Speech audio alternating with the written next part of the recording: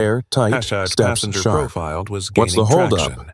Seat Santos kept his dispute, tone neutral. Santos replied, Mr. Ward, handing over would you Jackson's mind stepping papers. off briefly? Sandra We'll skimmed them verify with everything professional with the gate coldness. agent. Mr. Jackson Ward, nodded once. these look correct. He stood slowly, but due to the adjusted his disruption, jacket. we'll need to As he reseat passed you in Tina, coach or she place you on a didn't meet later his eyes. flight.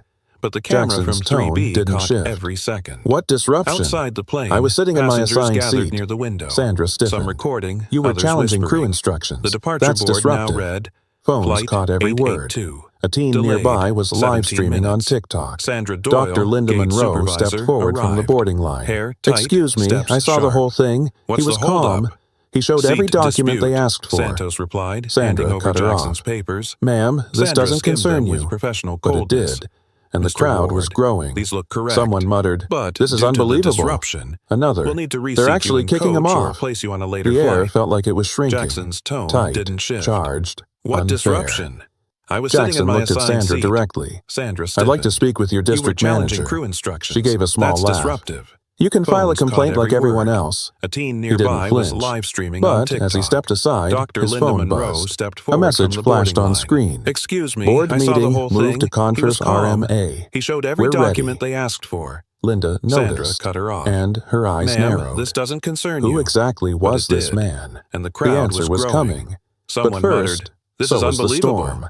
Another, The hum of the "They're terminal actually drowned kicking him beneath off." whispers and The phones air tapping. felt like it was shrinking. Jackson stood Tight, quietly beside the charged, boarding counter, unfair. his expression unreadable. Jackson looked at Sandra Sandra directly. Doyle returned his "I'd like to documents speak with with your forced district manager." professionalism. She gave a Your small options laugh. haven't changed. You can file a Coach, complaint like seat, everyone or else. next flight. He didn't flinch. Jackson didn't But respond as he stepped immediately. aside, his phone He looked at the buzzed. growing crowd. A message flashed on More screen. passengers had gathered, Board meeting, recording, moved to Conference murmuring, RMA. watching. We're Not ready. just an incident anymore. Linda noticed. A spectacle. And her eyes He pulled narrowed. out his phone. Who The screen exactly lit up was with a this name. man? Boardroom, The answer was coming. live. But He tapped a first, quick reply. so was the storm. Hold 15. The hum Situation of the terminal active. drowned beneath whispers Dr. Linda and phones Monroe tapping. moved closer. Jackson She spoke stood quietly softly, beside the but boarding firmly. counter, his I saw your expression screen. unreadable. That's Sandra meeting. Doyle returned You're not his just another documents passenger, with are forced you? professionalism. Jackson gave her the Your faintest options haven't nod, changed. but his eyes Coach, stayed seat, locked on or next Sandra. flight.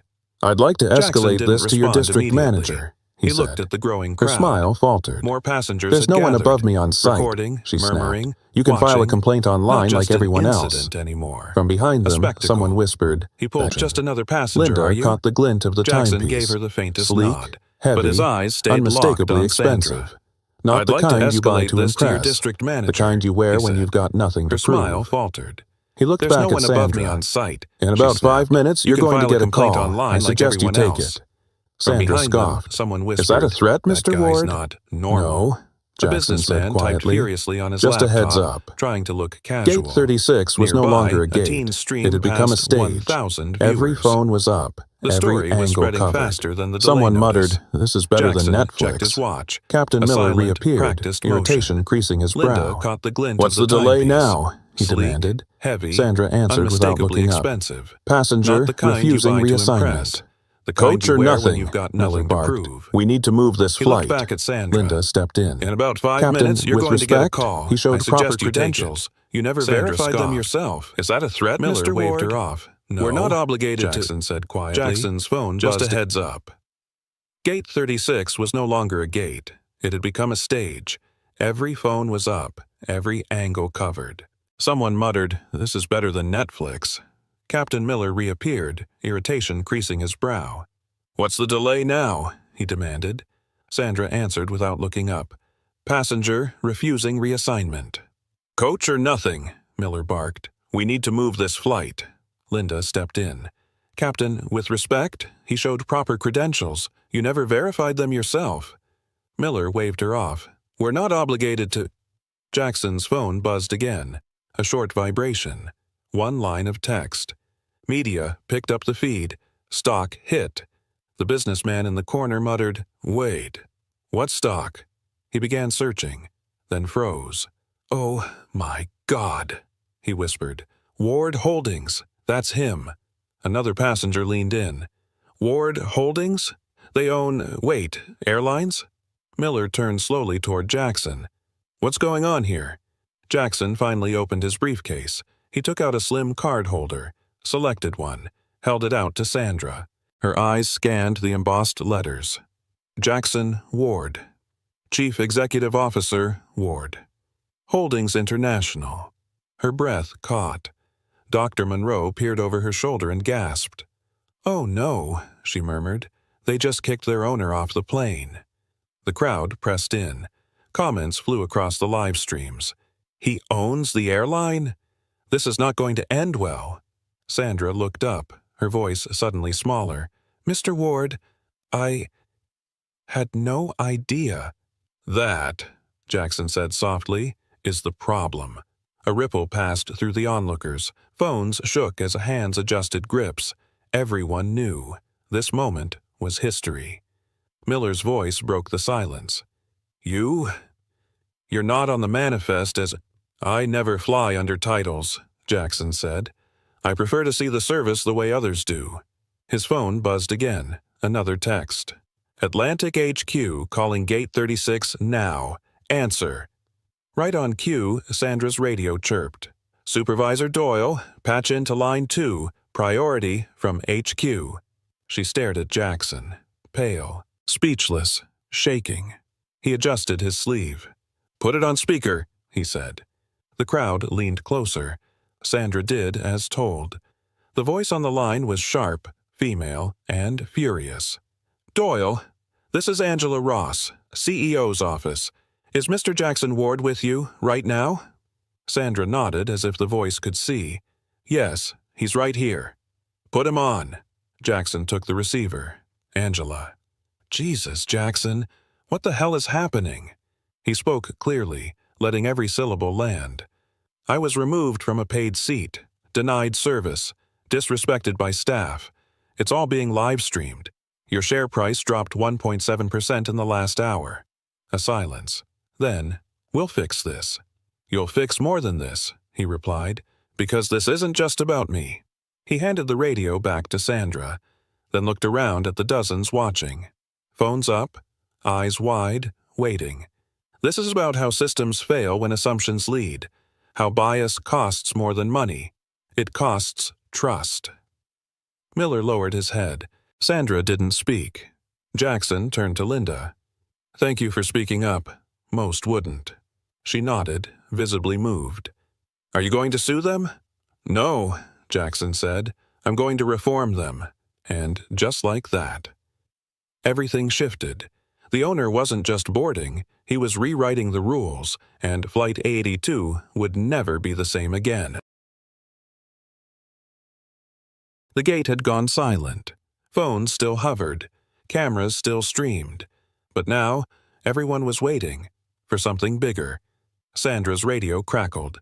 "Supervisor Doyle, patch into line 2. Priority 1 from headquarters." She froze. A single bead of sweat formed at her temple. The color drained from her face. Jackson didn't flinch. He adjusted his cuffs, then calmly said, "Put it on speaker." Sandra hesitated, but the eyes of 30 passengers burned into her. She tapped the device. A clear voice filled the terminal. "This is Angela Ross, office of the CEO. Is Mr. Jackson Ward present?" Sandra's voice cracked. "Yes, he's right here." "Put him on." Jackson stepped forward. His tone didn't change. "Angela, I assume you've seen the streams." "We have. It's everywhere. Twitter, TikTok, Facebook, even CNBC just picked it up." "Our stock?" "Down 1.7% and falling." He looked up at the crowd. Some covered their mouths. Others whispered. Sandra's hands trembled. "This qualifies as a material incident," Jackson said. "Section 14.2 of the shareholder agreement. I'm invoking the governance review clause." Angela hesitated. "Jackson, please tell me this is fixable." He didn't answer directly. Instead, he looked at Sandra, then Miller, then every single phone aimed at him. Linda Monroe stepped forward again. "People deserve to know how they're treated when no one's watching, except today, everyone is." A man in a suit joined her. "I've been a platinum flyer with this airline for 9 years. I've never seen anything this blatant." Behind him, a college student raised her hand. They didn't even scan his pass before calling him a fraud. Comments flooded the streams. "This isn't a mistake. It's a culture. Atlantic's done." He warned them.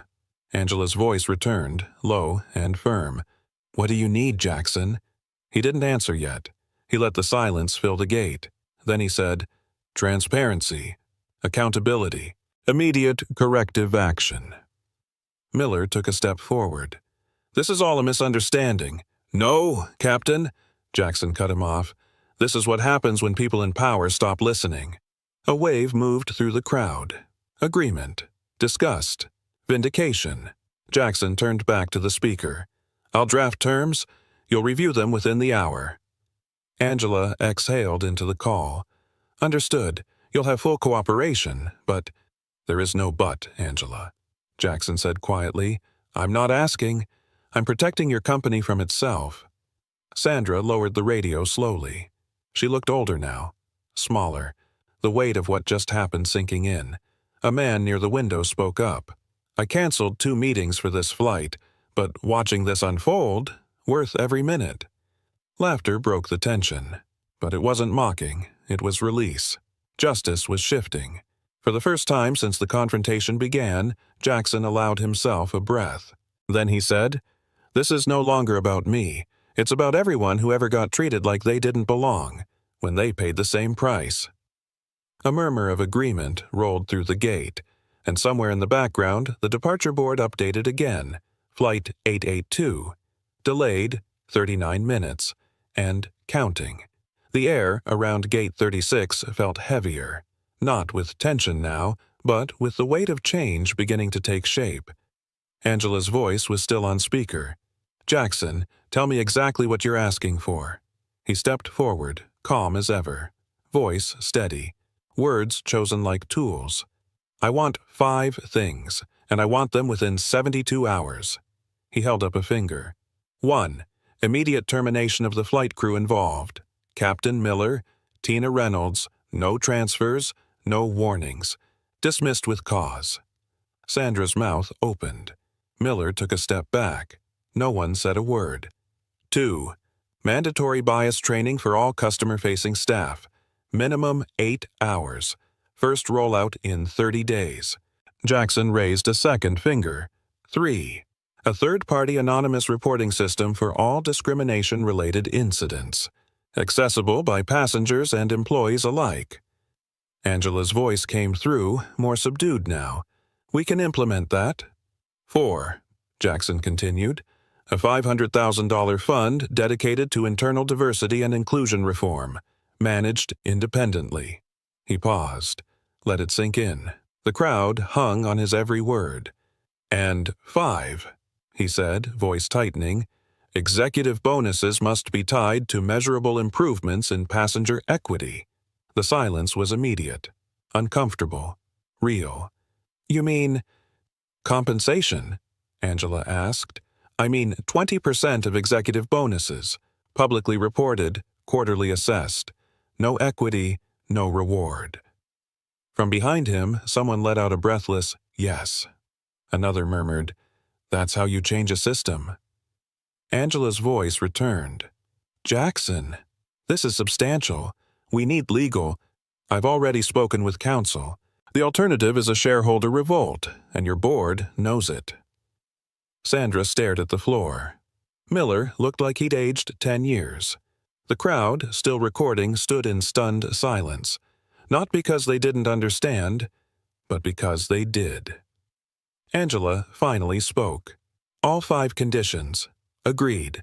Full cooperation. Full authority. There was no applause. Not yet. Not yet. Jackson nodded once, but his tone sharpened. "This isn't revenge. It's repair." He turned toward the watching crowd. "For the people who never got their voice heard. For the passengers who were labeled before they even sat down." He looked back at Sandra, at Miller, at the camera phones, now held still and steady, at Linda Monroe, who hadn't looked away once. "This isn't about punishing people. It's about fixing what made them think they had the right." A slow wave of clapping started, from the back of the gate, then closer, louder, stronger. By the time it reached Jackson, it wasn't just applause, it was relief, it was reckoning. Somewhere down the terminal, a gate agent whispered, "He just rewrote the rulebook," and never raised his voice. Jackson checked his watch one last time. 30 minutes late, he said, right on schedule. And behind him, Flight 882's status flickered again. Now boarding, Group 1. 72 hours later, the skies looked the same, but the system behind them didn't. Jackson sat in his Chicago office.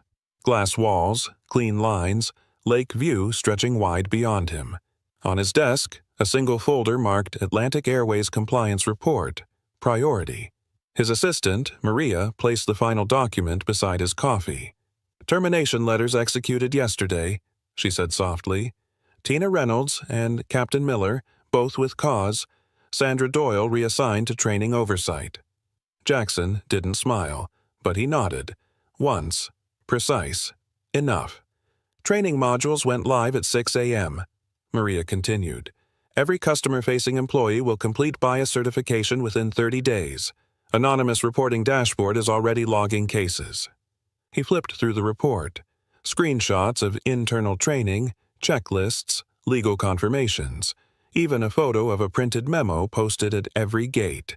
Dignity is not optional. The media hadn't held back. Atlantic Airways turns crisis into culture shift. CEO's silent showdown leads to industry-wide reform. What happened at Gate 36 is just the beginning. Jackson had declined every interview, not out of avoidance, but because the work wasn't done. He scanned a timeline chart. Red lines marked reaction. Blue lines showed resolution. The lines didn't meet, not yet. On another screen, Atlantic's stock had rebounded, up 3.2% since the apology. Investors liked control, but they respected leadership even more. Maria returned with one more update. "Public response has been overwhelmingly positive. We've had 6 airlines reach out for access to the training program." Jackson looked up. "They want it licensed?" "Yes," she said, "but we're offering it open source through the Ward Foundation." He nodded again. "Good." He opened a second file. List of complaints logged in the past 48 hours. Verified, time-stamped, already under review. This was what reform looked like. Not slogans, not hashtags, but workflows, metrics, accountability. He leaned back in his chair, not in relief, not in victory, in readiness. Maria hesitated before asking, "Do you regret how public it got?" He glanced at the live stream clip still pinned to his feed. 400,000 views, tens of thousands of comments, a sea of, "This happened to me too." Finally, someone said it out loud. "No," he said, "it was never about being seen. It was about making sure the right people were forced to look." She left the room without another word. He stood and walked to the window. Chicago stretched out below him. Glass, steel, water, motion. Flight 882 had taken off 51 minutes late that day, but it had landed on time. Somehow, that felt fitting. Below, a new billboard had gone up outside O'Hare. He could barely make it out, but he knew the line by heart. "Respect isn't a reward, it's the ticket." His phone buzzed again. An email from Angela Ross. Subject, "Full implementation timeline attached." "Thank you, Jackson. You didn't just challenge us. You redefined what leadership looks like." He closed the message without reply. Not coldly, just done. In systems like these, people forget, but systems remember, especially once they're rebuilt. And this one was just getting started. 2 months later, National Civil Rights Summit, Memphis, Tennessee. The auditorium was filled to the last row, over 800 in-person attendees, thousands more tuned in live. Jackson Ward stood at the podium. No teleprompter, no branding, just a single title card behind him: Transportation, Equity, and the Future. He scanned the room. Lawmakers, CEOs, activists, pilots, janitors.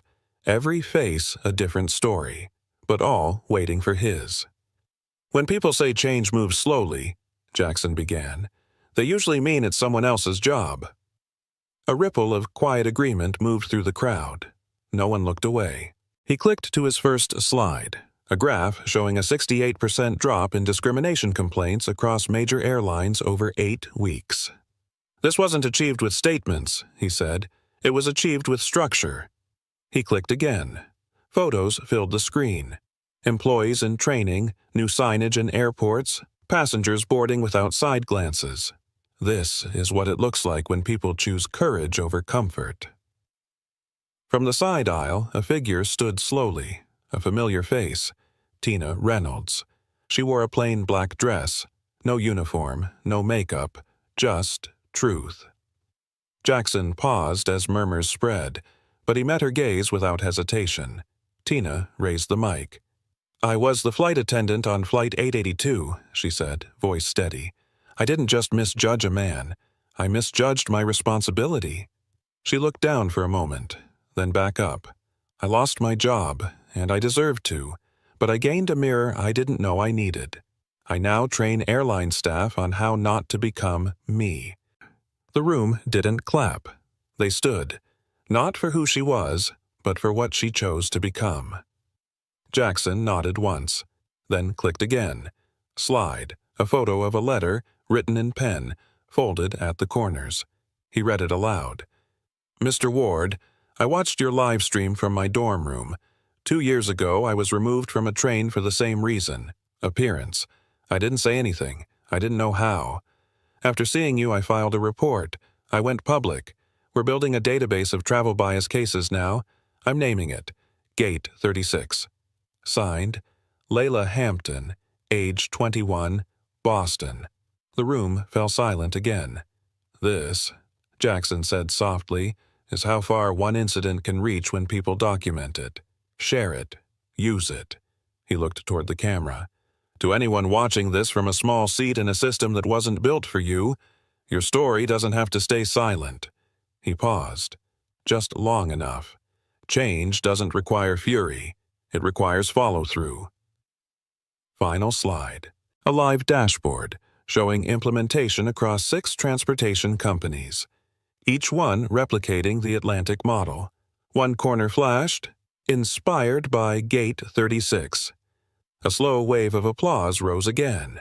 No hashtags, no slogans, just momentum. Outside, a group of high school students waited by the exit. One of them held a sign drawn in Sharpie. "Mr. Ward, you gave us tools, not just words." As Jackson stepped off stage, someone asked if he'd consider running for office. He smiled, just barely. "No," he said, "I'm not here to campaign. I'm here to build instructions for systems that shouldn't need heroes."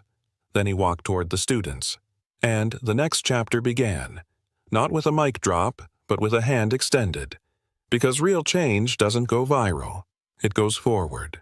Thank you for staying with this story. Your time means more than views ever could. If it moved you even a little, thank you for feeling it. We're grateful you were here. I'm sorry. Your card was declined. Lisa's voice was barely above a whisper. Jackson blinked. He looked down at the black and gold card in his hand. The internal pass used to approve payrolls, override systems, even unlock back-end data. Declined? He glanced up. Lisa didn't meet his eyes. Her fingers trembled slightly as she retracted the card. Behind her, a shadow shifted. Mark stood by the friar, arms folded, eyes fixed in her direction. He didn't move, didn't speak. He didn't have to. Jackson gave a faint smile. "It's okay. I'll pay cash." He pulled a few bills from his wallet. Lisa nodded quickly, almost in relief. As he walked to a corner booth, tray in hand, he didn't look around. But his eyes had already started taking notes. Something wasn't broken. Someone had broken it, on purpose.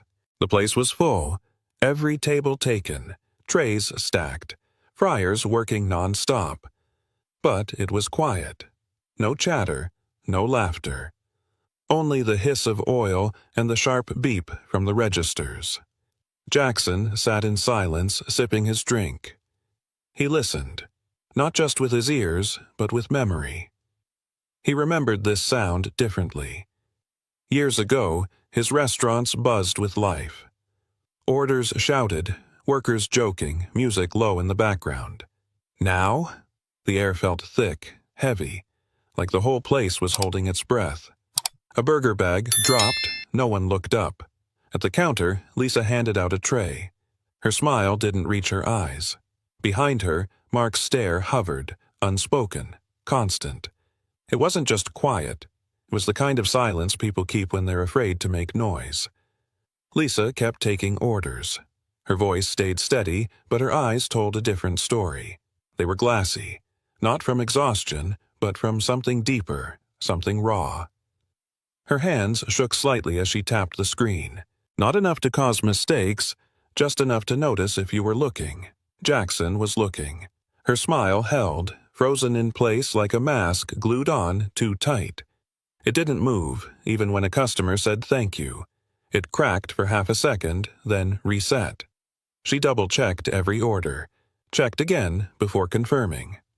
Jackson didn't speak. He didn't blink much either.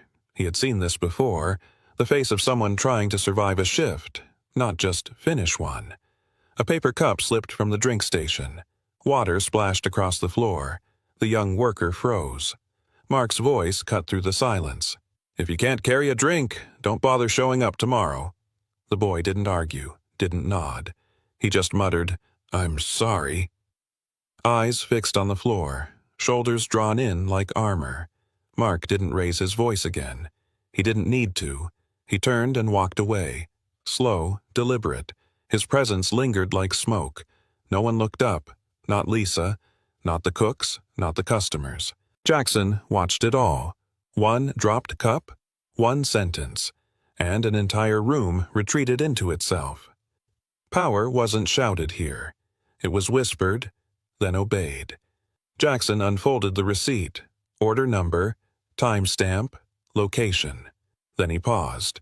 Printed at the bottom was the name of the shift lead on duty, but it wasn't Lisa, and it definitely wasn't Mark. He looked toward the counter. Lisa was still working, still checking every item twice. Mark stood in the back, arms crossed. Neither of them matched the name. He folded the paper slowly, slid it into his wallet. No reaction on his face, just a slight narrowing of the eyes. Details like this don't break systems. They reveal where someone's already broken it. A tray slipped slightly from Lisa's hand. It didn't fall, just tilted. Her fingers caught it in time, but not before Mark turned his head. He didn't speak, didn't move. Just one glance.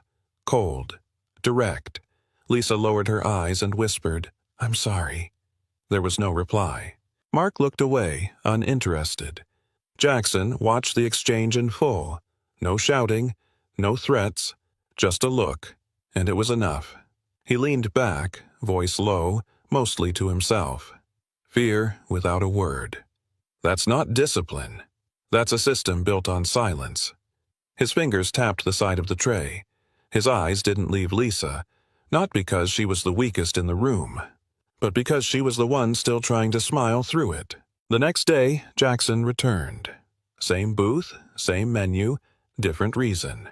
He stepped to the counter, ordered quietly, and smiled like any customer would. Lisa recognized him but said nothing. Her hands still moved carefully, triple-checking every item. Jackson's eyes weren't on the food. They were on the rhythm behind the counter, the way people moved when Mark entered the room.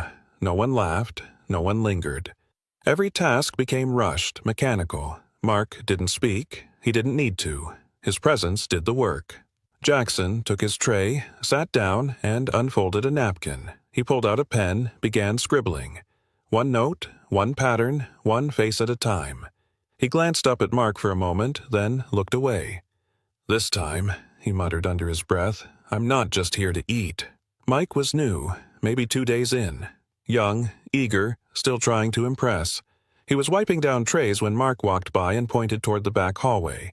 "Restrooms, now." Mike blinked. "I thought I was on register today." Mark didn't stop walking. "You thought wrong." No one reacted, not even Lisa. Mike hesitated, eyes scanning the room, then set the cloth down and disappeared into the hallway. Jackson noted the moment. A small detour, but it said everything. New hire, assigned to front. Suddenly rerouted to the dirtiest job in the store. For no reason, no explanation, and no resistance. There was no protest, not even a question.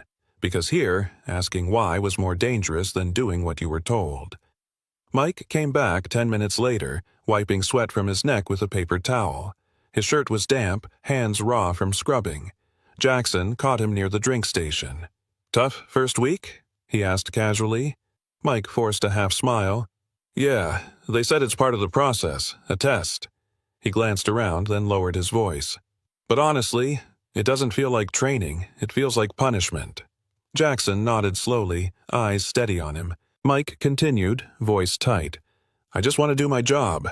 But here it's like, if they don't break you early, they don't trust you." Jackson didn't respond right away.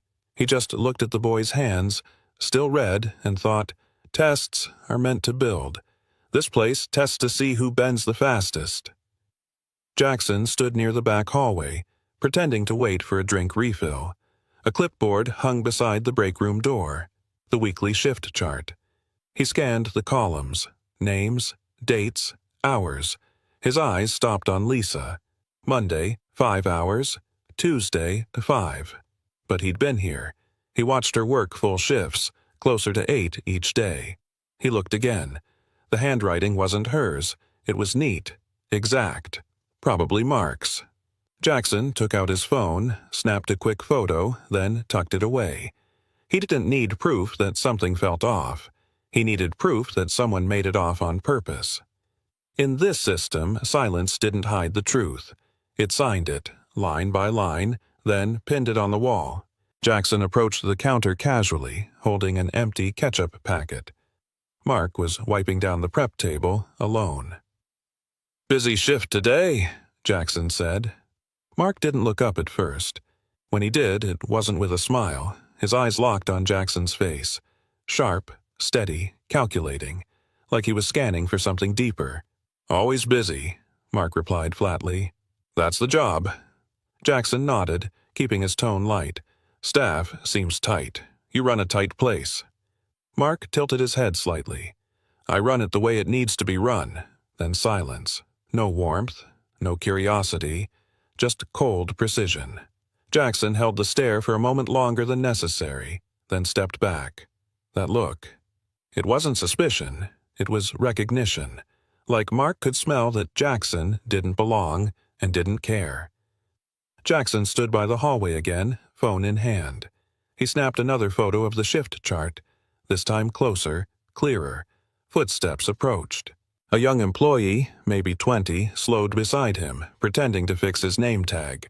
Without looking up, he spoke under his breath. "You should be careful, man." Jackson turned slightly, not reacting. The kid continued, still not meeting his eyes. "People who ask too many questions, they don't stay on the schedule long, or anywhere else, really." Then he walked off. Quick, clean, gone like he never said a word. Jackson stared at the chart again. Same names, same numbers, all quiet on paper. But now, the silence felt louder, and someone else had just confirmed. It wasn't accidental. From his seat, Jackson watched the kitchen.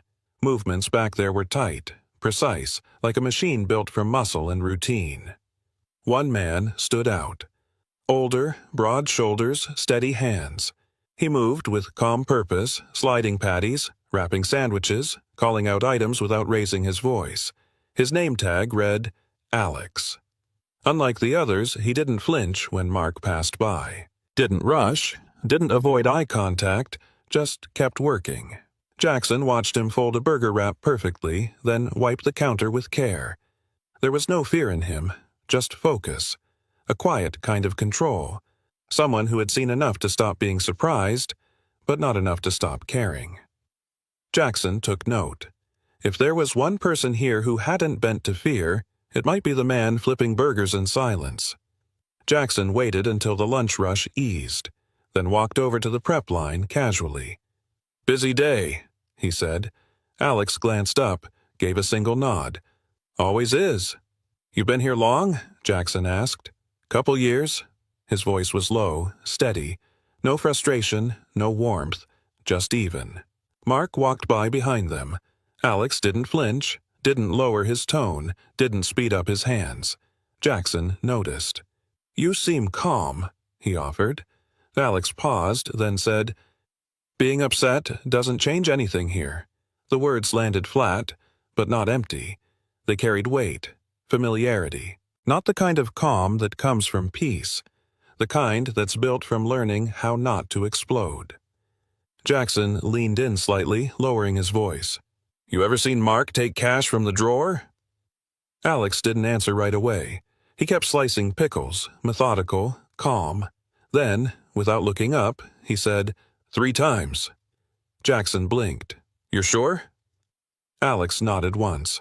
"After close, Friday night, twice earlier this week. Always says it's for balancing. But I never saw a log. No notes, no receipts." Jackson's pen stopped mid-scribble. "And no one's reported it?" Alex looked at him, dead on. "People talk, then disappear from the schedule. So no one reports." He went back to work.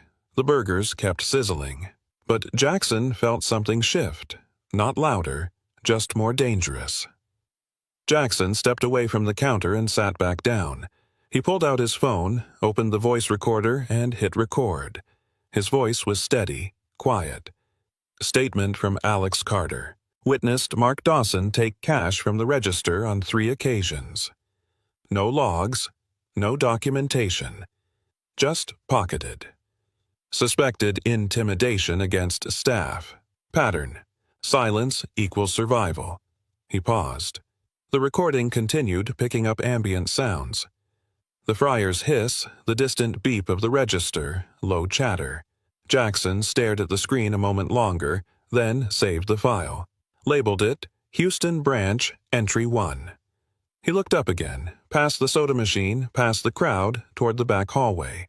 The investigation wasn't official, but it had just become real. That night, in his hotel room, Jackson sat in front of his laptop. He logged into the internal network, an access only a few senior executives held. Search term. Operational adjustments. Southern region. Last 6 months. Rows of data poured in. Houston wasn't alone. Dallas, San Antonio, Baton Rouge. Same pattern. Low reported revenue. High ingredient usage. Frequent manual wage corrections. All under one name. Ronald Vickers. Jackson leaned back, his fingers tightened around the mouse. It wasn't just one corrupt manager. This was layered. Protected. A design, not a coincidence. He opened a new document, typed 4 words. "This goes beyond Mark." Then stared at the screen in silence. The scope had changed. And so had the stakes. Jackson scrolled deeper through the reports. Different stores, different managers, different cities. But one line kept returning. Approved by R. Vickers. He opened a filter. Searched by approver.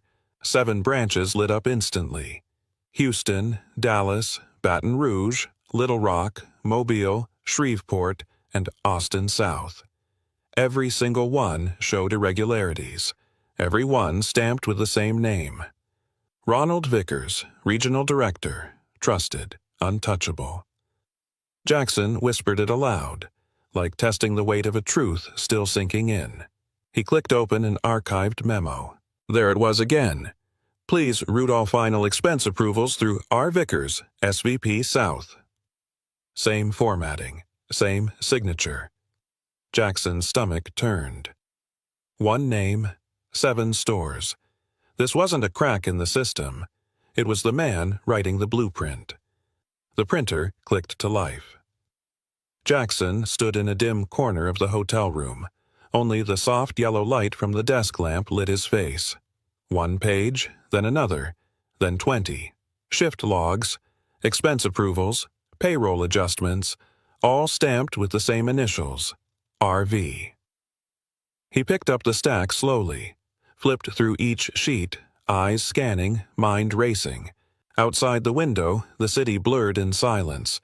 Inside, the only sound was the hum of the printer, like a distant heartbeat. He laid the pages across the desk, aligning them by store, date, total.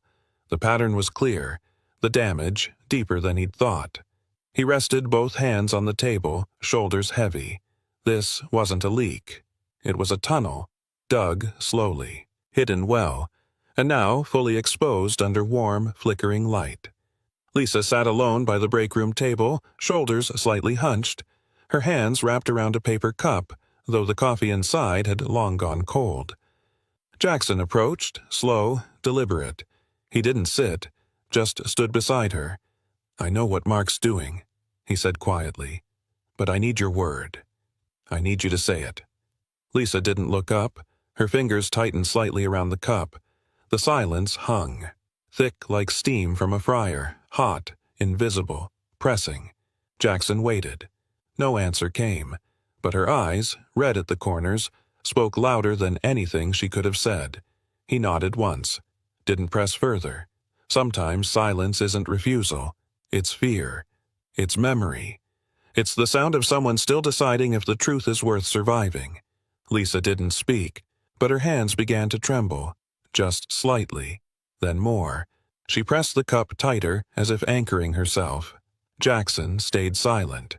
He didn't move. Then, slowly, a tear slipped down her cheek. She wiped it quickly, but it didn't stop. Another followed, then another, not loud. No sobbing, just a quiet stream, like something breaking open inside, not from pain, not from anger, but from being seen, maybe for the first time in months. Jackson sat across from her now, gently, no words. Lisa whispered, "They always ask what I did wrong. Never, if something's wrong." Her voice cracked. She shook her head. "I thought, maybe it's just me." Jackson didn't answer, but the way he looked at her said it all. "No, it's not you. It was never you." Lisa reached into her apron pocket and pulled out her phone. No hesitation now, just quiet certainty. She unlocked the screen, tapped twice, and turned it toward Jackson. A photo of the shift board, her name, her hours. 8 hours logged, she whispered, but the system only shows 5. She swiped again. A screenshot of her bank transaction list. Direct deposit. Short by nearly $70. Every week, the same thing. Not enough to scream theft, but enough to feel erased. Jackson leaned closer, studied each line. The timestamps matched. The deposits didn't lie. This wasn't just a bad manager. It was a method. Precise, routine, hidden in plain sight. Lisa's voice was steadier now. "I kept the pictures, in case one day someone believed me." Jackson met her eyes. "I believe you," he said. And this time, the evidence believed her too. Jackson stepped outside, the weight of Lisa's truth still heavy in his chest. He pulled out his phone, voice low but sharp. "David, it's me." A pause. Then, "I need every financial report for locations under Ronald Vickers. Last 6 months. Full breakdowns, payroll, adjustments, internal flags." The other end was quiet for a moment. "You found something?" David asked. Jackson's jaw tightened. Not something, a system. He stared out across the parking lot. Neon lights flickered. Staff moved inside like shadows. "This isn't just Houston," Jackson said. "It's wider, coordinated, controlled." David exhaled. "All right, give me a few hours. I'll start digging." Jackson nodded to no one. "Good. Start with anything that smells like silence." He ended the call, slipped the phone back into his coat. The line had been drawn. It was no longer about one store, it was the entire map. Behind the store, near the loading dock, Alex lit a cigarette with one hand and passed Jackson a small USB drive with the other. "I shouldn't have it," he muttered, "but I kept it. Just in case." Jackson took it carefully, as if it might burn. "What's on it?" "Camera feed, from 2 weeks ago. Break room, register, mostly normal. But one night, Mark stayed late, opened the drawer, no log, no closeout." Jackson's eyes narrowed. "You saved this?" Alex nodded. "Copied it before the system cleared. I've been careful." For a second, there was silence. Then Jackson whispered, "You're the reason this won't die in the dark." Alex took a long drag, exhaled slowly. "I'm just tired of watching good people disappear." Jackson clenched the drive in his palm. Now he didn't just have testimony. He had eyes. And eyes never forget. Jackson sat alone in his dim hotel room. The streetlights outside pulsed faintly through the blinds. He placed his phone flat on the table, tapped the recorder, and leaned in close. His voice was low, calm, measured like a man walking through fire. "If you're hearing this, it means I didn't make it to the press." He paused. His breath trembled slightly. "My name is Jackson. I'm the founder of this company. I've uncovered coordinated theft, wage fraud, and intimidation across multiple branches, led by Ronald Vickers, enabled by silence." He tapped the USB drive next to the mic. "Inside this, video, time cards, and names. If I disappear, release this to every news outlet. Don't wait." A beat of silence. Truth deserves daylight, even if I don't live to see it." He pressed stop, saved the file under one name. "If I vanish." In the quiet break room, Jackson removed his cap. The name tag slipped from his shirt pocket. Lisa's eyes widened. He spoke softly. "I'm Jackson, the CEO." Lisa's breath caught. Her lips parted, but no words came. Alex stared, silent, his expression unreadable. Jackson continued, "I've walked these floors before. I've worn this apron." The weight of the moment pressed down. Lisa blinked rapidly, swallowed hard. Her voice caught somewhere in her throat. No accusations, no relief, just a deep, silent recognition. Alex nodded slowly, breaking the tension. Jackson looked between them. "This isn't just business anymore. It's personal." The room held its breath. The beginning of trust forged in unexpected truth. Lisa's voice trembled. "You're the boss? Why come here alone, without an army?" Jackson looked down, hands folded. "Because I've been where you are." He paused.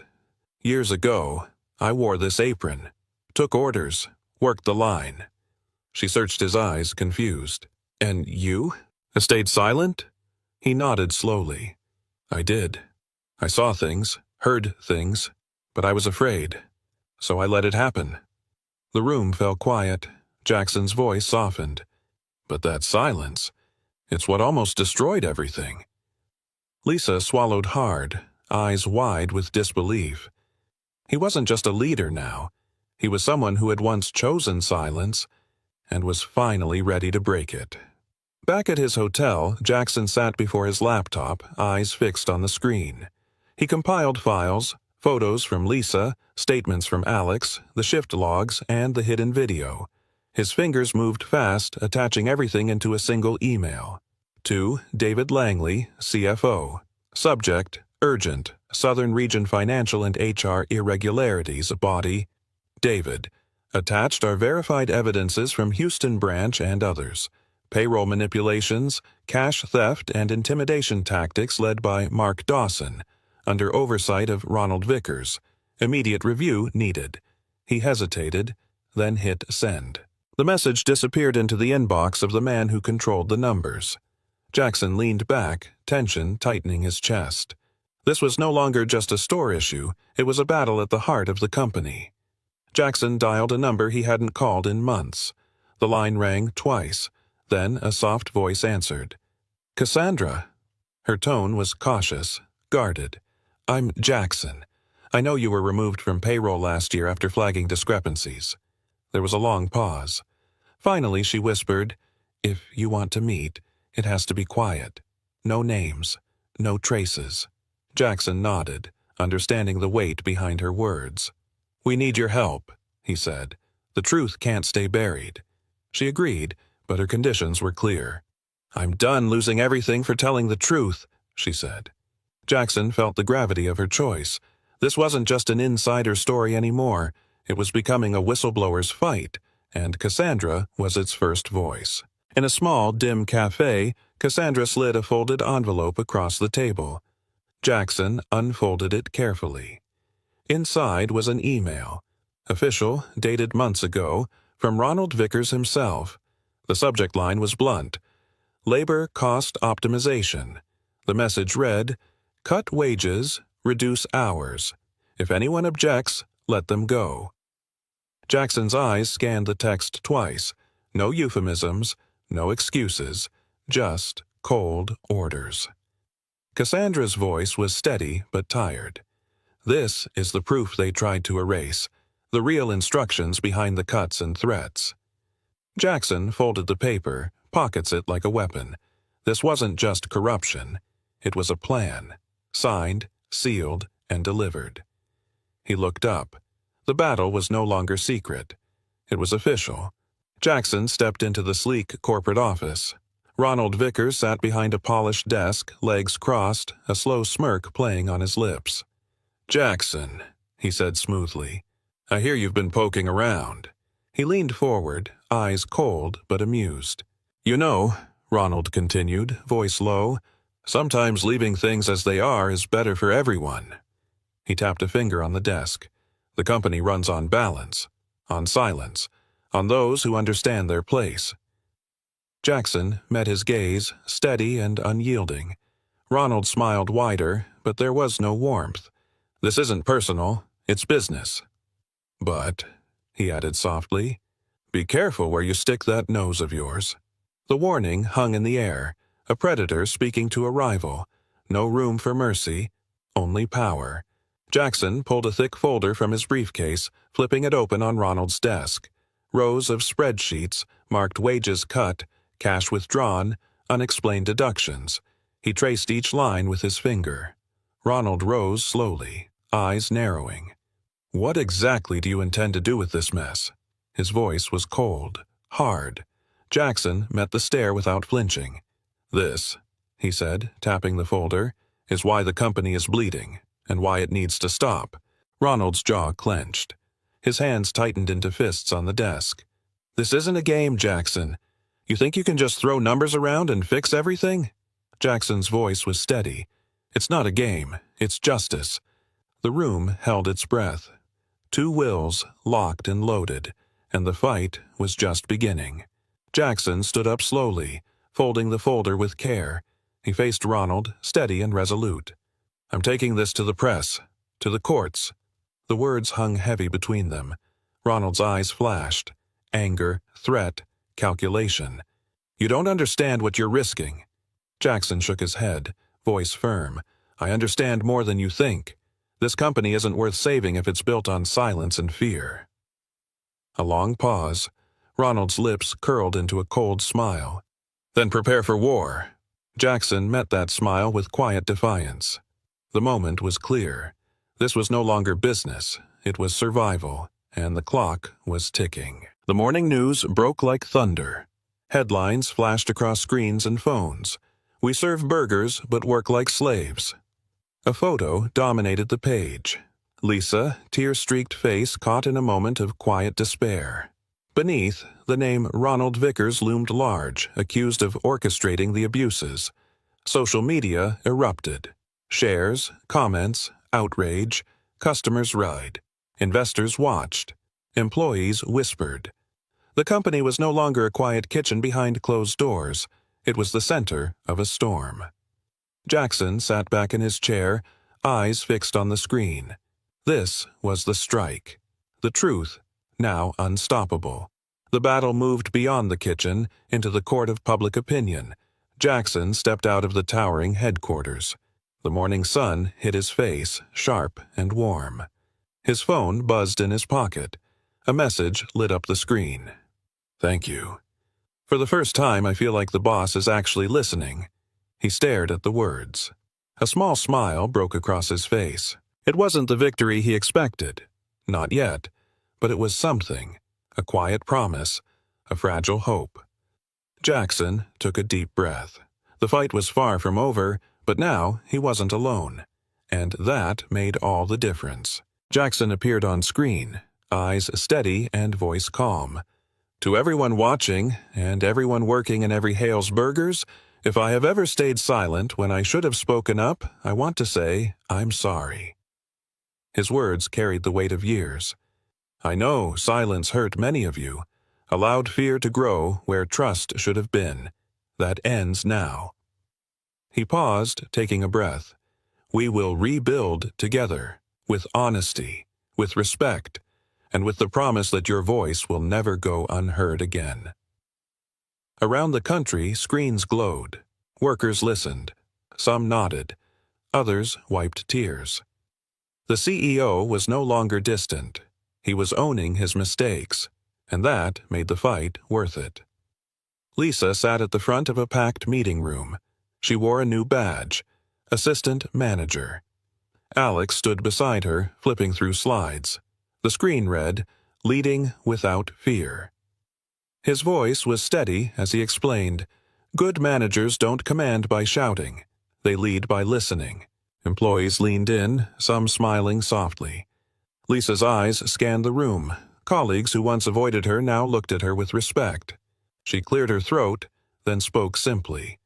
"I'm not perfect, but I promise to fight for you."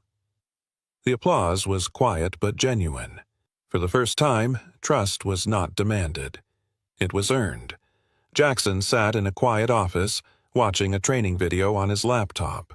The screen showed real employees, faces worn but hopeful. Alex's voice narrated calmly. A line appeared on the screen. "What made me afraid to come to work wasn't the job, it was the wrong manager." Scenes flickered, flashbacks of tense moments, then shifts filled with laughter and trust. Jackson's eyes softened. This wasn't just training, it was a story, a healing, from fear to hope, from silence to voice. The video ended with a simple message. Leadership is about lifting people, not breaking them. Jackson closed the laptop.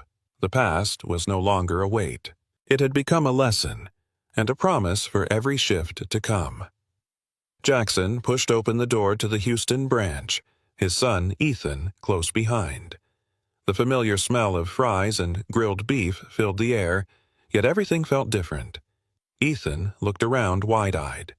"Dad," he said quietly, "today, I want to be the first one to clean tables." Jackson smiled, warmth spreading through him. "That's the right place to start," he replied softly. They walked through the bustling restaurant together. Employees smiled as they recognized Jackson, but the real change was in the lightness of the atmosphere. No tension, no fear, just hope. The cycle had come full circle, from silent tears behind the counter to a family stepping into a new future. This was no longer just a business.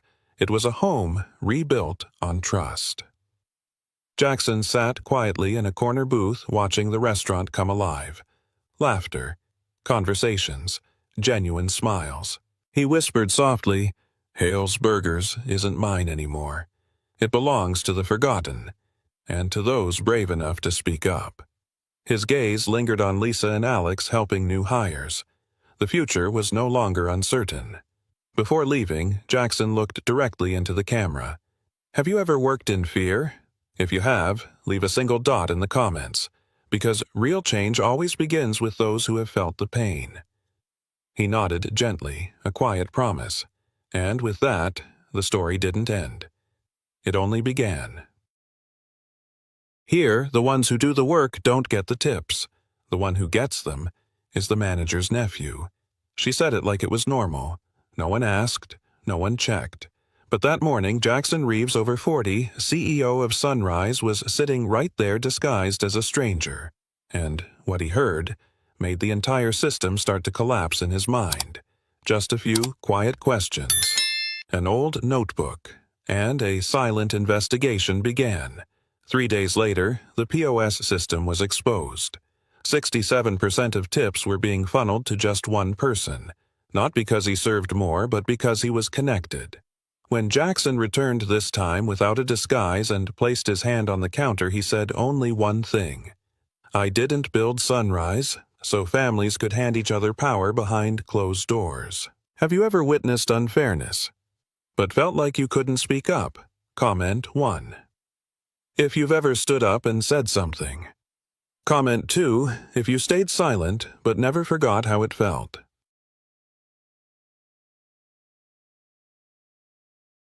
Some truths never make it into reports. They don't show up in spreadsheets or quarterly reviews. They hide in plain sight, settling quietly at the bottom of a chipped ceramic cup where no one thinks to look. That morning's drizzle wasn't heavy just enough to blur the windshield like the town itself was trying to fog over what was really happening. A silver-gray pickup truck turned into the lot of Sunrise Diner number 28, slowing behind the weathered sign out front. The neon, open 24 hours, still flickered with the same soft hum. From a distance, it looked like every other location. But to Jackson Reeves, that familiar amber glow couldn't cover the signals he'd been ignoring for months. Jackson, 52, CEO, and founder of Sunrise Restaurant Group, remained in the driver's seat longer than he needed to. The toast he had grabbed from a gas station across the street was still in the bag on the passenger seat untouched. He hadn't come for breakfast. Not really. And Walt Simmons, the name stitched onto the faded flannel pinned to his chest, wasn't real either. It was borrowed. Just enough to make him ordinary. Just enough to let him watch without being seen. From inside the truck, Jackson could already observe the early shift crew through the rain-fogged window. They moved around behind the counter prepping for open, but something about their body language didn't sit right. It wasn't exhaustion. It wasn't even laziness. It was something colder, detached, like every movement was being pulled from memory, not intention. The kind of muscle memory that comes not from pride, but from surviving in silence. He thought back to the most recent HR dashboard. On paper, this branch was doing fine, better than fine. Revenue had actually surpassed targets 3 quarters in a row, but the turnover rate here was 38%, the worst in the region. And staff engagement, dead last. Something wasn't adding up. He remembered something he once said almost a decade ago when training his first wave of regional managers. If you want to know whether a restaurant is healthy, don't ask the GM. Watch how the staff pours coffee at 7 a.m. Today, he would put that theory to the test. Jackson opened the door and stepped out into the chill, pulling his hat low and adjusting his gait into the slight, uneven shuffle of a man who'd been on the road too long. The bell above the diner door jingled faintly as he entered. No one looked up. No one asked for his name. Only the soft echo of the bell acknowledged him, and with it, the quiet start of something that would upend everything. He took a seat in the far corner, a table with good sight lines and low visibility. That's when he noticed her Cassie. She wasn't flashy. Hair pulled back in a loose tie, sleeves slightly frayed, apron clean, but old.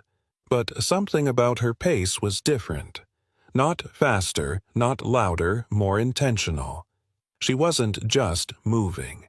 She was working while the others around her seemed to drift in and out of tasks.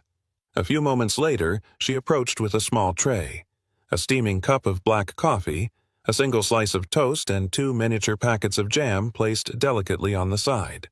She placed the plate down so gently it didn't make a sound. Black coffee and toast, she said, polite but subdued. I added butter and jam for you just in case. Jackson nodded. Appreciate it, he replied, keeping his tone neutral. Then, casually like a man making small talk to pass the time. Busy. Morning, huh? Guess the tips aren't bad at this hour.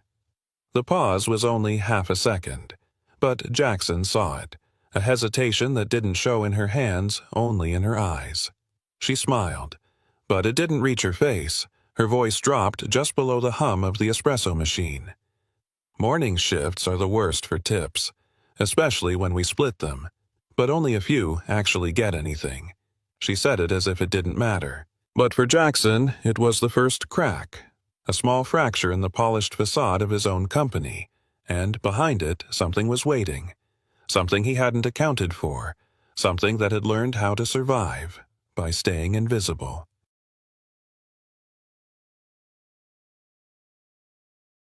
Jackson didn't react right away. He simply lifted the coffee cup to his lips, then set it back down when he realized it had lost all its warmth. The bitterness no longer came from the coffee, it came from something deeper. Her words weren't shocking. Low tips during morning shifts were common across the industry. But the way she said only a few actually get anything, sent a different kind of chill down his spine. He watched Cassie return to the floor. Table 6 needed a refill. Table 9 had just signaled for a second round of toast. She pivoted smoothly between them, spinning around the corner of the counter with the kind of practiced grace that only came from doing it every single day.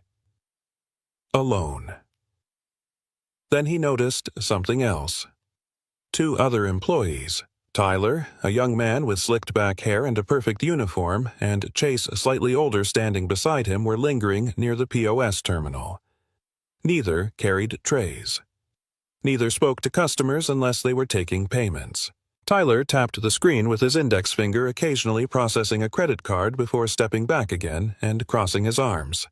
Every tip passed through that screen, and nearly all the morning payments they were going through them. Jackson glanced at the table next to him. More coffee was being poured, more toast was being served, and yet, somehow, the one who was doing most of the work wasn't even going near the register. He watched Cassie clear plates refill. Muggs fold napkins behind her back without skipping a step. He spoke quietly when she passed by again. "Why don't you swipe the payments yourself?" She didn't stop moving, but her voice dropped as she leaned slightly in to collect an empty plate. "I don't have access," she said. "The POS only allows certain roles to take payments. If your role isn't assigned, you don't get digital tips either. I'm listed under supplemental staff. It's basically the invisible list." Jackson turned toward her, meeting her eyes for the first time. "Who decides that?" She nodded discreetly toward the counter. Behind it, the branch manager Brad Coleman was laughing with a regular. Crisp, dark blue button-down, a sleek pen clipped in his chest pocket posture, relaxed. The kind of manager who looked clean, competent, and well-liked on the surface. "Brad," she said, barely moving her lips. "He sets up the POS rolls. Tyler's his nephew. Always has the morning shifts. Always has full access." Jackson didn't speak, but the way his jaw tightened said more than enough. The system had been designed for transparency. Equal split. Role-based access tied to job function. This wasn't a misunderstanding. It was a deliberate distortion. A methodical removal of visibility disguised as structure. A way to create privileged zones inside a process meant to be fair. Then, Cassie did something unexpected. She reached into her apron and pulled out a thin paper notebook. The edges were soft from use, the cover bent and slightly curled. She held it like it was something personal, something too important to throw away but too fragile to hand over lightly. "I didn't want to complain. I just needed to know I wasn't crazy," she said. "So I started writing it down." Jackson took it carefully. Each page was a record date, table numbers, bill totals, POS tip displayed, and tip she actually received. Red pen circled key discrepancies. Notes in the margin. Timestamps. It wasn't an accusation. It was evidence. The kind no one would ever see unless they asked. She looked down at the notebook in his hands. "I've lost more than $600 in the past month," she whispered. "But what hurts more is no one ever asked who's dividing it, or how." Jackson closed the notebook gently, not with finality but with reverence. He didn't say a word, but in his chest something had shifted. A restaurant can survive lower margins. It can even recover from poor customer reviews. But when your best people start believing the system no longer sees them, that's what kills a business from the inside out. And that morning in a quiet booth at Sunrise Diner No. 28, Jackson Reeves saw it clearly. Someone had rewritten the rules. And worse, no one had noticed.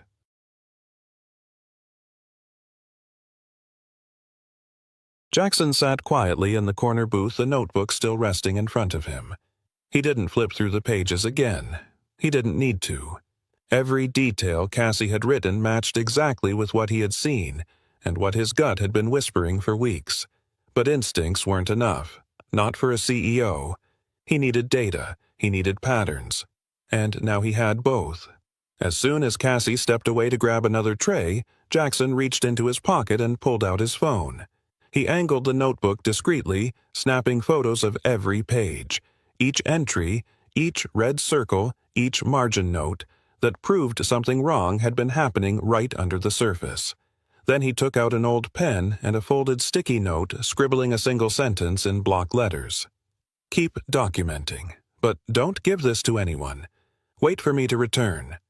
He slipped the note into the front cover of her notebook, gently closed it, and pushed his coffee cup closer to conceal the gesture. At the front of the diner, Brad had just stepped away from the counter and disappeared into the back office. At that exact moment, Jackson's eyes caught movement near the POS. Tyler, standing alone behind the register, leaned slightly forward and tapped the touchscreen, this time not to take a payment, but to access something deeper. His fingers moved with quiet familiarity, flipping through screens with a rhythm that didn't belong to a part-time server. Jackson could only see the screen for a moment, but it was enough. User role settings. Access level advanced. Username Tyler C. Jackson gripped his coffee cup a little tighter. Behind him, a new employee fumbled with her tray. First week on the floor, clearly nervous. She hesitated by table 5, unsure how to enter a comp request. Cassie, who hadn't taken a single break, circled back without hesitation. She crouched beside the trainee, showing her how to manually adjust the order code, how to flag allergy info, how to check for modifiers. Then, in a low voice that only those within a foot could hear, she added, "Careful not to let Tyler help you with entries. He's not wrong, he just won't do it for you." Jackson heard that. And in that moment he understood Cassie wasn't just doing her job. She was holding the moral structure of this branch together, quietly, unnoticed, while others simply stood still and let the system tilt further out of balance. A few minutes later, Chase, the third employee, tapped the POS screen and frowned. "That's weird," he mumbled. "I could log in yesterday. Today it says restricted access." Tyler didn't look up. He just smiled faintly and replied, "Probably just a glitch. I'll take care of it." Jackson tilted his head slightly, still expressionless. But in his mind, the first pin had just landed on an invisible map. Create custom sub-roles. Limit access. Redirect tip control. If you were clever, it wouldn't look like theft. It would just look like configuration. The coffee was cold now, but Jackson didn't need caffeine. His blood was already starting to heat, not from anger, but from clarity. The investigation had begun, quietly, fully. And if Brad Coleman thought that marking someone as support staff could hide the truth, he was about to learn something else. Some of the most overlooked roles are the ones that end up exposing everything.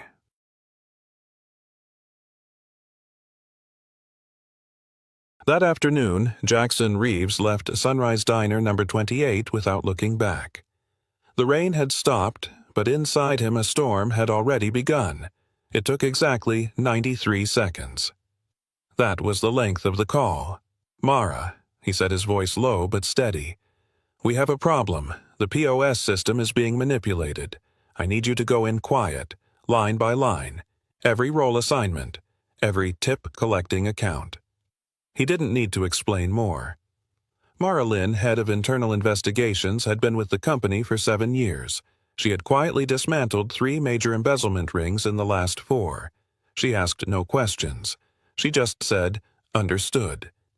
Within the hour, the POS terminal at Branch 28 had been switched into silent audit mode, a hidden configuration that allowed the tech team to track every role change transaction split and unauthorized override without alerting the local staff. The diner functioned as normal, but now everything was being recorded from the inside out. The first findings came in the next morning. Finding number 1. The system had been modified with a hidden access tier labeled Preferred Internal, a role not visible on the public-facing staff permissions screen. This tier had been applied to 3 accounts: Brad Coleman, Manager; Tyler C., Part-Time Server; an unassigned account labeled Kitchen Support 03. The third account raised a flag. Finding number 2. Over the last 30 days, digital tip totals across the branch had exceeded $4,800. Of that, 67% had been routed through Tyler C., even though his average service volume based on ticket data accounted for less than 15% of total tables. Finding number 3. The branch payroll listed a part-time kitchen employee named Marcus Hill clocked in for 21 of the last 25 mornings. But Marcus Hill did not exist in the HR database. His employee ID had no onboarding file, no tax documentation, and the Social Security number tied to his record had been flagged for duplication in another branch one Jackson remembered investigating quietly 2 years ago. Back then, the case had been dropped due to insufficient internal proof. That branch's manager at the time, Brad Coleman. The final detail came from finance. Douglas Henderson, LLC, a shell entity registered out of state, had been receiving internal service processing fees every Friday amounts that matched the missing tip differentials to the dollar. On paper, it looked like payment for third-party staffing logistics. But the contact information on the LLC registration. It led directly back to an email once used by Brad before his promotion to manager. Jackson didn't need more. He knew what this was now. It wasn't just favoritism. It wasn't just someone playing favorites with tip access. It was systemic manipulation backed by structure, a rigged machine hidden in plain sight, and Cassie. She had no idea that by keeping a personal notebook she'd uncovered not just unfairness, but a multi-branch internal fraud network. The storm inside Jackson had moved beyond suspicion.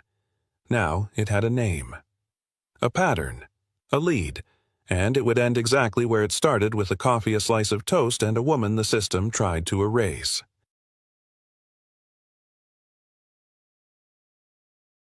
Friday, 9:02 a.m. Peak hour. Inside Sunrise Diner number 28, the tables were full. The coffee machine hissed steadily. The air smelled like buttered toast and reheated bacon. Cassie was still working the floor, this time with a new trainee shadowing her moves. Her apron was already spotted from the first rush, but her pace hadn't slowed. Behind the counter, Tyler stood confidently at the register, tapping through transactions with the speed of someone who didn't just know the system, he owned it. Each swipe, each beep of approval, fed into a pattern he thought no one could see. Across the diner, Brad Coleman leaned against the service bar, chatting with a regular. Shirt pressed, smile measured, laugh placed just right. He had no idea what was coming. At 9:06 a.m., the door opened. But this time, no flannel, no baseball cap, no limp to play the part. Jackson Reeves walked in wearing a charcoal gray suit, the same one he wore when opening the company's 50th location. His posture was straight, his expression unreadable. Right behind him was Mara, tablet in hand, already pulled up to the live POS audit screen. The moment they stepped in, silence hit the room like someone had flipped a switch. Brad froze mid-sentence. Tyler's hands slowed above the touchscreen. Even Chase, who had been halfway through a refill order, paused with the carafe in hand. "Good morning," Jackson said, his voice calm. Too calm. "I won't take much of your time. Just the last 15 years I spent building this company." He placed his hand on the counter, firm, steady, then locked eyes with Brad. "I once said fairness is not a slogan. It's a behavior repeated every day. But here, someone rewrote the rules. Took a system built for shared effort and turned it into a family favor bank." He turned to Mara. She tapped the screen. Graphs appeared instantly. One showed tip distribution by name. Another showed unauthorized role assignments. The third, a transfer ledger tracing payouts directly to Douglas Henderson, LLC.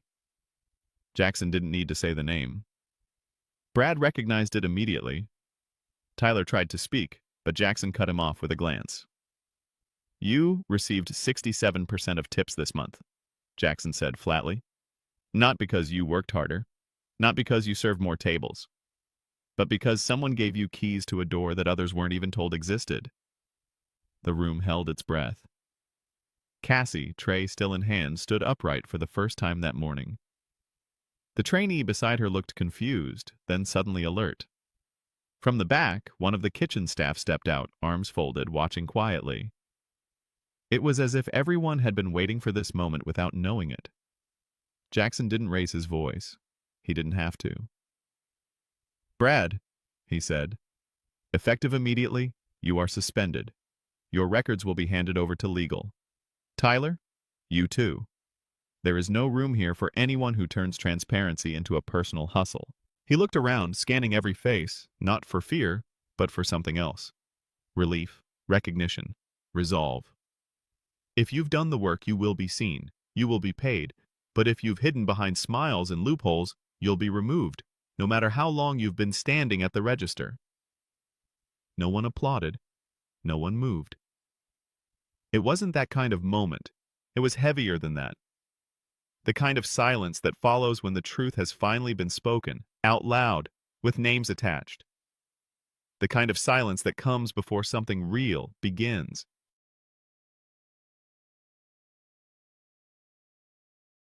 Jackson didn't step away from the counter just yet. He scanned the diner, the faces behind the aprons, the eyes behind the silence. Some looked down, others finally looked up. Then his attention shifted to the POS terminal still paused behind Tyler. He pointed to it. "Starting today," he said, "this system will no longer be controlled by a privileged few." He turned to a young man standing near the back, nervous, unsure, still clutching a towel in his hand. "What's your name?" Jackson asked. "Ben," the young man replied, startled. Jackson nodded toward the terminal. "Ben, you're the first to use it under the new access protocol. No more invisible roles, no more backdoor overrides. From now on, whoever does the work is the one recorded and credited." Ben hesitated, then stepped forward. Slowly, carefully. The entire staff watched as he logged in with his own ID for the first time. A line had been crossed. The old division of seen and unseen was gone. Mara tapped on her tablet and pulled up a second screen. A live dashboard. On it, green bars tracked transparently distributed tips. Red dots flagged suspicious clustering. Across the network, other locations were already being pinged. "We're monitoring not just this branch," Mara said, "but the entire system." Behind the counter, the old access cards had already been deactivated. Tyler's name no longer appeared on the POS interface. Brad's admin override had been revoked. But the biggest change wasn't in the software. It was in the room. Cassie exhaled. Not relief exactly, but release. A quiet tension that had gripped her for far too long finally let go. She didn't speak. She didn't need to. Then something subtle happened. Emily, one of the newer staff members, walked up and gently touched Cassie's arm. Nothing dramatic, just a small gesture, human and clear. She didn't say anything either, but it was enough. Enough for Jackson to know Cassie wasn't alone anymore. From the back office, Brad emerged one last time. No protest, no defense. He simply looked at Tyler, and the faint, wordless nod between them was almost an admission. A quiet acknowledgement that the game was over. Tyler handed in his access card. Jackson didn't put it in his pocket. He placed it on the counter, then looked to the rest of the staff. No more manipulation. No more hidden titles. From now on, if you serve, you're seen. If you show up, you're counted. This isn't just a patch. It's a new operating standard. He stepped back. The staff didn't erupt into cheers. They simply got back to work, but with new eyes, with new footing. The diner wasn't back to normal yet, but for the first time in a long time, normal finally felt worth reaching for. And Cassie? She didn't smile. Not fully, but her hands were steady, her walk measured. And when she passed by Jackson, she didn't look down. She met his eyes, and in that moment, no words were needed. They both understood. A reset had begun, and it was real.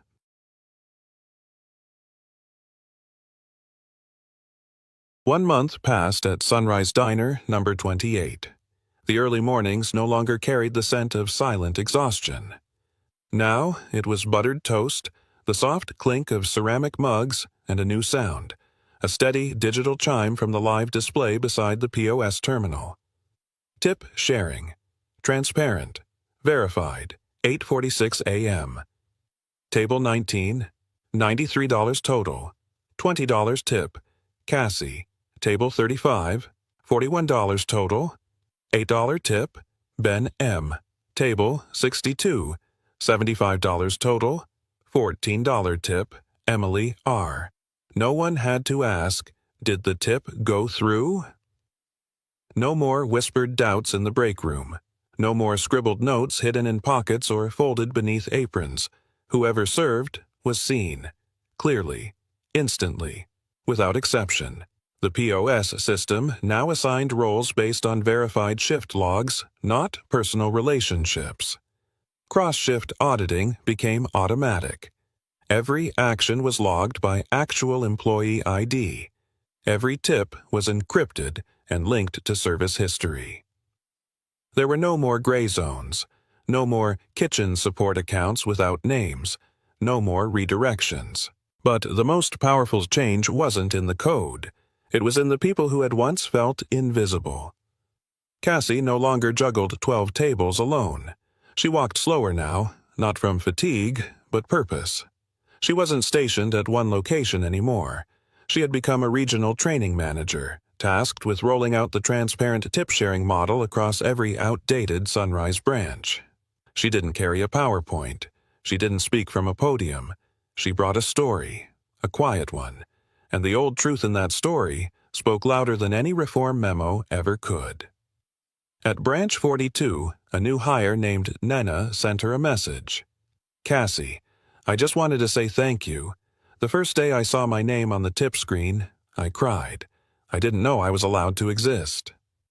At Branch 17, a part-timer who had quit returned after hearing the new system was live. She didn't ask for anything special. She just said, I don't need extra. I just want to not be erased.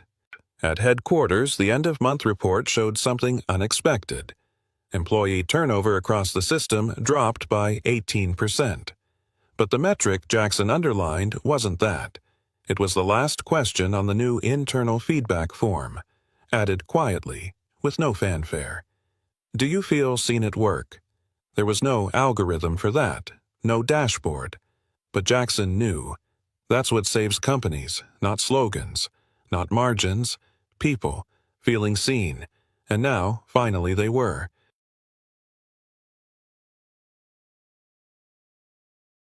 One quiet morning, Jackson Reeves returned to Sunrise Diner, number 28. No team, no announcement, no audit. Just him, walking through the door the same way he had weeks earlier, only now with no disguise, no layers. He sat at the same corner table. The light hit the surface differently now, less like something hiding dust, more like something finally allowed to shine. The coffee came without ceremony. The toast was warm. No one interrupted him. Cassie didn't notice him at first. She wasn't on the floor anymore. She was near the counter, guiding a group of new hires on how to check their POS access before starting shift. She spoke clearly, calmly, not with authority, but with confidence, the kind that doesn't need to raise its voice. Jackson didn't stay long. Before leaving, he folded a $20 bill beneath his half-eaten pancake and slid a handwritten note under the plate. Thank you for writing it down when everyone else looked away. You're not alone anymore, and neither is anyone else. Cassie found it while bussing the table. She didn't open it immediately. She just looked at it, exhaled softly, and folded it like something she already knew by heart. Some words don't need repeating. Some are felt every day. That evening, she opened her old notebook, pages worn at the edges, ink slightly smudged. The same one she once carried in fear it might be taken away. She didn't read it. She didn't need to. Instead, she gently removed each page, placed them in an envelope, and sealed it. On the front, she wrote, For whoever comes next. In case one day you need proof you're not crazy for noticing what no one else will admit. The envelope was left on the desk of a new branch manager at a location scheduled to roll out the transparency system next. No ceremony, no speech, just a quiet act of passing something forward. Cassie no longer needed the notebook, because now the system was finally doing what it was supposed to do, record the right things for the right people. Fairness, she had learned, isn't a reward. It isn't a favor. It's not a policy you print once and forget. It's a commitment you make again and again, even when no one is watching. And for people like Cassie, justice never came from shouting. It came from showing up, keeping notes, and choosing every day not to look away. That's how the world quietly starts to change. One table, one name, one page at a time. Undercover boss. Walks into his steakhouse, freezes when waitress says this place is a trap. If you're thinking about applying here, don't. This place is a trap. She said it quietly right as she set down the dessert. To a man she thought was just another tired traveler, but he wasn't. He was the founder, the man who built the restaurant chain with his bare hands. And the moment he heard those 7 words, he knew something had gone terribly wrong. Behind the polished wood tables, behind the golden lighting, behind the smell of sizzling steaks and baked potatoes, was a hidden system that exploited the very people who kept the place running. And one waitress, too tired to lie, was about to light the match that would burn the whole thing down. Have you ever worked somewhere that felt like a trap? Comment 1 for yes, 2, for no, 3, for I'm still stuck, or 4 if you've seen this happen to someone else. This is one of those real undercover stories.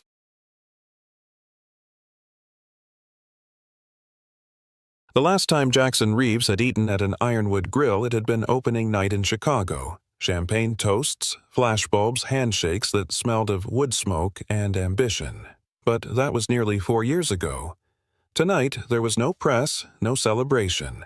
Just a gray rental car with out-of-state plates, a cheap wristwatch, and a man in his late 40s wearing a weathered flannel shirt that didn't quite fit.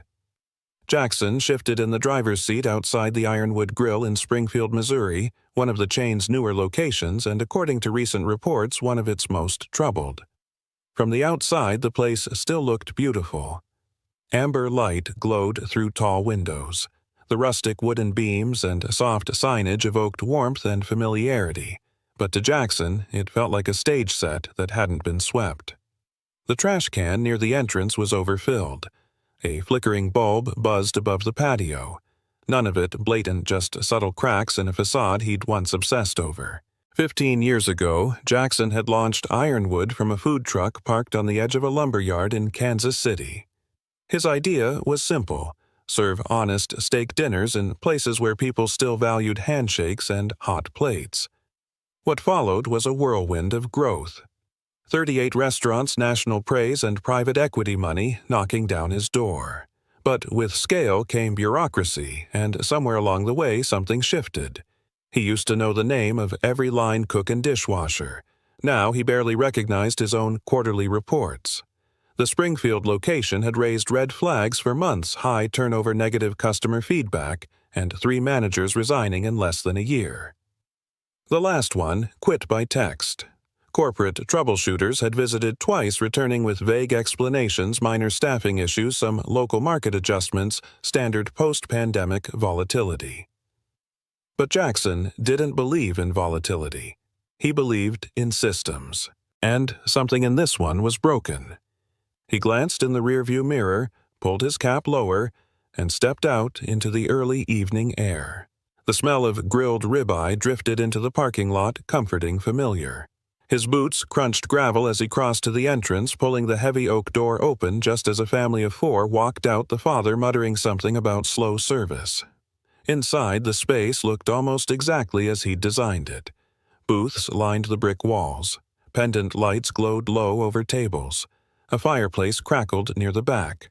A young hostess greeted him with a smile that didn't quite reach her eyes. "Welcome to Ironwood Grill," she said, voice chipper but robotic. "Table for 1. Jackson nodded, pitching his voice slightly higher than usual, softening his tone. "Yes, just me. Somewhere quiet if you've got it." She led him to a booth in the back corner with a clear view of the floor. He noticed several tables hadn't been bussed. Bread baskets sat empty, napkins untouched. A server moved quickly across the dining room, but not with the confidence of someone in control, more like someone putting out fires without a hose. The music overhead was too loud, and the rhythm of the room, once so carefully choreographed, was off. As he settled into the booth, Jackson scanned the space like a stranger and a builder all at once.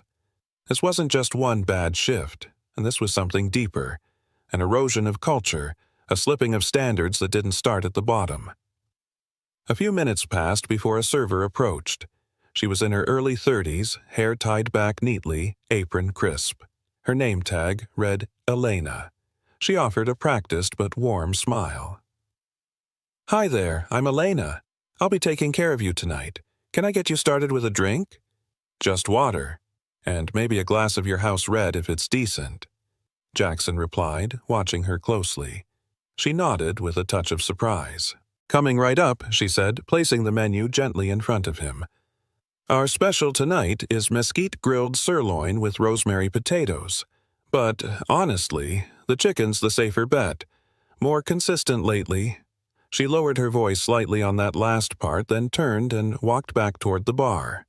Jackson leaned back and let the moment settle. Her words weren't rebellious. They were careful, controlled. The kind of honesty that only comes from exhaustion and quiet hope that someone might finally be listening. He wasn't here for the chicken, or even the wine. He was here because something felt wrong in the company that bore his name. And somewhere between the flickering lights, the hushed kitchen, and the way Elena glanced over her shoulder after every sentence, he realized the problem wasn't just numbers on a spreadsheet. It was people, good people who had stopped believing they mattered. And if he didn't do something about it now, then everything he'd built, every story behind every plate was going to rot from the inside out.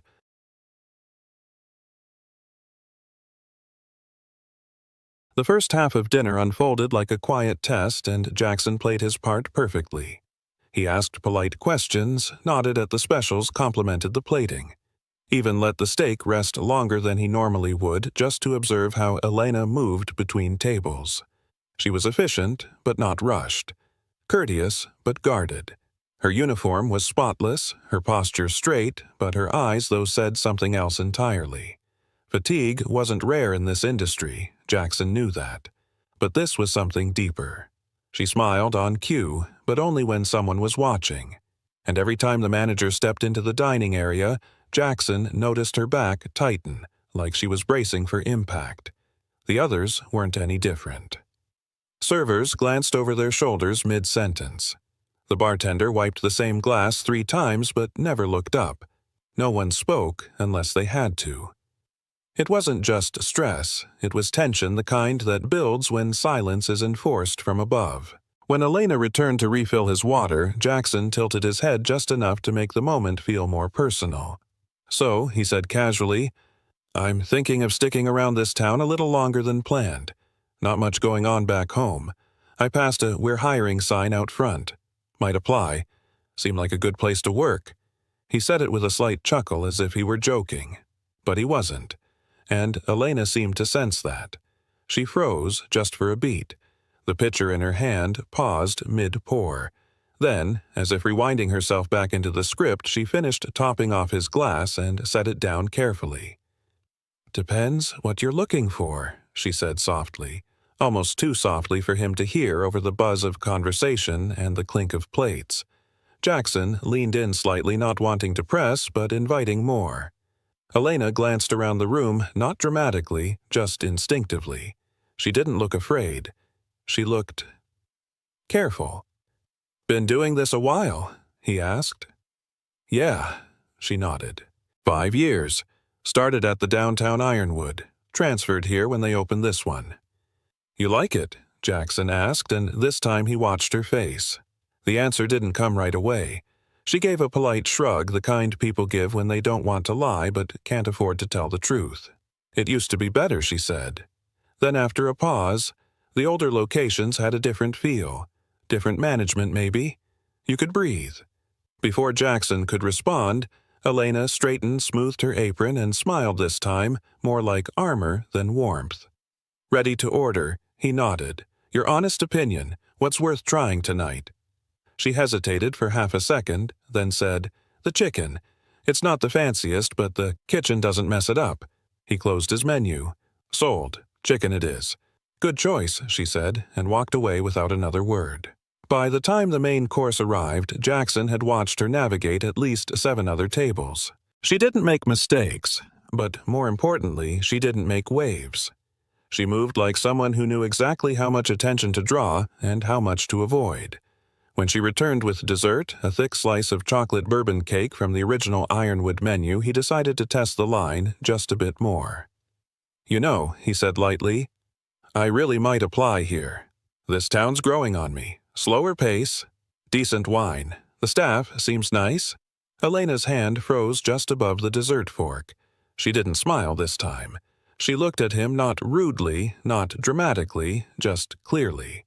"If you're serious about switching careers," she said slowly, "there are better options out there." Jackson tilted his head, feigning confusion. "Oh," Elena lowered her voice. "Look, I probably shouldn't say this, but you seem like a decent guy. This place, it's not what it looks like. They make it sound great online. Good tips, advancement benefits." She scoffed under her breath. "It's a trap." That word trap landed harder than she intended. It wasn't theatrical. It was tired, honest, and it stopped Jackson cold. Not because he hadn't suspected, but because hearing it aloud from someone who clearly cared, someone who had stayed cut deeper than he expected. He didn't react right away, just nodded, slow and quiet. "Thanks for the honesty," he said. She blinked, like she'd just realized what she said, and looked around quickly. "I shouldn't have said anything. Forget I mentioned it." And just like that, she slipped back into her role, stepped away from the table, and left Jackson staring down at the cake he'd once helped perfect in a test kitchen 15 years ago. It used to taste like pride. Now it tasted like dust. As the noise of the restaurant returned around him, plates clattering, guests laughing, servers hurrying, Jackson stayed still. A single thought sinking in like a stone. Something was very wrong with the company he built. And this woman, this Elena, had just handed him the key to uncovering it.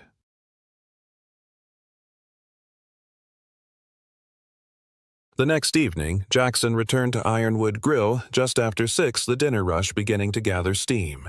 He parked farther from the entrance this time, wanting to watch the place from a distance before stepping back inside. The parking lot was full, which gave the illusion of success, but he knew better now. A full dining room didn't always mean a healthy business. Sometimes it just meant the mask was thicker.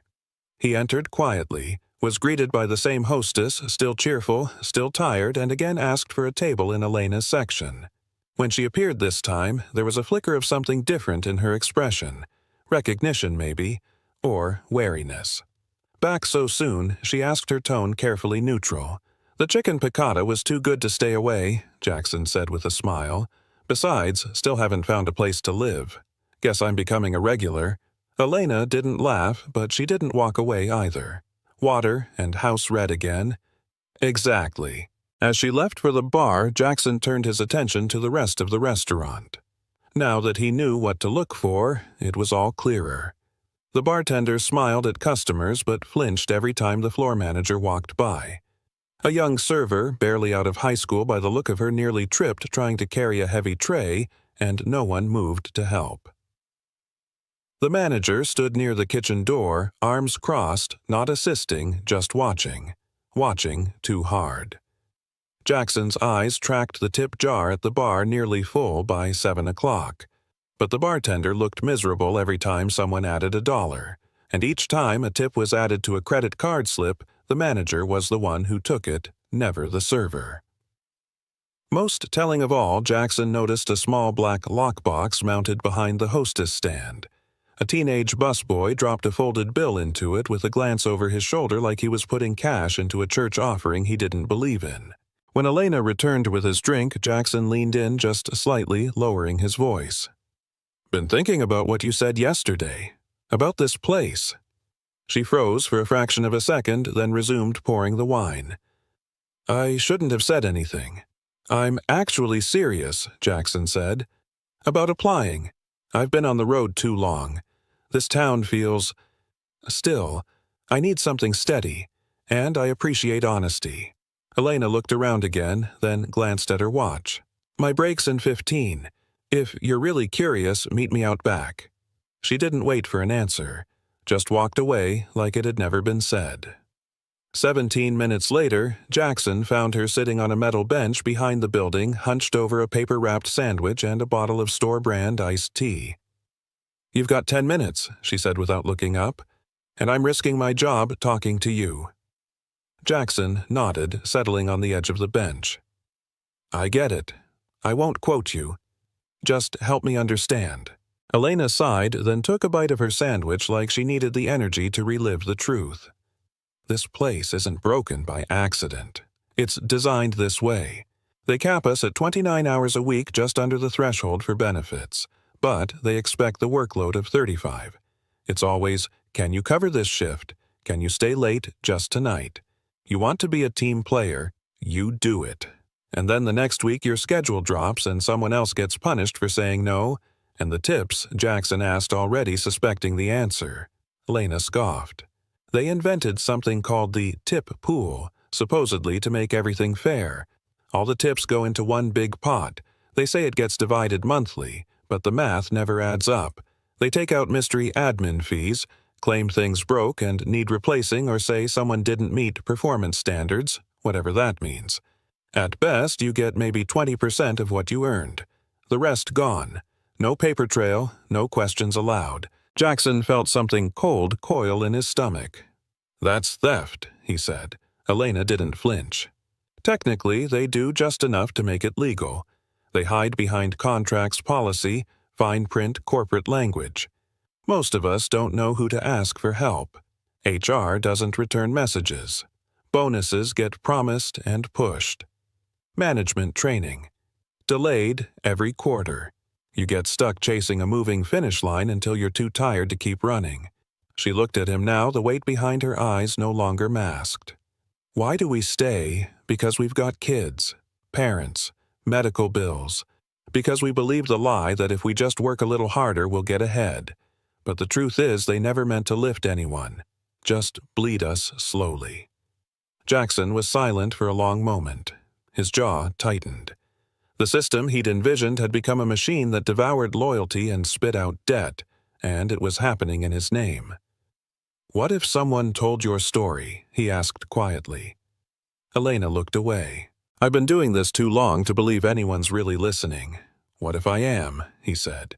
Her expression changed. A flicker of suspicion. Hope. Then her phone buzzed. "Break's over." She stood and brushed crumbs from her lap. "Just be careful. You seem like the kind of guy who'd get eaten alive in a place like this." Then she walked back inside, leaving Jackson on the bench staring into the dark, a knot of guilt growing heavy in his chest. This wasn't mismanagement. This was a trap built out of policies, numbers, and fear. And if Elena was willing to risk everything to speak up, then Jackson knew what he had to do next: destroy the trap no matter who built it.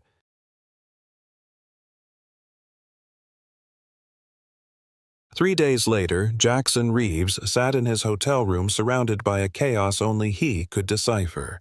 Sticky notes were plastered across the desk lamp. Printouts of payroll records, job postings, and shift schedules were fanned across the bed. A giant map of the region was taped to the wall above the TV, dotted with red and yellow pins, 15 in total, one for each ironwood grill, under the same regional leadership. Lines connected cities like nerve paths. What started as a quiet dinner had become a full-scale investigation. He hadn't planned on staying this long, but the moment Elena whispered the word trap, something cracked inside him. Something he hadn't even realized was brittle. He'd built this company with his own hands, convinced himself that culture was his strongest product. And yet, here he was tracking rot through the foundation. He'd visited 4 more locations over the past 72 hours, each time using a new disguise. A new story: insurance adjuster, traveling speech therapist, freelance photographer. The scripts changed, but the patterns didn't. At every restaurant he found the same weary employees with the same silent fear. Same tip policies, same 29-hour schedules, same lockboxes near the host stand. Most disturbing of all, the managers seemed identical in behavior: cold, controlling, hyper-aware of every movement on the floor, but uninterested in guests. They weren't running restaurants, they were enforcing control. Jackson knew then this wasn't just a bad location. It wasn't even just a bad region. It was a system designed, executed, and hidden in plain sight. His phone buzzed. A text from Marlene Jenkins, his longtime assistant, and the only person who knew he was working undercover. Call secure line ASAP. He pressed the number she'd set up for off-the-record comms, and within moments her voice came through clear and calm, but tinged with urgency. I found something. Jackson sat forward. Talk to me. You asked me to bypass the normal channels and review the financials for the Springfield region. I did, and you were right to be suspicious. Jackson grabbed a pen already moving to the legal pad next to him. Go. The regional manager, Rick Sanders, he's been running 2 sets of books. There are discrepancies between what's reported to corporate and what's actually flowing through the accounts. I'm talking about shadow systems, unofficial labor reports, missing funds, payouts that never reach staff. It's not just skimming tips, it's wage suppression, fraudulent reimbursements, even a fake employee performance deduction fund. Jackson closed his eyes. How long? 18 months, maybe longer? And it gets worse, he didn't do it alone. He partnered with a payroll vendor named Paylex. That's not one of our approved firms, Jackson said, already feeling his pulse quicken. No, it's not. They were pushed through last year during the expansion. Rick signed the contract directly. No one at corporate questioned it because the paperwork was immaculate, references, rates, everything. But I dug deeper. Paylex was formed just 3 weeks before they bid for the contract. Their references are all shell companies. Jackson stood up the chair, creaking behind him. How much are we talking? Low estimate $6 million siphoned from wages, tips, and bonuses. It's laundered through Paylex, then moved to offshore accounts. And Rick's lifestyle matches the timeline. He bought a second home in Aspen, a boat, and his wife's been photographed wearing jewelry that would have wiped out a year's worth of server bonuses. Jackson was silent. The kind of silence that wasn't confusion but calculation. Why didn't anyone catch this sooner? He asked. Marlene's voice dropped. Because someone inside corporate is helping him. Complaints from employees were received, but they were marked as resolved without investigation. Someone rerouted the alerts before they reached your desk. Jackson clenched his jaw. Who? Still working on it, she replied. But the leak isn't in HR. It's higher, maybe someone in finance. But there's one more thing. Sophia Chen, remember her, our internal auditor, the one who flagged expense inconsistencies last year. Right. Turns out her report on Springfield was buried. She flagged tip irregularities months ago, and someone made it disappear. She's still with the company, still watching, and she wants to talk to you privately. Jackson exhaled slowly. The fire inside him no longer. Just outrage, it was grief. Grief for every employee who stayed late, took double shifts, trained new hires, smiled through stress. All while their compensation evaporated into someone else's vacation fund. He didn't sleep that night. He called Sophia instead. She answered from a quiet back office in the Des Moines location, speaking in low tones. She confirmed everything Marlene had found and more. It's not just this region, she said. I'm seeing similar patterns in 2 others. Different payroll companies, same tactics. We're looking at a coordinated system of internal exploitation across at least a third of your company. Jackson sat on the edge of the bed, staring at the map on the wall. What had started as a cracked light fixture and a tired waitress was now a cancer in his company's bloodstream. We take it apart, he said finally, quietly, methodically. No false moves, no alerts. We dismantle the trap from the inside. Sophia paused. You really want to go that far? I have to, Jackson replied, his voice steady. Because they didn't just steal money, they stole faith, and I want it back.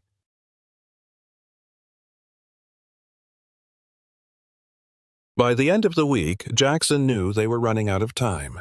He could feel it in the tone of Rick Sanders' emails, shorter, sharper, sent at odd hours with vague demands about streamlining payroll and compliance expectations. That wasn't how a confident man wrote. That was how someone on edge tried to pretend they weren't. Sophia Chen confirmed it during a late-night call. "He's getting nervous," she said.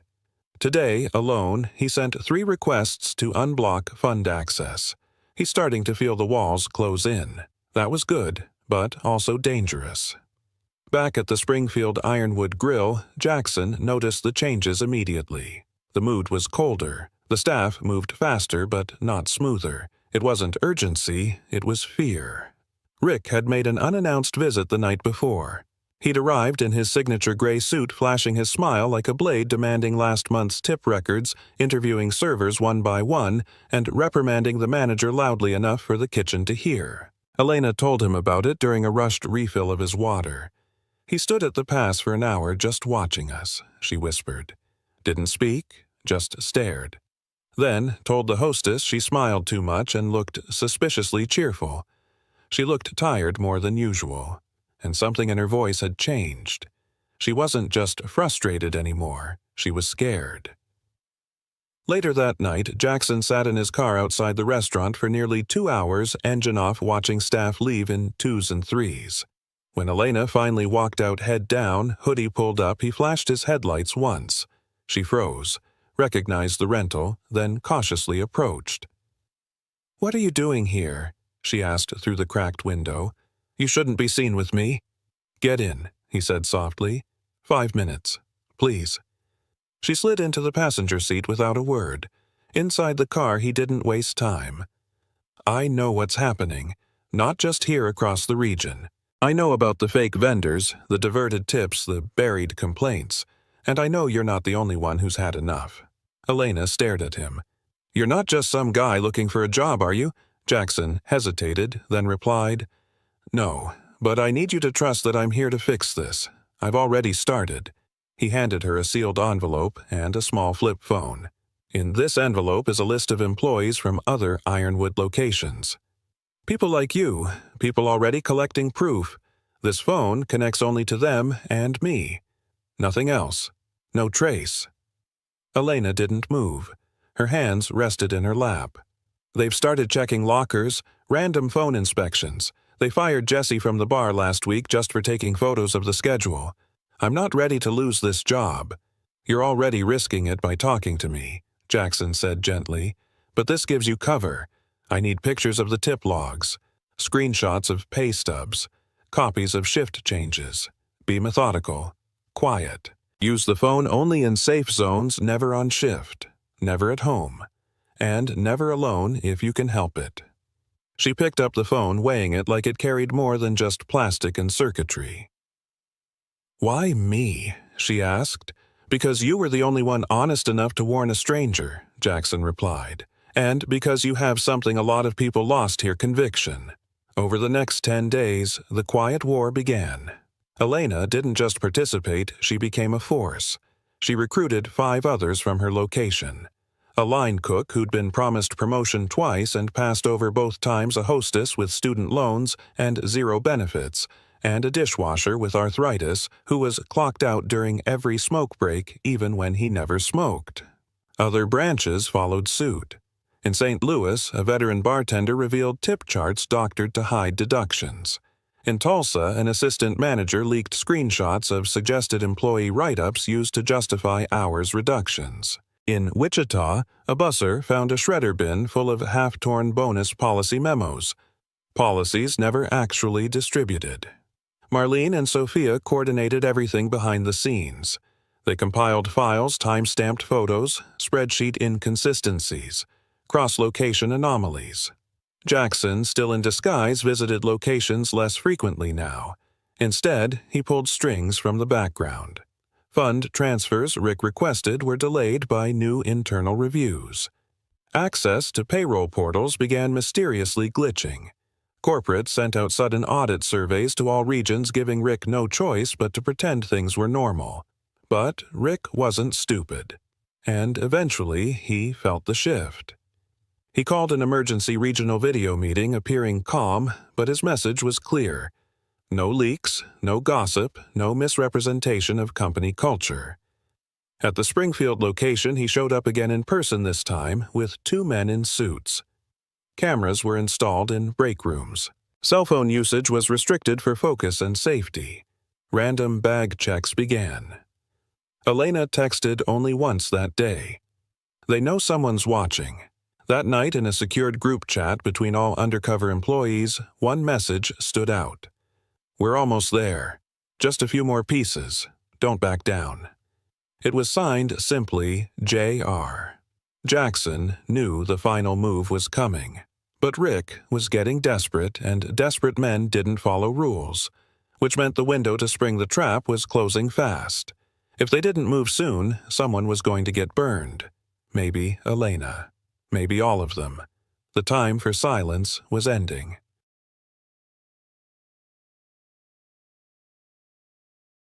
The knock came 15 minutes into Elena's shift. She was in the middle of restocking coffee mugs when the floor manager appeared, arms crossed, lips tight. "Rick wants to see you. Now." She followed silently down the back hallway past the kitchen where the fryers hissed and the cooks didn't make eye contact, past the walk-in fridge where the temp logs had stopped being updated months ago until they reached the office. Rick Sanders sat behind the desk like a man who owned gravity itself. His suit was perfect. His smirk was worse. "Elena," he said, flipping open a manila folder. "5 years with Ironwood. Started at the flagship downtown, requested transfer here. Always on time. Quiet. Reliable. Until now." She didn't move. Didn't speak. He slid a printed spreadsheet across the desk. "You've been accessing internal payroll data outside your scheduled shifts. Multiple times. Late at night." His voice was calm, but she heard the sharpness beneath it. "We monitor everything. That's in your contract." "I was trying to understand the bonus metrics," she said, keeping her voice flat. "They've changed recently." Rick smiled thinly. "And photographing schedules, collecting coworkers' pay stubs. Those aren't metrics. That's espionage." He leaned forward slightly. "We have reason to believe someone's feeding false information to outside parties, possibly a competitor. That's grounds for immediate termination." He tapped the folder. "Your paperwork is already processed. Security will escort you out after this conversation. And just a reminder, your confidentiality agreement includes financial penalties for discussing any of this with third parties." Elena's stomach twisted. But before she could respond, the knock came. The hostess popped her head in, visibly flustered. "Sir, I'm sorry, but there's a situation. A group from corporate just arrived. They're asking for an all-staff meeting. They say it's urgent." Rick's face darkened. "That meeting's next week. They're saying it's today. Staff are already gathering." Rick stood abruptly, smoothing his suit. "Stay here," he told Elena, and left with the posture of a man prepared to charm or threaten whatever got him through the next 10 minutes. Elena sat frozen, her thoughts racing. Then her pocket buzzed. One new message on the burner phone. "Join the meeting. Sit front row. Trust me." She stood, heart pounding, and walked straight out of the office. The dining room had been hastily cleared. Tables pushed to the edges, rows of chairs aligned like a town hall. Staff filled the room, whispering uneasy. 3 people stood at the front, backs turned to the room. 2 women, 1 man. Elena took her seat, her breath short. She recognized one of the women, Sophia Chen, from the finance bulletin. But the man hadn't turned yet. Rick entered from the side, trying to maintain control. "Good afternoon," he called, striding toward the group. "Rick Sanders, Regional." The man turned. Rick stopped mid-sentence. Silence fell.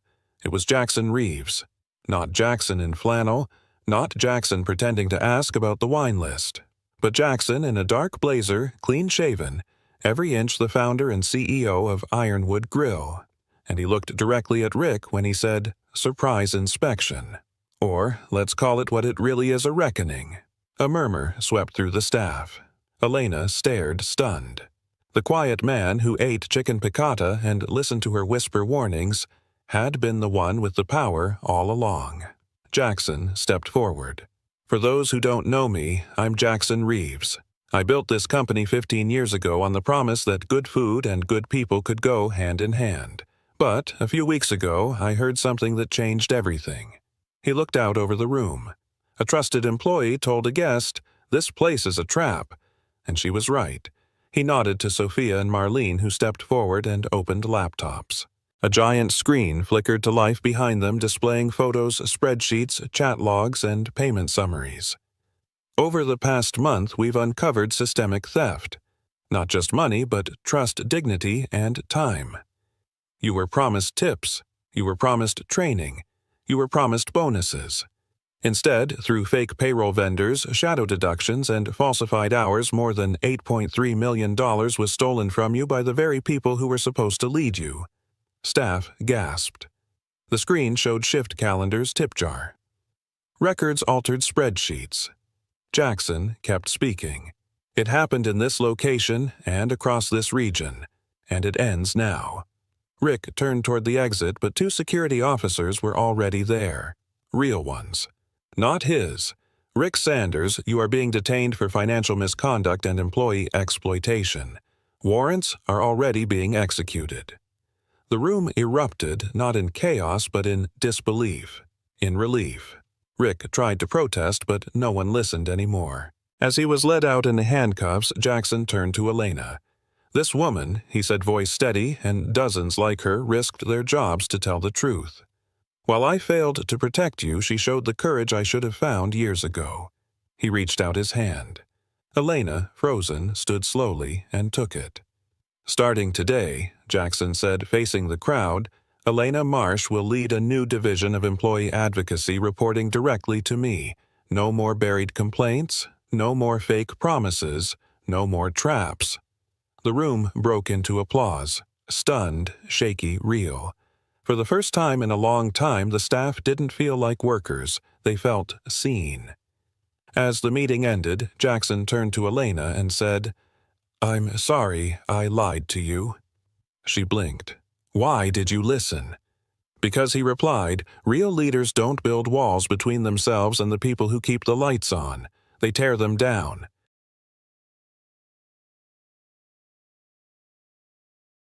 Six months later, the Ironwood Grill in Springfield didn't just look different, it felt different. The golden lighting was the same, the smell of mesquite grilled ribeye still hung in the air, and the leather booths hadn't changed. But the energy inside pulsed with something new. Not tension, not fear, but purpose. Elena Marsh stood near the host stand, not in an apron, not holding a tray, but holding a tablet, checking schedules, making notes, smiling at a young server who was struggling to juggle 2 drink orders. "You've got this," she said gently. And the girl nodded with a nervous smile. A few months ago, that same girl would have been written up for falling behind. Now she had support. Real training. A mentor. The transformation had been fast, but deliberate. Jackson hadn't just removed the rot, he'd replanted the roots. Within 2 weeks of Rick's arrest, corporate had launched a full audit of every Ironwood location. 11 managers were terminated. 3 former executives were indicted. But the most radical change wasn't legal, it was cultural. Jackson mandated that every restaurant shift to direct tip payout visible to each employee in real time via mobile app.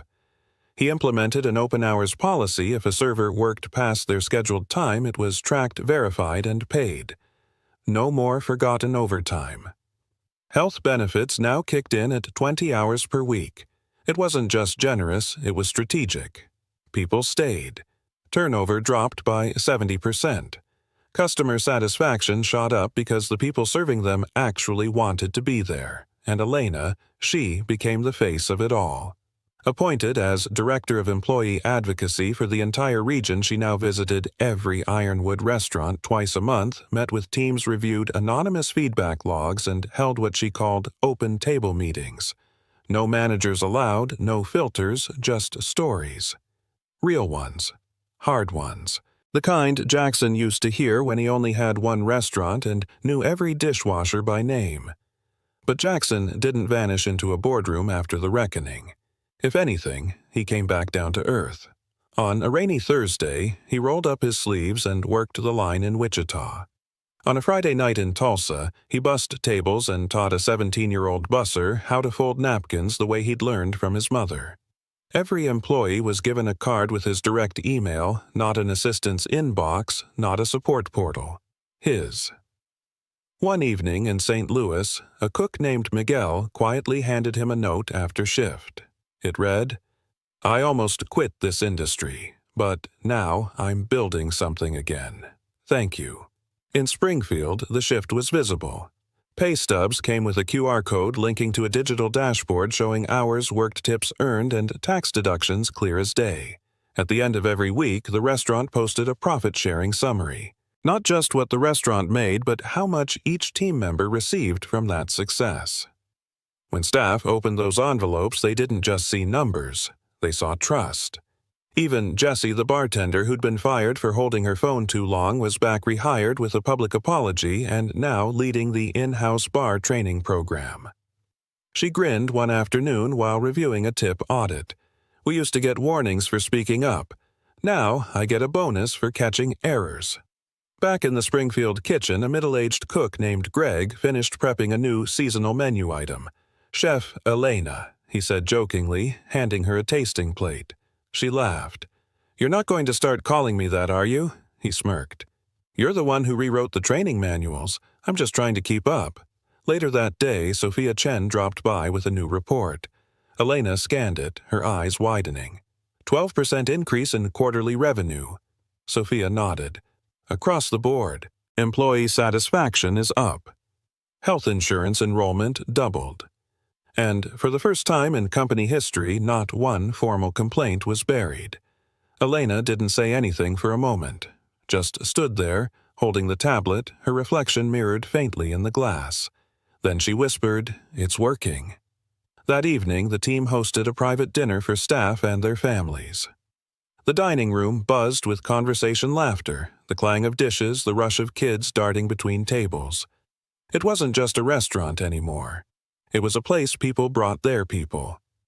Jackson arrived without fanfare, dressed like any other guest, his daughter riding on his shoulders as he greeted staff by name. He didn't give a speech. He didn't stand on a chair. Instead, he simply moved from table to table, listening. At the end of the night, as the last guests trickled out, Jackson found Elena in the kitchen quietly cleaning a prep counter out of habit. He leaned against the doorway. "It's different now," he said. She nodded. "It finally feels like it's ours."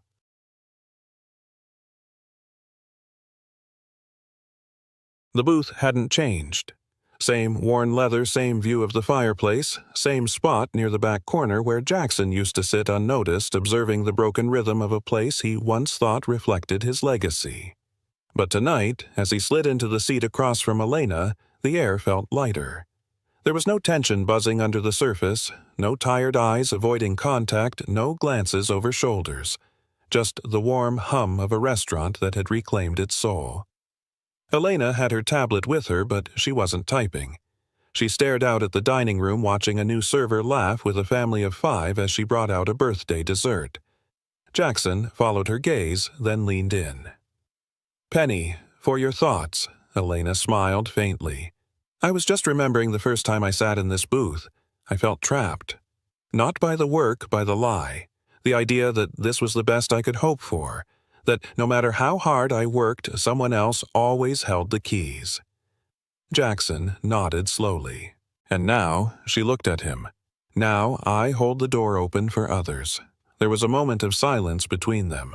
Not awkward, just full. Jackson reached into his coat pocket and handed her a slim, professionally designed folder. Inside, a single-page mission statement, 3 logos and 1 title printed in bold, the Ironwood Foundation. "It launches next month," he said. "Advocating for transparency and ethical labor practices in the restaurant industry. Starting with ours, but not ending there." Elena flipped through the pages, eyes narrowing with focus. "You want me to lead it, if you want it. No pressure, but I've seen the way you work, the way people respond to you. You see the systems other people ignore, and you're not afraid to challenge them." Elena leaned back, processing. "I didn't think someone like me would ever get offered something like this." Jackson looked her in the eye. Then that's exactly why you should. The idea for the foundation hadn't come in a boardroom. It was born 2 months earlier when Jackson visited a branch in Kansas and spoke with a janitor named Ruth. She'd worked nights for 6 years and had never been given a raise. When he asked why she stayed, she said, "Because I believe it can be better. I'm just not the one who gets to decide." That stuck with him. It echoed something Elena had said early on about exhaustion that didn't come from long shifts but from false hope. Jackson realized then that fixing Ironwood wasn't enough. Not if the same traps were still out there waiting for someone else. Because the real problem wasn't just fraud, it was forgetting. He had forgotten what it meant to be small, to wash dishes because no one else showed up, to train new hires not because it was your job but because you didn't want them to fail, to carry the weight of a family and still smile at customers who left no tip. Somewhere along the way, between scaling and structuring, between investor calls and expansion maps, he'd begun measuring success in profit margins instead of faces, and that forgetting that slow erosion of connection was what let the system fall apart in the first place. Elena tapped her finger against the mission statement. "You really think we can change the industry?" Jackson shrugged gently. "I think we can change one restaurant at a time. And that's how change begins. With stories, with truth, with people who decide to stop pretending everything's fine when it isn't." She looked out at the room again this time, seeing it differently, seeing possibility. A server walked by and high-fived a cook through the pass window. A manager cleared plates instead of barking orders. A mother with 2 kids left a 20 on the table and a thank you note on the receipt. "All right," Elena said. "I'm in." Later that night, after the guests had gone and the kitchen had been cleaned, Jackson walked alone through the restaurant, turning off lights one by one. He passed the wall near the kitchen where employees had pinned up handwritten goals: buy a car, go back to school, take mom to the beach. Above them, a simple phrase printed in block letters: "Respect isn't a policy. It's a promise." He stood there for a moment, hand resting on the frame. Behind every dollar stolen had been a broken promise. And now, one by one, those promises were being rebuilt. He thought of Elena, of Ruth of Miguel in St. Louis, of Jesse behind the bar. People who hadn't just shown up to work, they'd shown up for each other, and in doing so, reminded him what leadership truly meant. Before leaving, he returned to the booth in the back, slid in, and took out a pen. On a clean napkin, he wrote 7 words, the same ones that had started it all. "This place used to feel like a trap." Then, underneath it, he added, "Now it feels like home." If this story resonated with you, we'd love to hear your thoughts. Leave a comment below and tell us. Have you ever worked somewhere that felt like a trap or helped someone escape one? Don't forget to like, share, and subscribe to our channel for more real undercover stories that shine a light on the unseen, the unheard, and the truly unforgettable. Jackson stepped into the marble-lit lobby, dust clinging to his boots, hoodie creased from a red-eye flight. The chandeliers above cast warm light, but the atmosphere froze the moment he approached the front desk. The manager, Clara, scanned him once, head to toe, then reached under the counter, discreetly tapping a button. 2 uniformed security guards appeared at the end of the hall. She didn't raise her voice. She didn't need to. Her eyes said everything. "You don't belong here." Jackson stood still, hands calmly resting at his sides. 20 minutes later, she would be gone. Her title erased. Her legacy shattered, in front of the same eyes that quietly watched her now. But no one knew that yet. Not the guests sipping wine in designer coats, not the staff who glanced away, not Clara, who smiled slightly as the guards approached. Because in their eyes, Jackson was just another man out of place. In his, this was a test they were all about to fail. Jackson Wade, 38, founder and CEO of Jackson Hospitality Group, a $3.2 billion empire built from the ground up. Hotels in 11 countries, dozens of awards, hundreds of staff who never knew his face, by design. 2 days ago, he finalized the acquisition of the Grand Royal chain through a series of holding companies. Quiet. Intentional. The ink was still drying when he booked his suite under a corporate alias.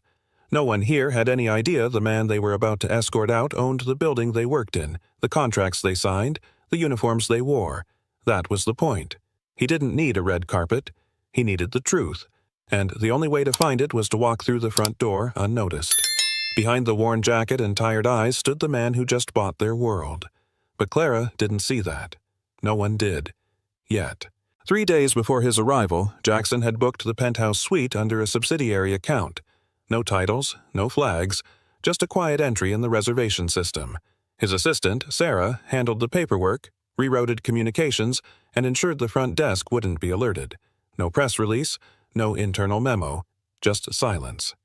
He'd done this before. There's only one way to know what kind of culture you've bought: walk into it blind. The plan was simple: observe, test, document. Not as a CEO, but as a stranger.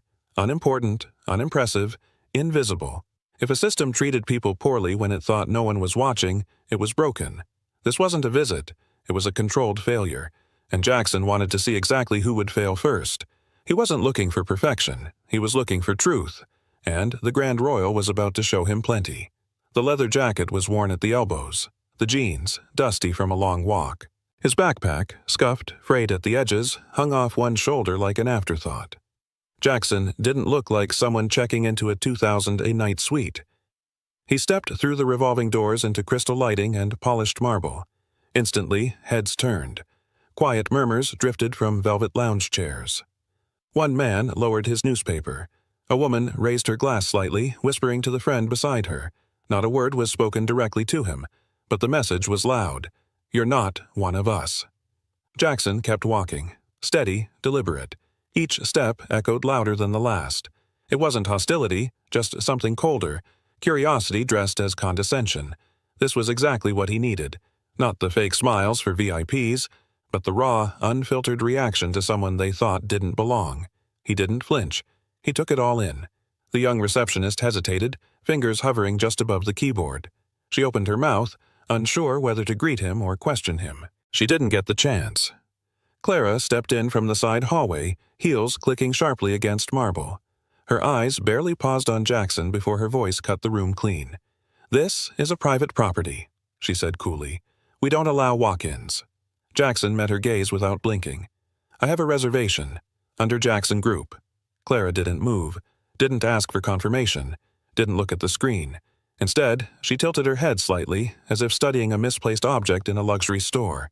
There was no raised voice, no scene, just a quiet assertion of power, hers, and a calm rebuttal, his. But behind his steady tone was the first ripple of annoyance, and behind her smile, a certainty. This man doesn't belong here. She just didn't know how wrong she was. Clara didn't move toward the monitor, didn't ask for a name. Her arms folded neatly across her chest as she offered a clipped response. "I think you've got the wrong place." A soft chuckle came from somewhere behind Jackson. Another guest leaned in to whisper, amused. A third shook his head, smirking into his drink. The tension wasn't loud. It was slow, creeping, contagious. Jackson's expression didn't change. His voice stayed level. "I'd appreciate it," he said evenly, "if you'd check the system." Clara tilted her head again. "There's really no need." He could feel the room watching, judging. Not with hostility, but with quiet dismissal. The kind that says, "You've already lost. Don't make it worse." But Jackson didn't step back. He stood still. Not because he needed validation, because he needed proof of exactly this. And Clara was handing it to him, one word at a time. Clara's tone sharpened, polished with a smile that didn't reach her eyes. "We have a certain standard here," she said, slow and deliberate. "You may be more comfortable somewhere, less particular." The sentence landed like a slap wrapped in silk. Around them, the quiet became performance. A younger man in loafers muttered just loud enough, "He probably wandered in by mistake." Laughter followed, subtle, restrained, but no longer private. A shared joke at Jackson's expense. Jackson didn't respond. Not with words, not with posture. His silence wasn't surrender, it was containment. Letting the moment build, letting them reveal themselves fully. To them, his quiet meant weakness. To him, it meant data. Every smirk, every turned head, every glance not met. This wasn't just about Clara anymore. It was about a system that approved her in real time, and it had just exposed itself. Without a word, Jackson reached into his jacket and pulled out a sleek, matte black card. Heavy, unmistakable. He placed it on the counter, face up. "Centurion, no limit, by invitation only." Clara didn't blink. She gave it a single glance, then smiled like it was a child's trick. Anyone can get a fake these days. A sharp inhale rippled through the room. Even the receptionist flinched. Someone near the back let out a low whistle, not amused, just stunned. The air shifted. Dense. Tight. Like a wire stretched 1 second from snapping. Jackson didn't move. His hand remained beside the card, still composed. He hadn't come here to impress anyone, but he wasn't here to be erased either. Clara's words weren't just insulting. They were revealing. She'd seen power and refused to recognize it. Now he knew. She wasn't making a mistake. She was making a statement. Jackson kept his voice level. "I'm asking you, one last time, to check the system." Clara didn't respond to him. She turned to the side, pressed a button on the counter, and spoke sharply into the radio.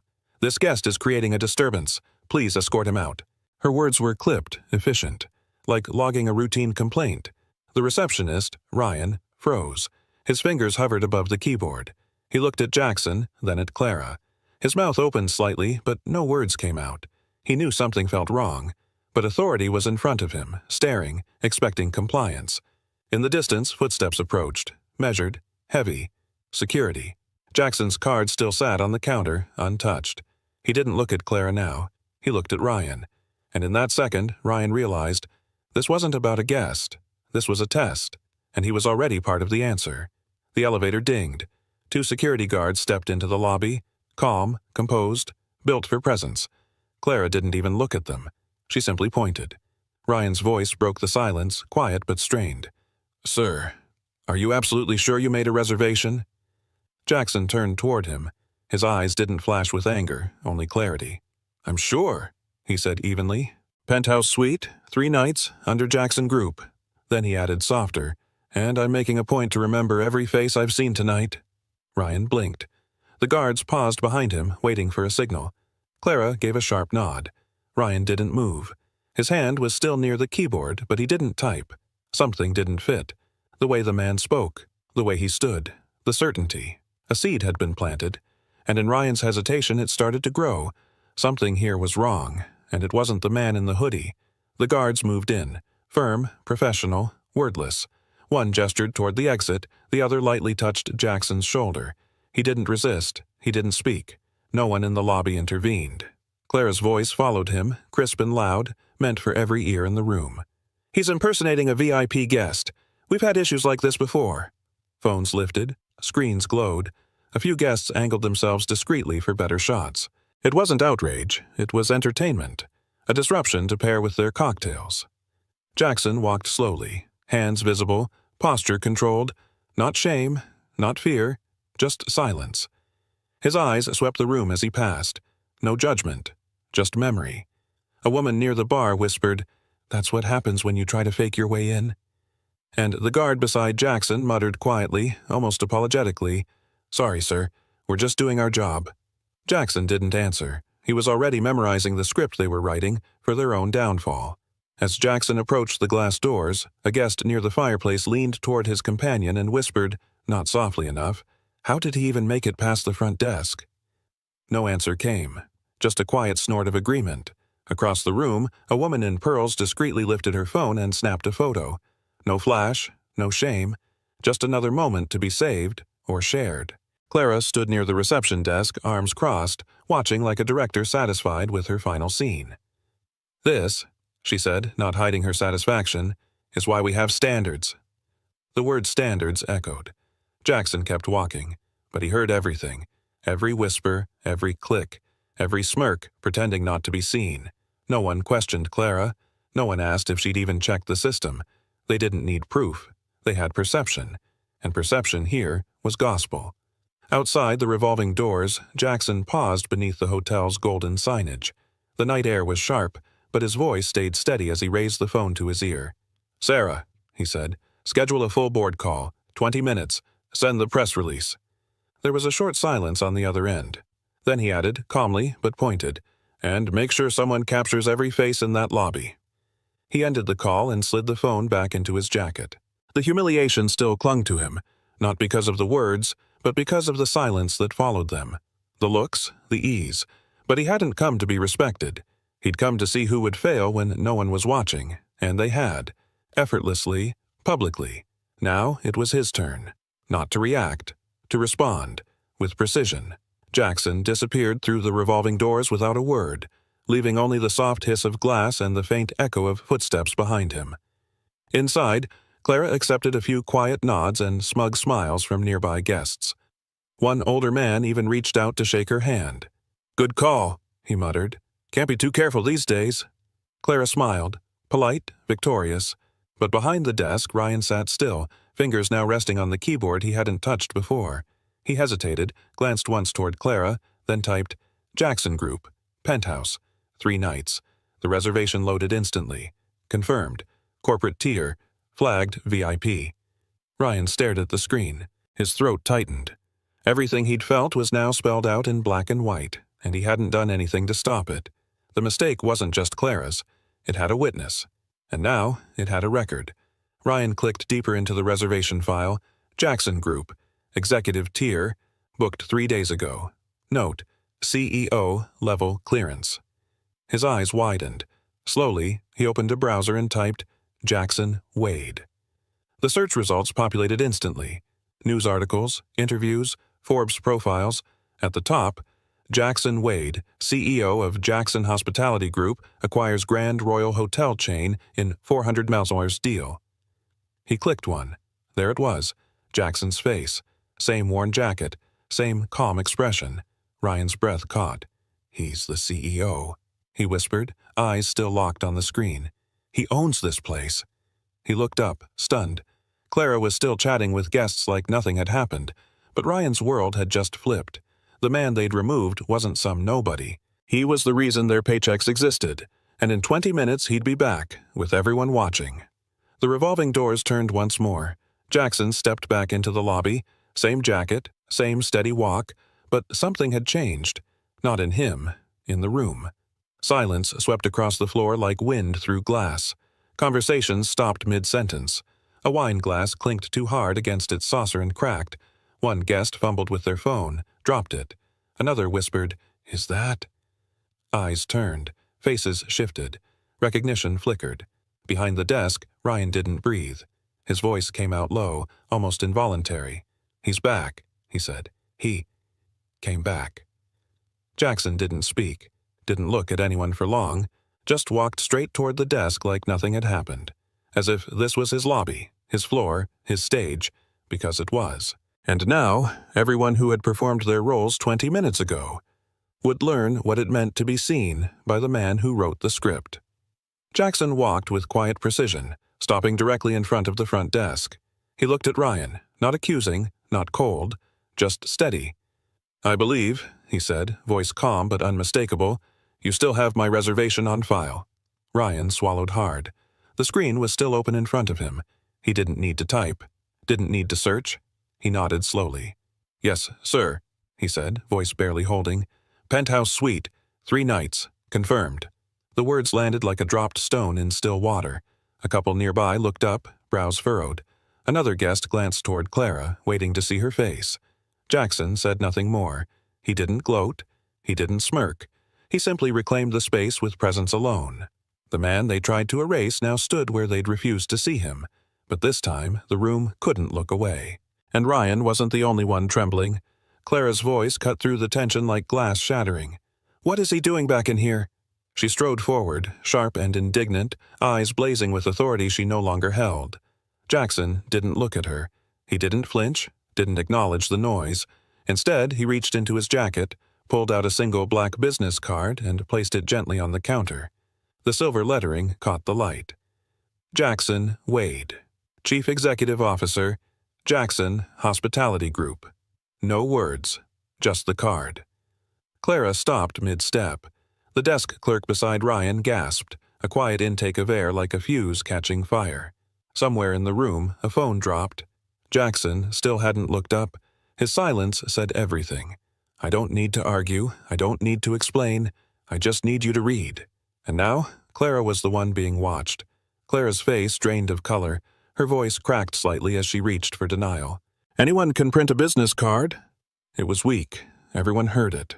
Jackson, calm as ever, pulled out his phone and spoke clearly into the receiver.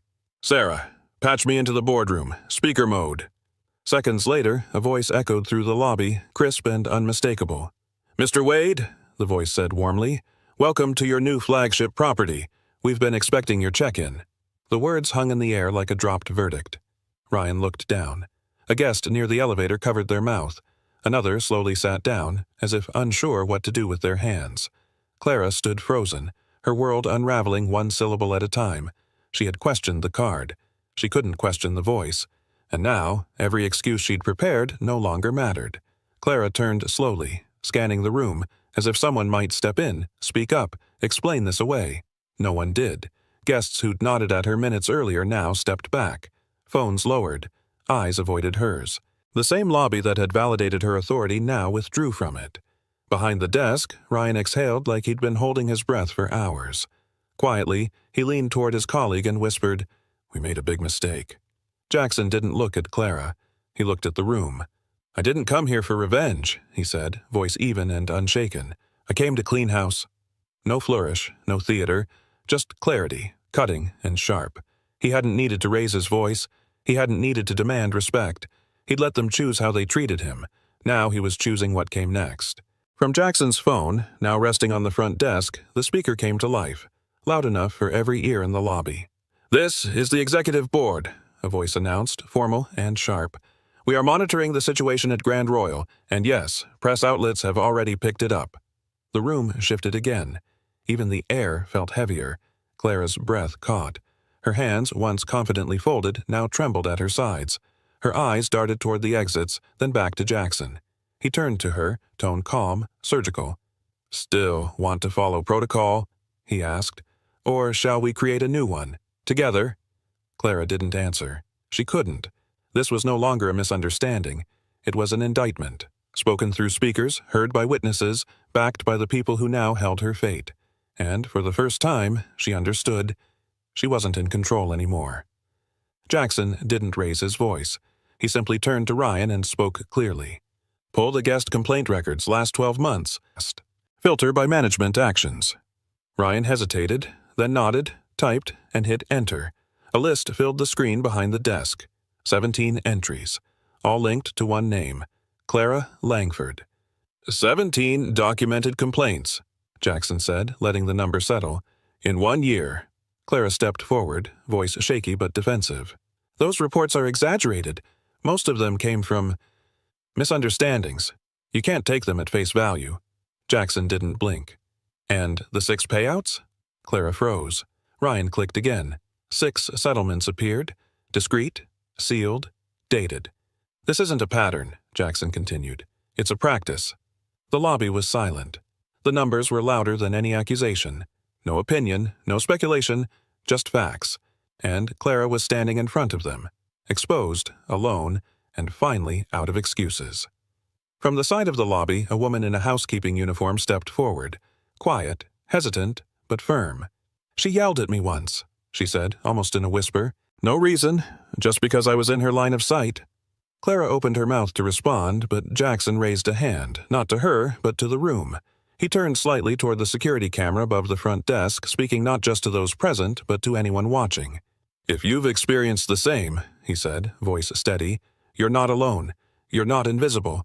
Now is the time to speak." A pause. Then one hand lifted, then another. A concierge, a valet, a server. One by one, quiet acknowledgments.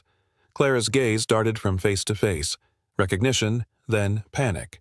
The silence she once relied on was breaking, by the very people she believed would stay quiet forever.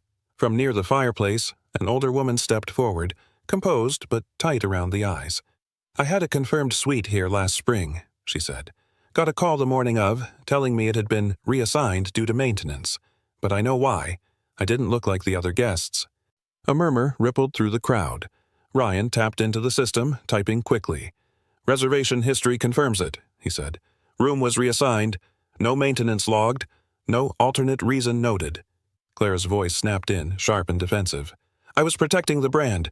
Our image matters. We can't just—" Jackson turned toward her, not angry, just surgical. "You're calling discrimination policy." Clara's mouth hung open, words caught behind instinct. What she once called standards now had names, stories, timestamps. and the brand she defended had just become Exhibit A. Jackson finally turned to face Clara fully, his voice low but resonant, cutting through the marble air with purpose. "I used to mop floors," he said, "at the first hotel I ever built." Clara blinked, uncertain if she'd heard him right. "I've carried luggage, changed linens, scrubbed bathrooms. I know this industry from the ground up because I started at the ground." He took a step forward, not to intimidate but to be heard. "No one gets to decide someone's worth based on whether they walk in wearing Italian leather." Silence settled in, this time heavy with respect. "I didn't buy this hotel to change the lobby," he continued, voice firm. "I bought it to change the mindset." A pause. "And that change starts now." The room didn't clap. They listened, because leadership isn't declared in titles, it's proven in truths. You're no longer afraid to say aloud. Outside, the first news van pulled up to the curb, logo painted, camera crew already unloading. Then another. Flashbulbs began sparking against the hotel's glass facade. Inside, the staff phones buzzed simultaneously. Push notifications. Breaking. CEO Jackson Wade makes unannounced appearance at newly acquired Grand Royal Hotel. Someone whispered, "It's on the news." Another added, "It's everywhere." On Twitter, the trend climbed fast. Hashtag Grand Royal Truth clips of Jackson being escorted out were already circulating, contrasted now with footage of him calmly dismantling Clara's narrative. A split screen of power and consequence. Guests in the lobby looked down at their screens, then up at the man still standing in front of them. This was no longer a management issue. This was public, and what had been brushed off 20 minutes ago was now a headline, a hashtag, a reckoning. Jackson stepped forward, his voice now directed to the entire lobby, no longer quiet, no longer testing. "Effective immediately," he said. "All internal policies at Grand Royal will be made public. No more hidden rules, no more protected behavior." He tapped his phone, placed it on the desk again, and spoke into the call. "Jennifer, termination file for Clara Langford, immediate execution. Send confirmation to legal and staff channels." The lobby froze. On speaker, the HR director replied, "Understood. Sending now." Clara's breath hitched. Her voice cracked as she stepped forward. "This is a setup," she snapped. "You planned this." But no one spoke up for her. The silence was louder than any accusation. Jackson didn't respond. He didn't have to. Because for once, a system that punished the powerless had just turned itself against the powerful. The voice from HR returned, crisp and final. "Clara Langford's employment has been terminated. Documentation is signed, time-stamped, and distributed to legal, operations, and front-of-house systems." At the desk, a junior staff member hesitated, then reached for the keyboard. With one click, Clara's profile blinked onto the screen. Her name, title, and system access were still active. He hovered over a small red icon labeled Remove, then pressed it. Ping. The sound was soft, almost anticlimactic. But in that moment it carried the weight of every ignored complaint, every dismissed warning, every moment someone had been made to feel small. Clara stared at the screen. Her name vanished in real time. No applause, no confrontation. Just a quiet, irreversible deletion.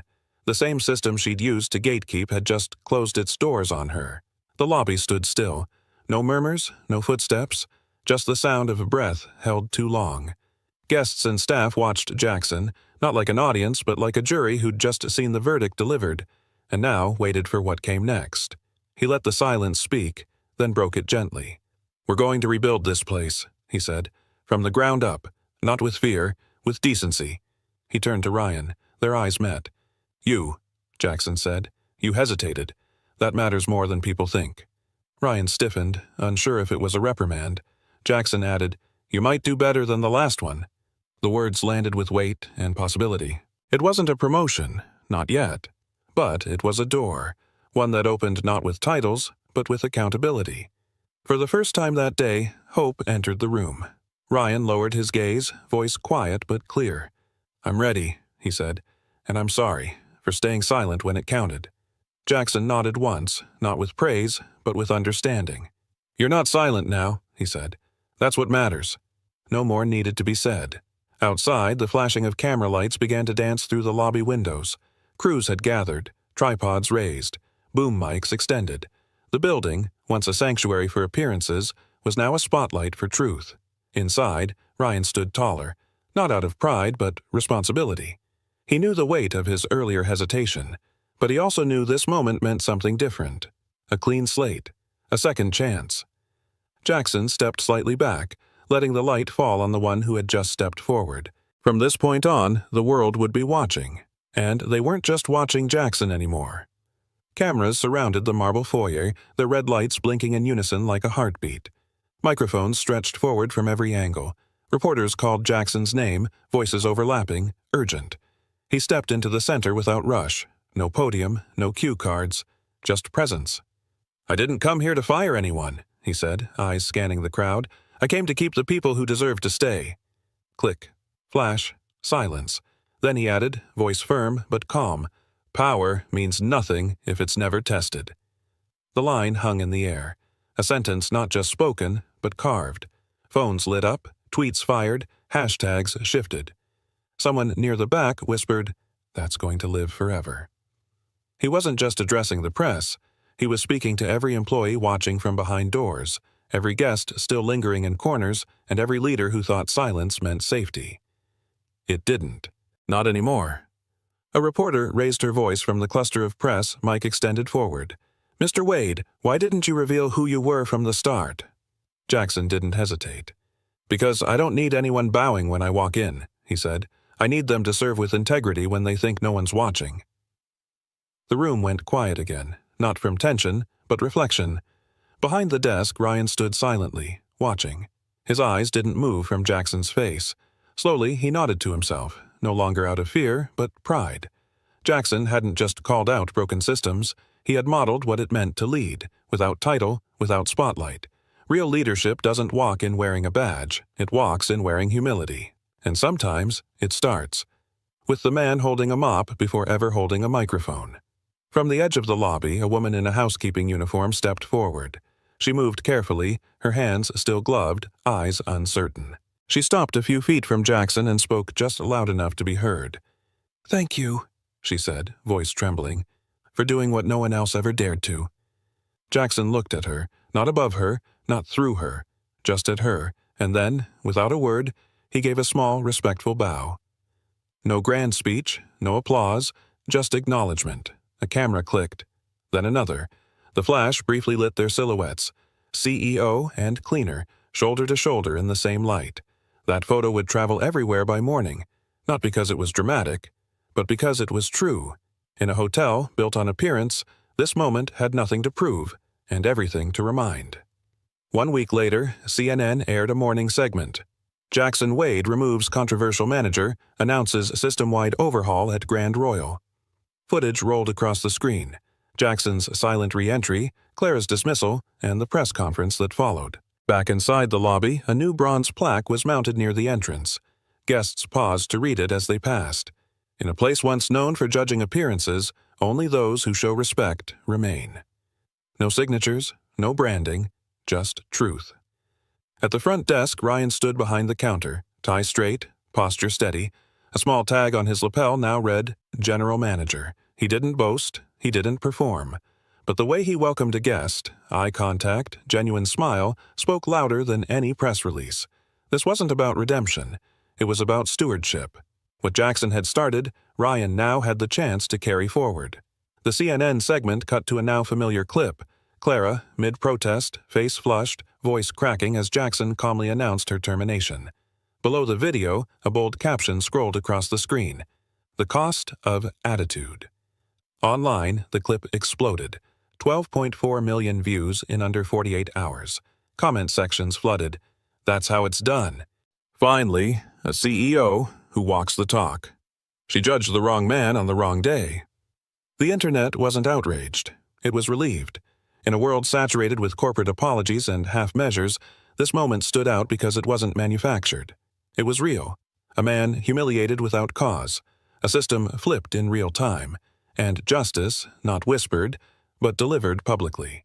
Not for the sake of drama, but because someone finally decided that silence was no longer part of the job description. A week later, Jackson sat across from a podcast host in a quiet studio. No stage lights, no teleprompters, just a glass of water and a single mic. The host leaned forward. You didn't have to go in undercover. Most CEOs would have sent a memo. Jackson shook his head. I didn't do it for optics, he said. I did it so every employee in the system knows. Someone's watching. But this time, the right way. The host paused, thoughtful, then added, and the guests? They're finally being seen the right way, too. Jackson didn't nod. He didn't need to. The host did. Slowly, respectfully. And for a few seconds, the mic captured nothing but silence. Not emptiness, understanding. In a world full of noise, Jackson had said more by doing than most ever would with words. On screen, a handwritten letter faded into view. Ink soft, edges slightly creased. A calm, middle-aged woman's voice began reading, I've stayed in many beautiful hotels, but this was the first time I felt like I wasn't just welcomed. I was respected. This place doesn't just have chandeliers and marble, it has character. As the words unfolded, the screen showed Jackson walking quietly across the lobby. Slow motion, no grand gestures. Just him, passing by a bellhop with a nod, pausing to return a smile from a guest. No background music, just footsteps and the fading sound of paper turning. Thank you, the letter concluded, for reminding me that kindness can be part of luxury. No hashtags, no trending tags, just truth. Some reviews are written online, others are written in silence, by the way a space makes people feel. The lobby had returned to calm. Guests checking in, staff moving with quiet purpose. Jackson stood near the front window, watching the city breathe outside. His assistant approached, tablet in hand. So, she asked gently, what's next? He didn't turn, just kept his gaze forward. There are still places, he said, where people think no one's watching. A pause. We're going there next. She nodded, already knowing, already ready. The screen faded to black. Then white text appeared, bold and simple. Coming soon. Dignity check, episode 2. A subtle underscore hummed beneath it. No drama, just direction. Not every fight ends in one building. Not every system changes overnight. But someone, somewhere, had just been put on notice. And the next lobby was already waiting. The screen fades in quietly. No music, just soft ambient sounds. A new day at the Grand Royal. A bellhop shares a quiet joke with a guest. A barista hands over coffee with both hands. A manager listens, really listens, to a staff member explaining an idea. Faces of every kind. Languages, accents, smiles that aren't scripted. Then, at the bottom corner of the screen, a single line appears. Serving isn't about lowering yourself, it's about lifting others. No narrator. Just stillness. Then, a soft voice, almost like memory. If you've ever been misjudged, if you've ever been told you didn't belong, you're not alone. The screen lingers on a porter holding the door for a couple in matching wheelchairs, both laughing. No hero music, just real people. And a sense that somewhere, someone finally got it right. Jackson stepped through the glass doors of the Grand Royal once more. Same marble floor, same chandeliers. But everything felt different. This time, as he walked through the lobby, heads didn't turn in suspicion. They turned with recognition and quiet respect.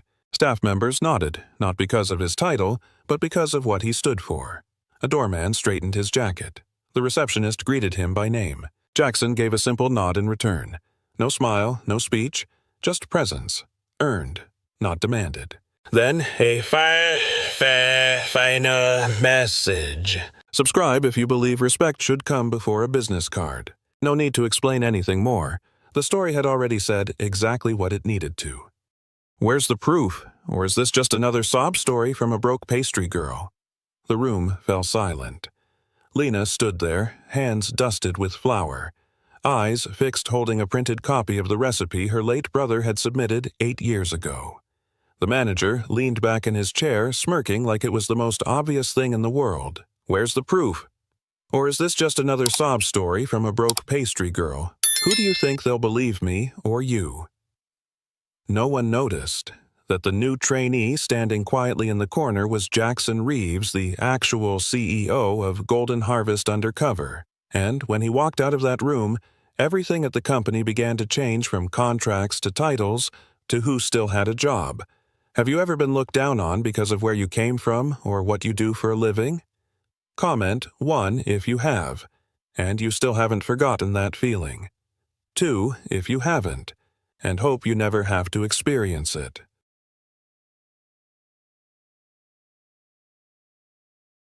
Jackson Reeves stared at his reflection in the mirror of a cheap motel room on the outskirts of Seattle. The salt and pepper beard he'd grown over the past 2 weeks had filled in just enough to make him look tired but harmless. His tailored suits were back at his condo in San Francisco, replaced now by thrift store jeans, a plain sweatshirt, and a ball cap that shaded his face just enough. He ruffled his intentionally messy hair and nodded. The disguise was complete. "So, Evan," he muttered to the mirror, trying on the alias one more time, ready for your first shift at Golden Harvest. He almost laughed. 15 years ago, he had mortgaged everything he owned to open the first Golden Harvest location. He'd kneaded dough himself, scrubbed ovens, and slept on flour sacks when he couldn't afford an apartment. Now, with 37 stores across the country and his name etched into the Forbes Leaders to Watch list, he couldn't walk into one of his bakeries without being recognized, or worse, rehearsed for. Which was why he was here. The numbers didn't lie, profit margins were shrinking. Employee turnover had spiked and some of the flagship stores were sending up red flags. He had hired consultants, analysts, even a customer experience firm.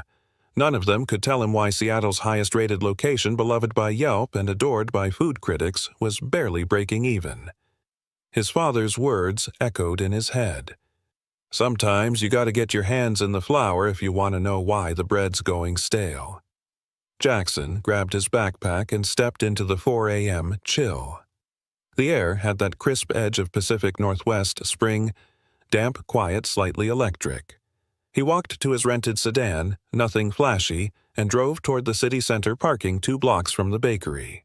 From the outside, the Golden Harvest flagship location looked exactly how he'd designed it. Warm-toned brick gold signage and an old-world charm nestled between modern high-rises. But what he saw inside caught him off guard. The lights were already on. It was 4:45 a.m. Through the large front window he saw a lone woman in the kitchen. Auburn hair tied in a tight bun, sleeves rolled, movements precise. She wasn't just prepping ingredients.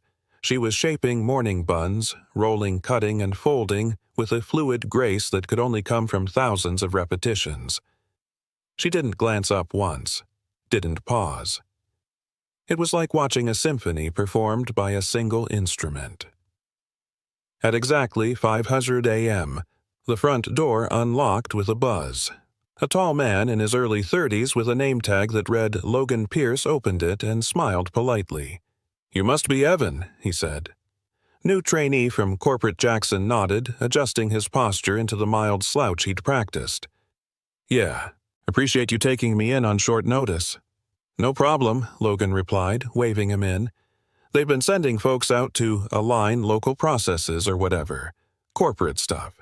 He rolled his eyes, not disrespectfully, but with the weariness of someone who'd had one too many memos sent from someone who never pulled a baking tray out of a 400-degree oven. Interesting, Jackson thought. The alignment initiative had been his idea. Logan led him past empty display cases and polished tile floors toward the back. The air smelled like butter cinnamon and toasted sugar, rich and indulgent. The kind of smell that made people pause outside the window and walk in even if they hadn't meant to. They reached the kitchen. The woman he'd seen earlier didn't look up. "That's Lena," Logan whispered, lowering his voice like they were in church. "She handles the morning buns and all the artisan prep. Been here longer than I have. Doesn't talk much. Real particular about her space." Jackson said nothing. He just watched. Her hands moved with the kind of muscle memory that only came from obsession. She wasn't just a good baker, she was world-class. Even in silence, there was something magnetic about her. He'd seen this before, years ago, in himself. "What time did she come in?" Jackson asked. "She's always here by 4:30, Logan said. "Sometimes earlier. Technically, we start prep at 5. She just shows up and works." The morning passed in a blur of introductions and equipment walkthroughs. Jackson played his part asking how to load the industrial mixer, pretending he'd never measured yeast before. Logan was patient, helpful, and clearly a competent floor lead, but Jackson's eyes kept drifting to Lena. Every tray she slid into the oven looked flawless. Her morning buns, coiled tight with brown sugar and cinnamon, came out caramelized and golden glistening just enough to catch the light. By 7 a.m., the line out front wrapped around the block. Customers came in, ordered her pastries by name, and walked out beaming. Around 9 a.m., during a lull, Jackson approached Logan. "Those buns are incredible. Hers." "All hers," Logan said. "People drive across the city for them. She doesn't do interviews, doesn't pose for promo photos, doesn't even want her name on the board. Just works. She must be valuable." "Invaluable," Logan replied. Then, after a pause, "But she's a mystery. Doesn't talk much, doesn't hang out after shifts, works 6 days a week, sometimes doubles, never takes time off." Jackson nodded slowly. He knew that look, that pace, that kind of work ethic didn't come from ambition, it came from survival. And something told him Lena Hart wasn't just baking for a paycheck, she was baking for a reason.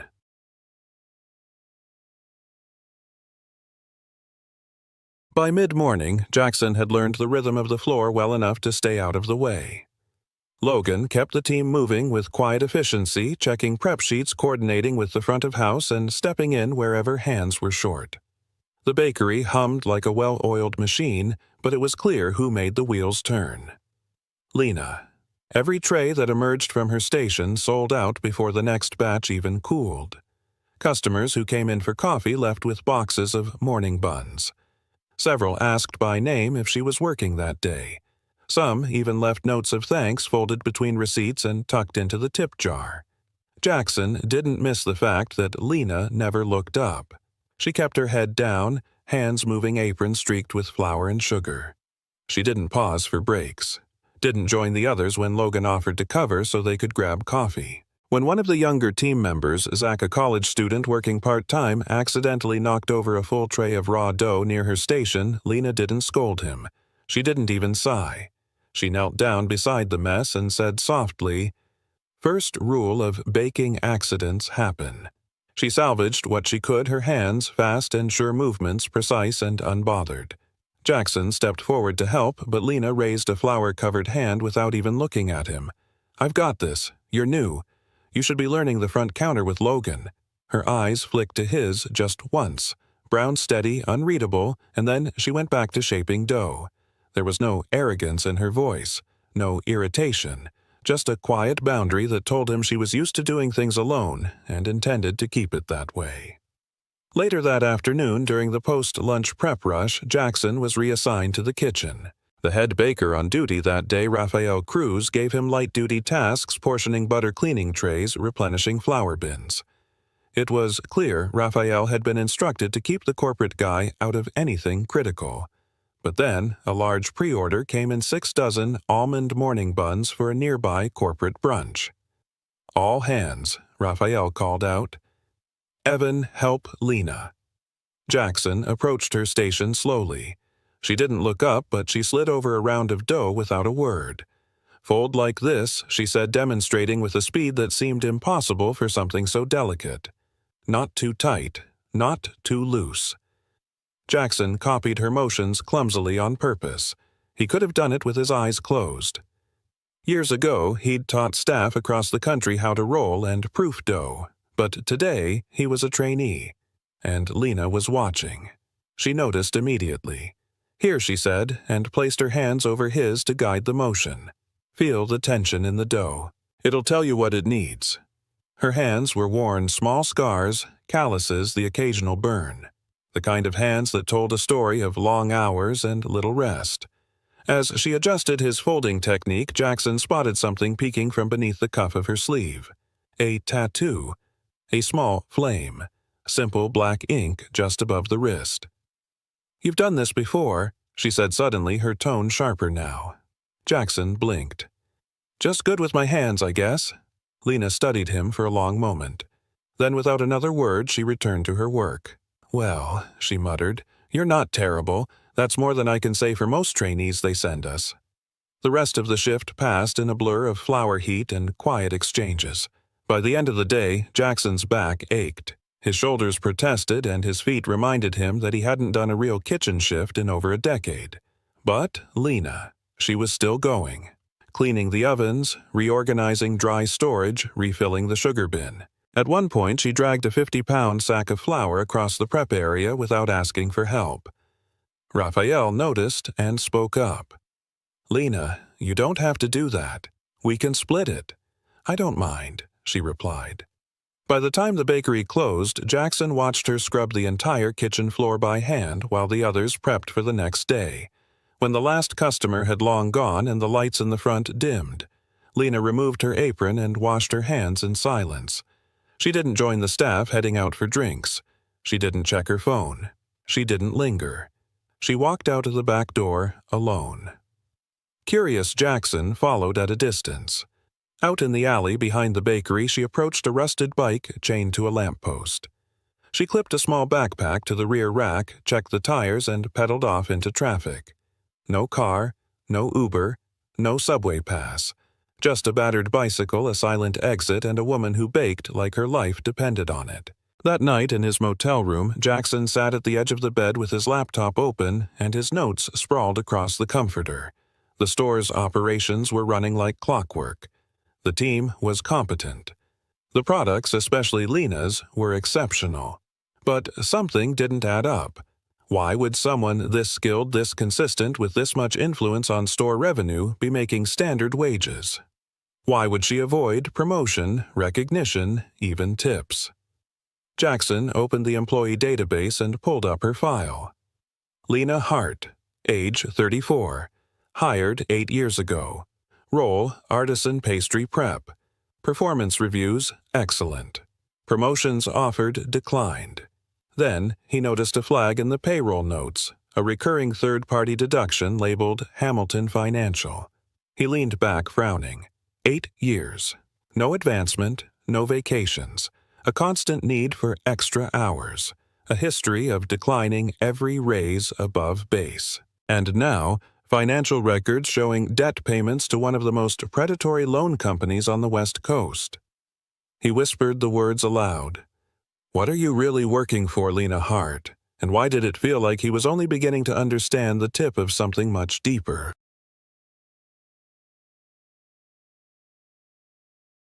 By his third day undercover, Jackson had settled into a rhythm.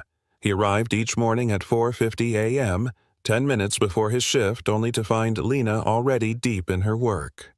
The same soft light glowed from the kitchen, the same quiet discipline filled the air. She greeted him with a nod and no words, her hands already in motion. He tied his apron and moved to his station, but his mind remained on the woman who never slowed down. During the previous day's shift, he'd casually asked other team members about her.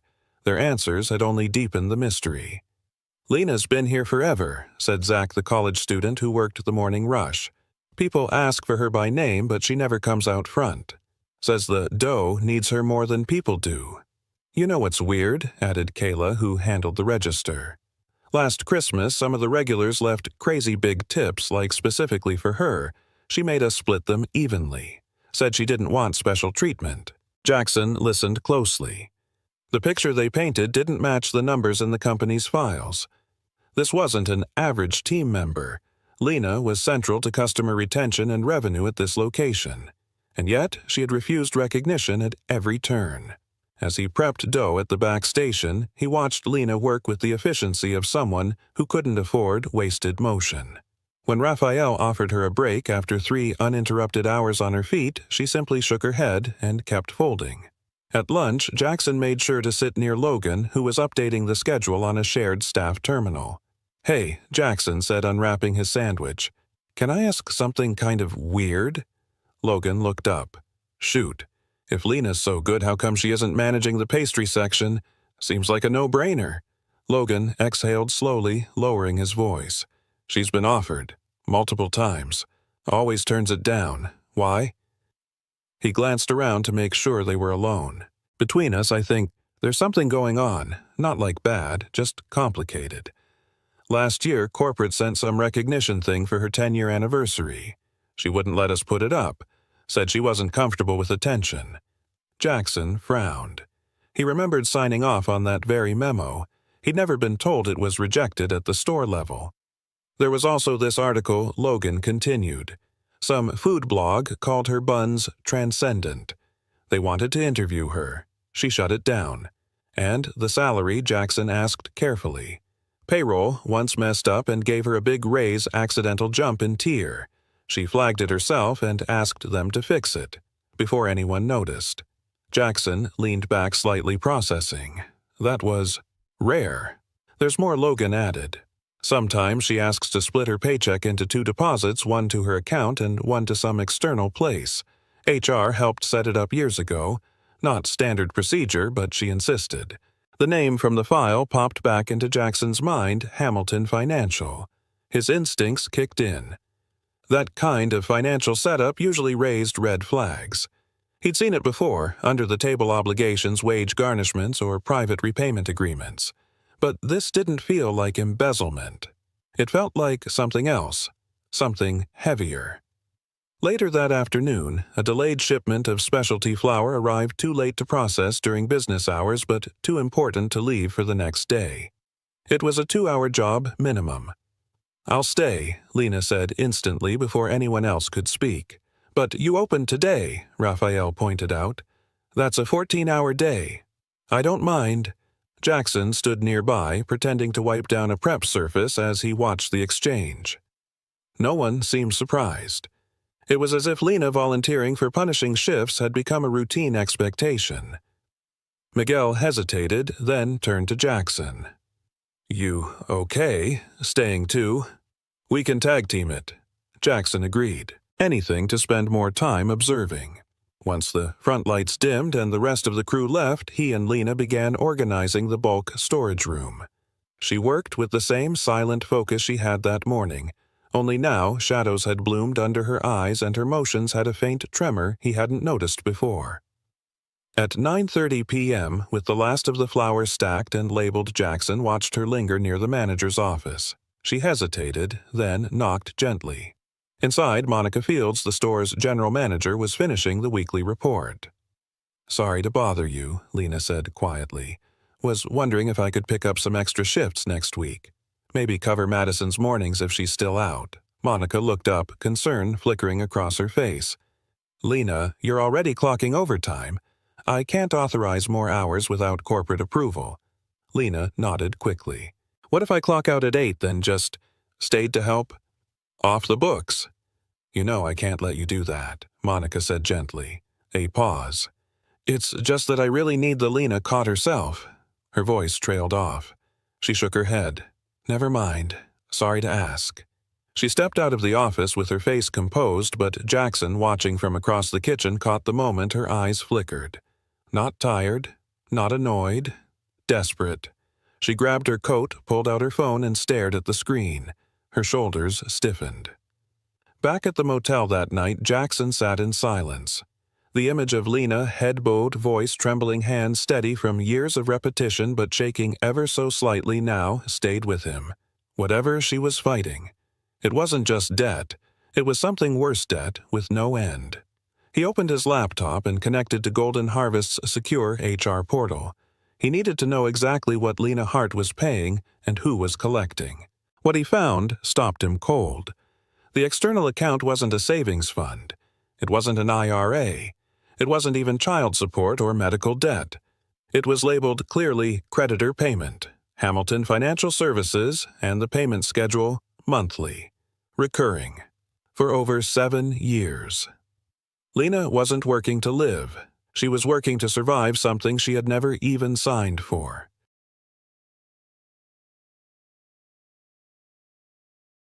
The next morning arrived with Jackson no closer to sleep than he'd been at midnight.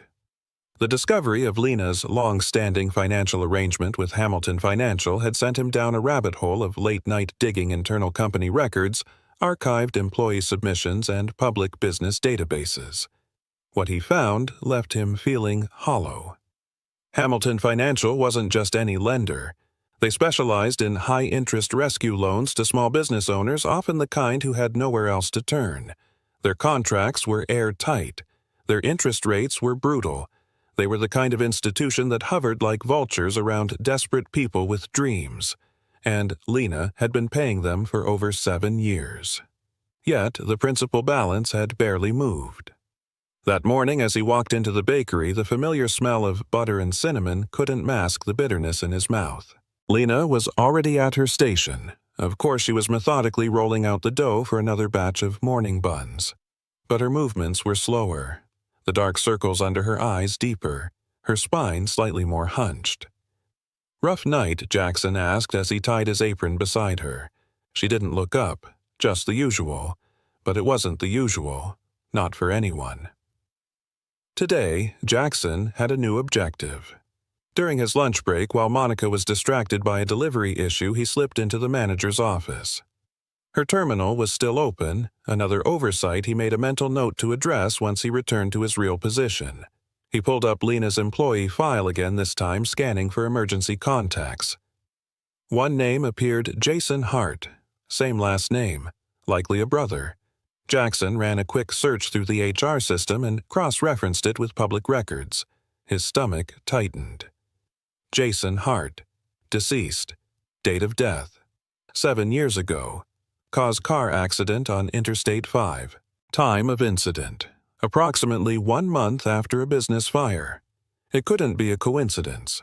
Why would Lena be paying off a debt tied to someone who was no longer alive? Later that afternoon, Jackson volunteered to make a supply run to a sister location across town. It was the perfect excuse. That location was managed by Caroline Madison, a regional supervisor who'd been with Golden Harvest for more than a decade. If anyone remembered Lena's early days, it would be her. Jackson kept his cover as Evan, the corporate trainee, and approached Caroline while she was reviewing vendor invoices. "I'm looking into employee retention strategies," he began casually. "Just curious about folks who've been around a long time. Do you remember when Lena Hart was hired?" Caroline's face softened immediately. "Lena, of course I do. That poor girl." Jackson leaned in quietly. "She doesn't talk much, hard to get a read on her." Caroline nodded slowly. "She came to us right after everything happened with her brother." Her brother Jackson prompted. "Jason. They had a little bakery together, north end of the city, Heart and Hearth, I think it was called, just the two of them. Parents had passed. Jason handled the books. Lena did the baking. Their morning buns were something else even back then. What happened?" Caroline sighed. "The recession hit hard. Jason took out a big loan to expand, renovate, buy new equipment.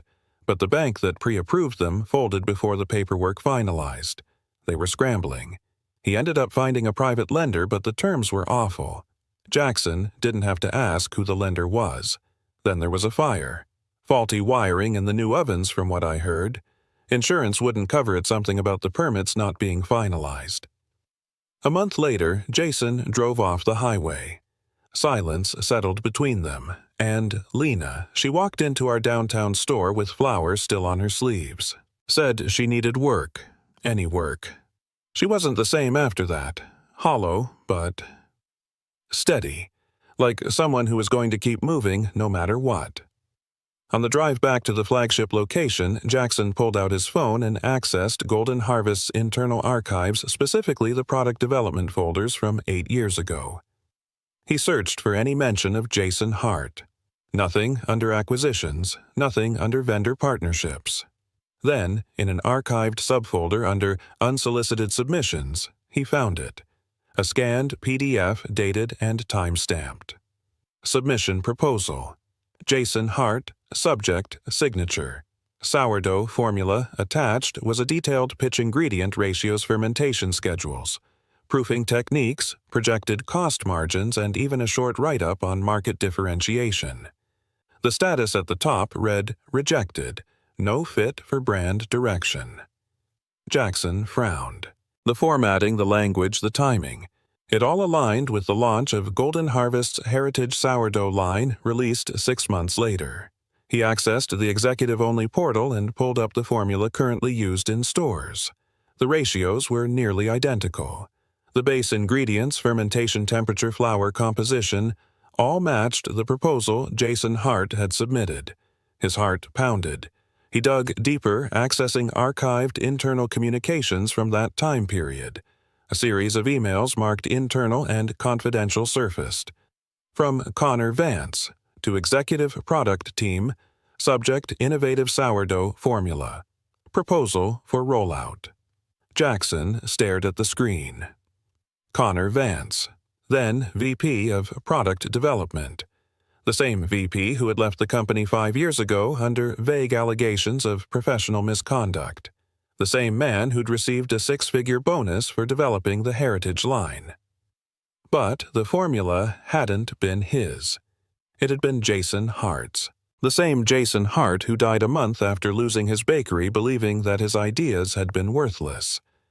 The same Jason whose sister was now working herself to exhaustion to pay off the debt he'd left behind.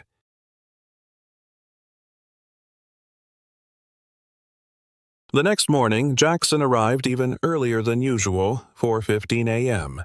He wasn't surprised to find Lena already there, carefully measuring ingredients with the precision of someone who had done it 1,000 times in silence. "You're early," she noted without looking up. "Couldn't sleep," he replied. Truthfully, he hesitated, then added, "Can I ask you something personal?" Her hands paused. "Depends on the question. The flame tattoo on your wrist. What does it mean?" For the first time, he saw her expression falter. Pain flickered across her face before she schooled it back into neutrality. "It's to remember something I lost." She returned to her work movements slightly less fluid.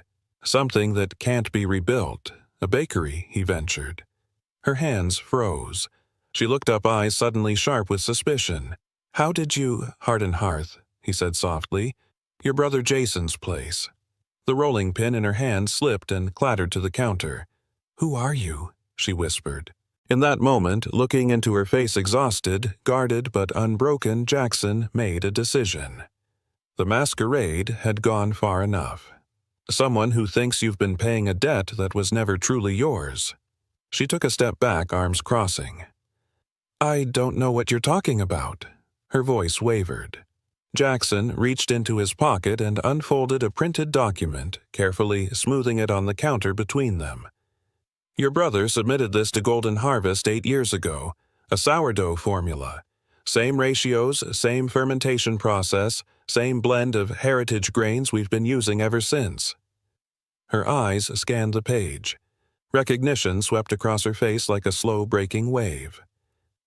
"How did you get this?" "Because I'm not Evan the trainee."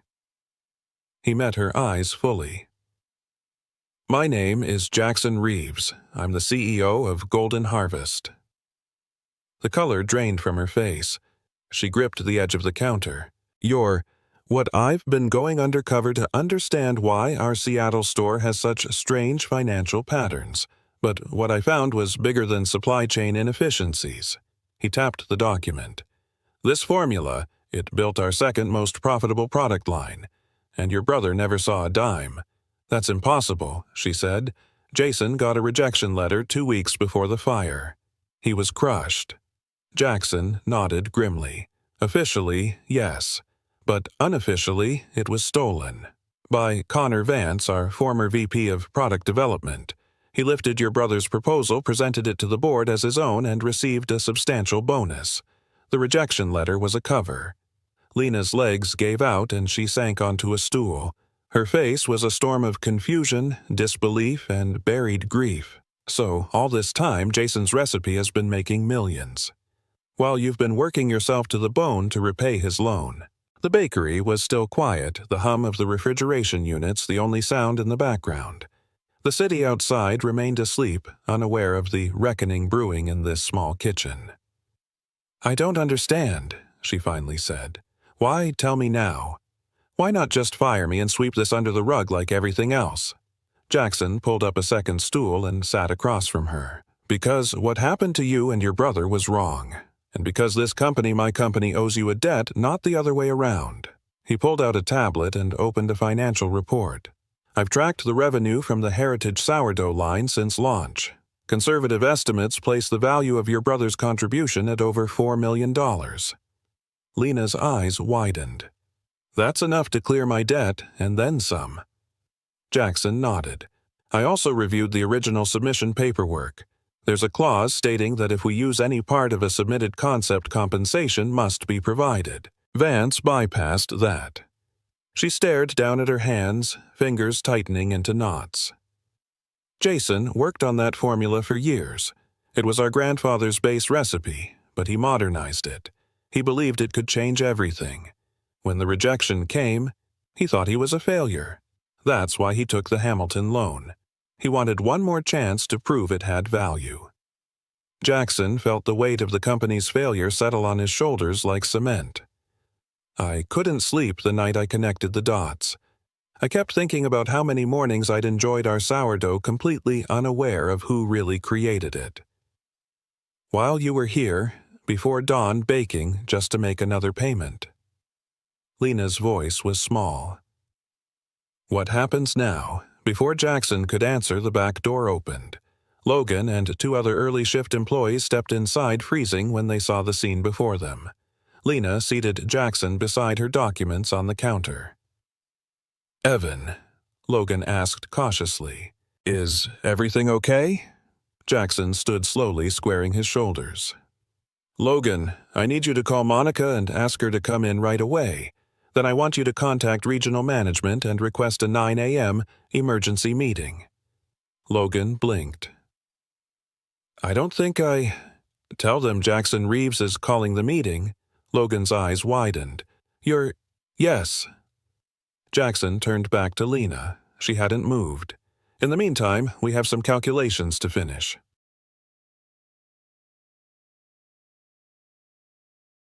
The next few hours passed in a blur. While the bakery filled with confused staff and increasingly anxious regional managers, Jackson and Lena remained in the office poring over documents, archived communications, and internal reports. By the time the emergency meeting officially began at 9:00 a.m., Jackson had compiled a comprehensive and irrefutable case. Seated around the long table in the back conference room of the Seattle flagship store were 6 members of the Golden Harvest leadership team, most flown in or video patched from neighboring regions. Lena sat quietly beside Jackson, her apron still dusted with flour, hands folded tightly in her lap. Jackson stood at the head of the table. On the wall-mounted screen behind him was a slide titled Intellectual Property Breach, Heritage Sourdough Line. He didn't waste time. 8 years ago, this company's second most profitable product line was built on a formula submitted by Jason Hart, a local baker who died believing his work was worthless. He clicked again. This is his original proposal, submitted through the official innovation channel. Time-stamped, verified, rejected on paper, but not in practice. He flipped to a slide showing the side-by-side comparison, Jason's ratios fermentation times flour. Blend aligned exactly with the internal version later attributed to Connor Vance. "This is not a coincidence," Jackson said, voice firm. "This is theft." Around the room, faces tightened. Some in disbelief, others in shame. Monica Fields, the store manager, looked like she'd been punched in the gut. Logan stood in the corner, arms folded, watching silently. Lena said nothing. She didn't need to. Click. The next slide showed the compensation package awarded to Vance, over $250,000 in bonuses within 2 years of the Heritage launch. Click again. An internal memo authored by Vance presenting the formula as an in-house innovation. Connor Vance left the company 5 years ago amid unrelated misconduct claims, Jackson said. This issue, however, remained hidden until now. A voice spoke up over Zoom. "This is highly irregular," said Evelyn Granger, chairwoman of the board. "Going undercover without board. Approval, unearthing 8-year-old proposals accusing former executives of IP theft." With respect, Evelyn Jackson interrupted. "What's irregular is that the person whose family built this product has spent the last 8 years working our kitchens to pay off the debt that your stolen formula helped create." He clicked to a live screen share of Golden Harvest's internal product margins. "This formula has generated over $12.4 million in sales. Meanwhile, Lena Hart, Jason's sister and the co-creator of that recipe, has declined every promotion, refused every raise, and continues to pay down a high-interest loan taken to save the bakery your product line replaced. Another voice joined the call, Franklin Doyle, the oldest board member. "What exactly are you proposing?" Jackson didn't flinch. "3 things. First, immediate debt relief. Golden Harvest will pay off Lena Hart's outstanding balance with Hamilton Financial." Murmurs spread through the room. "Second, retroactive compensation for the use of her brother's intellectual property. Based on industry standards and comparable acquisitions, that number sits at $3.2 million. "That's absurd," said Stephen Langford, the CFO. "We can't just—" Third Jackson said, overriding him, "We create a new position, Head of Artisan Product Development. Lena will oversee our handcrafted bread and pastry line with full creative control and executive-level compensation, including profit sharing." "You're overstepping," Evelyn said, her tone sharpening. "This hasn't been reviewed." "Then review it," Jackson said coolly. "Or I'll release this story, including internal emails, documents, and a timeline of negligence, to Food and Culture Weekly. They've already expressed interest in profiling our heritage line. I doubt they'd mind featuring the real creator." Silence. Heavy and sharp. "You wouldn't drag your own company through the mud," Franklin said, though there was uncertainty in his voice. "I would do what's necessary to restore the company's integrity," Jackson replied. "The damage wasn't done by telling the truth. It was done by hiding it." Then, from beside him, a quiet voice broke through the tension. "I'd like to say something," Lena said. Every eye turned to her. She didn't stand. She didn't raise her voice. But there was something unshakable in the way she sat back straight, jaw firm, flour still in the creases of her hands. "For 8 years," she began, "I've come in before the sun. I've stayed after closing. I've worked through holidays, weekends, and every kind of personal milestone most people get to celebrate." She looked directly at the screen where the board members watched. "Not because I love Golden Harvest, but because I owed a debt, and I wanted to make sure my brother's name wasn't the only thing that survived what happened to us." Her voice strengthened. "I watched customers enjoy a product he perfected. I watched someone else get the credit, and I stayed silent because I thought it was the only way to keep going." She paused. "I don't want your millions. I want my brother's name on his creation. I want to finish paying off the debt that buried him, and I want your company to stop treating ideas like they're free to take." The room was silent. Even Langford looked chastened. After a long moment, Evelyn spoke again, more measured this time. "Miss Hart, would you give us 30 minutes to deliberate?" Lena nodded once. "Of course." The screen went dark. Jackson turned to her. "Are you okay?" She exhaled shakily. "I don't know."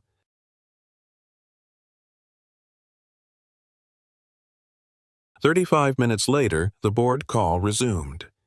The screen blinked to life with a silent tension that seemed to stretch the walls of the small conference room. Evelyn Granger cleared her throat, her face unreadable. "After review and discussion with the board and legal counsel, we are prepared to issue a formal response." Jackson leaned back in his chair but said nothing. Beside him, Lena sat as she had before, still composed and somehow stronger than she had been an hour ago. "We acknowledge," Evelyn continued, "that Golden Harvest failed to properly investigate the origin of the formula used in the Heritage sourdough line.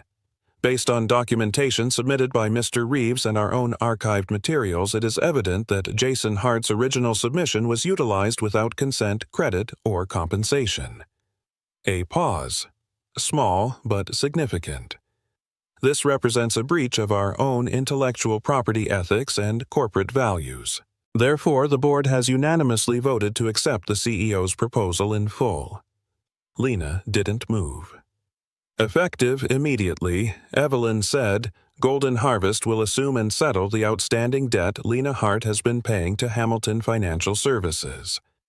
In addition, we will issue a formal acknowledgement of Jason Hart as the originator of the formula both internally and on public-facing materials tied to the Heritage sourdough line. This includes packaging, marketing, and store signage." Lena's throat tightened. Furthermore, Evelyn continued, Lena Hart will be offered the role of Head of Artisan Product Development. The offer includes executive-level compensation, full creative control, and an annual profit-sharing arrangement retroactive to the launch of the product line. Final legal documents will be drawn up and signed within 5 business days.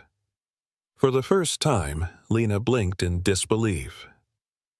"You're serious?" Evelyn nodded. "We are. And we apologize for everything." The call ended. Silence settled over the room. Logan, who had quietly stepped in toward the end of the call, broke it with a low whistle. Holy hell. Jackson stood gently, pushing back his chair. "You okay?" he asked Lena again. She nodded. "I think so." He handed her a folder. "That's a draft of your offer letter. You can take your time reviewing it. Bring in counsel. Do whatever you need to do. There's no pressure." She took it with both hands like it weighed more than paper ever should. "Why did you do this?" she asked. Jackson hesitated, then spoke the truth. "Because I remember what it's like to owe more than you make in a year. I remember what it's like to walk into a bank and be offered a smile with a 24% interest rate behind it. I remember losing someone I loved and feeling like I'd failed them by not fighting harder." He looked at her, really looked at her.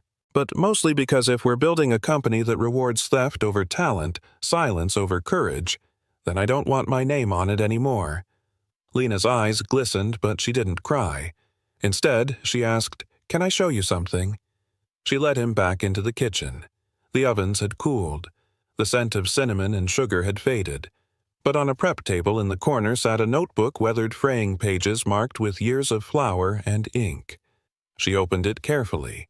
The first page was dated over a decade ago. The handwriting was neat, slanted, and familiar. Jason Hart, Batch Experiments. Morning buns, below it notes on yeast ratios, baking temperatures, test results. Then another page, then another.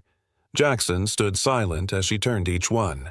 He wrote everything down, Lena whispered. Every test, every failure, every idea.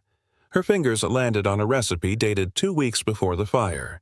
It was labeled version 4.3, final. She tapped it. "This is the one we use now. Every morning." Jackson read the ingredient list. He had memorized the company's version years ago. It matched gram for gram. He didn't just want to make something good, Lena said. He wanted to make something lasting.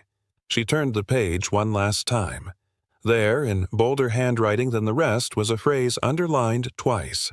"Give credit always, even if no one's watching." Lena closed the notebook. "I think he would have liked you," she said quietly. Jackson's voice was rough when he answered. "I wish I'd met him, but maybe in a way he just had."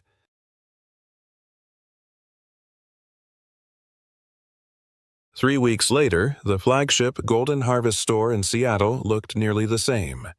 Same clatter of trays, same quiet buzz of ovens coming alive at dawn, same scent of cinnamon and brown sugar swirling through the air. But beneath the surface, everything had changed. Near the counter, a small bronze plaque had been installed. It read, "In honor of Jason Hart, whose recipe and resilience helped build this foundation. A true artisan, never forgotten." Lena passed it every morning without breaking stride. But something about seeing her brother's name out in the open, no longer hidden in a drawer or buried behind a product line, gave her spine a different kind of strength. She wore a new apron now, her title stitched beneath her name, Head of Artisan Product Development. Every day she showed up at 5:00 a.m., like before, but now not just to work dough. She mentored, listened, reviewed submissions with the legal team, and reminded every apprentice that brilliance isn't born from title, but from craft. Upstairs, Jackson Reeves stood silently behind the glass of the conference room.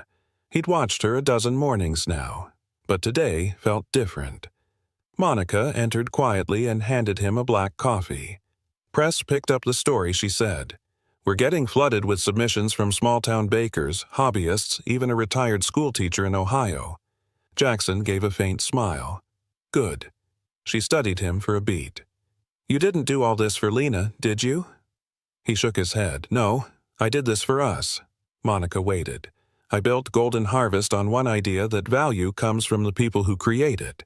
But when I dug into that archive, when I realized our second most successful product was stolen and no one ever questioned it, I understood something terrifying.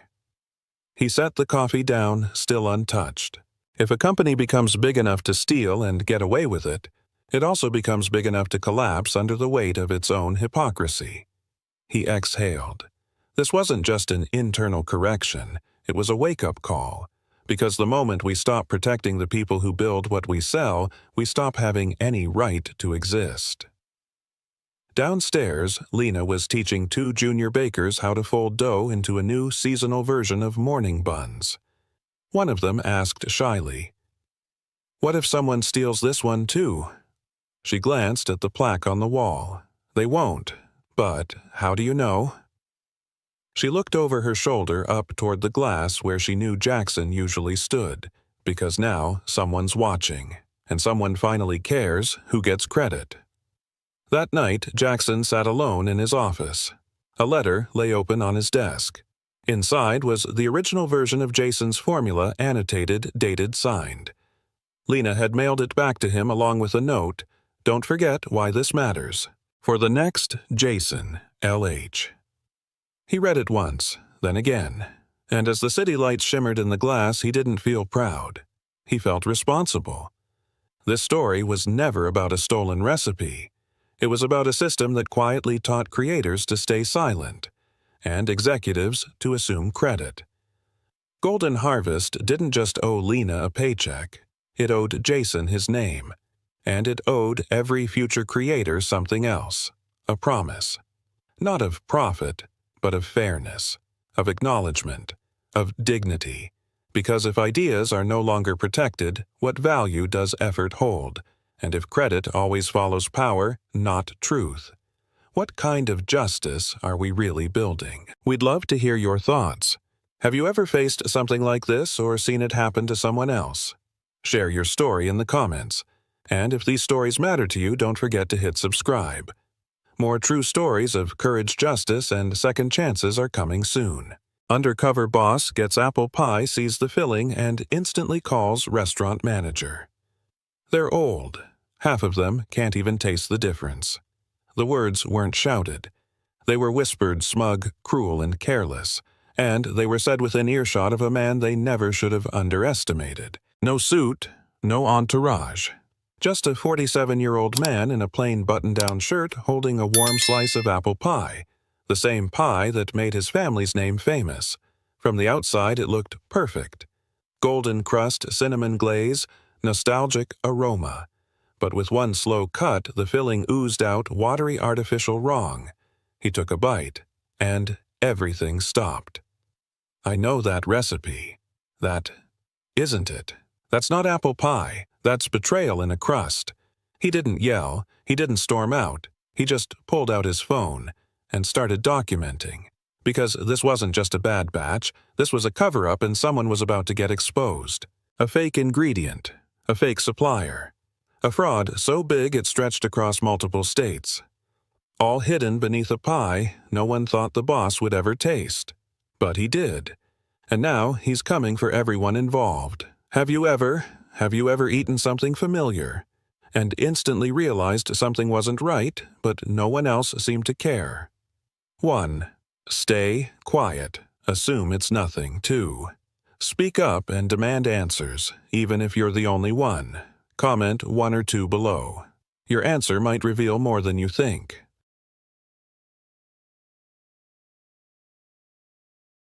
Jackson Hart tugged his baseball cap lower as he stepped through the front doors of the Golden Hearth Bakery and Grill in Scranton, Pennsylvania. The soft smell of cinnamon and browned butter floated faintly in the air, but something didn't sit right. The glass display case had fingerprints across the front, and the marble counters bore streaks of caramel that should have been wiped clean hours ago. Behind the register, a teenager leaned against the pastry rack, scrolling on her phone, oblivious. For most customers, it would have been nothing. An off shift, a minor lapse. But Jackson wasn't most customers. He was the man whose family name sat etched in every Golden Hearth location across the country. From a single pie stand at county fairs to a national brand with over 600 locations, he'd built this from scratch. But this particular franchise, the one in Scranton, had been flashing yellow on his regional reports for weeks.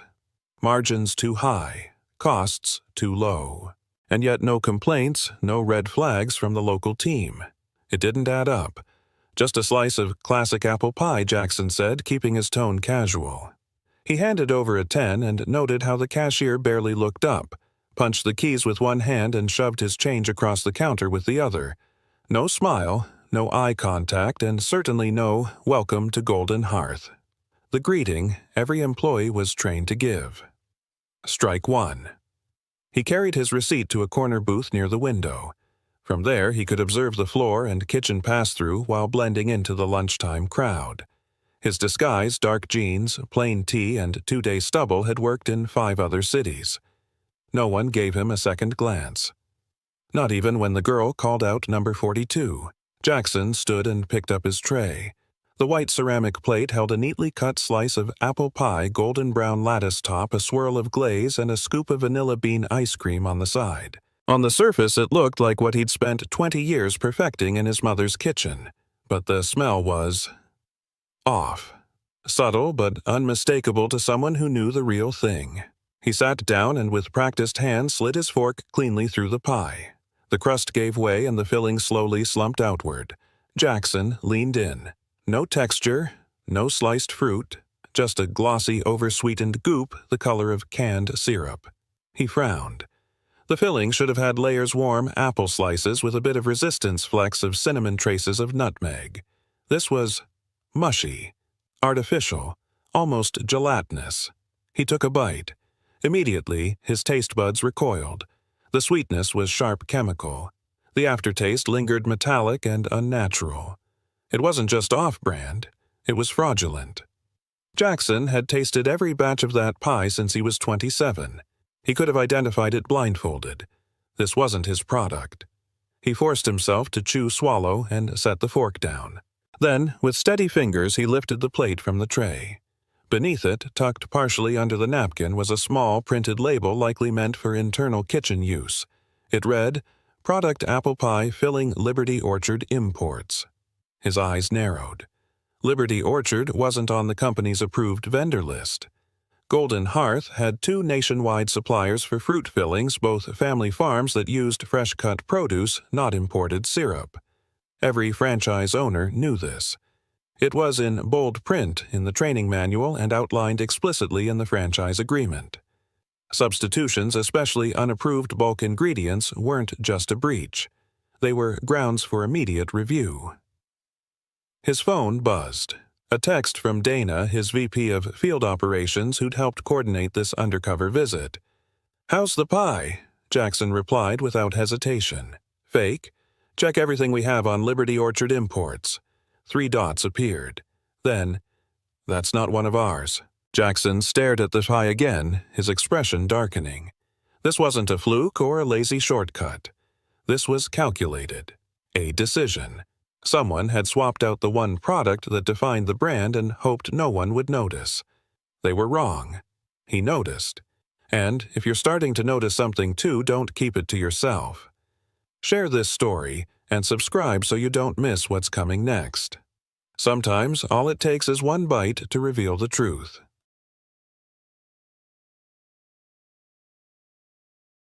Jackson took a deep breath, steadying his pulse as he slid the tampered slice of pie back into its plate. 20 years ago, he'd stood beside his mother in a cramped kitchen learning how to layer apple slices just right so the filling didn't collapse. She used to say, "A good pie stands on its own. A dishonest one sinks under its lies." And now, here it was, a collapsed lie served on company china. He tucked the Liberty Orchard slip into his pocket and scanned the dining room. The energy was hollow. Staff moved mechanically, customers munched in silence. A digital menu board flickered overhead, stuck looping a promotional ad from last season.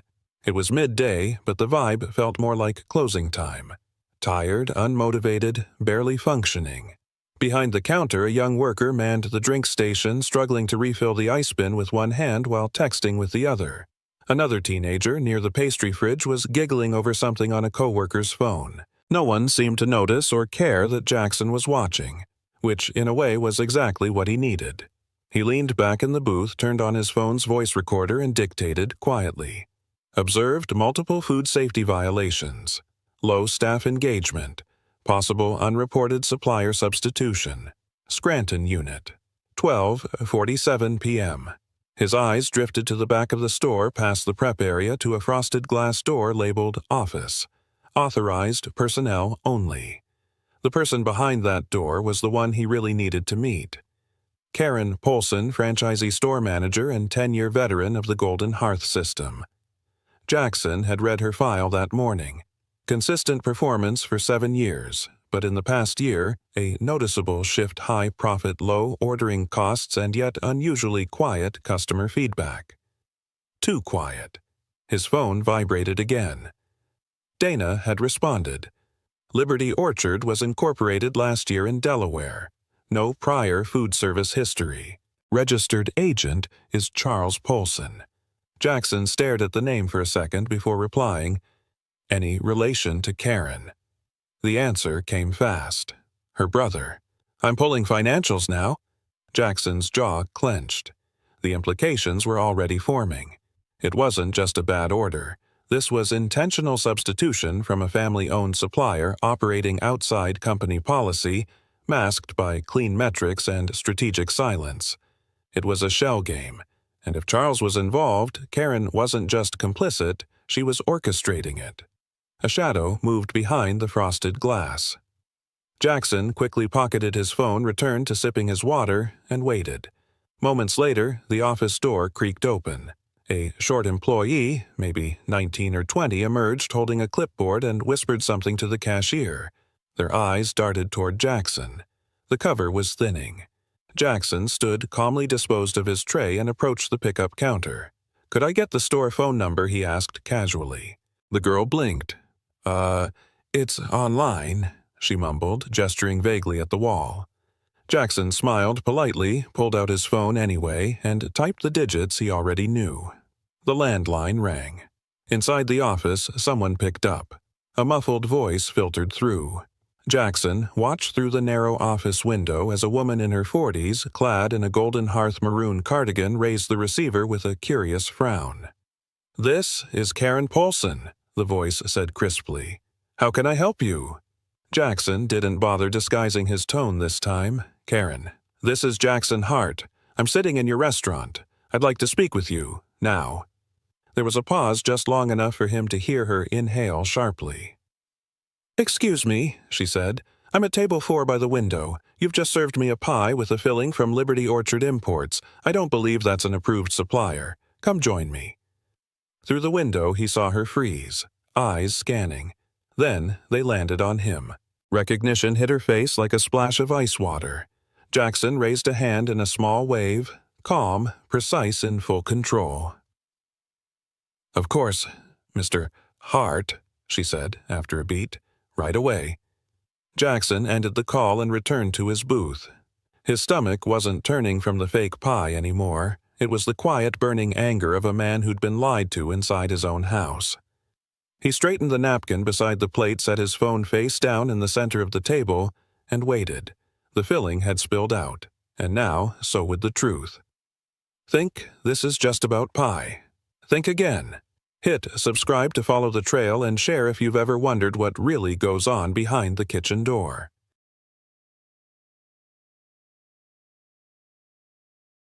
Karen Polson stepped out of the office with a smoothness that would have fooled anyone else. She was composed, professional, every strand of her blonde bob in place, her cardigan neatly buttoned. But Jackson had been in enough boardrooms and ambush interviews to spot the tightness around her eyes, the practiced smile that didn't touch her cheeks. "Mr. Hart," she said as she approached the booth, voice calm, but breath a little too controlled. "What a surprise! If we'd known—" "You didn't." Jackson interrupted, gesturing to the empty seat across from him. "Sit." She obeyed, but not before glancing quickly toward the kitchen where several employees had paused mid-motion, sensing something was off. One of them whispered to another who glanced back at the booth before disappearing into the walk-in fridge. Jackson noted it all. He slid the plate of half-eaten pie toward her. "Go on, take a bite." Karen blinked confused. "Sir." "That pie. Take a bite. You tell me what you taste." She hesitated, then picked up the fork, cut a small piece, and chewed. She chewed too long. "Well," Jackson asked. "It's a little sweeter than usual," maybe she said carefully, "but our batches do vary slightly." "No, they don't," Jackson said flatly. "Not if they're made to spec. Not if they're made with the filling we've used since 2008. And certainly not if they're made from fresh-cut apples, which this isn't." Karen folded her hands tightly in her lap. "I can assure you, Mr. Hart, we maintain Golden Hearth standards in every aspect." He pulled the Liberty Orchard label from his pocket and placed it on the table between them. "Then explain this." Her eyes flicked down, froze, then slowly lifted back to meet his. "We've had some supply delays recently," she said almost too quickly, "especially with the inflation on produce. Liberty Orchard provided us with a short-term alternative at a competitive rate. Without authorization," Jackson cut in. "Without informing corporate. And without updating the supplier database, which if I hadn't looked under that plate you would have continued hiding. Mr. Hart." "I understand how this looks," Karen said, her tone shifting to something firmer, more defensive. "But we've been operating under extreme constraints. Logistics issues, labor shortages.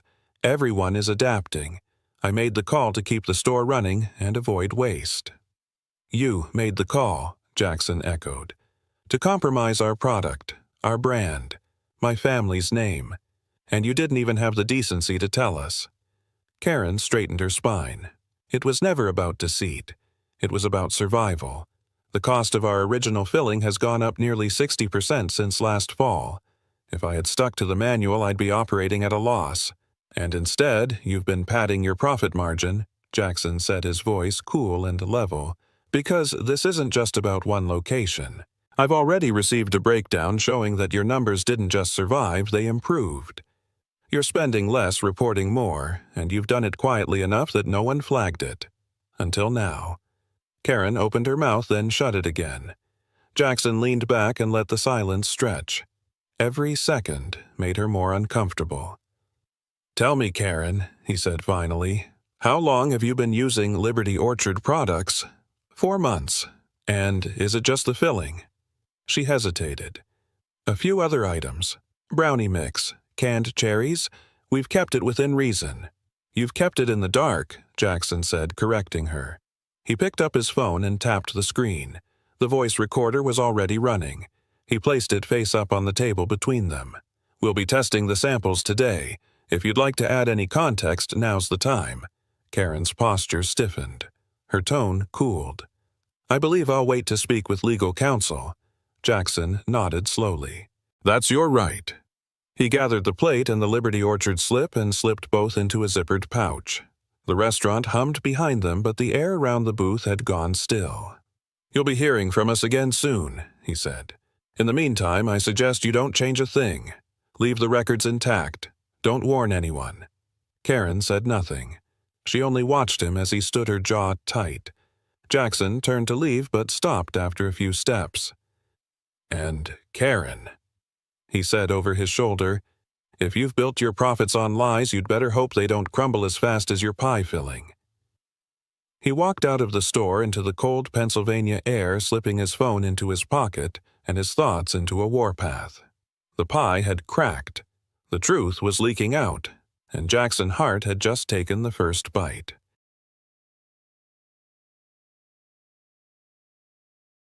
The hotel suite smelled faintly of espresso and printer toner.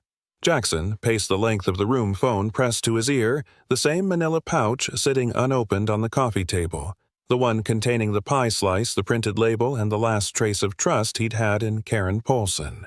On the other end of the line, Dana was already deep into the investigation. "We've got confirmation," she said. "Liberty Orchard is a front. Paper trail leads to a holding company in Delaware, registered under an address linked to Polson's brother. His name is Charles, no prior food licensing, no FDA filings. They incorporated 18 months ago. Jackson rubbed his forehead.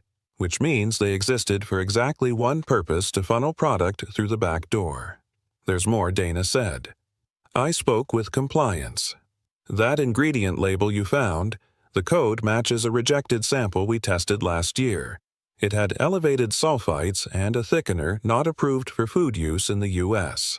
Jackson's hand froze mid-air. You're telling me Karen's been serving pie with a filling that wouldn't pass FDA inspection? Yes. And based on the invoice dates, she's been doing it for at least 4 months. Quietly. Consistently.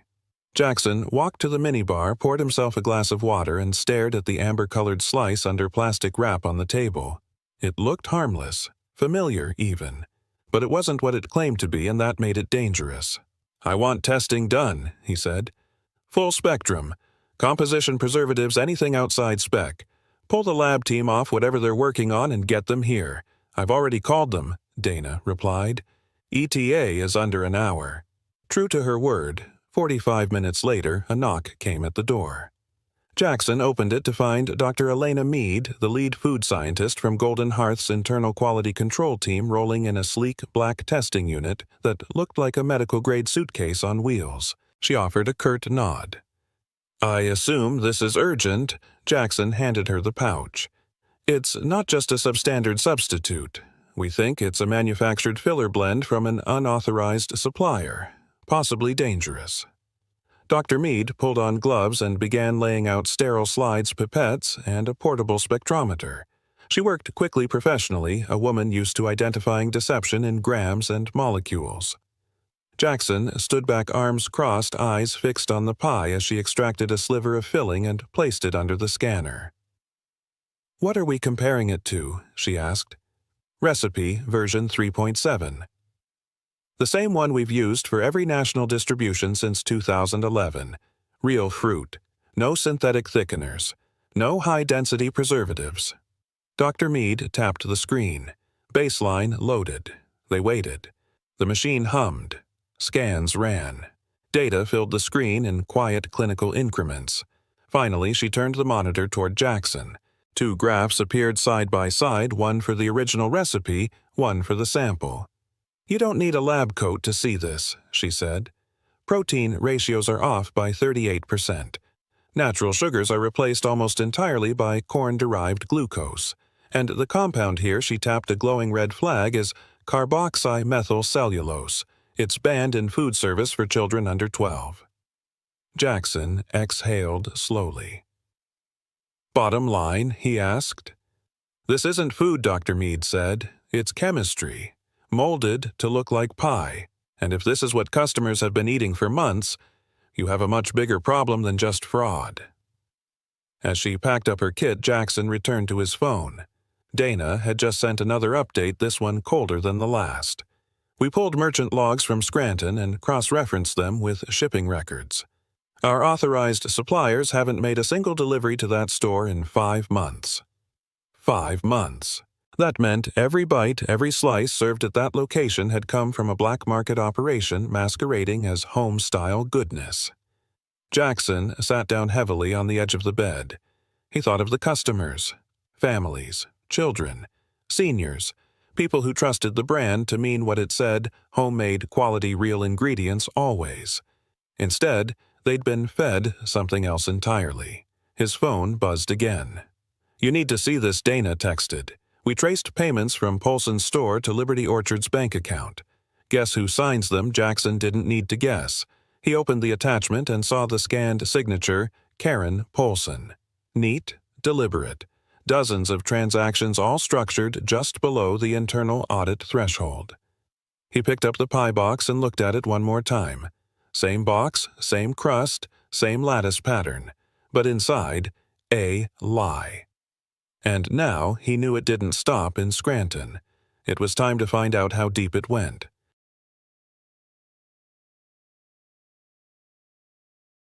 The sun hadn't yet broken over the skyline when Jackson stepped out of the Starlight Inn, now dressed in the nondescript uniform of a corporate field auditor. Khaki slacks, navy-collared shirt, a clipboard tucked under his arm, and a freshly laminated badge clipped to his chest that read Quality Assurance Golden Hearth Regional. A pair of glasses he didn't need completed the disguise. With Dana's help, he had been inserted into the store's schedule as Mr. Jameson, an unannounced internal inspector doing spot checks on cleanliness, storage, and food quality. His goal wasn't to catch crumbs in corners, it was to find what lay beneath the crust and who was helping hide it. As he stepped through the glass doors of the Scranton location, the same faintly sweet scent greeted him, but now it felt like perfume on a corpse. A young man in his early 20s stood behind the counter, visibly nervous. "You must be Mr. Jameson. I was told to expect you." Jackson offered a firm handshake. "That's right. I'll need access to storage prep log supplier records. I won't interfere with service." The employee name tag read, Evan led him past the kitchen toward the back room. Jackson made note of the workers as they passed the same faces from the day before, now stiffer, more alert. Word had gotten around. Karen Polson wasn't in yet. Her shift started later in the morning. "All our invoices are digital now," Evan explained as they entered the back office. "Miss Polson keeps the paper backups in her drawer." Jackson sat at the desk and fired up the terminal. Dana's software had already created a backdoor into the system, masked as a maintenance update, which allowed him to download every vendor entry order history and inventory report without triggering alerts. "You're in," Dana whispered through the earpiece hidden in his collar. Scranton's records look clean at first glance. Regular orders from Maple Valley Orchards and Prescott Farms, which we know never delivered, Jackson muttered. "Correct. But those records were copied and duplicated. There's a hidden file tree labeled Vendor Alt." Jackson opened the folder and found it a parallel set of invoices from Liberty Orchard Imports, all paid under a dummy business unit named Local Product Initiative. "They're keeping 2 sets of books," he said quietly. "One for headquarters, one for themselves." Dana confirmed I cross-referenced the timestamps.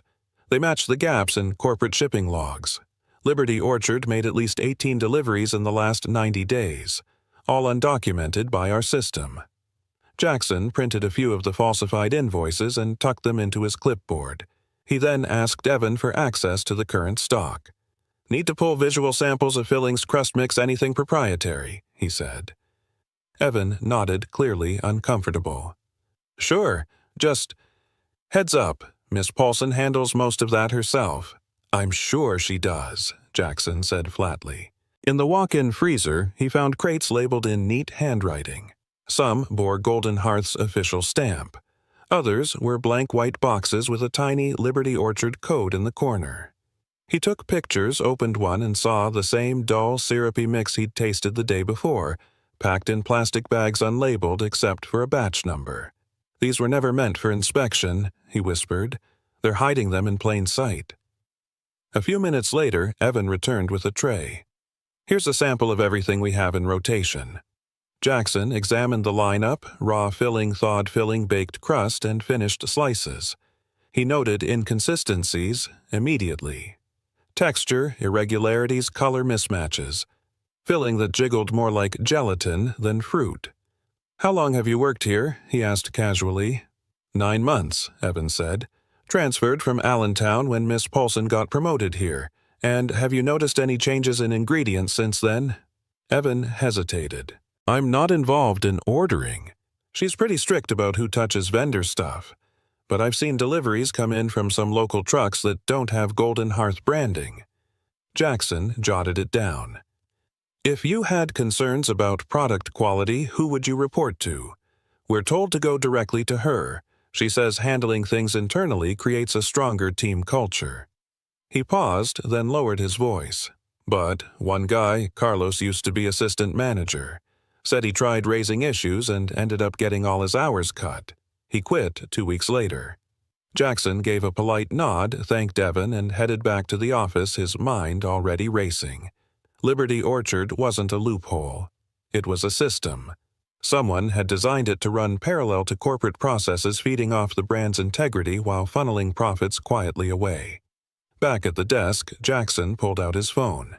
Dana's voice came through low and urgent. "You need to see this.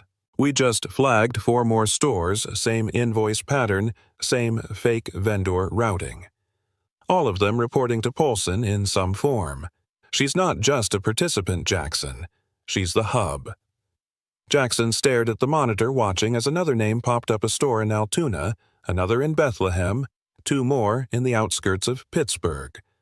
All showing perfect profit metrics. All using Liberty Orchard as a silent supplier. This wasn't a rogue decision. It was organized, coordinated, profitable. She didn't just swap the filling, he said. She swapped the system. And now it was time to cut it open slice by slice.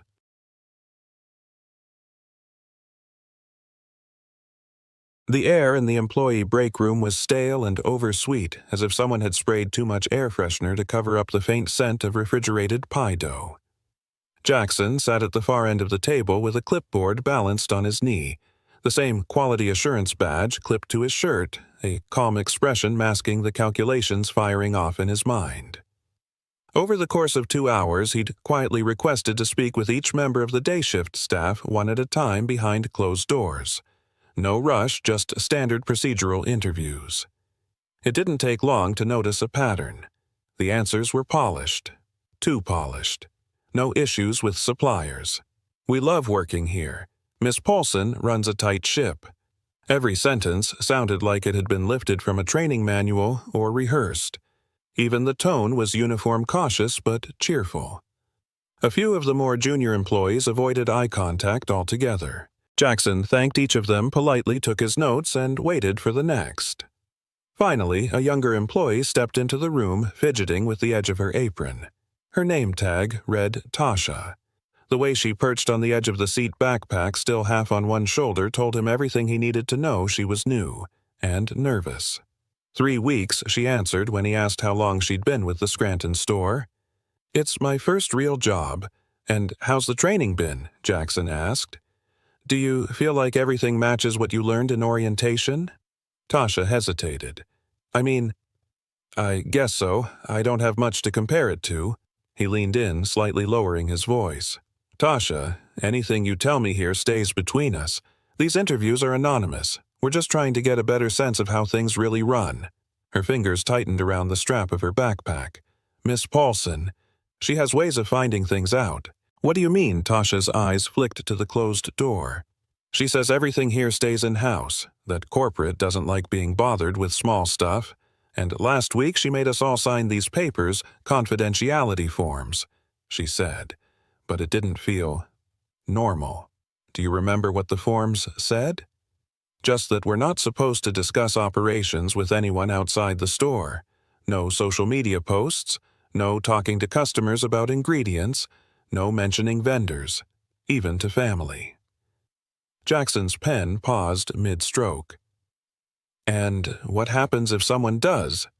Tasha swallowed. "Well, James used to work back of house. Said something once about the filling tasting weird. 2 days later, he was cleaning bathrooms and getting scheduled for 4 hours a week. Did he quit? He stopped showing up." Jackson tapped his clipboard gently, keeping his tone neutral. "Do you know who delivers your filling now?" Tasha nodded slowly. "It's not the Golden Hearth truck. It's this white van, no logo. Shows up early Tuesday and Friday mornings. We're not allowed in the kitchen when it arrives. Miss Polson handles it herself." Jackson leaned back, connecting mental dots faster than he could write them. "Has anyone ever tried to report concerns to the company? Carlos did," she said, lowering her voice further. "He used to be assistant manager. Told me he called the ethics hotline once. 2 days later, Miss Polson said he'd been transferred to a new location. But Dion in the kitchen found his uniform in the trash. Have you seen anything since then? Only that, no one talks about it. Dion pretends nothing happened. Marcus keeps his head down. We're just told to keep our eyes on the line and our mouths shut." Jackson stood slowly and thanked her for her time. She hesitated before leaving. "Is something wrong, sir?" He gave her a small smile. "That's what we're here to find out." As she left, he remained seated for a few moments, staring at the notes on his clipboard. Notes that now painted a picture of quiet fear, invisible control, and institutionalized silence. A manager who intercepted complaints before they could reach corporate. Employees too scared to speak. and a non-disclosure agreement designed not for legal compliance but for intimidation. A knock at the door broke his concentration. Marcus, the young supervisor from earlier, poked his head in. "We've got a delivery arriving early," he said, his voice tight. "One of the special ones." Jackson checked his watch. It was Thursday, not a scheduled day. "Thank you," he said, standing. "Let's see what arrives when it's not supposed to." As he followed Marcus out, he passed Tasha near the service line. She didn't say a word, but the way she looked at him, wide-eyed, quietly hopeful, said enough. Someone had finally come. Someone who wasn't afraid to see what was really inside the crust.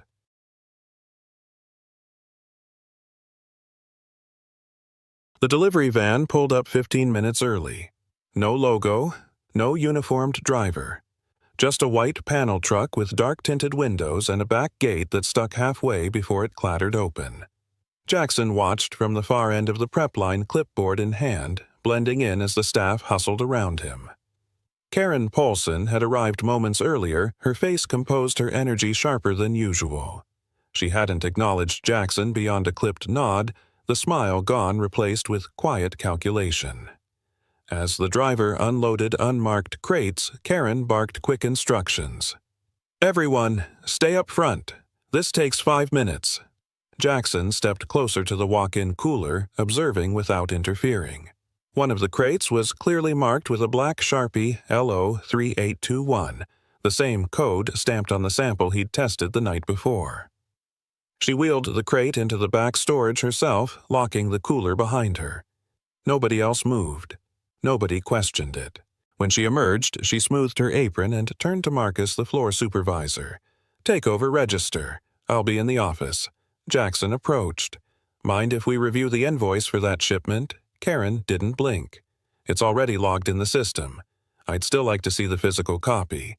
"Standard QA protocol, that won't be necessary." Her tone was flat, not rude, just firm. "Final." Jackson stared at her for a long beat.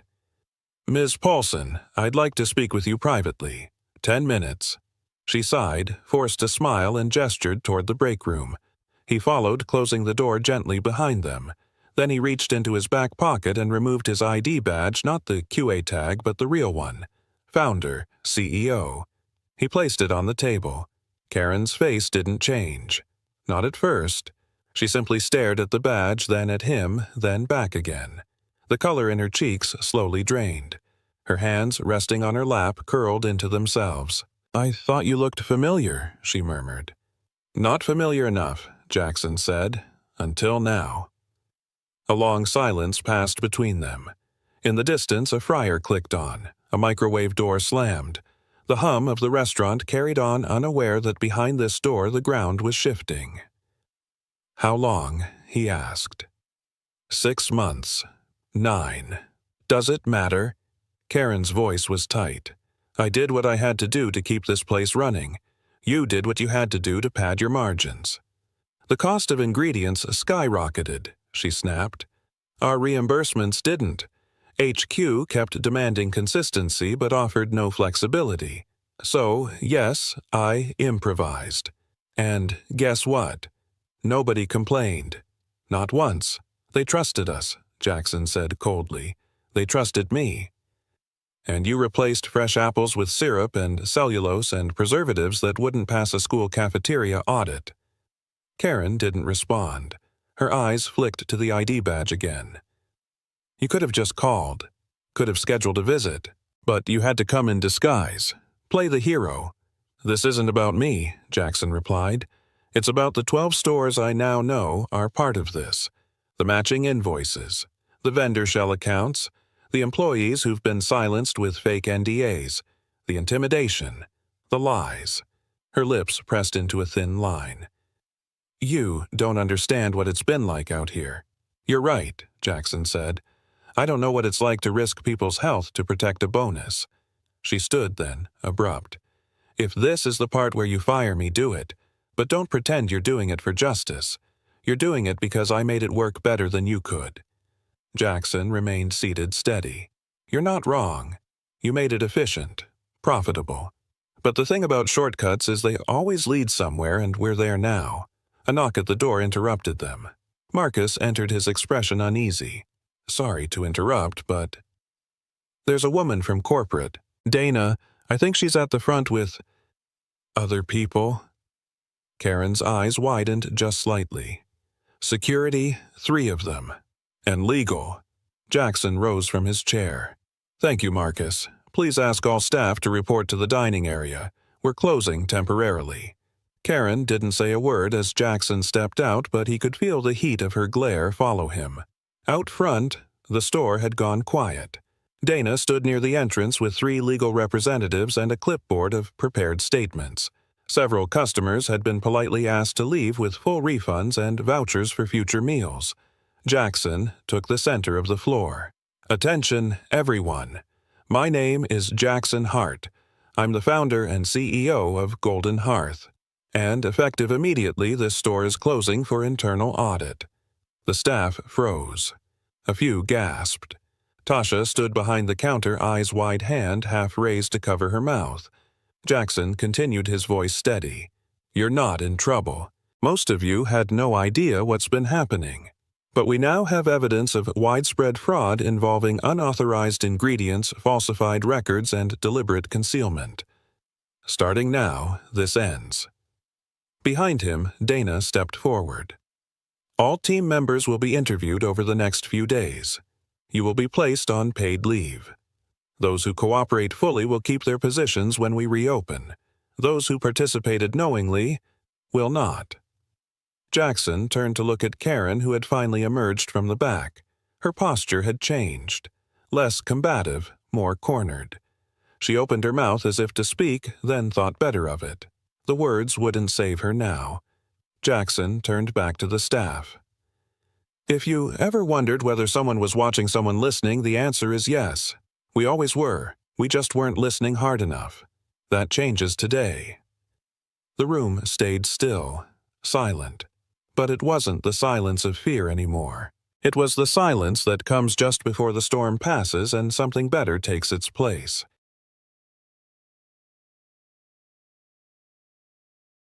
Three months after the shutdown, Jackson stood inside the newly renovated Scranton store, watching a fresh tray of apple pies roll out of the convection oven. The smell hit first buttery crust real cinnamon, and the unmistakable warmth of slow, simmered fruit. The kind of smell that made people stop, breathe in, and remember something. The storefront had changed. The opaque glass was gone, replaced with wide, clear windows that gave customers a full view of the kitchen. Stainless steel counters gleamed.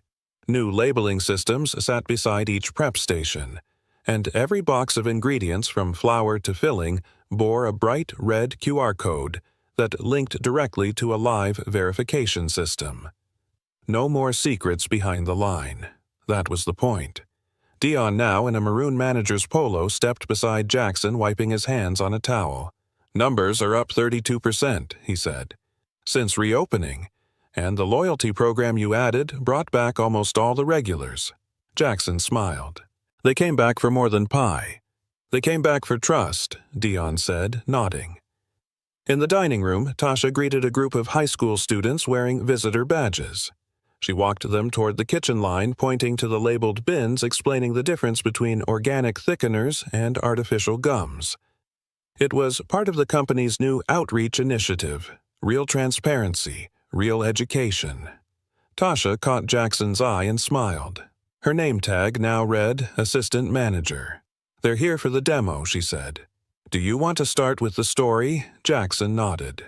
He walked over, adjusted his sleeves, and stood in front of the teens, most of whom looked like they expected to be bored. This pie, he began, was the first recipe my mother taught me. She believed people could taste truth. That if you cut corners, they'd know even if they didn't know how they knew. He held up a fresh slice, the lattice top glistening. A few months ago, we discovered some stores were selling something that looked like this, but wasn't. It was cheaper, faster, and fake. A hand went up. A girl with braces asked, "Did you catch them?" Jackson considered the question for a moment. We did, and they were held accountable. But the bigger question was, how did we let it happen? The students stayed quiet. The answer was simple. We stopped checking. We stopped listening. And the people who did speak up, they were ignored. He looked at Tasha and Dion standing behind the group and gave a small nod. That's why we changed everything, not just the pie, the system, the people, the culture. After the students were led to the observation deck, Donna entered quietly from the back hallway holding a tablet. Final rulings came in, she said. Karen Polson. 6 years for fraud, obstruction, and food safety violations. Her brother's facility was permanently shut down. The other managers involved got between 2 and 5 years. Full restitution was ordered. Jackson nodded slowly. Good. Not just for us, for the customers they lied to. News outlets are calling it a case study, Dana added. They're saying the way we handled it set a new industry standard. But Jackson wasn't thinking about news coverage. He was thinking about the man in a line earlier that morning, a retiree who'd come in just for one more slice before his wife's appointment. The way he'd smiled after the first bite, the way he'd said, "That's the one." I knew I wasn't crazy. That was what mattered. That and the quiet promise never to let it slip again. That evening, after the store had closed and the last oven was off, Jackson gathered the team. The staff formed a loose semicircle, tired but proud, wiping hands on aprons and sipping from paper cups. He looked at them, new hires, old hands, people who'd stayed and people who'd come back. 6 months ago, this store was in crisis, he said. Not because of bad luck, because people forgot who we are. He paused. But some of you didn't forget. Some of you tried to speak up. Some of you held the line. And that's why we're standing here today, not just reopened, but better. He reached behind the counter and unveiled a plaque. The letters were carved in clean script placed just above eye level next to the prep window. It read, "Integrity is the ingredient you can't fake." As applause broke out, Jackson felt something loosen in his chest. Not relief, redemption. The store wasn't perfect. It never would be. But it was honest, and that was enough. On his way out, he passed Tasha still organizing the volunteer log from the school visit. Learning anything new, he asked. She looked up. Yeah. That we're not just baking. We're keeping a promise. Jackson smiled, stepped out into the cool night air, and paused for a moment beneath the golden hearth sign. In life and in business, shortcuts may look like solutions, but the cost of cutting corners doesn't show up on a spreadsheet. It shows up in trust, lost in voices, silenced in harm, done quietly and slowly. The lesson is simple.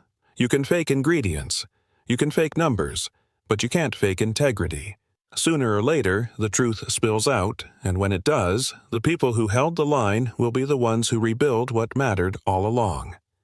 If this story moved you even just a little, take a moment to share your thoughts in the comments. Have you ever faced something that looked right, but felt wrong? We'd love to hear your story. And if you believe more people should hear stories like this of truth, courage, and second chances, don't forget to subscribe. There's more to come. Get out. You're done here. Marcus's voice cracked through the heat of the kitchen. Every pan, every knife, every breath seemed to freeze. Jackson stood still, silent. Grease and steam clung to his skin. His hands trembled, not from fear, but from something colder. Marcus snarled, stepping closer. "Take that filthy apron off, and don't come back." Jackson's fingers moved slowly. He untied the stained apron from around his waist, folding it carefully, almost gently. The room watched. No one spoke. No one dared. Then, without a word, he placed the apron down, turned his back. His footsteps echoed between cold steel counters. And in that silence, his voice came, low, steady, carved from something deeper than anger. "They don't know, not yet, who they just threw out of this kitchen." The door closed behind him. The silence stayed. Jackson Cole, 45. Owner of a restaurant empire. His name, printed in glossy magazines, praised in award speeches. A success story. A man who built everything from nothing. But in truth, success felt hollow. Long before the suits, the meetings, the spotlights, Jackson was a chef, a man who knew the heat of the grill, the weight of a knife in his hand. Back then, food wasn't a business, it was a language, a way to speak without words. Now, sitting in his office, he watched that world drift further away. His name sat on the door, but the kitchen felt like it belonged to someone else. He thought of Olive Grove, the first restaurant he built, his pride, his soul. Somewhere in there, something was wrong, and he couldn't ignore it any longer. The reports didn't lie. Numbers falling, complaints rising, fewer guests, worse reviews. Olive Grove slipping away. Jackson sat at his desk, the papers heavy in his hands, his chest heavier. He remembered the early days, the soft clatter of cutlery, the warmth of laughter, the smell of fresh bread rising from ovens he once stood beside. That was Olive Grove, his Olive Grove. Now, cold data, dry statistics, and a name he didn't want to read again, Marcus Vance. Appointed 6 months ago, promoted fast. Too fast, and rumors. Whispers Jackson could no longer ignore. Staff quitting, deliveries missing. A manager feared more than respected. Jackson pressed his fingertips together.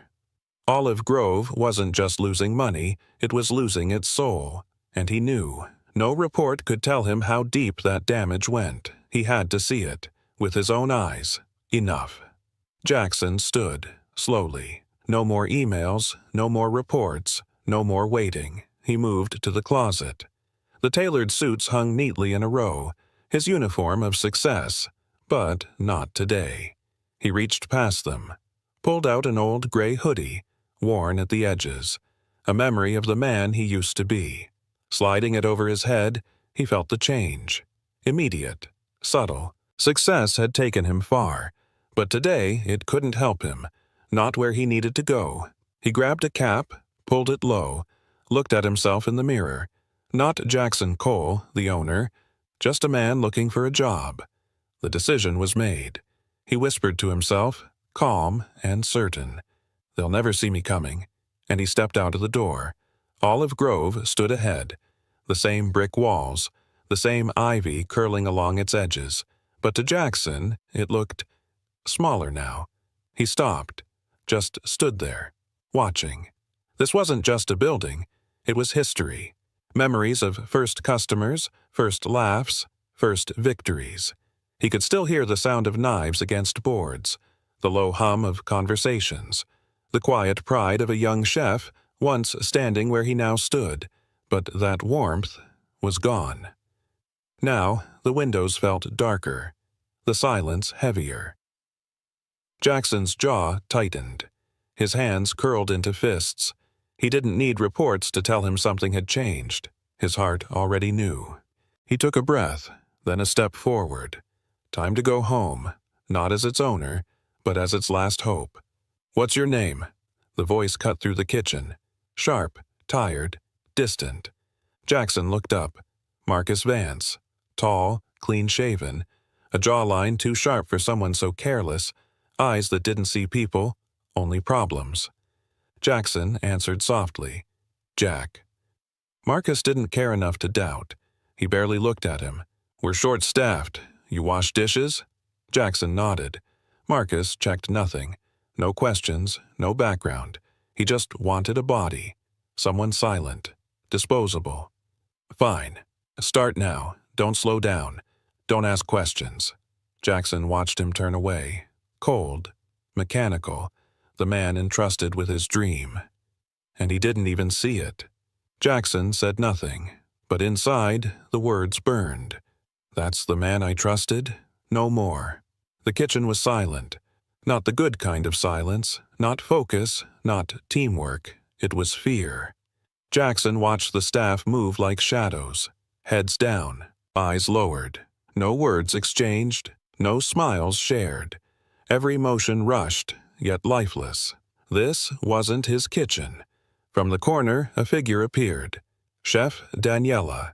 Her hair, once tied back with pride, now hung loose. Lines of exhaustion marked her face.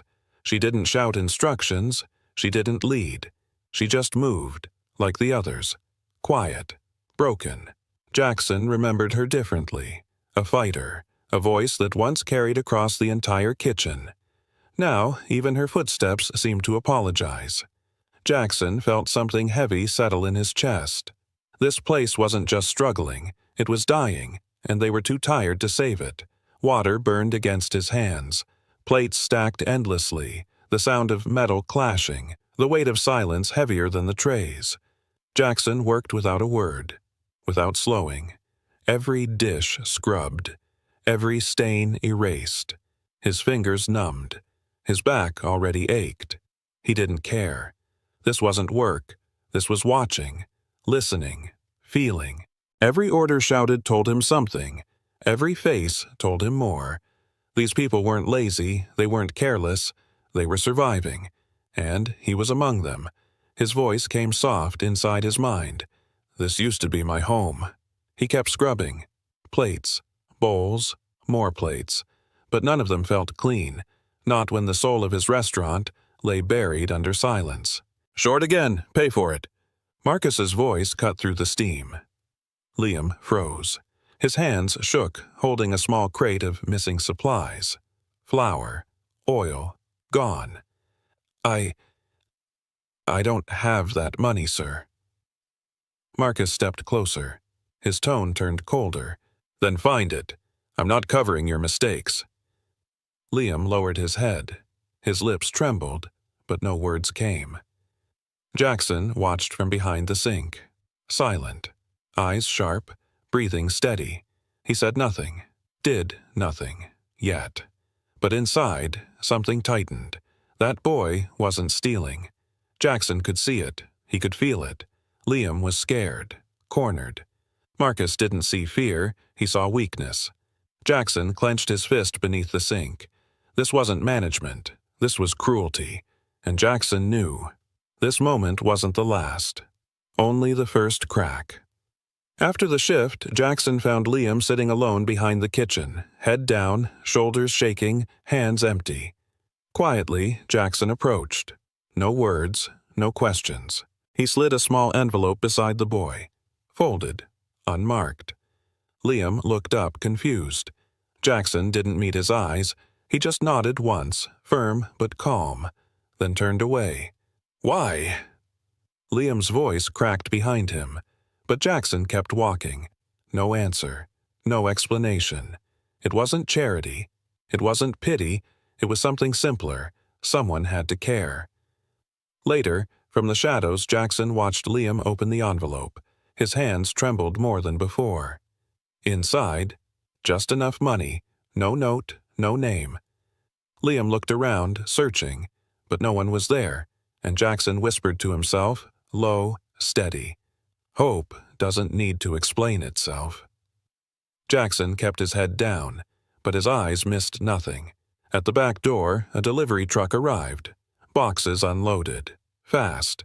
Sloppy. Marcus stood beside the driver, clipboard in hand. He didn't check. He didn't count. Just signed. Quick flick of the wrist. No questions. Jackson watched the boxes. He knew that list by heart. He built it.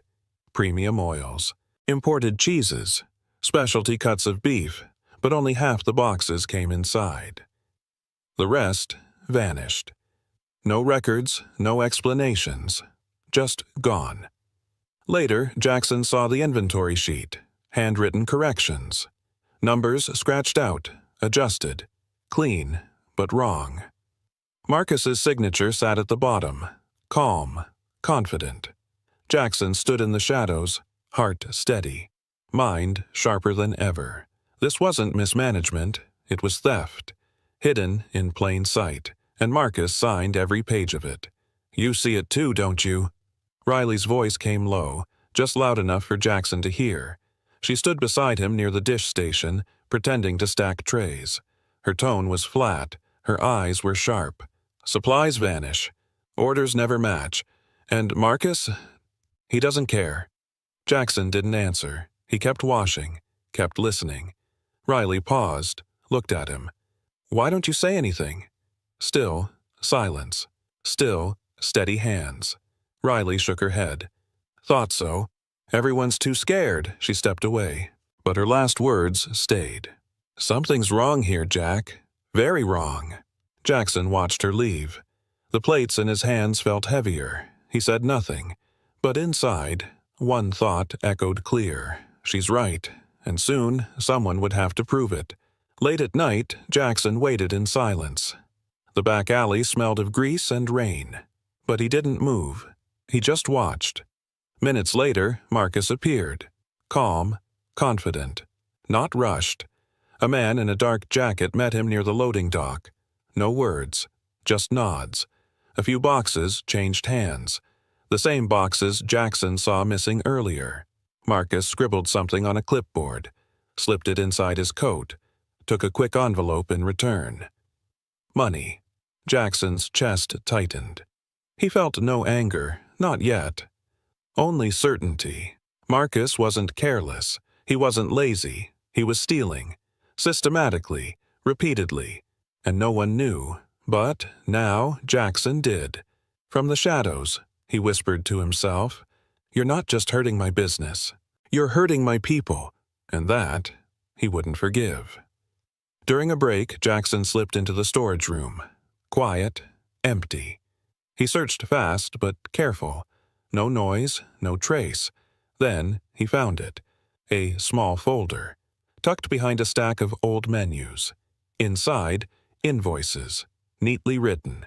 Too neat, too clean. Supplies marked as delivered. Quantities full, signatures intact. But Jackson knew. Those supplies never arrived. Not once. He ran his finger along the list. Premium items, expensive cuts, imported oils, items he'd seen missing from the shelves. At the bottom, Marcus's name, signed bold, proud. Jackson folded the papers silently, memorizing every figure, every lie. Proof, not complete, not enough, but real.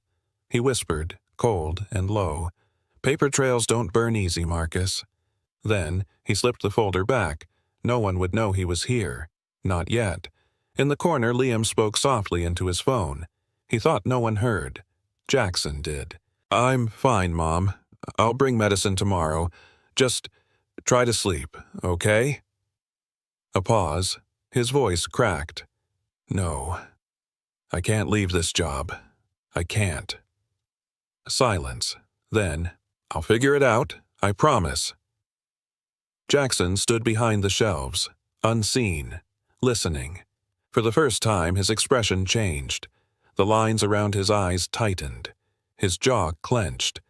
This wasn't just a scared boy anymore. This was a son. Fighting. Alone. Jackson looked down at his own hands. Calloused. Strong. Hands that once fought the same way. He closed his eyes. "I see you, kid," he whispered inside, "even if no one else does." Then, quietly, he stepped away, leaving Liam to his silence. "Too slow, Daniela, again." Marcus's voice rang out across the kitchen, harsh, loud, cruel. Daniela froze, hands trembling over the cutting board. She said nothing. "I don't care how long you've been here. Fix it, or leave." Her shoulders shook, but she stayed silent. A single tear slipped down her cheek. She wiped it fast, and kept chopping. No one moved. No one spoke. Jackson watched from the sinks. His heart tightened. Daniela, the woman who once taught him how to hold a knife. Now, reduced to this. He felt anger rise, not loud, not wild, just steady, controlled. Marcus turned, walked away. Daniela stayed at her station, hands steady, voice gone. Jackson whispered inside, "You break her spirit, Marcus, and I'll break your game." Late at night, when the others left, Jackson stayed behind. Daniela's station stood empty, knives dull, boards cracked, broken handles left untouched. No one cared anymore. But Jackson did. In silence he worked, cleaned the boards, sharpened every blade, repaired the drawer she'd given up opening, reset every tool, every corner, every detail. This wasn't for recognition. It wasn't a lesson. It was respect. When he finished, he stood back, looked once at the empty station, his heart heavy, his mind clear. Tomorrow. Let her remember who she is. And then he left. Quiet. Unseen. By morning, Daniela would find no note, no clue, only her station, restored. A silent message from someone who still believed in her, even if she didn't. Yet. Shift's not over. Stay late. Marcus's order came without emotion, just another demand. Liam hesitated. Riley tried to speak. Marcus cut her off. No complaints. You'll get something for it. He tossed a box toward them. Expired bread, leftover stock, payment in scraps. The team said nothing. Their silence louder than anger. Jackson watched. Every second burned deeper. This wasn't leadership. This was control. He could see it. Marcus didn't want workers, he wanted obedience. Riley picked up the box. Her eyes met Jackson's for a moment. Sharp, tired. Jackson's voice stayed silent, but his heart whispered clear. You can't break people like this forever, Marcus. Not while I'm here. And quietly, he returned to the sink. For now. Jackson stood in silence. He let himself watch. Not the food, not the plates, the people. Liam, moving slower, eyes hollow. Riley, shoulders tense, voice gone. Daniela, hands steady, soul missing. Every face carried the same story, exhaustion, quiet defeat. No one laughed, no one joked, no one looked up anymore. The sound of the kitchen wasn't life, it was survival. Jackson's chest tightened, not from anger, from sorrow. This wasn't his restaurant, not anymore, and yet, it was still his responsibility. He whispered inside, Look at them, Marcus. This is what your success looks like. And then he turned back to his station, hands steady, voice silent. For now. Jackson watched Marcus pace the kitchen. Orders shouted, faces ignored, theft hidden behind confidence.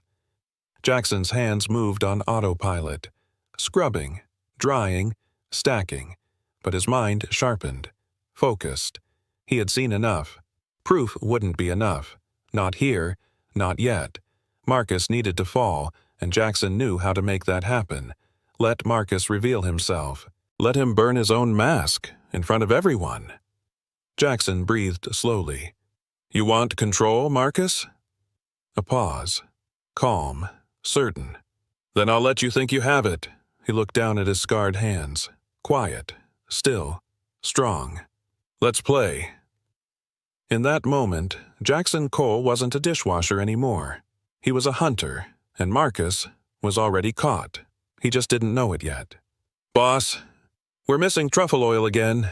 Jackson's voice rang clear across the kitchen. Calm, almost casual. Every hand paused, every eye lifted. Marcus turned, slow, his stare sharp as broken glass. What did you say? Jackson wiped his hands dry, looked Marcus dead in the eye, his tone steady. Third delivery this week. Missing stock. Thought maybe you'd know. Silence. Heavy. Marcus's jaw tightened. Then, a forced smile. Cold. Thin. Your job's dishes. Do that. Jackson nodded once. Slowly. Calmly. Right. Dishes. He returned to the sink.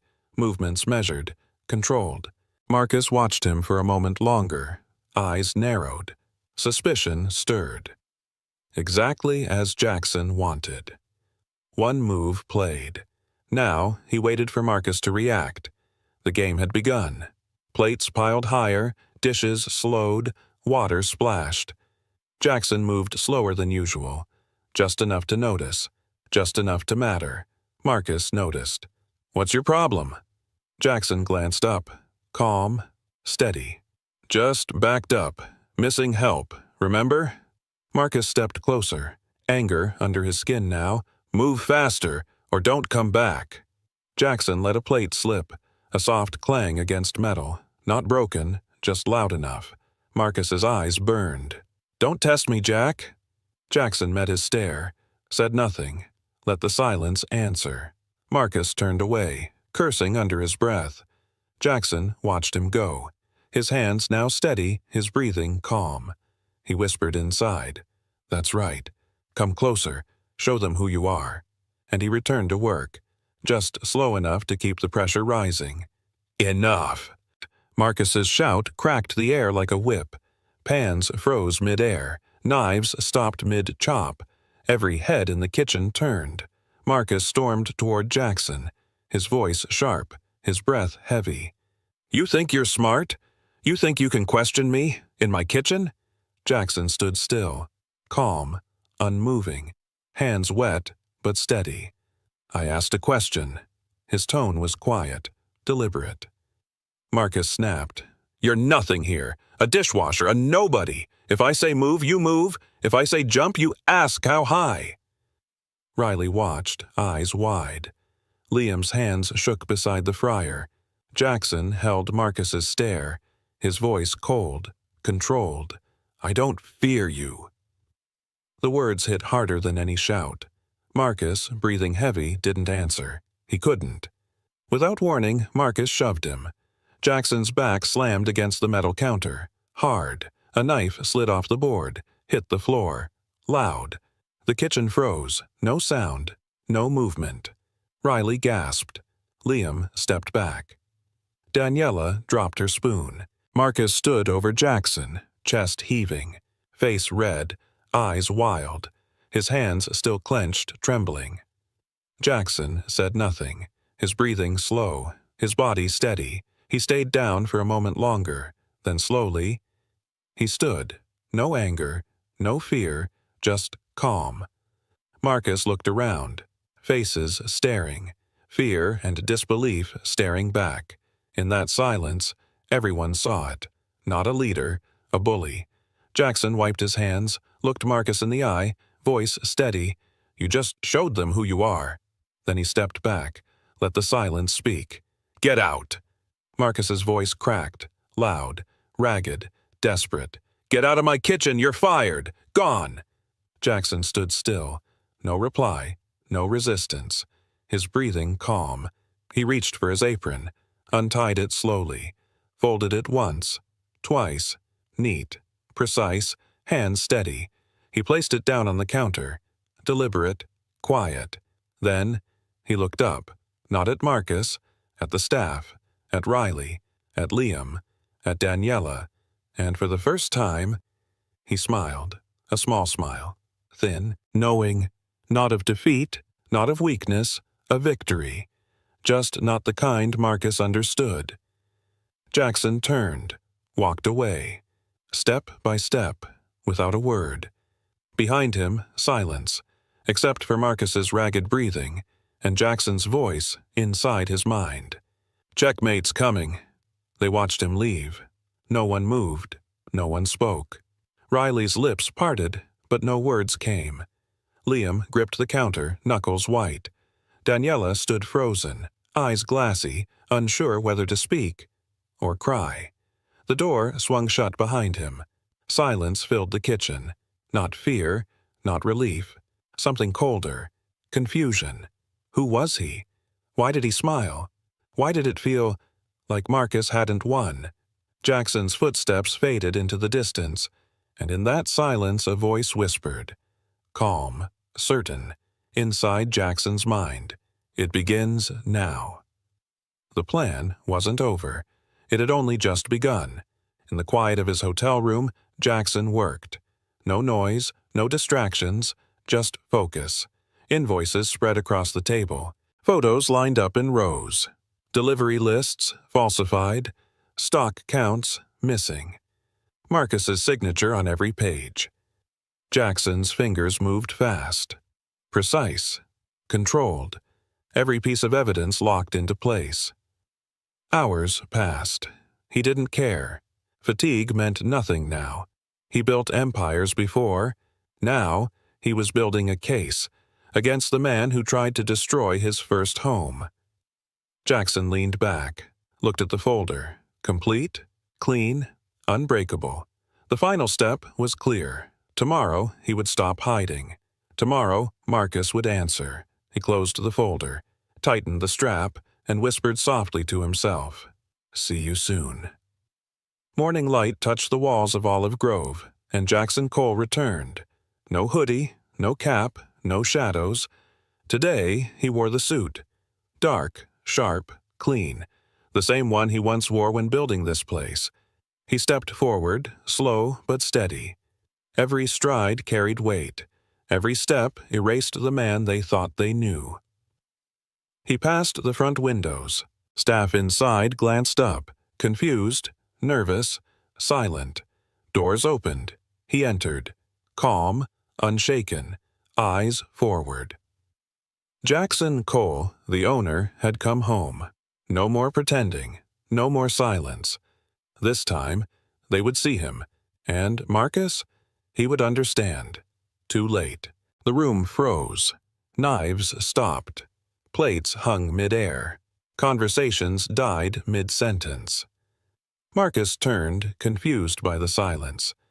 Then he saw him, Jackson Cole, standing tall, straight, calm, wearing the suit, wearing his name. Marcus stepped back. His voice failed. His breath caught. His face turned pale. Riley's hand shot up, covering her mouth, eyes wide, heart racing. Liam stared like seeing a ghost. Chef Daniela dropped her spoon, whispered only 2 words. "It's him." Marcus's lips moved. No sound came. In that silence, Jackson took 1 step forward, then another. His voice came low, clear, unshaken. "Now you know." Their dishwasher had always owned the keys to this place, and their nightmare had just begun. Marcus found his voice, barely. Who are you?" Jackson didn't blink, his tone flat, his eyes colder than steel. "I'm Jackson Cole." The name cut through the air. Sharp, unstoppable. The staff gasped. Riley stepped back. Liam's mouth opened, but no words came. Daniela's hand trembled over the counter. Marcus staggered, shook his head once, twice, his world cracking. "You? That's impossible." Jackson stepped closer, calm, measured. No anger, no pity. "I built this place, and you tried to steal it." His voice didn't rise. It didn't need to. The weight behind every word crushed the silence. Then he looked straight into Marcus's eyes. "And now, you'll answer for it." Jackson placed the folder on the counter. Calm, precise. Every missing delivery, every forged invoice, every signature. He opened it. Pages spread like open wounds. Silence swallowed the kitchen. Daniela stepped forward. Her hands shook as she picked up a paper. Her eyes scanned the numbers, the name at the bottom. Her voice cracked. This is Marcus's handwriting." Liam leaned in. Riley clutched her apron tighter. Jackson spoke quietly. Every theft, every lie, recorded, signed. Marcus stumbled back. His mouth opened. Nothing came out.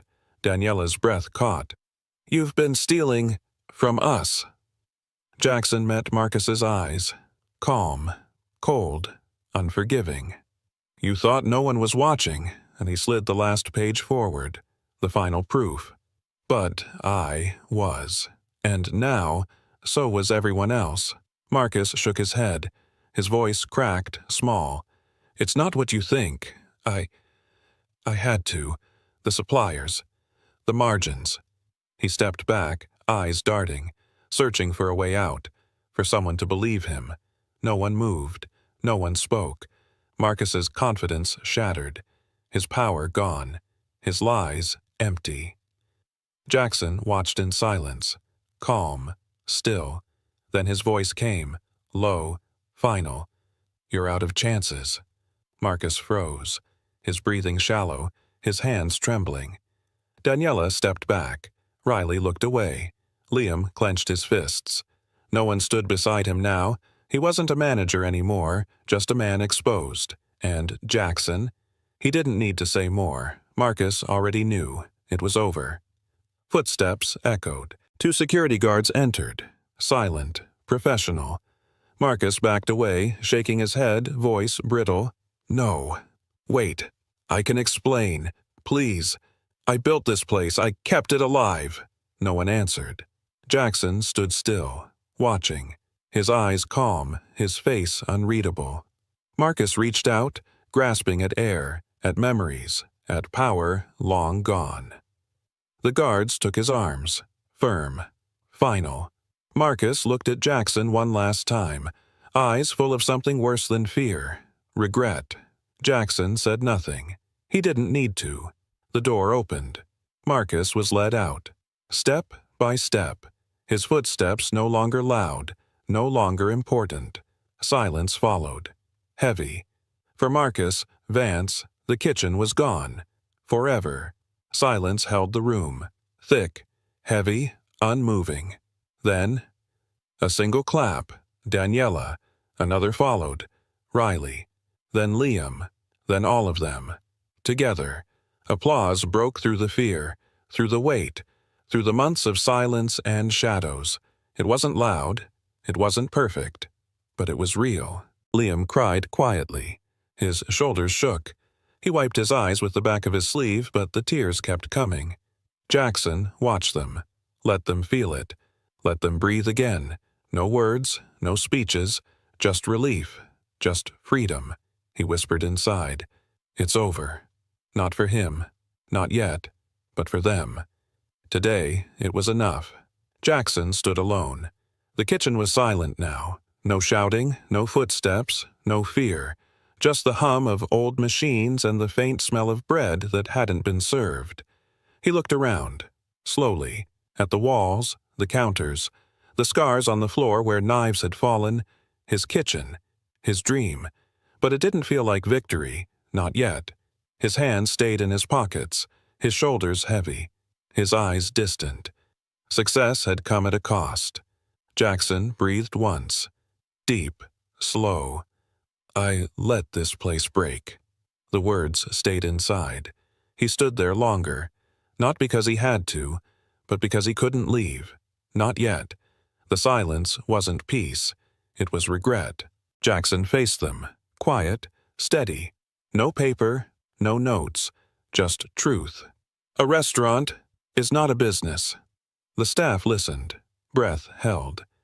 It's a home, a place where people work, laugh, fight, grow, where food isn't numbers on a page, it's care, it's memory, it's dignity. He paused, looked into their faces. And somewhere along the way, I forgot that. His voice softened. I thought building more meant I was winning, but I left this place behind. I left you behind. Silence. But that ends now. He looked at Daniela, Liam, Riley. We rebuild. Together. No one clapped. No one cheered. They didn't need to. Jackson's words weren't for applause. They were a promise. Liam stood still, eyes low, hands shaking. Jackson stepped closer. No words at first, just presence. Calm. Solid. Then his hand rested on Liam's shoulder. Steady. You owe me one thing. Liam looked up, tears still fresh. Jackson's voice softened, but the weight remained. Become the best chef in this place? Liam's lips trembled. I don't know how. You will. Jackson's tone left no doubt. Because now, someone will teach you. The right way. Liam broke then. Not in fear, not in shame, in hope. Jackson's grip stayed firm. His voice quiet. You're not alone anymore, kid. Liam nodded, too choked to speak, and, for the first time in months, he believed it. So did Jackson. Daniela reached out first. Her hand, calloused but steady. Riley took it. No hesitation this time. Liam stood frozen, then slowly placed his hand over theirs. 3 hands, 1 promise. No words were needed. The silence spoke louder. Around them, the kitchen stood broken, scarred, but waiting. Together, they would rebuild it. Jackson watched from a step away, his heart heavy but proud. This wasn't just a team anymore. It was a family. They held on, tight, firm, steady. Not because they were strong, but because they refused to fall again. A quiet moment. A shared truth. From now on, no one stands alone. And Jackson let them have that moment. Because it belonged to them, not him. A restaurant doesn't live from profits. It lives from people. From hands that chop. From voices that call orders. From hearts that refuse to give up. Jackson's voice came soft. Not broken. Not victorious. Just true. I forgot that once. He paused. A quiet breath. But not again. He watched them, Riley, Daniela, Liam, building something far more fragile than walls. Trust. And maybe that's what a restaurant really is. Not walls, not tables, not money. A promise. A promise kept alive by those who believe in it.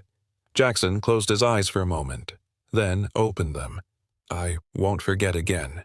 And the words stayed. Long after the voice faded, Riley stood beside him, quiet, careful. Then her voice broke the silence. Why did you come back? Jackson didn't answer at first. He looked at the kitchen, at the people, at everything lost and found again. Then he smiled. Small, honest. To find myself. Riley said nothing. She didn't need to. Jackson stepped forward, slowly, calm, and as his voice faded, yours can begin. Have you ever seen a good person treated unfairly? If yes, type, I've seen it. Because somewhere, someone like Jackson might still be fighting, and maybe your words could be the reason they don't give up. The lighting was warm, almost comforting, but the air felt wrong. He sat alone, back straight, fingers lightly grazing the edge of the tablecloth. A waiter approached, quiet, efficient, too efficient. A folded napkin was placed beside the bread plate. Nothing else. No eye contact, just the napkin. He waited a beat, then unfolded it. 6 words, scrawled in hurried ink. This is a setup. Don't react. His breath caught. He didn't blink. Around him, the clink of glassware, soft laughter, the distant murmur of conversation. A perfect evening. For someone else. He scanned the room slowly. A couple leaning close. A man sipping wine with one hand, phone in the other. Another guest tapping at a laptop, screen tilted just out of view. Nothing looked strange. That was what made it terrifying. His fingers tightened slightly around the napkin. One thought echoed, sharp and cold. Who's watching? And why? Under the golden light of his own restaurant, everything looked staged. The wine glasses sparkled, silverware aligned to perfection, and laughter floated like background music from a scripted show. A folded napkin landed beside his plate. No words, no glance, just a silent delivery. He unfolded it. This is a setup. Don't react. His chest tightened. The napkin felt heavier than the steak knife beside it. He looked up. No one was watching. Or maybe everyone was. The couple by the window? Too affectionate. The man near the bar? His phone was aimed just a little too precisely. A strange chill crept in. Something here wasn't real. Or worse, it was, but not for him. He swallowed hard. Not from fear, but recognition. The handwriting on that napkin. It hadn't changed in 7 years. Who the hell knew he'd be here tonight? He didn't look like the man whose name graced 6 restaurants across 3 states. Not tonight. Tonight, he was just another diner in a corner booth. No tailored suit, no press smile, no title. But beneath the cap and quiet posture sat Jackson Rivers, age 43, founder of the Aurelia Group. The man who built an empire from scratch. Who believed good food and good people were enough. He once cleaned floors in kitchens that didn't know his name. Now, Forbes did. But tonight wasn't about legacy. He stared at the words on the napkin again. This is a setup. Not long ago, Jackson would have laughed it off, called it paranoia. But something had changed. In the way that server moved, in the way his own restaurant suddenly felt unfamiliar.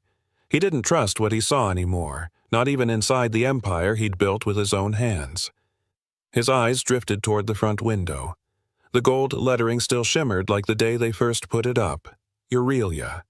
Clean, confident, timeless.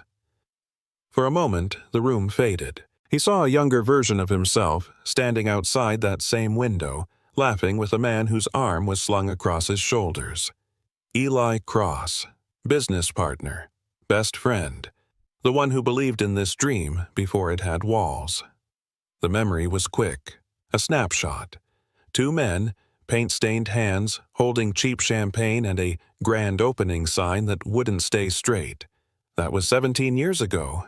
Eli had been gone for 7. The name Aurelia still meant everything. But without Eli, it didn't feel whole. Jackson blinked back to now. The logo blurred for a second before sharpening again. Someone in this room wanted to destroy that name. He just didn't know why. Not yet. 3 weeks ago, it started with a subject line.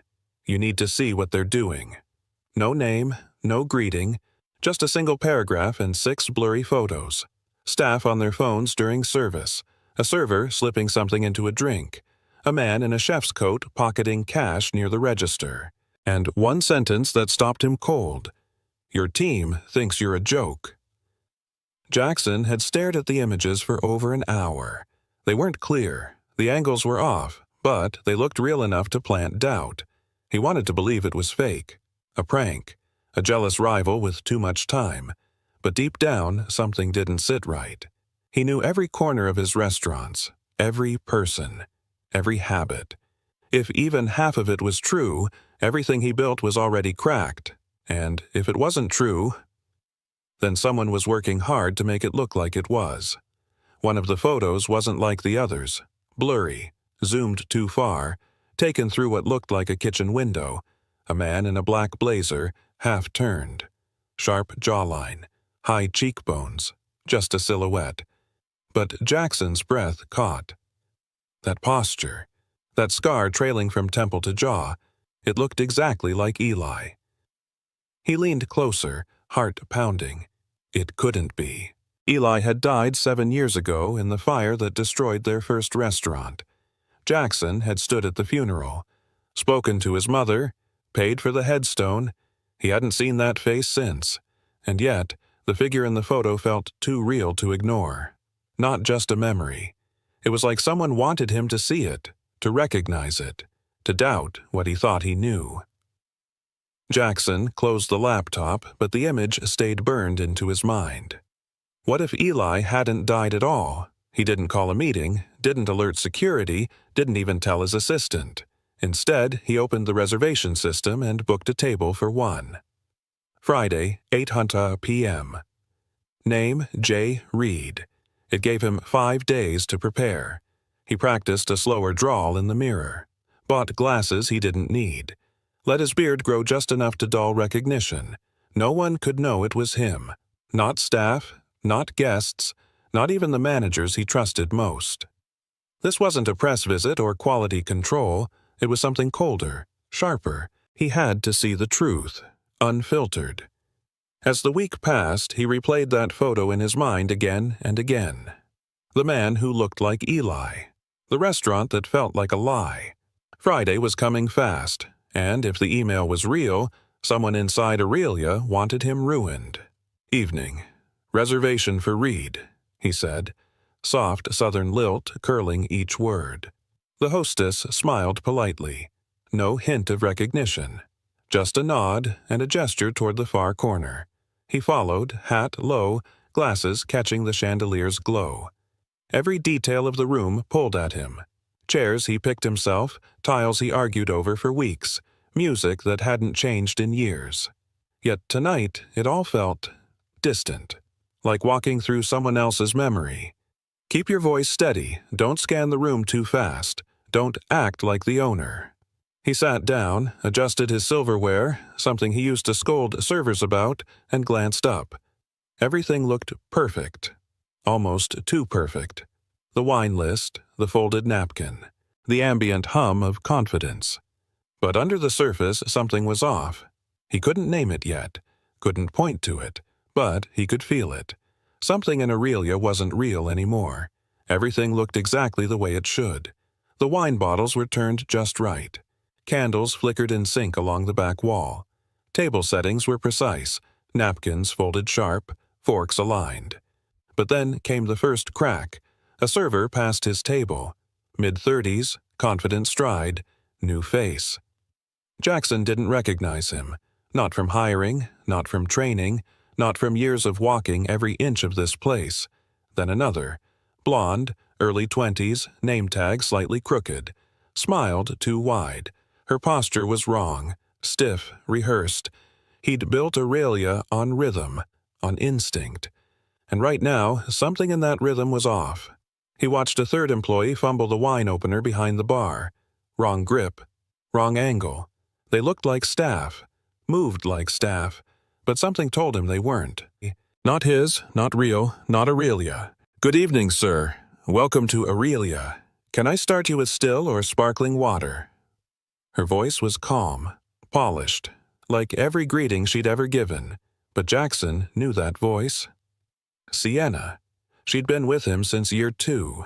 Started as a hostess, moved up fast, loyal, sharp, one of the few he trusted without question. But tonight, she didn't flinch, didn't blink, didn't show even a flicker of recognition. He almost responded with her name, caught himself. Still, please, he said, keeping his tone flat. She nodded, wrote nothing down, and walked away. Not a glance, not a whisper, not a single tell. She was playing along, which meant she knew. And if she knew, then this went deeper than he thought. For the first time, he wasn't just suspicious. He was sure. Something was happening here, and Sienna was in it. She returned with a glass of still water. No words, just a soft smile and precise placement on the table. Then, without pause, she set down a second napkin, folded neatly, same as before. She didn't linger, didn't look at him, just turned and walked away. Jackson waited a beat, then reached for it. This time, the message was longer. Cameras everywhere. Most customers are actors. Don't react. His throat went dry. Actors? He looked around again, slower this time. The laughing couple, the man at the bar, the woman near the kitchen pretending to scroll. Everyone looked normal. Too normal. Like they were trying to blend in without knowing how. It wasn't just hidden cameras, it was a production. He folded the napkin, slid it under his plate, and forced himself to breathe. Who was behind it? And how long had they been watching? The man at the next table was alone, middle-aged, clean blazer, wedding ring, but no partner. Nothing unusual, until Jackson noticed the way his fingers kept adjusting his jacket. Not nervously, precisely. The top button glinted under the light. Too shiny, too still. Jackson leaned back slightly, angling his line of sight. The button wasn't fabric, it was glass, a lens. The man pretended to sip his wine, but his eyes kept drifting, toward Jackson, not the menu. Jackson looked away, kept his face neutral, heart steady. So it was real. The email, the napkin, the actors. This wasn't surveillance, it was documentation. Someone wanted footage of him. Every blink, every breath, every possible reaction. But for what? And who would spend this much to catch him on camera? He kept his posture relaxed, his voice silent. Inside, his mind was moving fast. If one camera was on him, how many others were already rolling? Across from him, a couple sat shoulder to shoulder, leaning in, smiling too often, too perfectly. Their drinks remained untouched. Jackson's eyes dropped to the phone on their table, angled upward, screen dark, camera lens pointed straight at him. Not subtle, not accidental. They laughed at nothing, whispered lines that felt rehearsed. One of them checked their watch, then nodded as if on cue. This wasn't just surveillance, it was framed observation. Every reaction he gave, every glance, frown, or pause could be clipped, edited, twisted. He straightened slightly, adjusting his napkin like any ordinary guest, but his jaw clenched. He didn't know their names. had never seen their faces in staff training files, nor on any reservation list he could recall. And yet, here they were. Two strangers playing lovers, aiming a phone like a scope. How many stories were being written about him right now, without him saying a single word? The sound came fast. Glass tipping, liquid splashing, a sharp gasp. A woman near the center of the dining room shot up from her chair, her cream-colored dress now stained deep red. She screamed loud enough to turn heads across the room. "I can't believe this," she shouted, hands in the air, voice shaking. A waiter apologized over and over, fumbling with napkins. Too clumsy. Too late. Phones were already out. One guest had gone live. Jackson caught the glowing red icon on their screen. A dozen others followed. Suddenly, the room wasn't just reacting, it was recording. The woman kept yelling, louder now, gesturing toward the bar, the kitchen, the ceiling. Theatrical, deliberate. Jackson stayed still, eyes low, mind racing. This wasn't chaos, it was choreography. And if this was the opening act, what exactly were they building toward? Near the far wall, a man stood abruptly, chair scraping hard against the floor. "This is garbage," he barked, holding up a half-eaten plate. "The food's cold. The service is a joke." His voice cut through the room like a blade. The server stammered, trying to respond, but the man stepped closer, finger pointed. Faces turned. Conversations stopped. Phones lifted again. "You call this a fine dining experience? I've had better at gas stations." Someone at a nearby table murmured agreement. Another nodded, hesitant but loud enough to count. The ripple had begun. It wasn't about the food. Jackson knew that. It was about escalation, manufacturing outrage, making it feel like momentum. He glanced toward the kitchen. Staff moved faster now, not with precision, but panic. This wasn't one guest with a complaint. It was a stage. And the audience was already choosing sides. He drew a slow breath, steadying his hands beneath the table. Heartbeat loud. Not panic, focus. He scanned the room again, slower this time. The man at the bar, pretending to scroll. The couple by the window, whispering lines that didn't land. The server near the kitchen, waiting for her cue with empty hands. They weren't guests. They were performers. Every movement is calculated. Every glance rehearsed. Every camera waiting. He saw the shift now, not in the food, not in the service, but in the silence between actions. The way reactions fell too perfectly into place, like a script unfolding in real time. He wasn't dining, he was being filmed, trapped inside a narrative that someone else had written, and every second he stayed silent was one more second they controlled the story. Sienna returned with a calm smile and a folded check. She placed it gently beside his plate. No words, just routine. Jackson reached for it slowly, fingers steady. Inside, not a receipt, just a handwritten note tucked between two blank slips. "I'm recording, too. There's a second live stream. Keep calm." His eyes didn't move, but something inside him shifted. Not everyone here was against him. Someone was still on his side. He folded the paper back into the check presenter, slid it under his palm, and nodded once, almost imperceptibly. Around him, the scene played on. A raised voice at table 4, a spilled drink near the hallway. Another phone held just a little too high, but now he knew something else. They weren't the only ones watching, and maybe, for the first time tonight, he wasn't alone in this. A sudden scream tore through the room. "I'm allergic!" The woman at table 6 clutched her throat, eyes wide, voice strained. "Something in the sauce, I can't breathe." She stumbled back, knocking over her chair. Red blotches began appearing on her neck. Fast, visible, almost too perfect. Gasps spread like fire.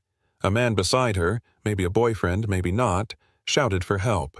"She needs an EpiPen! Someone call 911! Other guests rose to their feet. Panic rippled. Servers looked lost, frozen.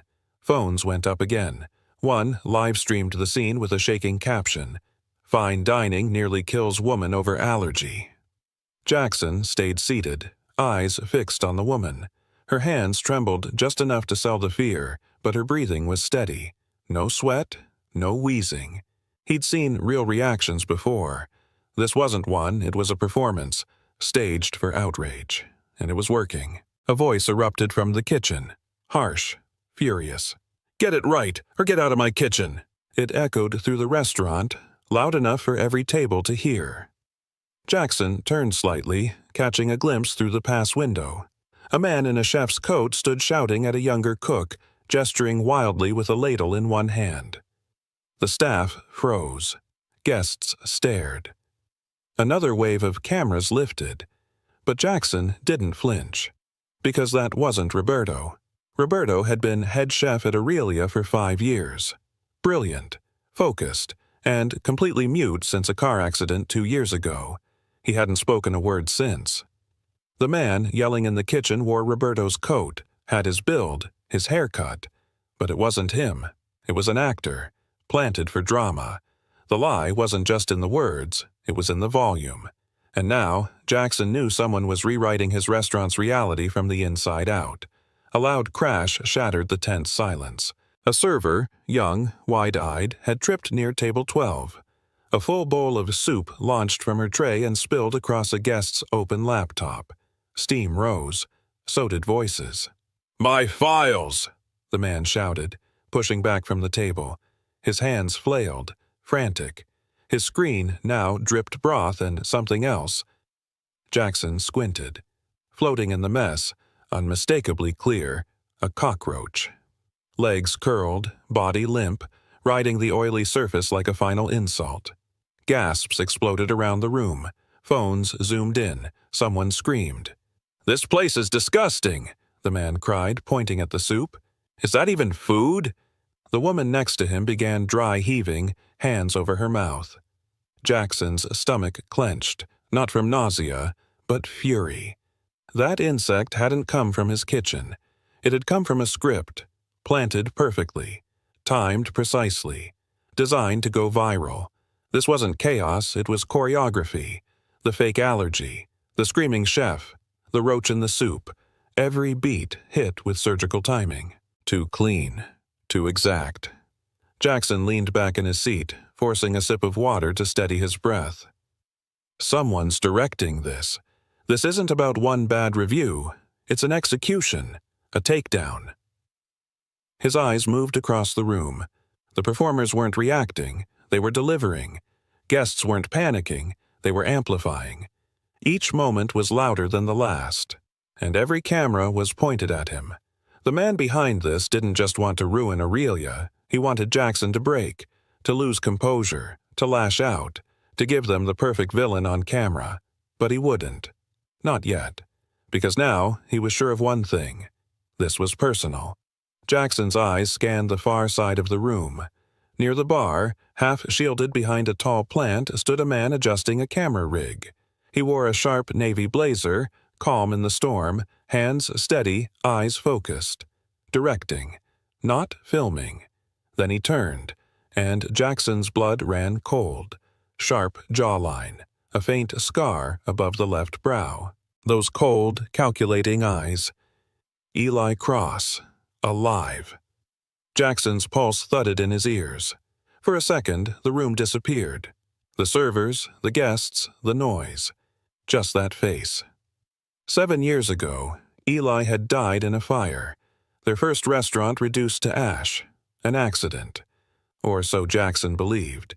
He'd buried a casket, delivered a eulogy, cried for the man who was once his closest friend.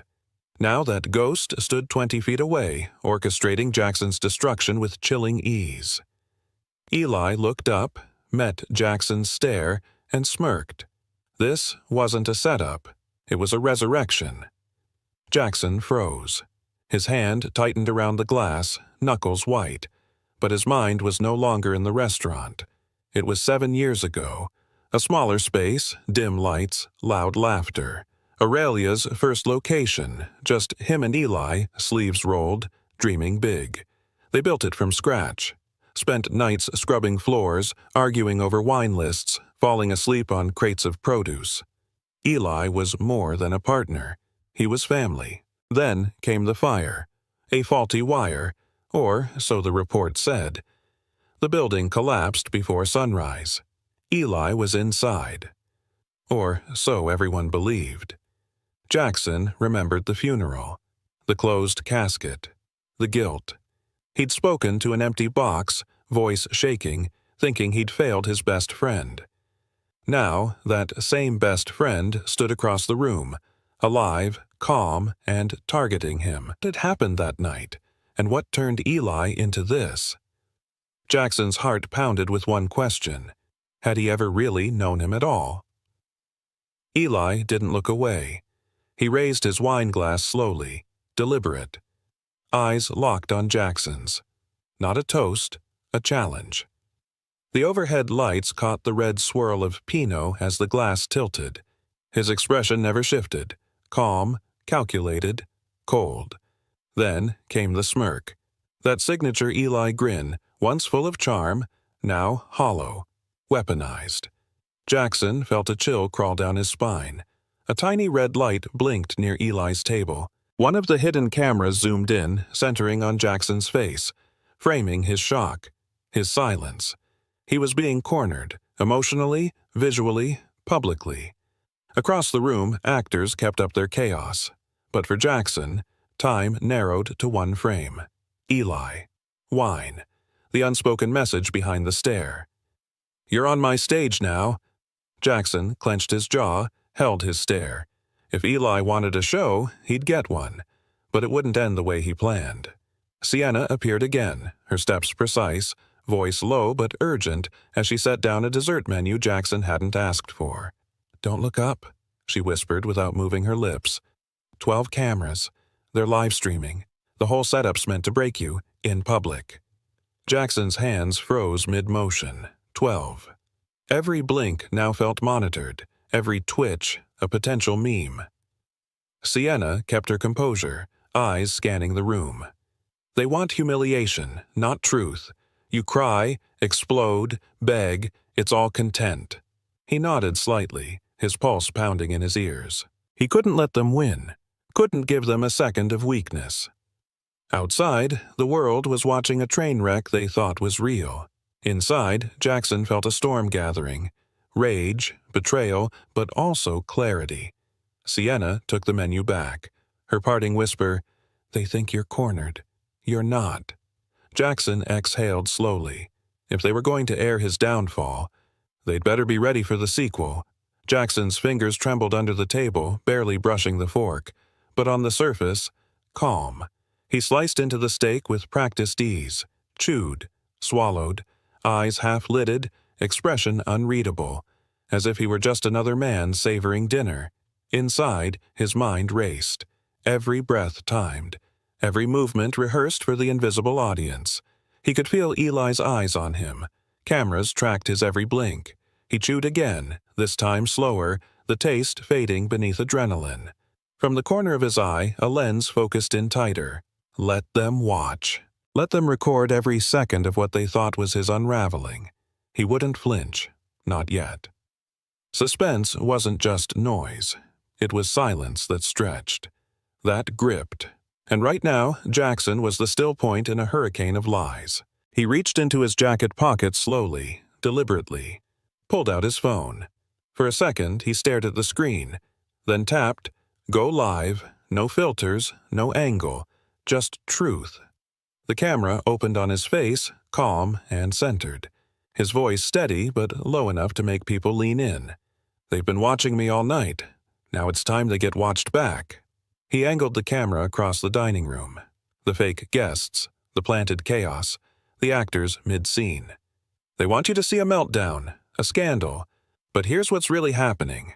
He paused, eyes sharp. "This restaurant was built on something real, and now someone's trying to bury that, with lies, cameras, and cheap tricks." He looked directly into the lens. "My name is Jackson Rivers, founder of Aurelia. And tonight, you're going to see the truth." The live stream war had officially begun.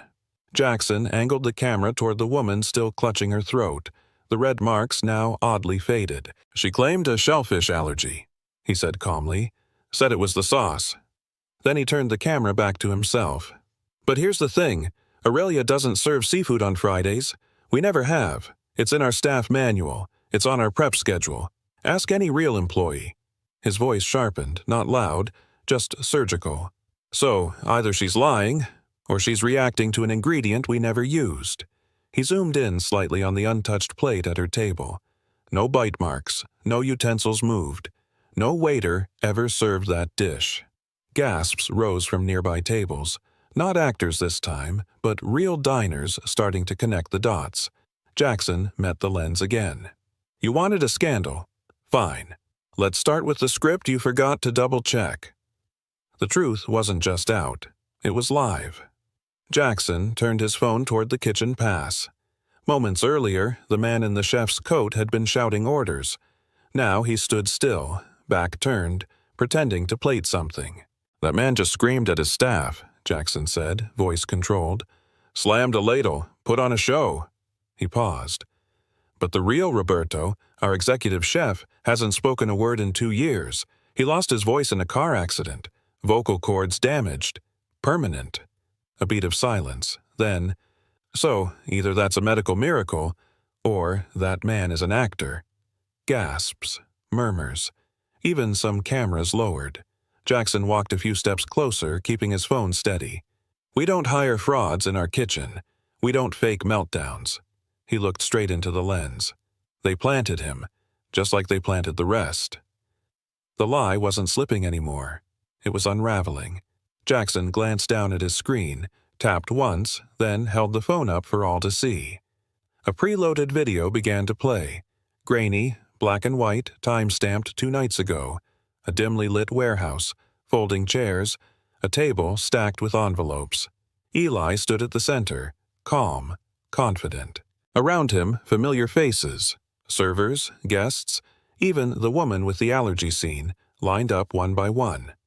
As each approached, Eli handed them a white envelope. No handshakes, no names, just payment. Then came the audio, muffled but clear enough. Remember your mark. Jackson sits at table 5. We start with the spill, then allergy, then the roach. Gasps filled the restaurant. Someone whispered, "That's the guy from earlier." Jackson muted the clip and stared into his live stream. This isn't drama. This is premeditated sabotage. This is Eli Cross buying a downfall. The room was no longer watching a performance. They were witnessing an exposé. And Eli was the lead villain. From behind the bar, Sienna stepped forward, phone in hand. No words, just action. She mirrored Jackson's live stream and tapped to share her screen. A second feed lit up. It was her own hidden camera, running the entire night. Viewers, both in the restaurant and online, watched from a new angle. Eli pacing behind a privacy divider, whispering cues into a wireless mic, pointing to actors, nodding on cue as each scene unfolded. There he was, signaling the soup spill, giving the thumbs up after the allergy act, mouthing lines seconds before the roach was revealed, and then the clearest shot. Eli watching Jackson, eyes locked, face cold, while the room spun around them. The sound kicked in, low but undeniable. Wait for him to crack. Get the eyes. That's the moment. Sienna looked to Jackson and nodded once. This wasn't just sabotage anymore. It was caught, live, from both sides. The truth had its own broadcast now. The front doors burst open. Federal agents in dark jackets swept into the restaurant, firm and fast. The noise of the crowd vanished, replaced by gasps, chairs scraping, phones dropping. All eyes turned. Eli froze mid-step near the bar, hand still on his earpiece. "Eli Cross, you're under arrest. Step away from the equipment." He didn't move, just blinked once, the smirk finally gone. 2 agents grabbed his arms, twisted them back, and locked the cuffs tight. The camera he'd been watching from hit the floor with a thud. Guests, real and fake, watched in stunned silence. Then, as if on cue, applause broke out. From one table, then another. Online, Jackson's viewer count exploded past 80,000. Comments flooded in, "Justice. I knew something was off. This is insane." As Eli was led out, Jackson's stream held steady. The takedown had been televised. But the redemption? That was live too. As the agents guided Eli past him, Jackson stood, quiet, composed, camera still rolling. For a moment, their eyes met again. No crowds, no noise, just the two of them, caught in a silence louder than any accusation. Jackson's voice was low, almost a whisper, just loud enough for the mic and Eli. 7 years ago, I carried guilt, because I thought I let you die. He paused, let the weight settle. But now I know. He stepped closer, eyes steady. I wasn't your friend. I was your target. Eli didn't respond, just stared, jaw tense like a man who'd rehearsed every line except this one. No clever retort, no final twist. Only the sound of cuffs tightening and truth cutting deeper than betrayal ever could. Sometimes closure isn't loud. It just leaves nothing left to say. Jackson sat back down, live stream still rolling. No speech, no performance, just quiet presence. His phone buzzed nonstop, notifications flooding in like a tide turning. Just hours ago, the comments were venom. Fraud. Shut him down. Aurelia's over. Now? This man stayed calm in hell. Respect just skyrocketed. I'd eat at his place tomorrow. Dude's a legend. The hashtags flipped midstream. #expose Aurelia was replaced by #respect Jackson. #fake chef became #real owner. Thousands shared the clip of him calmly chewing steak as chaos burned around him. The same crowd that once came for his downfall now stood in awe of his control, his restraint, his truth. Not because he shouted, not because he fought back, because he didn't flinch. He didn't just survive the ambush, he rewrote the ending. By morning, every major outlet had picked it up. CEO outs sabotage plot on livestream, exposes ex-partner as mastermind. Jackson Rivers turns ambush into victory.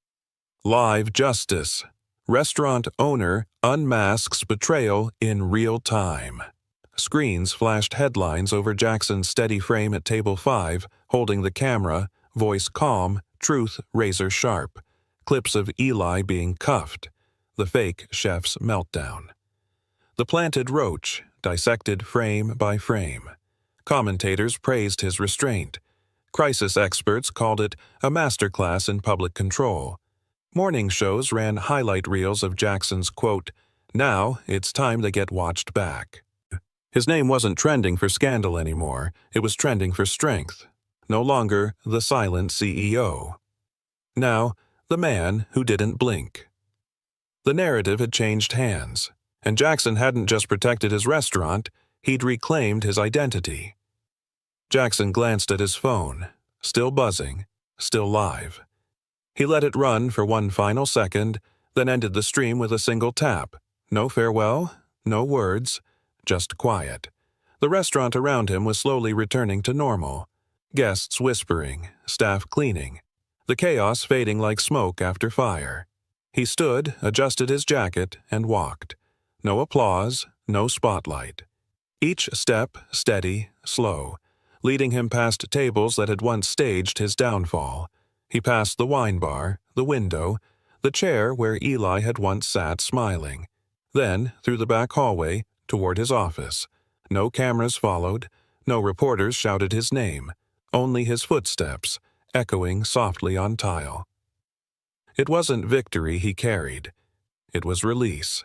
And sometimes, the loudest ending is the one walked out in silence. Jackson entered his office, closed the door behind him, and exhaled slowly. The room was still, familiar, unchanged. He moved to the desk, opened the top drawer, and pulled out a worn photograph. 2 men stood shoulder to shoulder, him and Eli. Younger, smiling, arms around each other outside the first Aurelia location, back when everything was built on trust. He stared at it for a moment. No anger. No regret. Just weight. The kind only time and betrayal can leave behind. His thumb brushed the corner gently. Then he slid the photo back into the drawer, closed it, locked it, not to forget, but to let go. Some ghosts didn't deserve to be chased, and some memories were meant to stay in the past. Jackson stepped out of the office, the hallway now quiet. Sienna was near the bar, tidying menus, already resetting the night like nothing had happened. He walked toward her, stopped just a few feet away. She looked up, sharp as always, but softer now, the mask gone. He gave a small nod, voice steady but low enough to stay between them. "If I had a few more like you," he let the pause linger, "I wouldn't need a PR team." She blinked, surprised, but said nothing, just smiled, barely. Jackson meant every word. Not a compliment, not a reward, a truth. Loyalty didn't need a spotlight, it just needed to be seen. He turned to walk away, but her voice followed him, warm. "You've got one, that's a start." Some reputations are rebuilt with cameras, others with people who never stop believing.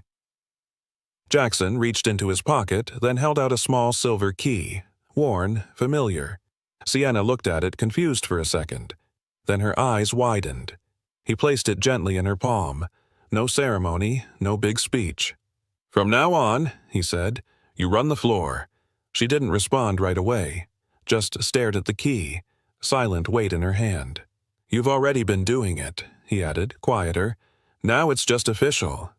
She looked up, and for the first time all night her voice caught slightly. "You sure?" Jackson nodded once. "I trust you." That was all she needed. The key wasn't just for locks, it was a shift in power, in belief. She'd gone from server to shield, from support to leadership. And now, Sienna wasn't just holding a key, she was holding the future of Aurelia. Jackson stood alone near the center of the dining room. Chairs tucked in, tables cleared, the noise long gone. One by one, the lights above dimmed, soft clicks echoing like distant footsteps, until only one glow remained. Outside the window, the golden sign, Aurelia, lit the glass. Its reflection reached across the floor, casting a warm line up his chest across his jaw. It caught his eyes last.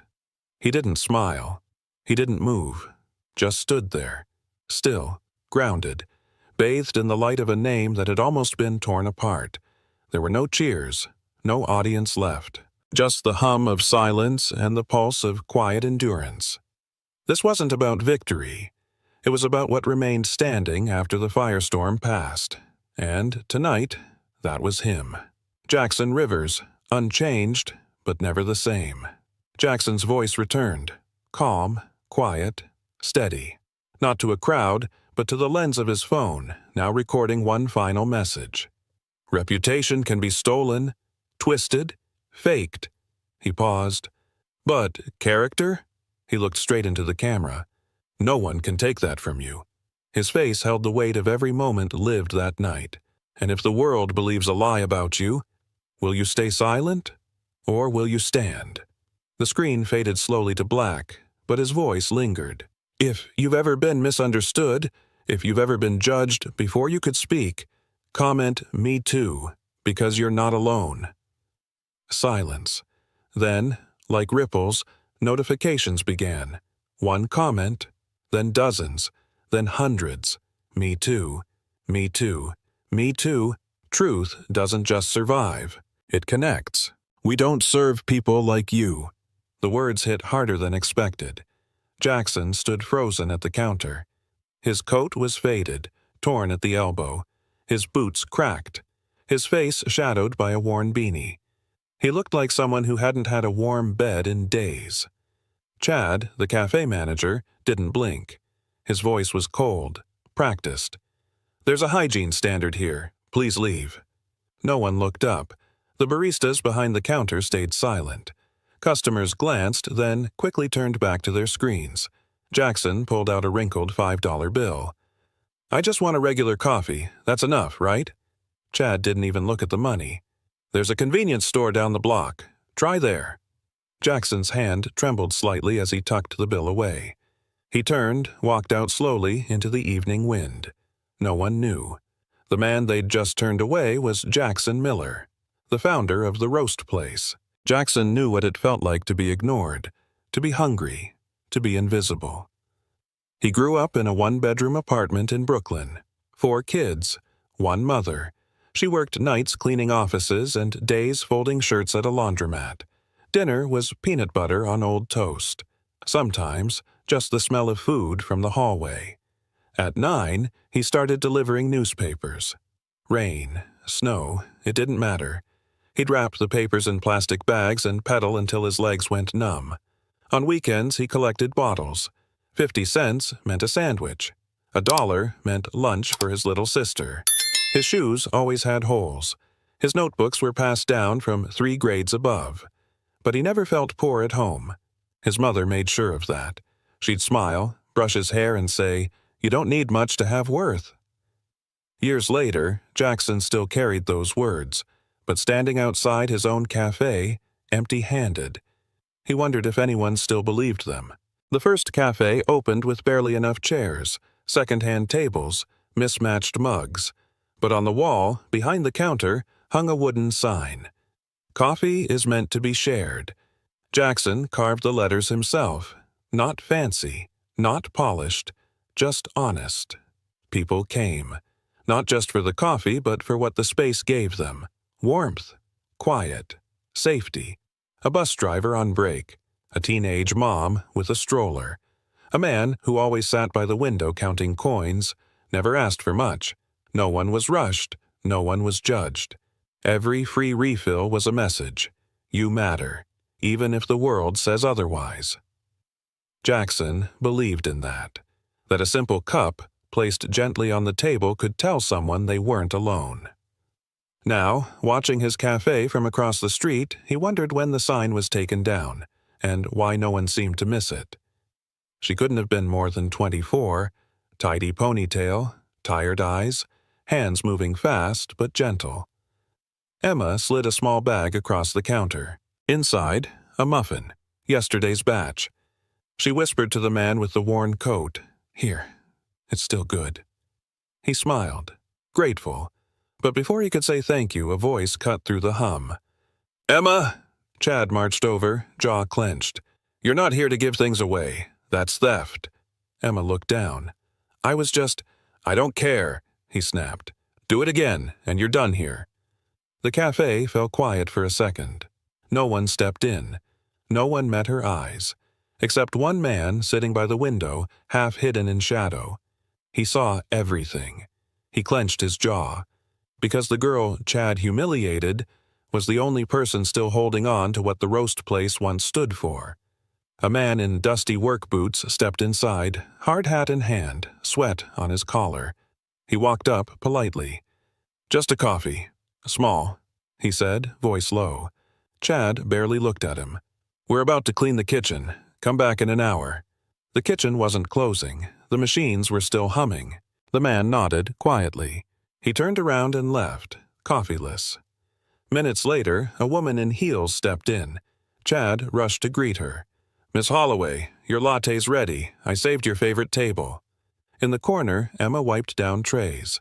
Behind her, Sarah, young, pale, approached with hesitation. "My daughter's sick. I need to leave a bit early today." Chad didn't blink. "Either stay, or don't bother coming back tomorrow." She paused, then tied her apron tighter.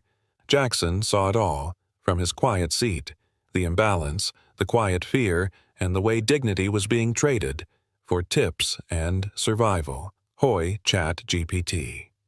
Jackson sat still, watching the steam rise from someone else's cup, and suddenly he was 10 again, standing beside his mother in a small diner. She held a few crumpled bills, hands shaking slightly. Her voice was soft. "1 bowl of soup, please. We'll share." The waiter glanced at the money, then shook his head.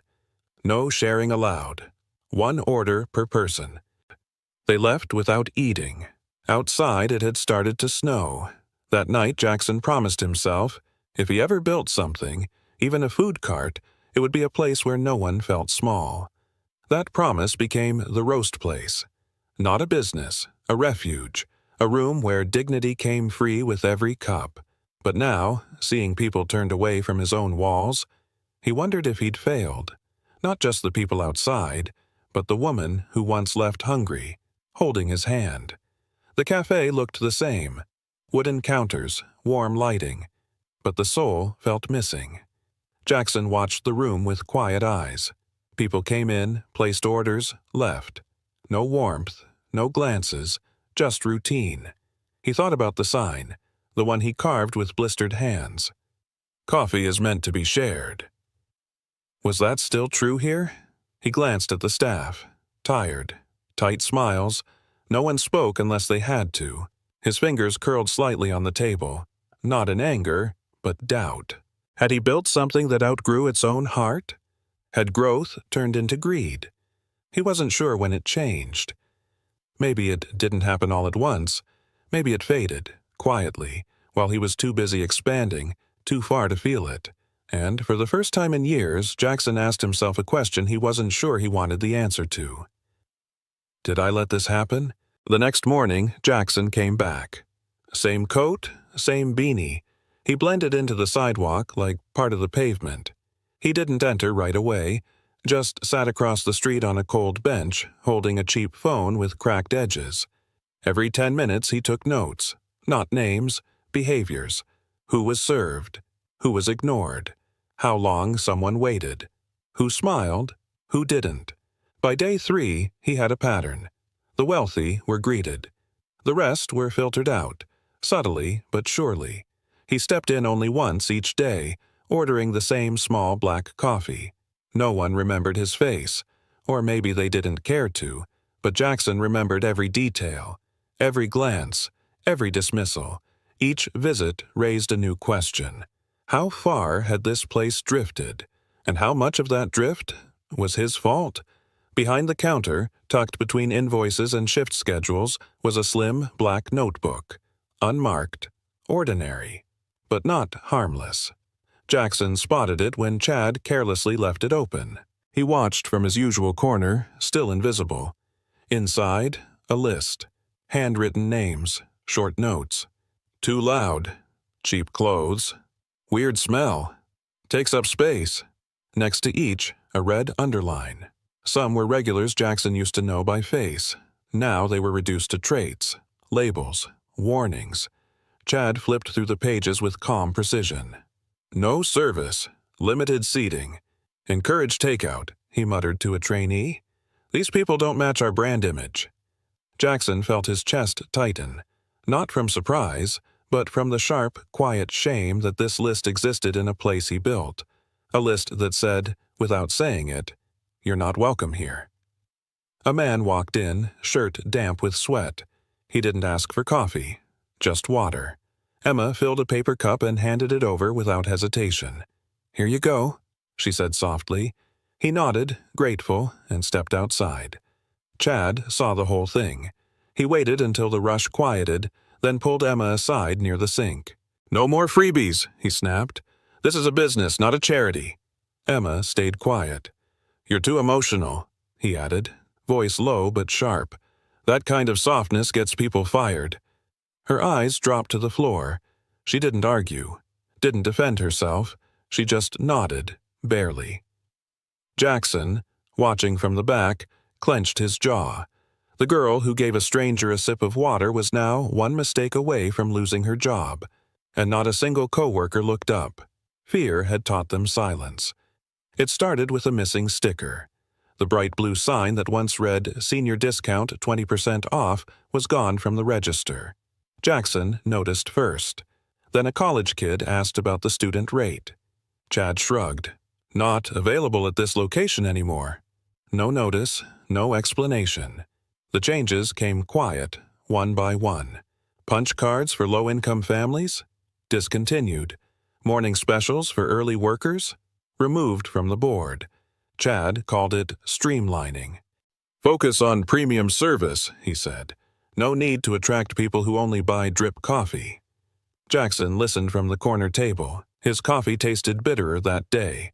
The brand he once built on inclusion was slowly being reshaped into a filter, one that let only certain people through. No one protested, no one even noticed, except him, and the people now walking past the cafe instead of walking in. It was almost 3 p.m. The shift was ending, and Rachel had already untied her apron. Her phone buzzed, a reminder to pick up her son from daycare. Chad called her over.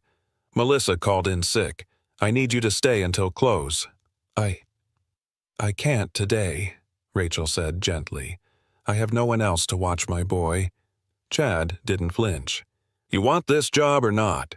I've got a stack of applications from people who don't complain." Rachel hesitated, then slowly retied her apron, eyes fixed on the floor. Jackson watched from near the hallway. The espresso machine hissed behind them. No one said a word. He looked around. Every employee moved faster when Chad was near. Smiles disappeared. Posture changed. This wasn't a cafe anymore. It was a place where kindness cost too much, and silence was the only way to keep your paycheck. Jackson stopped just watching. He started recording. His phone stayed low in his lap, camera aimed through the small gap between salt and sugar jars. Photos of tip jars half empty. Audio clips of Chad's threats clipped and clear. He noted timestamps, tracked customer treatment, logged who was asked to leave and who got extra foam without asking. Each day, the file on his phone grew longer. Each night, he reviewed it, eyes sharp, jaw tight. He accessed the internal system too. As the owner, he still had admin access. Reports didn't match receipts. Discount lines were gone. Wage records looked altered. Jackson wasn't angry. Not yet. He was focused. Something was building. Not just inside the cafe, but inside him. And soon, someone was going to feel what it was like to be seen clearly. It started with a missing deposit. A day's cash sales weren't logged. Jackson checked twice, then 3 times. He compared the internal dashboard with his own archived reports. Margins were inflated. Bonus expenses were listed. None approved. A second spreadsheet surfaced, hidden in a password-protected folder buried deep. Same sales totals, different breakdowns. Discounts erased. Labor hours shortened. Profit up on paper. Jackson dug deeper. Every month showed similar gaps. Thousands missing, all unaccounted for. Chad wasn't just cruel, he was clever, and he was stealing. Jackson sat back staring at the screen. The cafe didn't just drift off course, it had been hijacked. This wasn't mismanagement, it was manipulation, designed to make the place look better while quietly bleeding it from the inside. A twist was forming, but the ending, that part, Jackson would write himself. The subject line read, "Expansion Opportunity, Premium Clientele Only." Jackson opened the forwarded email, fingers steady, breath thin. It was from Chad, sent to a private investor group. He pitched a plan to franchise the roast place, but with a twist. No community board, no discount days, no low-budget branding, just high-end decor. Selective seating, targeting aspirational customers only. He wrote, "The brand has legacy credibility, but it's time we reposition it. No more free refills or charity tokens. This is coffee for people who belong." Jackson stared at the words. His chest tightened. The cafe built to serve the forgotten was being groomed to exclude them. The very thing he once stood against was being sold under his own name. The idea was absurd. But there it was, in black and white, the soul of the roast place. On the table, with a price tag, Emma handed a muffin to a teenage boy in a torn hoodie. No charge, no receipt, just a quiet gesture. He nodded, eyes wide, and slipped out the door. From behind the counter, Chad watched. The next morning, a new camera appeared. Mounted low, aimed straight at Emma's station. He didn't mention it, didn't have to. Later that day, she found a note taped inside the break room locker. "Second strike, next one's your last."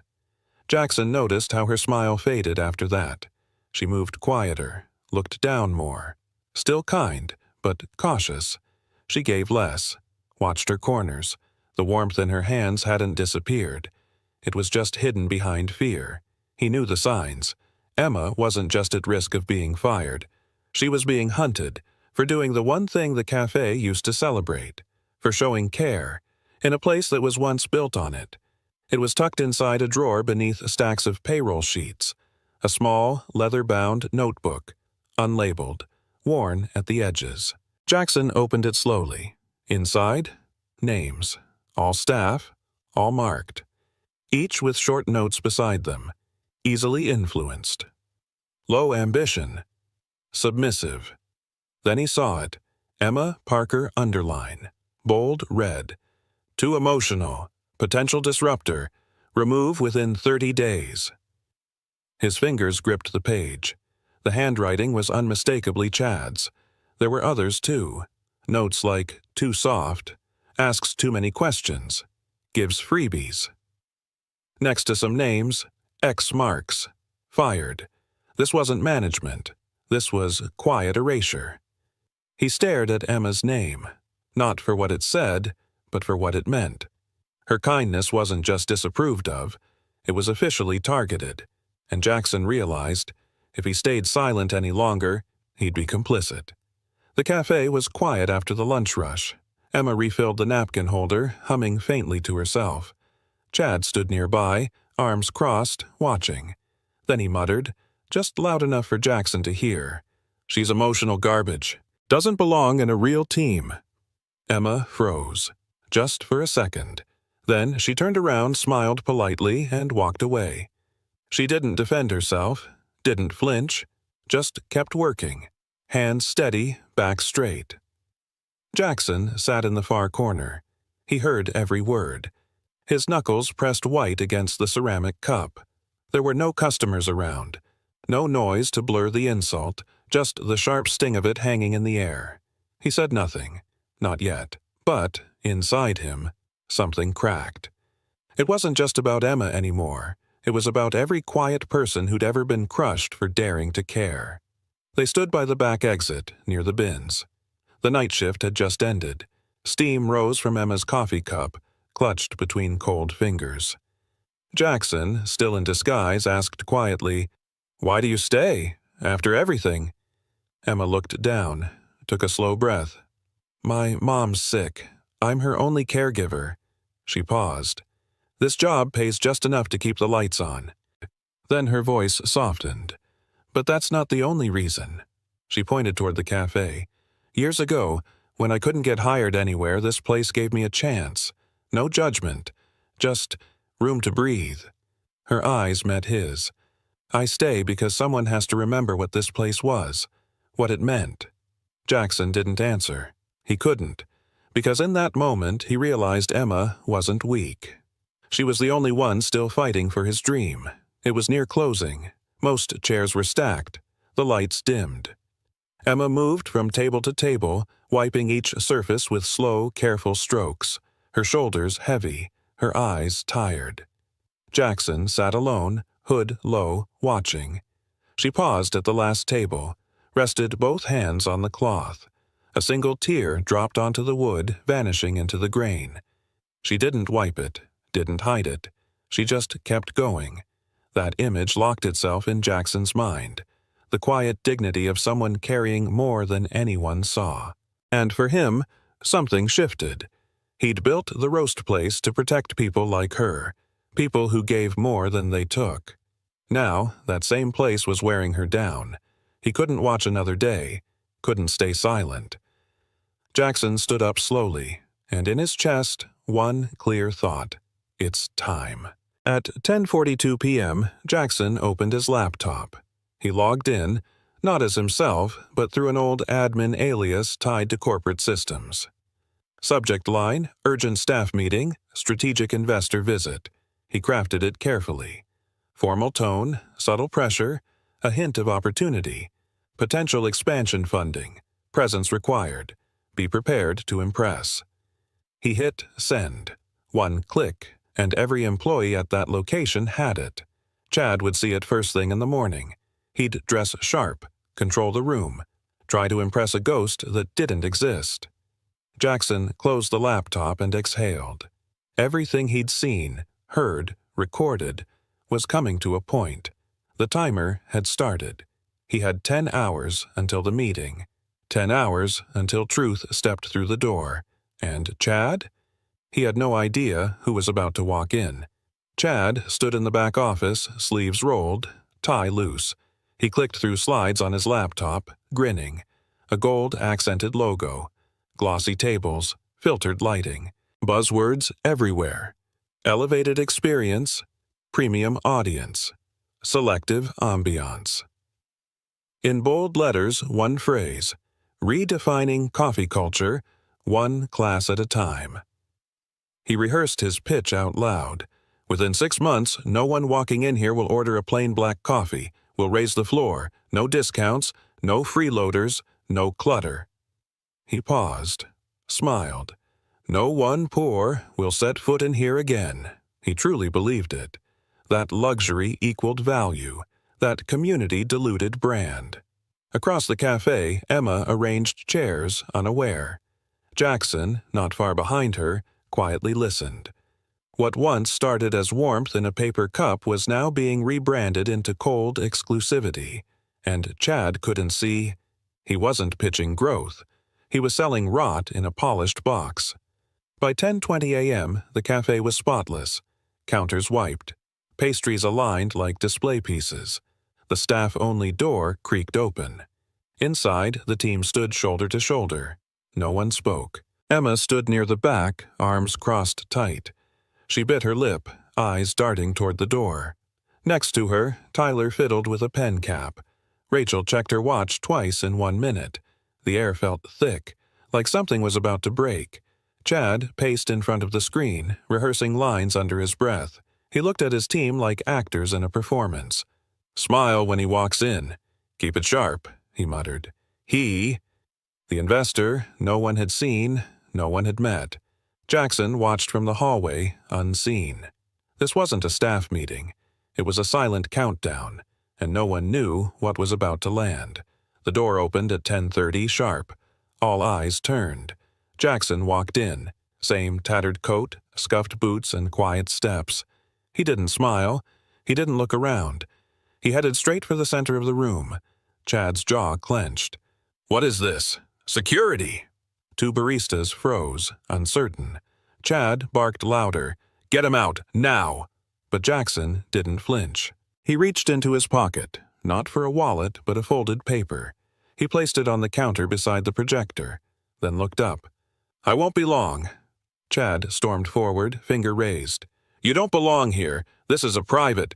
But Jackson cut him off with calm. "Actually, I think I do." The room shifted. Whispers stirred. Emma narrowed her eyes, watching closely. The man no one saw coming had just walked into his own storm, and he wasn't backing down. The room held its breath. Jackson stood still, coat dusty, voice calm. "I'm not an investor. I'm not a guest. My name is Jackson Miller, and I founded the roast place." Silence. Chad blinked, mouth slightly open. "No, you—" He looked around, searching for something solid to hold on to, but nothing came. Emma's eyes widened. Tyler dropped the pen in his hand. Even the espresso machine stopped hissing. Jackson slowly removed his beanie. Underneath, gray hair, tired eyes, but unmistakably him. He scanned the faces.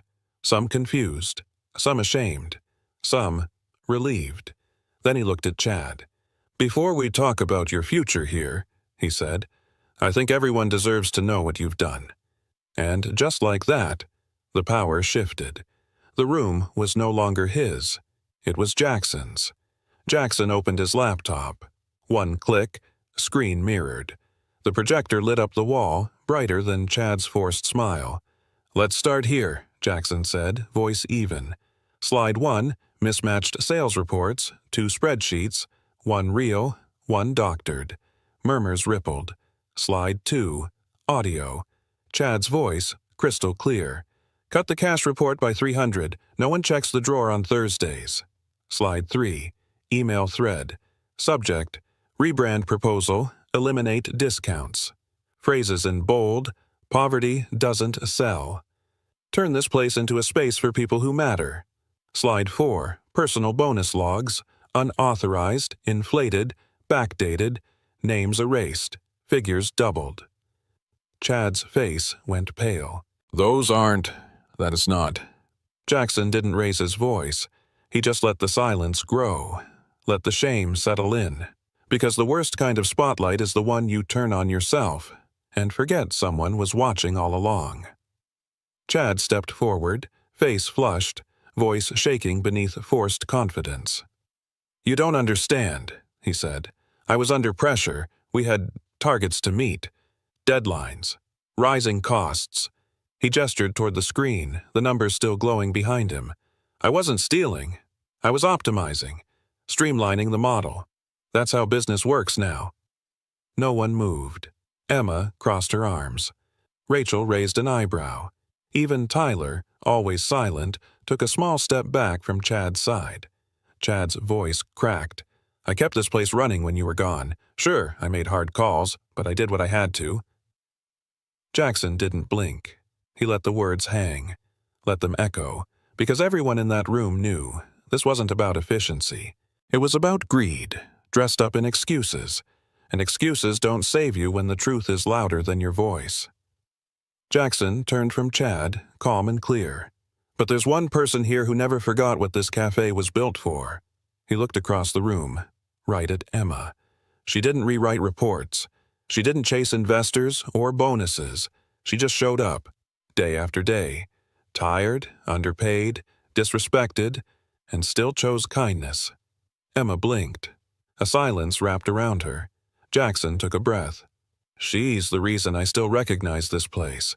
The soul of the roast place? It lives in her." Emma's lips parted, barely a whisper escaping. "I was just doing what felt right." Jackson nodded. "And that's why you should lead it." Gasps. Someone clapped. Soft, then louder.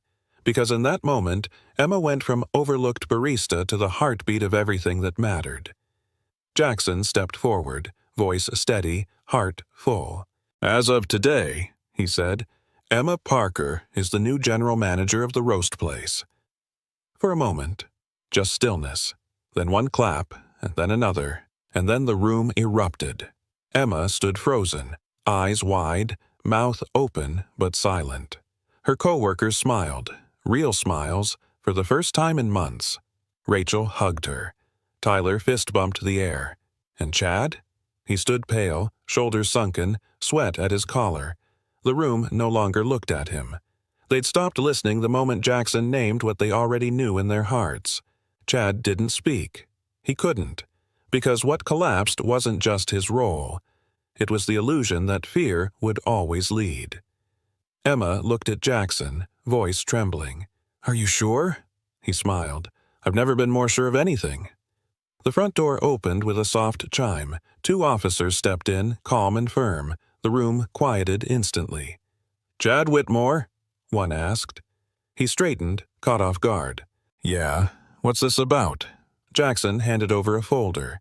"Financial fraud, payroll manipulation, attempted illegal sale of corporate property. All documented." Chad's face drained of color. "This is ridiculous. I'm the manager. I'll sue." The officer stepped closer. "You have the right to remain silent." Cuffs clicked. Chad flinched. The staff didn't.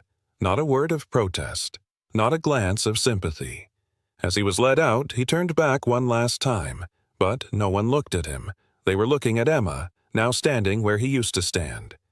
Justice didn't come in loud. It came in firm, quiet steps. And it came on time. The silence after Chad's arrest didn't last long. Lena, quiet for so long, stepped forward. Her hands trembled slightly, but her voice didn't. "He made us pay for broken cups out of our checks, docked hours for bathroom breaks, forced Rachel to close alone, twice, after 12-hour shifts." Others nodded. Tyler added, "He canceled our tips if we didn't hit his sales quota." Another voice, He said sick days made us look weak. Emma stood in the center, overwhelmed. Not by the words, but by the sudden flood of truth. They weren't just speaking up.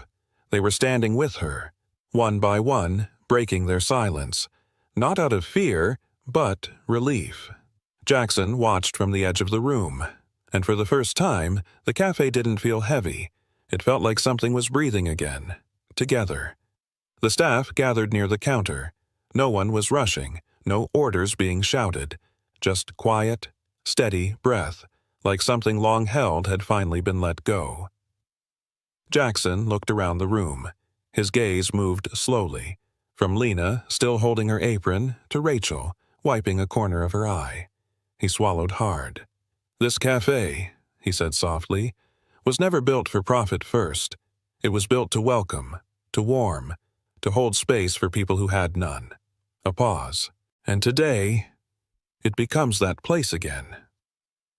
Emma stood beside him, eyes wide, unsure. He gently nodded to her. She lowered her head, accepting the weight and the honor. No big applause this time, just hands resting on shoulders, just a silence that felt like home. From the street outside, the scent of coffee drifted out, but inside, something far stronger was brewing. Morning sun poured through the front windows, casting gold over every table. The line stretched to the door. A student scribbled notes between sips. A construction worker scrolled through his phone, boots dusty. Beside him, a woman in a sharp blazer laughed over a caramel latte. No reserved signs, no premium seating. Just people, different clothes, different stories, sharing space. The hum of voices mixed with the hiss of steam, the tap of keyboards, the occasional clink of ceramic mugs.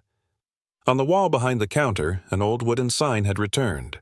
A cup of coffee, a moment of warmth, for anyone who walks in. Emma walked through the floor with ease. No clipboard, no headset, just a quiet smile, watchful, grounded. The cafe hadn't just recovered, it had come home. And this time, everyone had a seat at the table. Above the barista station, under a warm amber light, an old wooden board had been cleaned, polished, and hung once more. The edges still held scratches. The letters, hand-painted, slightly faded, but the message was clear as ever. Coffee is meant to be shared. A young couple paused as they read it. One smiled. The other whispered, "That's beautiful." An older man, sitting alone by the window, nodded quietly to himself. Emma caught the glance. She didn't say anything, just smiled back. The sign didn't announce change. It reminded everyone of what had always been true. It wasn't just decoration. It was a promise, a memory nailed into wood, a mission carved into routine. And as people came and went, cups filled and emptied, that quiet message stayed glowing, like a heartbeat on the wall. Next to the register sat a small wooden box, handwritten sign taped to the front. "Pay it forward coffee. Buy one, gift one." Emma had quietly launched the program 2 weeks earlier. No banners, no big announcement, just an option printed at the bottom of every receipt. "Would you like to leave a cup for someone else?" The response was overwhelming. Within a month, the roast place had given out over 500 cups. To delivery drivers, students short on cash, single moms, the elderly. Each time, the barista would nod gently and say, "Someone left this here for you." No questions, no forms, just kindness, brewed hot and handed over. Customers began looking forward to it. Some even left notes folded beside their receipt. And in that quiet ritual, the cafe had become more than a business again. It had become a chain of unseen hands, passing warmth forward. The bell above the door chimed softly, a sound no one turned to notice anymore. Victor stepped in. No suit, no sharp tie, just a torn jacket, frayed cuffs, and tired eyes. His hands trembled slightly as he removed a worn cap. He didn't look around, didn't expect to be recognized. Slowly, he approached the counter, voice barely more than a whisper. "Can I get a black coffee?" Emma looked up. Time seemed to pause for half a beat. There was no anger in her eyes, no satisfaction in seeing him small, only quiet recognition, the kind that sees beyond the past and into a moment of simple human need. Victor didn't ask for pity, only warmth, only one cup, and maybe a place to sit. Emma didn't pause long. She reached behind her, poured a fresh cup of black coffee, and placed it gently on the counter. Beside it, a warm roll, soft, wrapped in parchment. She looked at Victor, eyes steady, voice soft but certain. "Here," she said, "no charge." He hesitated, hands still. Emma leaned forward just slightly. "At this cafe," she added, "everyone deserves a chance to start again." Victor's throat moved, but no words came. He simply nodded, took the cup with both hands, and whispered a thank you that barely made it past his breath. He sat alone near this window. Steam rose from the cup like something sacred, and in that small, quiet moment, Grace walked back into the room, not loud, not proud, just present. From the far end of the cafe, Jackson watched. No words, no gesture, just a slow nod, barely noticeable, as he saw Victor cradle the warm cup between his palms. Jackson's eyes glistened, not from triumph, but from something deeper, recognition. Not of Victor, but of a truth he'd nearly forgotten, that justice wasn't always about punishment. Sometimes it was a quiet door left open for someone who finally understood the cold. He leaned back, letting the hum of conversation surround him. One child laughed nearby. A spoon clinked gently in a mug. In his heart, a sentence rose, soft as breath. Justice isn't about revenge. It's giving someone the chance to learn how to be human again. And that was more than enough. The espresso machine hissed softly in rhythm. Milk frothed, spoons stirred, and the gentle clatter of mugs kissed the tabletops. Near the back, a toddler giggled, grabbing at cookie crumbs while his father sipped his drink. An elderly woman shared her table with a student. They'd met that morning, but now spoke like old friends. No one rushed. No one was out of place. A man in a construction vest held the door open for a woman in heels. She thanked him with a nod. No walls between them. Every corner carried warmth, not just from the coffee, but from the way people looked at each other, like they belonged here, exactly as they were. The cafe wasn't just busy. It was alive. Soft music played low, blending with stories, smiles, and the kind of peace that can't be bought. It could have been anywhere, but it felt like home. Have you ever been turned away, told you didn't belong, felt small in a place that should have held you? You're not alone. But here's the truth. Every closed door can become a new one, if someone is brave enough to open it. Be that someone. Maybe it's just a coffee, or a smile, or saying, "You can sit here." Because even the smallest kindness can become someone else's turning point. Tag the person who once gave you a second chance. Or tell us about the moment you realized someone believed in you. Let's build a world where no one stands alone in the cold. A world where one cup can change everything. A billionaire stepped out of an old SUV, wearing wrinkled slacks and a plain gray coat. No assistant, no suitcase, no brand. The valet didn't move. His eyes scanned Jackson from head to toe, then looked away, assuming nothing important. Inside, the lobby was marble and silence. Jackson approached the front desk calmly. Melissa glanced up without a smile. Her eyes landed on the black card in his hand. She raised an eyebrow, leaned forward slightly, and smirked. "Are you sure that's yours?" A few guests nearby turned their heads. Jackson didn't flinch. He looked her in the eye. No anger, no panic, just patience.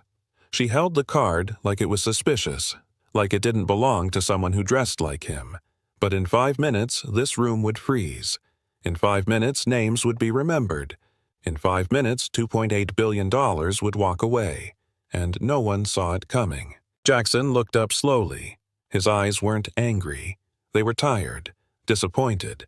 Not because someone questioned his card, but because he'd seen this before, too many times. Melissa turned away, still holding the card like it might burn her. A couple seated nearby whispered without lowering their voices. "Another fake rich guy.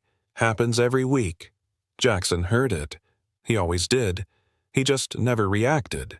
His gaze drifted across the lobby. Polished marble, gold trim. Everything screamed luxury, except the way they treated people. He shifted his weight, hands still calm at his side. The card stayed between them, untouched. No drama, no confrontation, just that quiet look. The kind that makes you stop and rethink your choices, if you notice it. Melissa didn't. She typed lazily into the system, pretending not to see the man still standing there. He had seen that look before. It took him back. 17 years old, working weekends at a hotel not half this fancy, wearing a second-hand shirt 2 sizes too big, shoes that hurt by hour 4. He stood near the banquet hall, holding a tray of water. The manager walked by, eyes sharp. "Not you," he said, pointing to the back. "You don't have the face for VIP tables." Jackson didn't reply. He just stepped aside. That moment stuck, not because it hurt, but because it echoed. The idea that you needed to look important to be treated with respect. Now, decades later, the faces had changed. The words had changed. But the judgment? Still the same. Melissa tapped on her keyboard, slow and bored.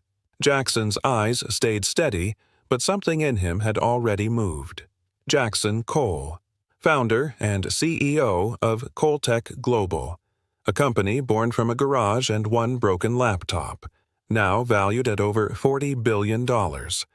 They build AI tools for hospitals, schools, and crisis teams, real-world tech, quiet impact. Inside Coltech, everyone's on a first-name basis. From janitor to CFO, respect isn't earned. It's expected. Their motto?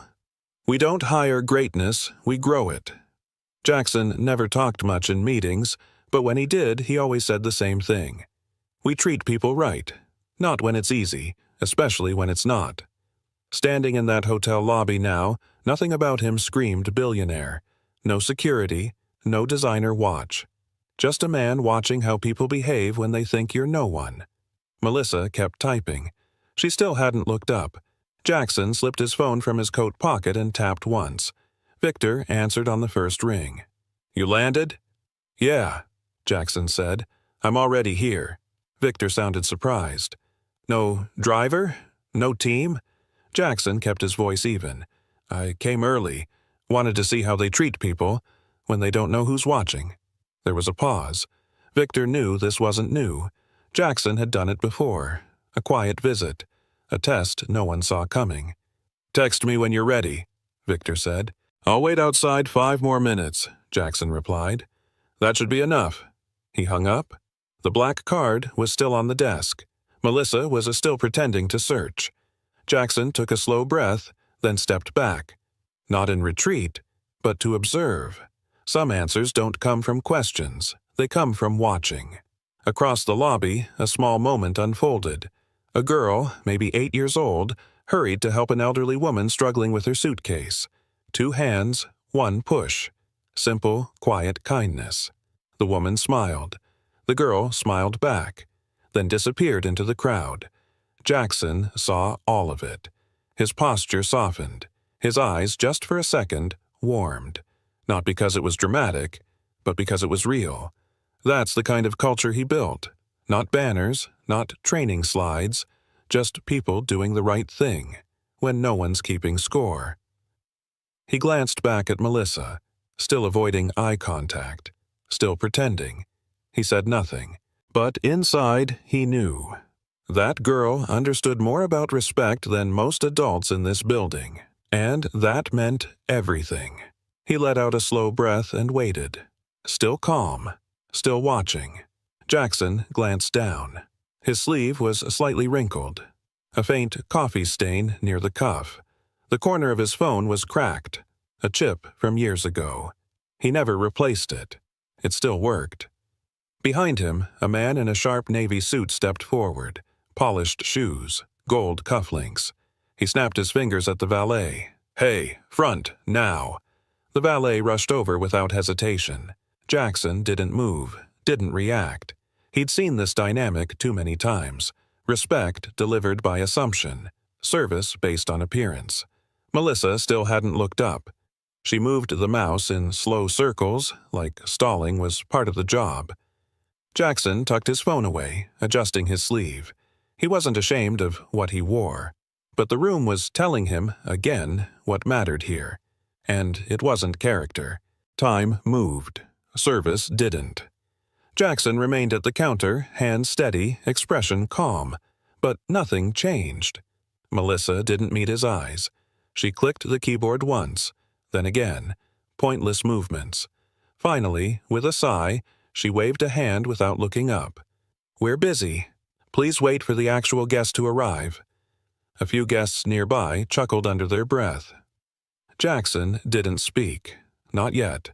The tension didn't explode. It settled. Quiet. Thick like fog. His black card was still on the counter, untouched. His name still unspoken.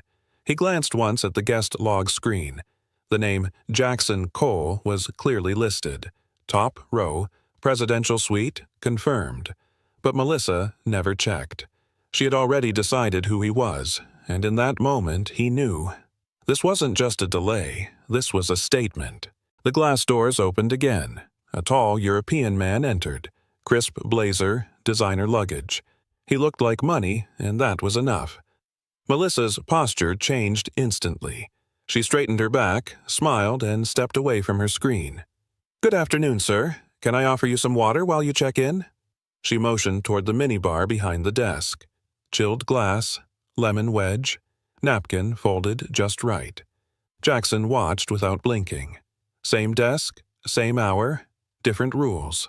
The man barely nodded, not even noticing her shift in tone. Jackson said nothing, his presence now invisible.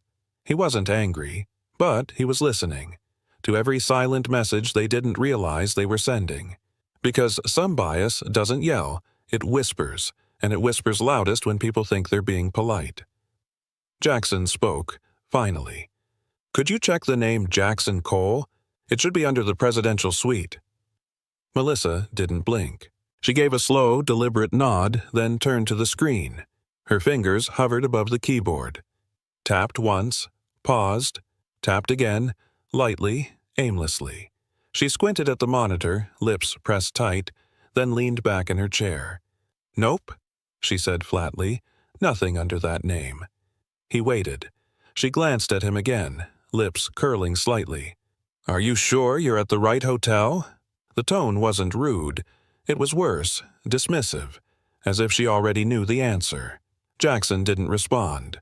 She went back to clicking nothing, as if his presence was now a mild inconvenience, the kind you pretend isn't standing there.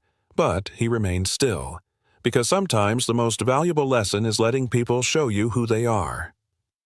Near the entrance, Tyler leaned against the valet podium, sipping from a paper cup. He nudged his coworker and tilted his chin toward Jackson. "Trying too hard," he muttered. "Look at that coat. Those shoes. Definitely a flex gone wrong." His friend smirked but stayed quiet. Tyler went on, louder than he needed to. "Bet he Googled how to look rich and still missed." They both laughed, quiet enough to pretend it wasn't about anyone, but clear enough that Jackson could hear. He didn't turn, didn't react.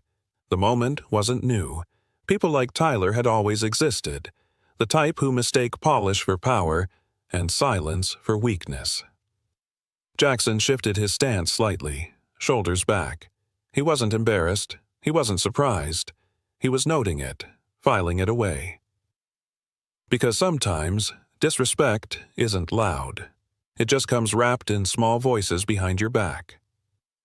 Jackson spoke calmly, voice low but clear. "Maybe check the partner briefing from this morning," he said. "My name should be in it." Melissa gave a half laugh. "There's no briefing," she replied, still tapping pointlessly. He didn't push, just tilted his head slightly. "You're sure?" "Positive," she said without looking up. "We'd know if someone like you was expected." Jackson nodded once. No reaction, no tension, but the sentence sat between them like a quiet alarm. Someone like you, she returned to pretending to work. The screen still blinked with the same empty login page. Jackson let a few seconds pass. He wasn't trying to prove anything. He had already seen enough. Still, he gave her one last chance. Not for him, for her, but Melissa had already decided what kind of man he was, and she wasn't looking to be wrong. Melissa finally looked up, just long enough to smirk. "Partnership?" she repeated. "We usually work with large companies." She dragged out the word large, letting it hang in the air like perfume, then tilted her head as if trying to be polite. "But maybe you meant delivery?" Her tone sugar-coated the insult. Jackson didn't blink. She tapped the keyboard again, clearly not searching anything. "We've had all kinds lately," she added. "People walk in thinking one fancy card gets them the penthouse." The man in the navy suit from earlier passed by with a bellhop. Melissa gave him a warm nod, her whole tone shifting in an instant. Then she turned back to Jackson, cool again, dismissive. "If you're not sure where you're staying, I'd be happy to suggest something. More your style." He didn't speak, but every word she said was writing her own story. Jackson pulled out his phone, calm and deliberate. His fingers moved with quiet precision. He typed just one line. "Confirm meeting status. I may cancel." Then he hit send. No second message, no explanation. He slipped the phone back into his coat pocket. Hands relaxed, shoulders steady. Melissa kept typing, still pretending to help. She didn't notice or care that he was no longer speaking to her. Across the room, the valet laughed at something on his phone. The guests nearby were sipping drinks, scrolling screens. No one realized the weight of the sentence Jackson had just sent. No one saw the decision already forming. He had asked, waited, watched. Now he was shifting, not to argue, not to threaten, but to act. And when someone like him makes a move, people don't see it until it's too late. A shadow moved beside the desk. A security guard approached. Tall, uniformed, neutral face. He stopped a few steps from Jackson and cleared his throat. "Sir," he said quietly, "we've had a few incidents lately." He glanced at Melissa, then back to Jackson. "I'll need to verify your identity." Jackson turned toward him, still silent. The guard kept his tone even, almost apologetic. "Do you have a reservation number? Or any photo ID?" Melissa folded her arms as if this confirmed something she'd suspected all along. Jackson didn't reach for anything, didn't raise his voice. He just looked at the man. Calm, clear, steady. The silence stretched. A few guests had stopped talking. The room was still soft-lit, elegant, controlled. But something had shifted. Because now it wasn't just poor service, it was protocol.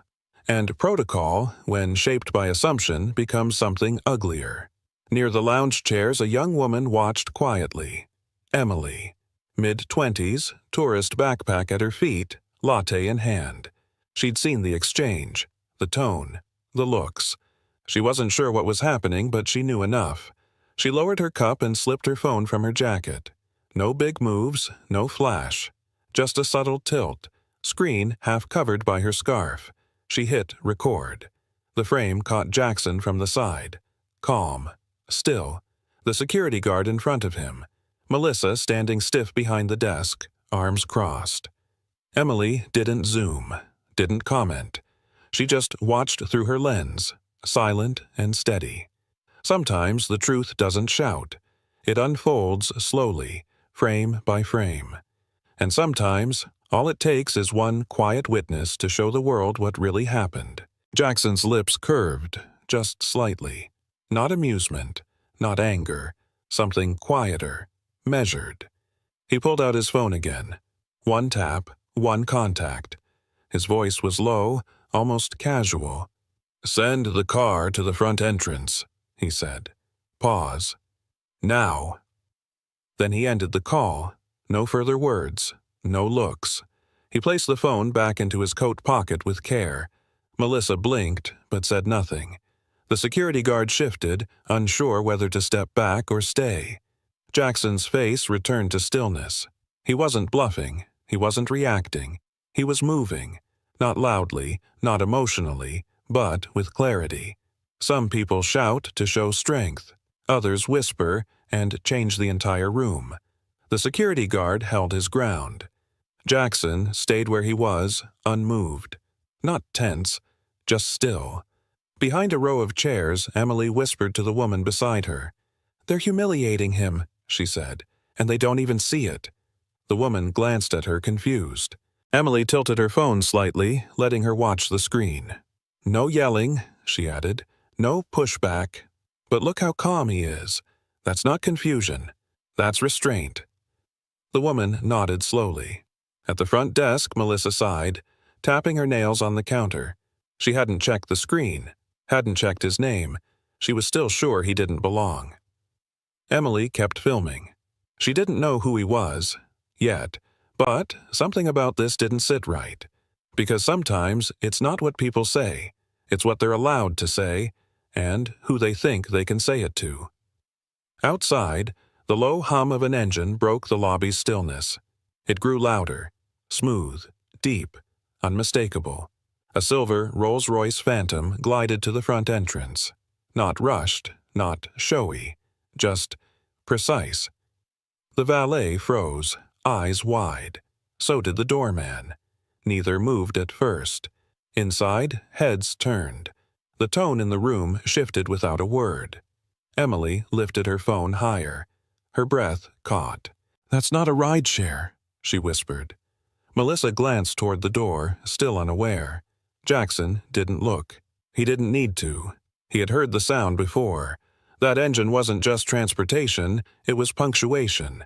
Outside, the driver stepped out. Black suit, earpiece, calm.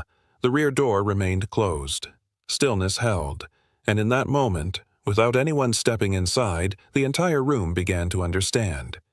Someone powerful wasn't coming. He was already here. The back door of the Rolls-Royce opened. Victor stepped out first. Tailored coat, composed face. Janet followed, tablet in hand. Then Luis, silent, scanning the building. They didn't pause.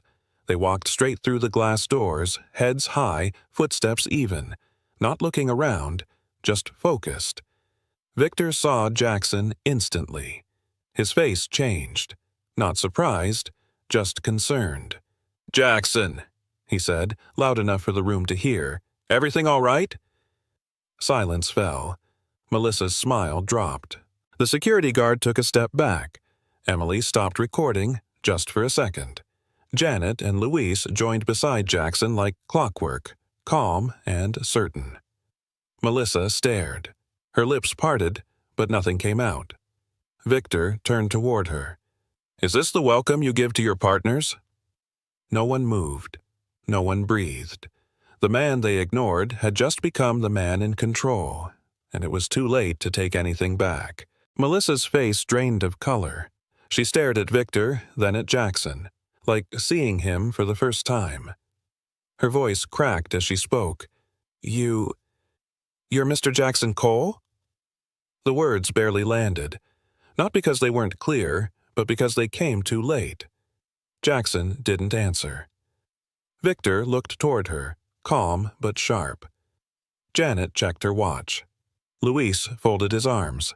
Melissa blinked rapidly, trying to recover. Her hands hovered over the keyboard like she was searching for something to do. Anything. I didn't realize," she stammered. "No one told us." Jackson remained still. The silence pressed harder than any reply. Around them the lobby had fallen quiet. Even Tyler by the door had stopped moving. Melissa's voice had changed. But the weight of what she said earlier still hung in the air, and everyone could feel it. The elevator chimed. Graham, hotel manager, rushed into the lobby, face pale, breath uneven. He looked straight at Jackson, eyes wide with recognition. "Mr. Cole," he said quickly, voice strained. This is a misunderstanding." No one spoke. Graham continued, stepping forward with nervous hands. "We had no idea you were arriving in person. If someone had informed us—" He glanced at Melissa. She looked down, frozen. Victor didn't move. Janet raised an eyebrow. Jackson said nothing. Graham tried again. Please accept our apology. Of course we'll make this right. Your suite is ready. I'll personally. Jackson's silence was heavier than any interruption. The man who had been ignored now held the entire room still, and the ones who dismissed him were scrambling. Not out of principle, out of fear. It was never about service. It was about status, and they had misjudged both. Jackson didn't speak right away. He turned slowly, scanning the lobby. Eyes followed him, silent, uncertain. He looked at the front desk, the marble floor, the polished walls, then back to the people watching. No anger, no theatrics, just stillness. Then he spoke, voice calm and quiet. You know, opportunity doesn't always arrive in a limo. He paused. It walks in quietly. No spotlight, no name tag, and most people miss it because they're too busy looking at shoes. No one laughed. No one moved. Melissa's hands were still. Graham looked down. Even Tyler had nothing left to say. Jackson's gaze didn't accuse, it reminded. Because this moment wasn't about punishment, it was about proof, and the proof had already spoken, in their choices. Melissa's throat tightened. Her lips trembled, but she tried to keep her composure. She looked at Jackson, eyes now unsure, no longer judging, just exposed. I'm sorry, she whispered. The words came slow, broken. Not because of pride, because of shame. Her shoulders sank, just slightly. She wasn't used to being wrong in public, and certainly not like this. The apology wasn't loud. It didn't echo, but it carried weight, because it arrived too late. Jackson didn't flinch. He didn't nod. He didn't soften. Silence answered her. Melissa swallowed hard, blinking against the sting in her eyes. She wasn't crying, not fully, but the edge was there. She had misjudged him. But worse, she had done it in front of everyone, and now every second of silence made it sink deeper. Not rejection, just consequence. Jackson looked at Melissa, steady, unreadable. I don't need an apology, he said. His voice was low, clear, sharp like glass. I need culture. The words landed flat, heavy, final. No bitterness, no raised tone, just truth, delivered without warmth. Melissa's mouth opened slightly, but there was nothing left to add. Jackson turned, slowly, not in anger, not in pride, just done. Each step away felt louder than anything said that morning. Victor followed, then Janet. Luis fell into step behind them, a quiet procession of people who didn't need to explain their power. Graham stood frozen. The staff watched in silence. No dramatic exit, no last look back. Just a man walking away from what should have been his welcome, and taking everything with him. Emily's hands were shaking slightly, but she didn't stop recording. Jackson and his team moved through the lobby, silent, composed. She tapped the screen. Live. The frame held steady on the back of his coat as he exited. She added a caption fast, fingers typing without pause. CEO cancels 2.8B deal because someone disrespected him. People started joining the stream within seconds. Hearts floated up the screen. Comments exploded. Wait, that's Jackson Cole? What hotel is this? Someone's getting fired. Emily didn't speak. She didn't need to. The camera stayed on the revolving doors as they slowly closed. Then cut to Melissa, still standing behind the desk, pale and frozen. The lobby had returned to its polished silence. But outside, the story had already left the building, and the internet was now the room where everything was happening. Jackson walked forward. Victor, Janet, and Luis followed, step by step, in sync. No words, no glances back. The sound of their shoes across marble echoed like a clock ticking down. Each stride cut through the room sharper than any sentence. Guests stepped aside instinctively. Staff froze in place.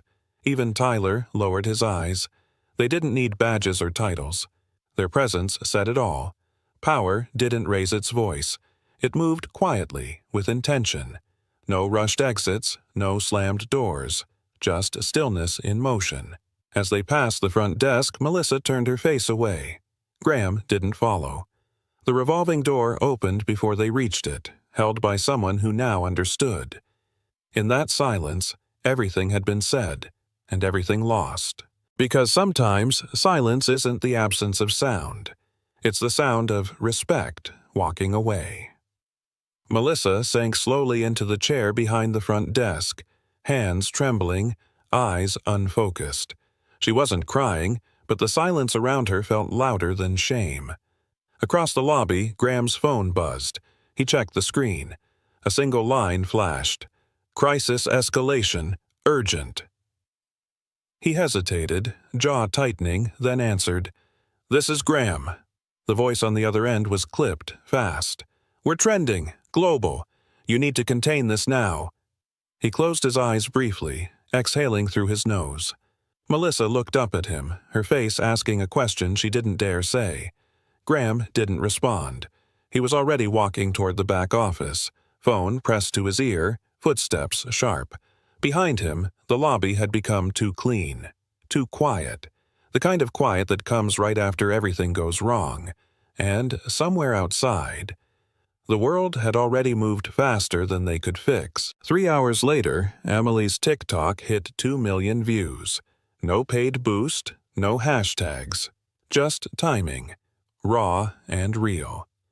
The video showed Jackson standing quietly, Melissa's voice, the Rolls-Royce, and that one sentence, "I don't need an apology, I need culture." Comments flooded in. "This is why I dress low-key. People judge fast." "That's Jackson Cole?" "Legend." 2.8 billion gone because of ego. Wow. Duets started. Stitch reactions followed. A lawyer broke down the legal fallout. An HR expert called it a corporate ethics disaster. Even hotel employees from other cities chimed in. "That front desk staff? Fired in every chain I know." Emily didn't reply to any of it. She just watched the numbers climb. It wasn't just a video anymore. It was a case study, a warning, and maybe a mirror. By the 4th hour, headlines had taken over the internet. Tech CEO humiliated in hotel lobby. $8 billion deal walks out the door. Disrespect has a price tag, and it's massive. Emily's clip appeared on over 50 news sites, global and local. Morning shows replayed it. Twitter threads dissected every frame. Inside the manager's office, Graham stared at his second phone, blinking non-stop. It rang. He answered without thinking. "Graham, here." The voice from PR didn't waste time. "We're trending, and not the good kind." "What's the scale?" he asked. "Global. Asia picked it up, Europe too. You're a top post on Reddit under corporate disasters." Graham leaned forward, both elbows on the desk. No words. Just the weight of realizing the world had seen what happened. And it wasn't calling it a mistake, it was calling it a pattern. The conference room was tense. No small talk, no coffee, just silence, broken only by Graham's voice. "We're here because of a look." Melissa sat near the end of the table, hands clenched. "I didn't know who he was," she said, her voice cracking. "It wasn't personal." Graham cut in. Cold. "It's never personal. That's the problem." She blinked fast, eyes watering. "I thought he was—" "You thought," Graham said, louder now. "You assumed. And with one look, you erased 10 years of reputation." The room stayed quiet. Melissa tried to speak again, but nothing came. Her mouth opened, then closed. Graham turned away, flipping a report. "We're no longer a luxury brand. We're a warning label." Melissa lowered her head, eyes fixed on the table. No one defended her, because in that room they all knew. Some mistakes don't need context.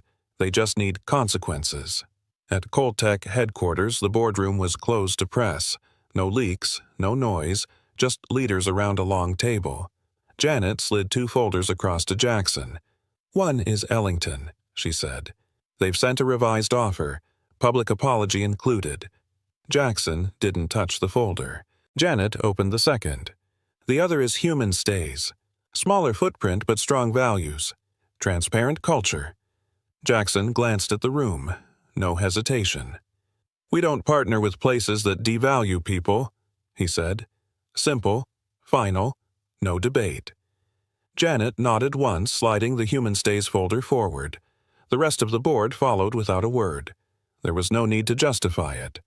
Jackson didn't look back at the first folder, not even once. He stood, buttoned his jacket, and left the room. Decisions like this weren't about optics. They were about truth. And truth doesn't need branding. It just needs someone to act on it.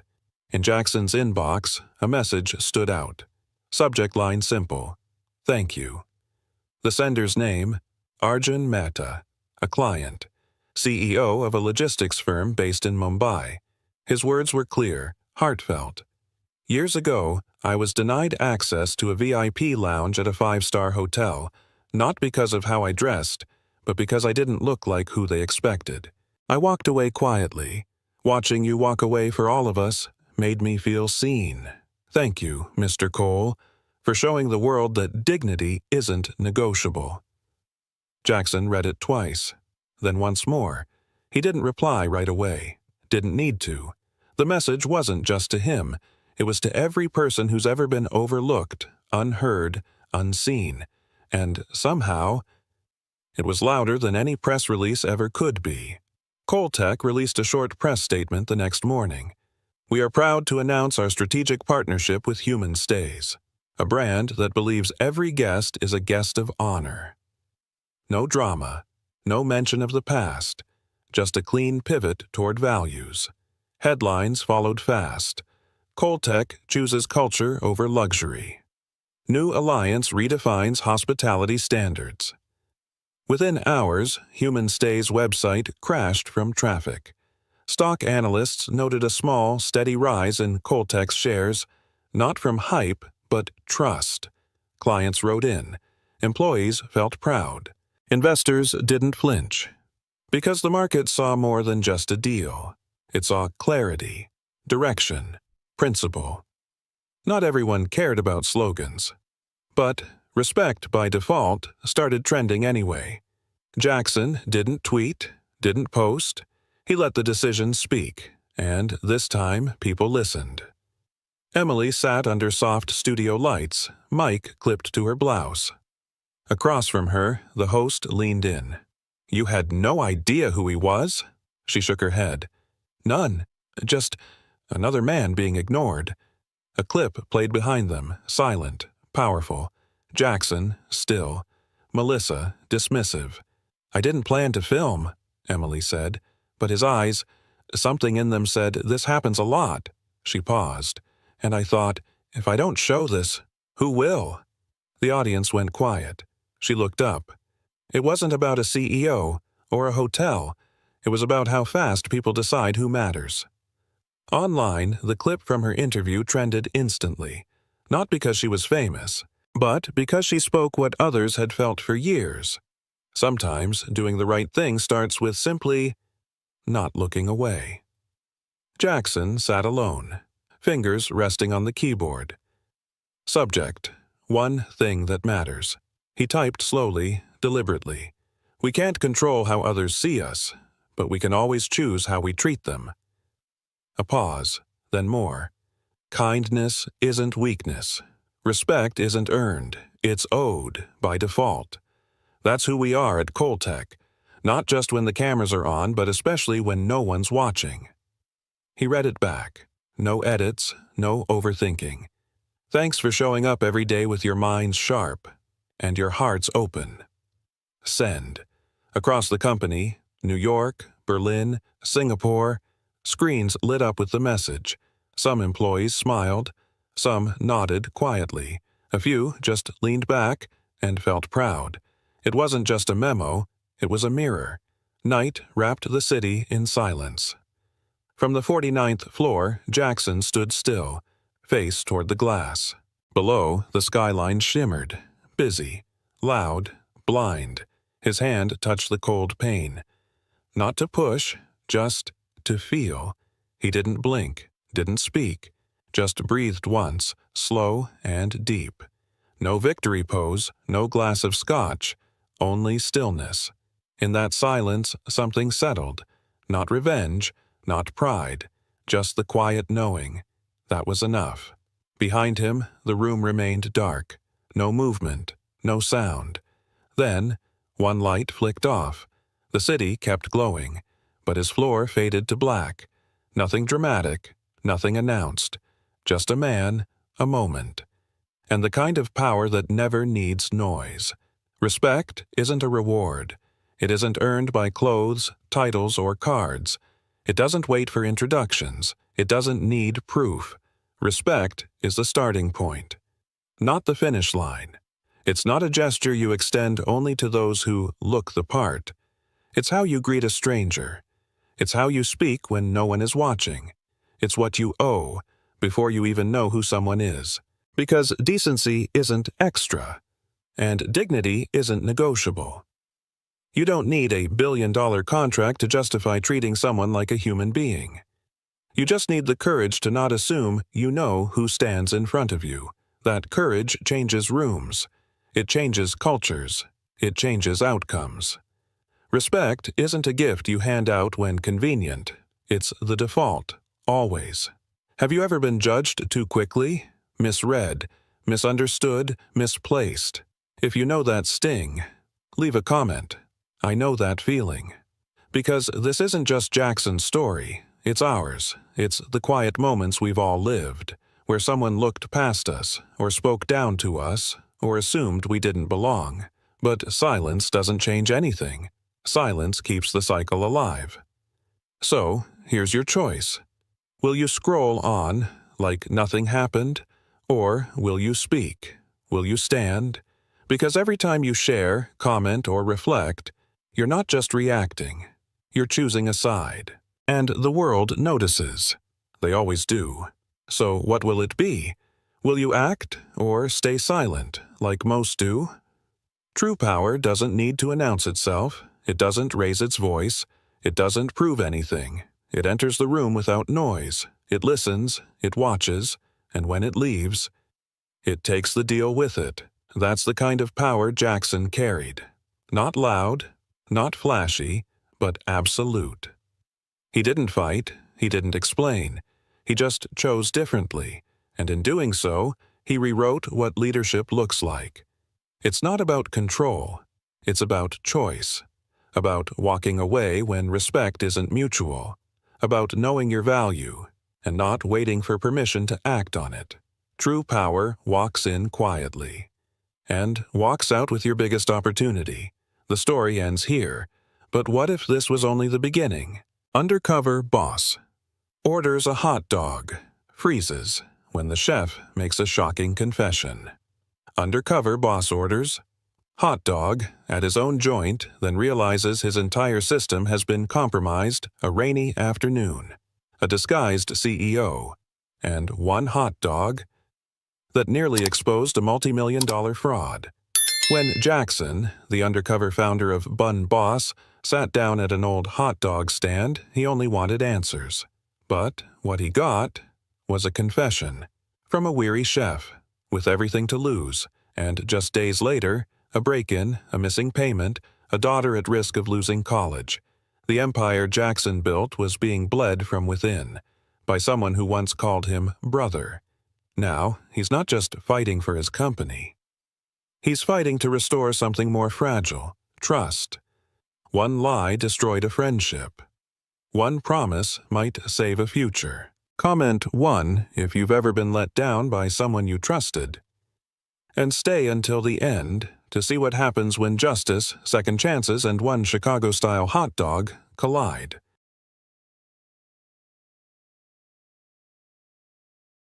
The rain came steady that afternoon, soaking the cracked sidewalk in front of Bun Boss stand number 17. Droplets danced off the faded red and yellow awning, each one a tiny percussion against the worn-out vinyl. Jackson Ward pulled the hood of his gray windbreaker tighter, shoulders hunched, his steps unhurried. He blended in easily, just another man with nowhere in particular to be. No one would guess this was the founder of Bun Boss Hot Dogs, a man once hailed as the king of street food, now walking alone past a pawn shop and a shuttered laundromat. Today, Jackson wasn't a CEO. Today, he was Luke Barrett, a tired tourist passing through Chicago. His disguise wasn't elaborate, just jeans with a carefully torn knee, cheap sunglasses, and a baseball cap pulled low. But it worked. No one glanced twice. He stopped in front of the stand.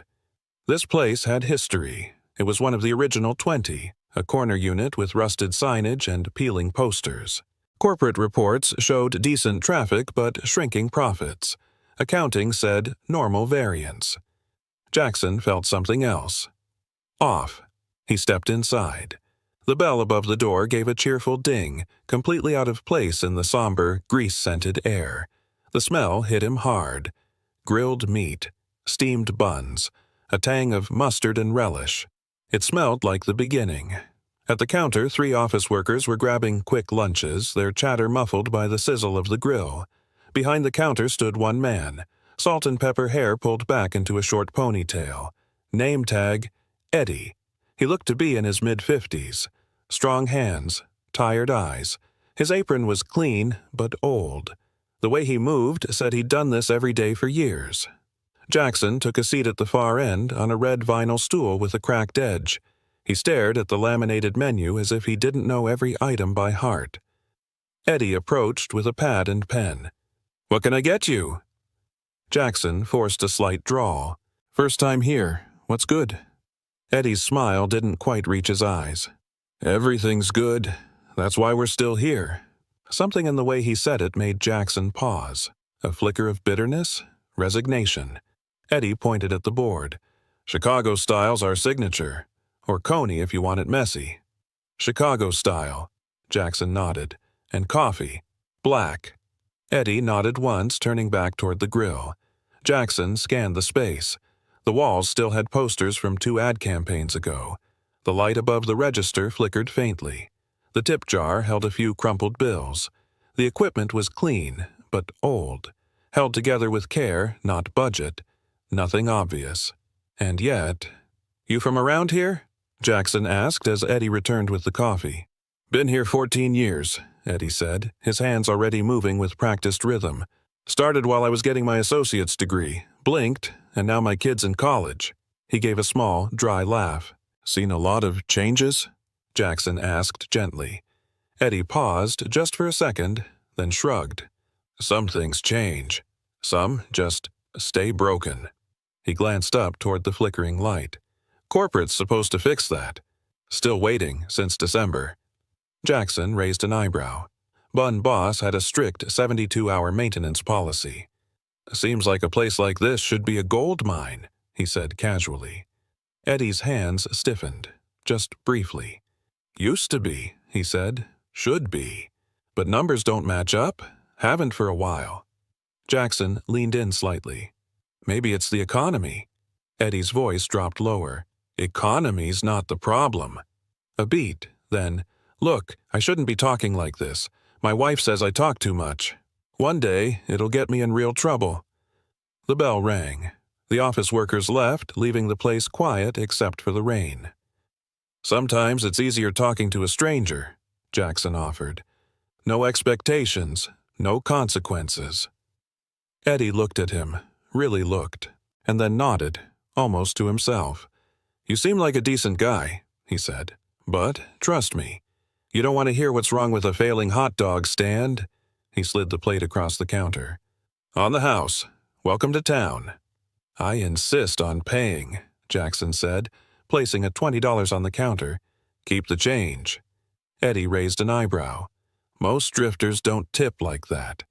Jackson smiled thinly. "Good karma. I've worked both sides of the counter." Eddie gave a nod. "So, have a lot of us." Then, he leaned in slightly. "If you're really interested in a strange story, come back around, after close, 4 o'clock. He wiped his hands on a towel, but his eyes never left Jackson's. "Could be worth your time." Before Jackson could reply, the bell rang again. A delivery man entered, clipboard in hand. "Invoice for Eddie Romero." "That's me," Eddie said, instantly slipping into professional mode. He studied the clipboard, then signed reluctantly. "Third delivery this week," he muttered. "Wasn't on the schedule." "Just doing what the system tells me, man," the driver replied before leaving. Jackson took a bite of the hot dog. The flavor hit instantly. Perfect beef snap, warm bun, relish exactly right. The product was fine. Whatever was wrong here wasn't the food.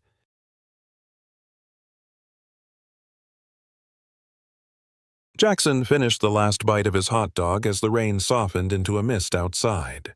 The flavor lingered, comforting, familiar, and deeply personal. This was the taste that built an empire, and yet something in the air didn't sit right. Eddie wiped down the counter with slow, circular motions. His hands moved, but his thoughts were elsewhere. "You obviously care about doing things right," Jackson said, setting his empty tray aside. Eddie gave a tight smile. "Always have. Maybe too much." He looked over his shoulder toward the kitchen, then leaned in. "My wife says I take things too personally, that I carry it home, but how can I not? I've worked this counter longer than most folks keep a mortgage." Jackson nodded. He didn't need to fake that understanding. Eddie straightened the napkin holder, adjusted the salt shaker. All tiny movements, buying time for words that didn't come easy. "You married, Luke?" "Divorced," Jackson lied softly. "A long time ago." Eddie didn't question it, just nodded like he understood. "Smart man," he muttered. "Keeps things simpler, less to lose when things fall apart." The silence that followed wasn't awkward.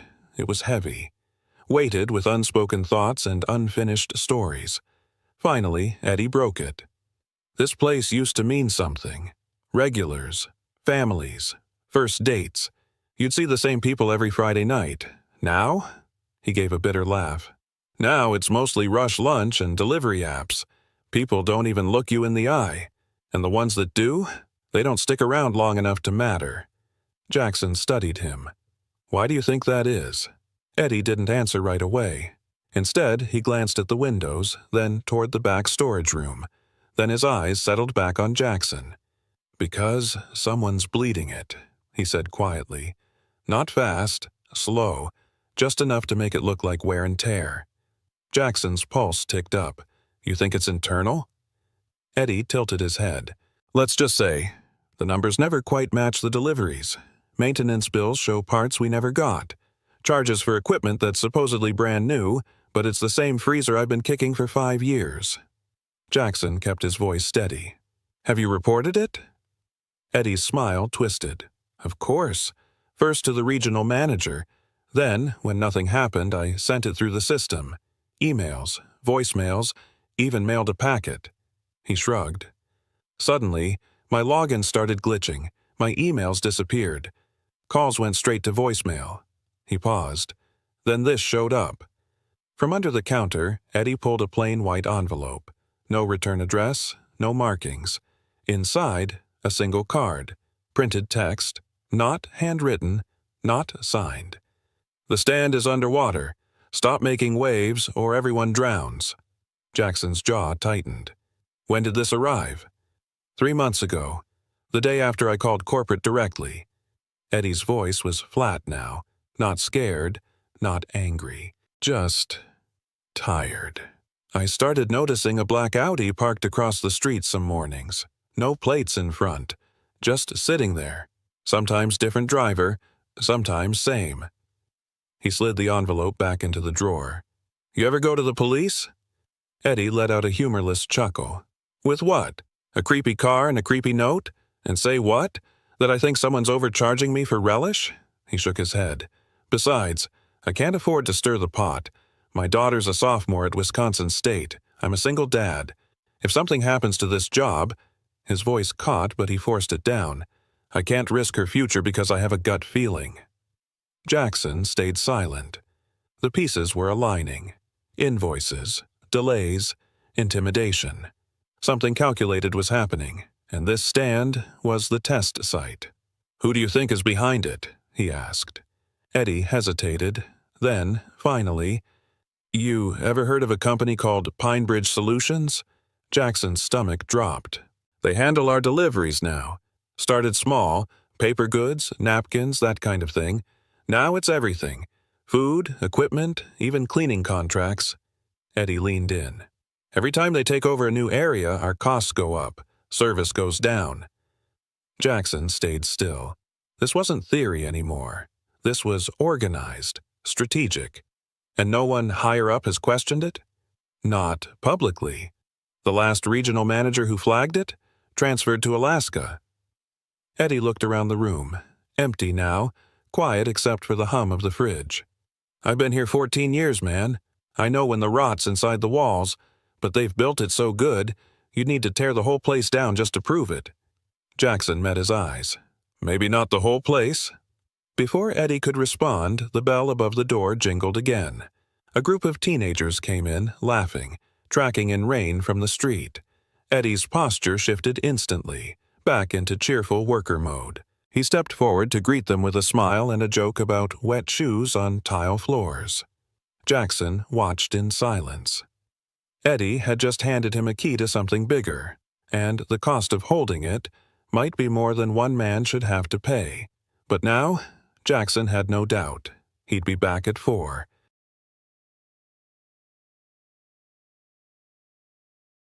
The rain had eased, but the sky remained heavy, steel gray and still, as if the city itself was holding its breath. At exactly 4:00 p.m., Jackson returned to stand number 17. The closed sign was already flipped. The windows reflected nothing but clouds and memory. He pushed open the door. Inside, the light was dimmer than before. The cheerfulness from lunch had vanished. So had the laughter, the noise, the mask. Eddie was wiping down the flat top, slower this time. His movements lacked rhythm, each stroke more like habit than intention. "You actually came back," Eddie said without turning. His voice was lower now, closer to how he really sounded. "I said I would," Jackson replied, stepping inside. Eddie nodded toward the stool from earlier. "Same seat's still warm." Jackson took it, folded his hands on the counter. "I figured you had more to say." Eddie glanced at him, considering, then reached into the cooler behind him. "You hungry?" Jackson hesitated. Eddie gave a half smile. "Conversation's easier with something on the grill. Keeps my hands moving." "Sure," Jackson said. "Whatever the chef recommends." Eddie pulled out a fresh frank, thick, dark red. He laid it on the sizzling metal. The snap echoed through the quiet. "Texas Ranger," he said. "Spiciest dog on the menu. Wakes the brain up." Jackson watched the grill. Watched the smoke curl up in soft ribbons, vanishing into the duct. For a moment, neither spoke. Then Eddie began, eyes still on the grill. "I started here when the original owner still ran it. Name was Ike Hoffman. Good man, old school. Handshake kind of guy." He flipped the hot dog, the edges beginning to crisp. "Ike said if I stuck around long enough, this place would be mine someday. A retirement, you know?" A bitter laugh escaped. Then Bun Boss came in, bought him out, promised nothing would change. Jackson didn't speak. "At first, they kept their word," Eddie continued. "Better supplies, better margins, felt like progress." He toasted the bun, laid it open. "But about 4 years ago, things shifted. Deliveries got sloppy. Repair requests dragged for weeks." He began dressing the bun with practiced precision. Mustard, onions, a thin line of chili, jalapenos. New fees started showing up, consulting charges, equipment audits, all vague, all approved without question. He set the hot dog down gently in front of Jackson. Jackson didn't touch it. "And no one said anything?" he asked. Eddie met his eyes. "At first, I thought I was imagining it. I started tracking numbers on my own, every invoice, every charge." He opened a small drawer behind the counter and pulled out a worn folder. Inside, handwritten notes, highlighted bills, and printouts. "My dad was an accountant. Taught me how to follow paper trails." Jackson flipped through a few pages. Some invoices were circled, others underlined in red. "And you tried reporting this?" Eddie's face darkened. "They erased me. System errors. Disconnected calls. Like I didn't exist. He slid a plain envelope across the counter, the same one from earlier. Jackson opened it again. The stand is underwater. Stop making waves or everyone drowns. How long have you had this? 3 months. The morning after I sent my last email to Regional. Eddie leaned back, his hands curling into fists. Then I started seeing the same black Audi. Not every day, just often enough to remind me I wasn't imagining things. Jackson glanced at the window. The reflection of the street was murky. Cars blurred in the puddles like ghosts. You think they'd really hurt someone? Eddie didn't answer right away. I think they don't need to. They just make life hard enough that people fold. He looked tired now, not just physically. A deep, soul-level exhaustion. Jackson finally took a bite of the hot dog. The heat kicked instantly. Sharp. Bright. Like a match struck in the back of his throat. He welcomed it. Who runs Pinebridge? He asked once the heat settled. Name I keep hearing is Trevor Phillips, Eddie said. Never met him.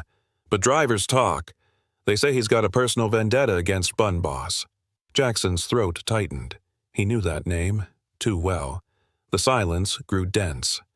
Eddie leaned closer. Which doesn't make sense, right? Who has a grudge against a hot dog chain? Jackson looked up, meeting Eddie's gaze. It makes sense, he said quietly. To the right kind of person, it makes perfect sense. Before Eddie could ask more, the bell above the door rang. A delivery driver entered, clipboard in hand. Delivery for Eddie Romero. That's me, Eddie said, straightening instinctively. He checked the paper, frowned. 10 cases of relish? We just opened a new batch last week. The driver shrugged. Just what the system tells me, man. Eddie signed reluctantly. The driver wheeled the cases toward the back. Jackson noticed the man's wrist. A tattoo. An oak tree. Subtle, stylized, but unmistakable. As the door closed, Jackson looked at Eddie again. His voice was calm, but final. I think it's time we both stop pretending this is normal.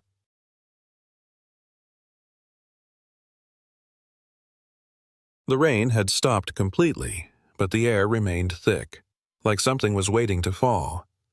Jackson walked 3 blocks to a quiet cafe.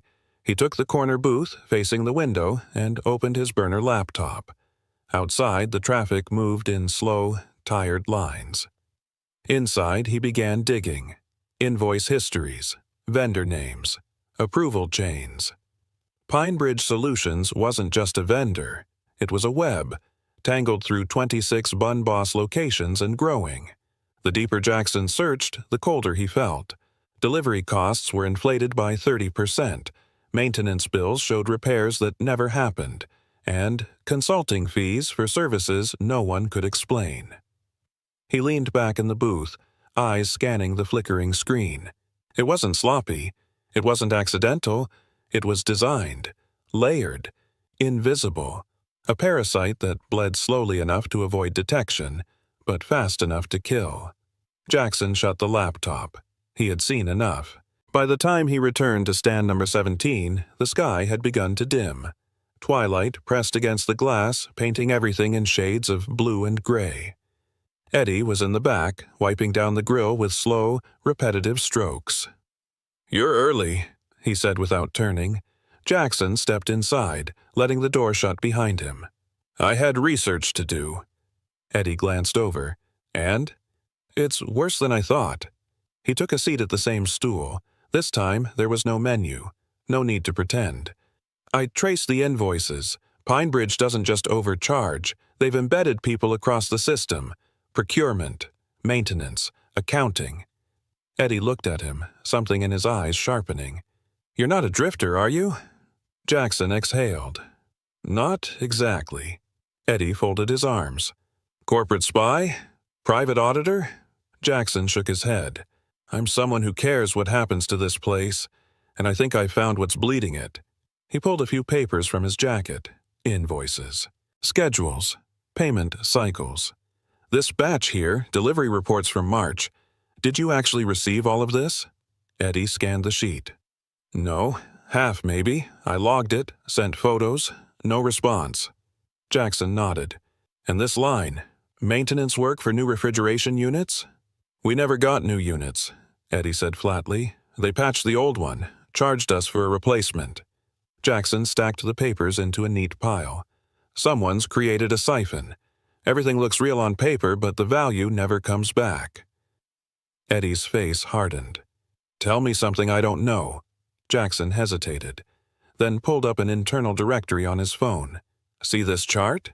These names, assistant procurement manager, regional coordinators, even a payables clerk at HQ, all previously worked for Pinebridge or its shell companies. Eddie stared. You're telling me this goes all the way to corporate? At least a dozen locations, maybe more.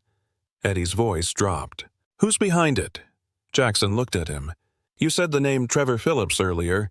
Eddie nodded. Yeah. You know him? Jackson's voice was quiet. I did. A long time ago. Eddie raised an eyebrow. Friend?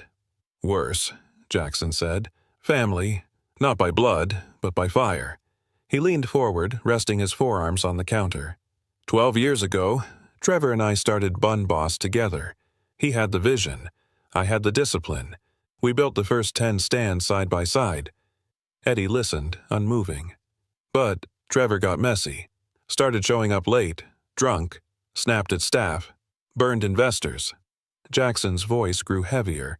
I forced him out, bought his shares, thought it was the only way to save the company. He paused. Maybe I saved the brand, but I destroyed the friendship. Eddie looked down, then back up. So now he's taking it back, one stand at a time. Jackson nodded slowly. It's not about money. This is personal. The silence between them stretched wide. Then, a knock on the glass. A delivery truck had backed into the alley. Same company, same driver, clipboard in hand. Delivery for stand 17. Eddie scanned the invoice. 10 cases of relish? Again? The driver shrugged. System sent it. He looked past Eddie, eyes landing on Jackson for half a second too long, then turned away. Eddie signed reluctantly. The driver rolled the dolly through the back. Jackson watched as the man disappeared into the storage room, then pulled out a phone and began to speak softly. Jackson caught a single phrase. The handyman is still there. The door shut. The silence returned. Eddie looked at Jackson. You stirred the water, Luke, and now we're both floating in it. Jackson met his eyes. Then we'd better learn how to swim.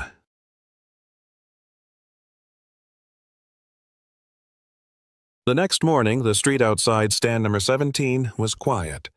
Too quiet. Jackson arrived before sunrise. The first thing he noticed was the door. Slightly ajar. No chime when he pushed it open. Inside, the lights were off, except for a faint glow from the office in the back. Eddie? He called.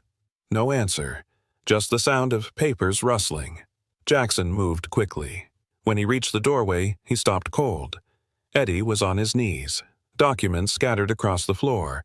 The small wall safe stood open, its contents pulled out and dumped. Eddie looked up, pale. You shouldn't be here, he said, voice tight. None of us should. Jackson stepped inside, crouched to help gather the papers. What happened? Eddie didn't answer right away. His hands were shaking as he stuffed folders into a battered messenger bag. Someone broke in, he finally said. Camera's dead. I found it like this 20 minutes ago. He pointed to the desk. A white envelope sat there, identical to the one before. Inside, another printed card. Final warning. The water's rising. Swim away now. Jackson's jaw clenched. The message wasn't subtle anymore. It was a threat. He turned to Eddie. When did you get here? Just after 5, Eddie said. I come in early Fridays for inventory. He ran a hand through his messy hair, but the tension didn't leave his face. And that's not even the worst part, he added. He reached for his phone and handed it to Jackson. An email was open. From Bun Boss Corporate. Subject line, operational review scheduled, stand number 17. Message, compliance team arriving today at 3:00 p.m. for full evaluation. Eddie's eyes were dull. They're coming to find something wrong, he said quietly. Performance issues, procedural flaws, doesn't matter. I've seen this before. It's how they shut down managers who ask too many questions. Jackson felt something twist in his chest. Guilt and rage. This wasn't just corporate politics anymore. This was punishment. "This is my fault," Jackson said. "I stirred things up. I brought the attention." Eddie looked at him confused. "You're just a handyman. How is any of this your fault?" Jackson stood still, then reached into his back pocket. He pulled out a leather wallet and flipped it open. Inside, an ID. Jackson Ward, founder and CEO, Bun Boss Inc. Eddie stared, silent. Then his expression changed. Recognition, then betrayal. "You've been lying." His voice cracked. "You've been watching me, this whole time, playing some game while I—" "It wasn't a game," Jackson said quickly. "I didn't trust what was getting through. I had to see it for myself." Eddie stepped back. "So, you sneak in here, act like one of us, take notes, file a report, then vanish while I get fired?" Jackson shook his head. "That's not going to happen." "Empty promise," Eddie spat. "Straight from the top." Jackson opened his mouth, but just then. Eddie's phone rang. He answered with a trembling hand. "Yes, this is Eddie Romero." A pause, then another. His face went pale. "No, that's impossible. The payment was processed last week."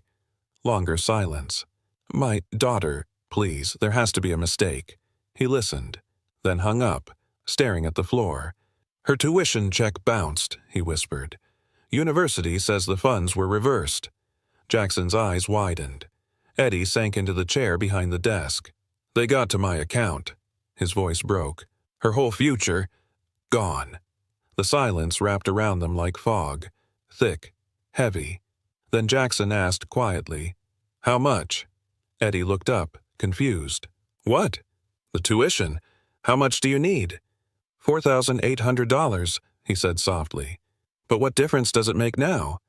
Jackson reached into his jacket, pulled out an old-fashioned checkbook, tore a page, wrote quickly, then handed it over. "This makes it valid immediately," he said. "Call the university. Tell them you're replacing the payment." Eddie stared at the check, frozen. "Why?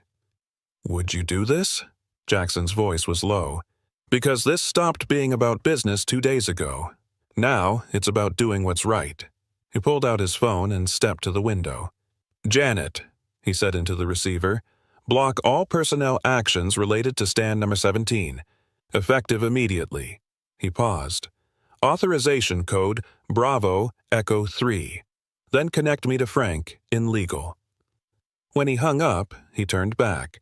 Eddie was still holding the check. His eyes, no longer angry, just overwhelmed. "I'm not finished," Jackson said. "A legal team is on their way. They'll document everything, every invoice, every report. We're going after Pinebridge, and if necessary, myself included." Eddie blinked. "You'd go after your own people?" "I'd go after the rot," Jackson said, "even if I helped build the walls that let it grow." He extended a hand. "Your job is safe. Your daughter's tuition is safe.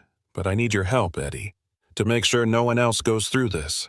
Eddie looked down at Jackson's hand, then took it. "I'm trusting you," he said softly. "Don't make me regret it."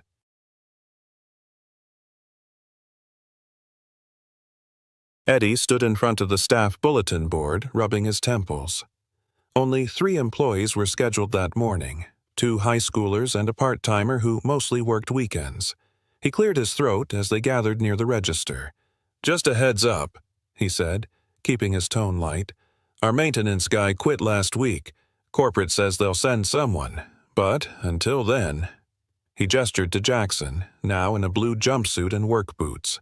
The name stitched over his chest, Barrett. "This is Luke. He's helping out with small stuff. He knows his way around tools. Be nice." The teens barely looked up from their phones, which suited Jackson just fine. He needed to move quietly, unseen. As they returned to their stations, Eddie stepped beside him. "You don't have to do this," he said under his breath. "I was just venting yesterday. I wasn't asking for a knight in armor." Jackson adjusted the tool belt he'd picked up that morning. "I don't like bullies," he said. And I don't like watching people get crushed for telling the truth.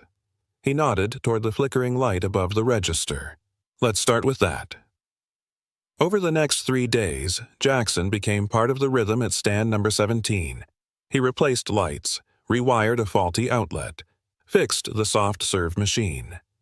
Every task gave him a reason to move, into storage, into the office, into the system.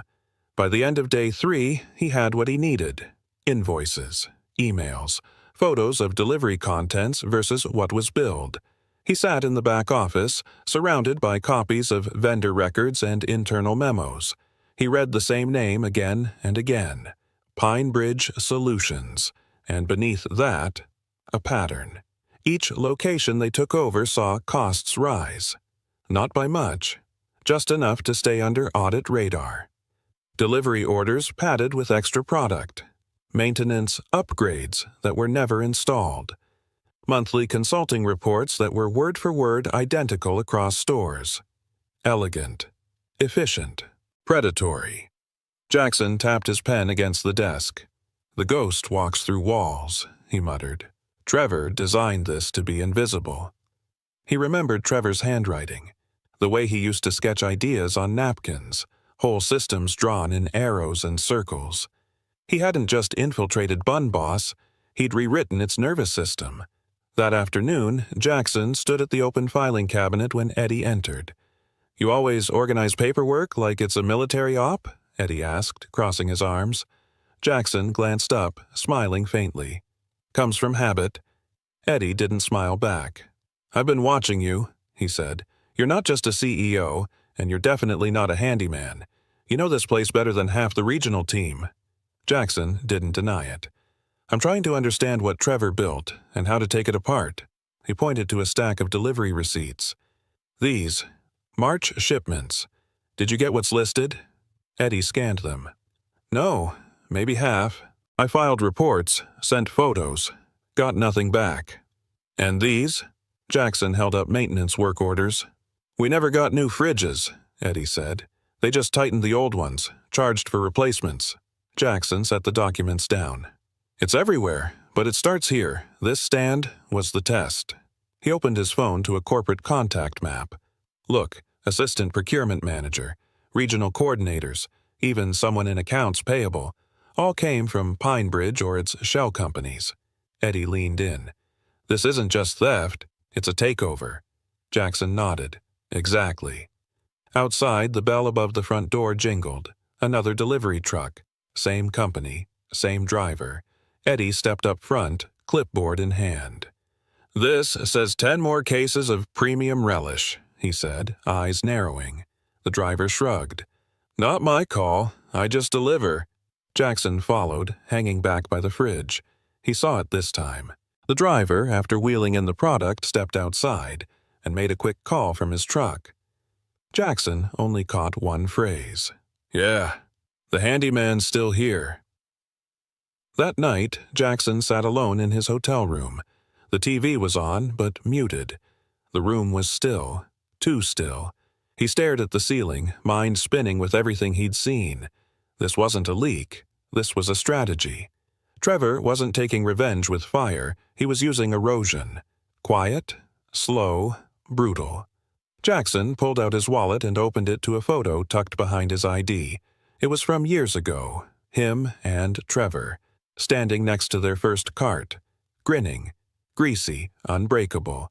Now, Trevor was the knife in his back, and he was hurting the people who had nothing to do with what happened.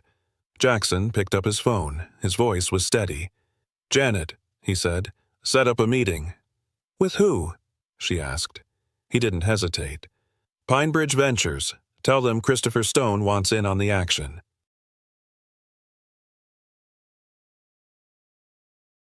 Jackson adjusted the cuffs of his dark blazer.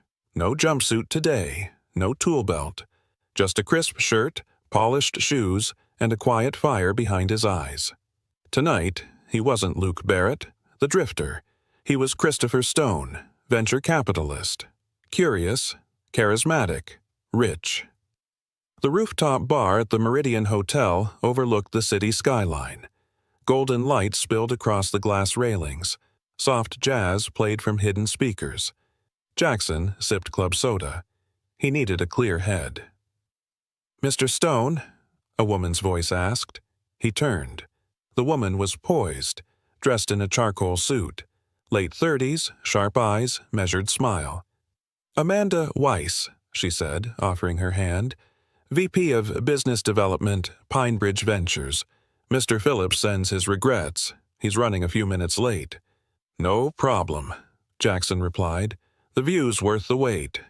They made small talk. Tech investments, supply chain trends, nothing real. 15 minutes later, the elevator chimed. And there he was. Trevor Phillips. Older now. Hair shorter, flecked with silver, suit tailored, smile calculated. But the eyes, they hadn't changed. Still sharp, still amused, still dangerous. "Christopher Stone," he said, extending a hand. "Appreciate your patience." Jackson shook it. Firm, cool, measured. "Worth it," he said. Amanda excused herself. 2 men, 1 table, 12 years of silence between them. Trevor signaled the waiter. "Whiskey, neat." Jackson ordered the same, except he wouldn't drink it. "I hear you're interested in Pinebridge," Trevor said. "Always refreshing to meet investors who think beyond spreadsheets." Jackson smiled. "I like systems, especially ones that move quietly." Trevor's eyebrow ticked up. "But visibly effective, of course." Jackson nodded. "I'm especially impressed by your integration with mid-tier chains. Bun Boss, for example." A flicker. Small, but there. Trevor swirled his glass. "Strategic partnerships," he said. "That's what we call them. You target the weak points, build trust, optimize." Jackson leaned forward. "Or infiltrate, control supply, and bleed the host." Trevor paused. Then he smiled again. "You've done your homework." Jackson set down his glass. "Let's drop the act, Trevor." Silence, then, "Hello, Jackson." The name hung in the air like smoke. Trevor sat back, eyes narrowing. "You're looking well." "I've been better," Jackson said, "especially since realizing my oldest friend is bleeding my company dry." Trevor didn't flinch. "You took everything from me," he said. "My shares, my voice, my dignity." "You were spiraling," Jackson said, "showing up drunk, screaming at interns, scaring investors." "I needed help," Trevor snapped. "Not exile." Jackson held his gaze. "You were endangering everything. I saved the company." "You saved your version of it," Trevor said bitterly. "Cold, clean, profitable." He leaned forward, voice lower. "But you killed what we built. Food with soul. A place people believed in." Jackson didn't respond. Because he remembered. The long nights drafting their vision.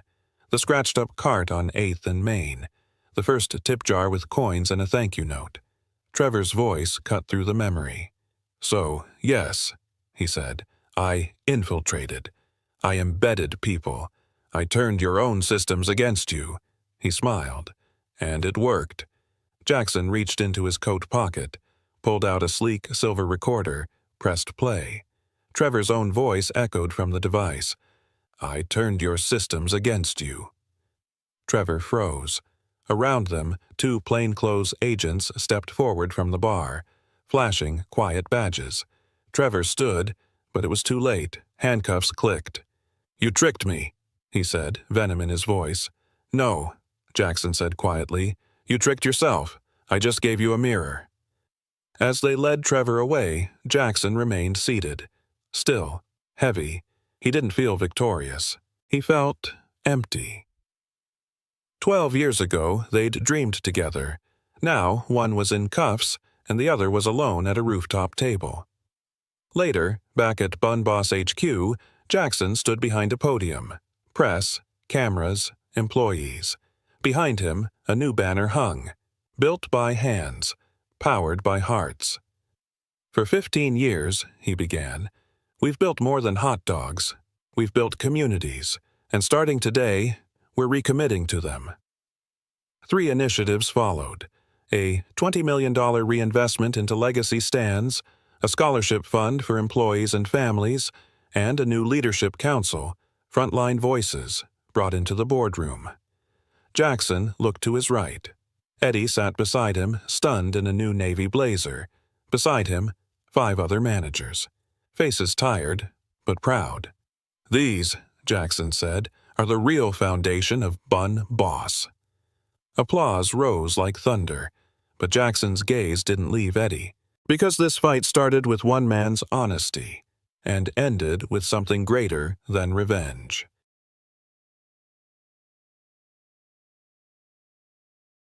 The next morning, the sky over Chicago was clear. The streets were still damp, but the storm had passed. Jackson pulled up to stand number 17 just after 6. No driver, no entourage, no press.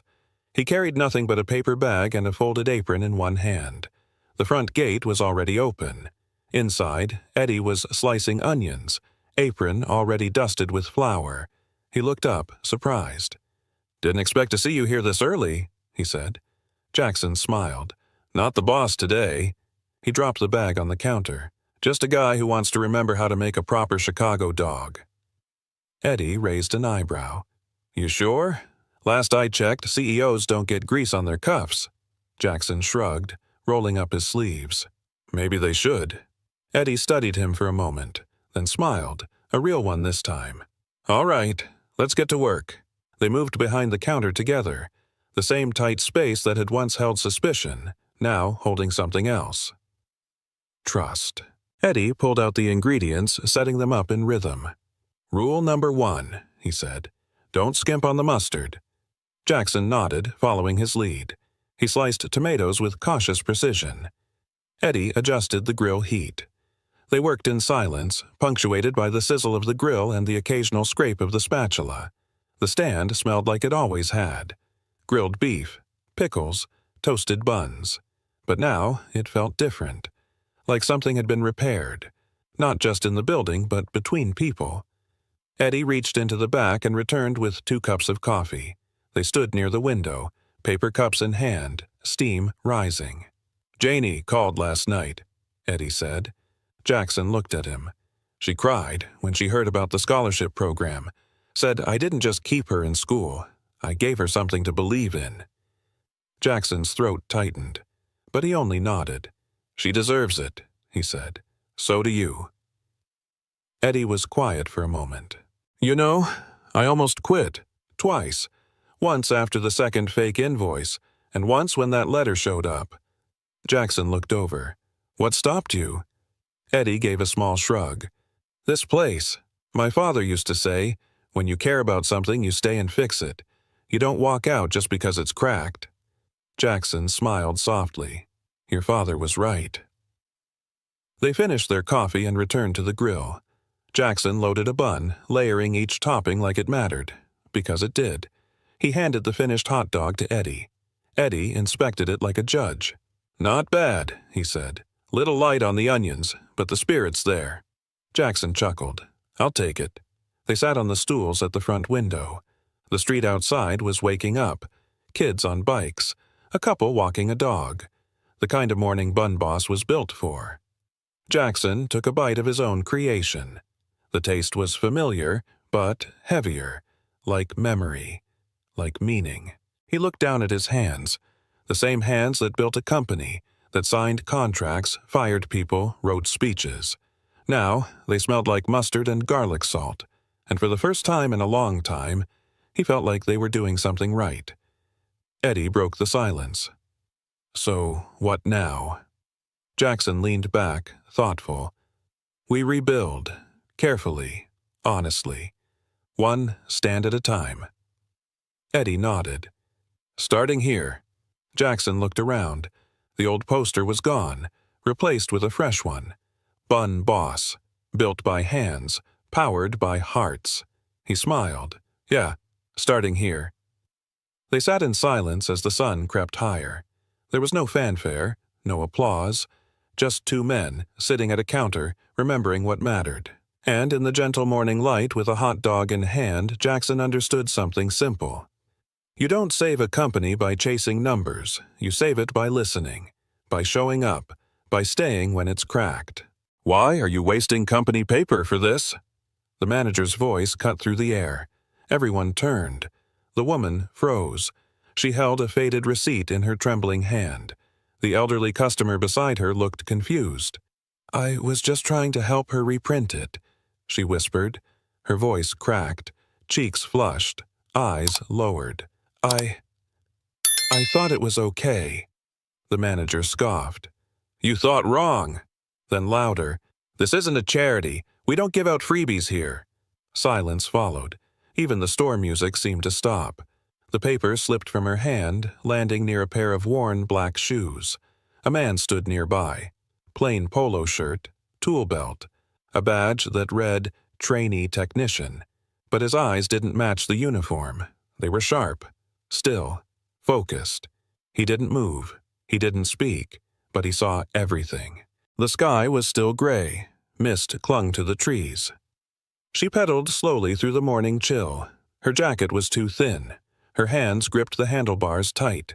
Each breath formed a soft cloud in the air. The road was quiet, just the sound of tires rolling over wet pavement. She passed a bakery. The scent of fresh bread drifted out. At the back entrance of the store, the guard waved. She smiled and waved back. "Morning, Ms. Carla," he said. "You're early, again." She parked her bike against the wall. The seat was worn, one pedal loose. She didn't seem to mind. Inside, she pulled out a name badge from her coat. It was scratched, but she clipped it on with care. Then she exhaled, long and steady, and walked through the employee door. Just another day, just another shift, and no one knew what was coming. The break room was small. Stacks of boxes lined the walls. A single bulb flickered above. She sat quietly on an overturned crate. Her lunch sat on her lap. Cold rice, a boiled egg, pickled vegetables in a reused container.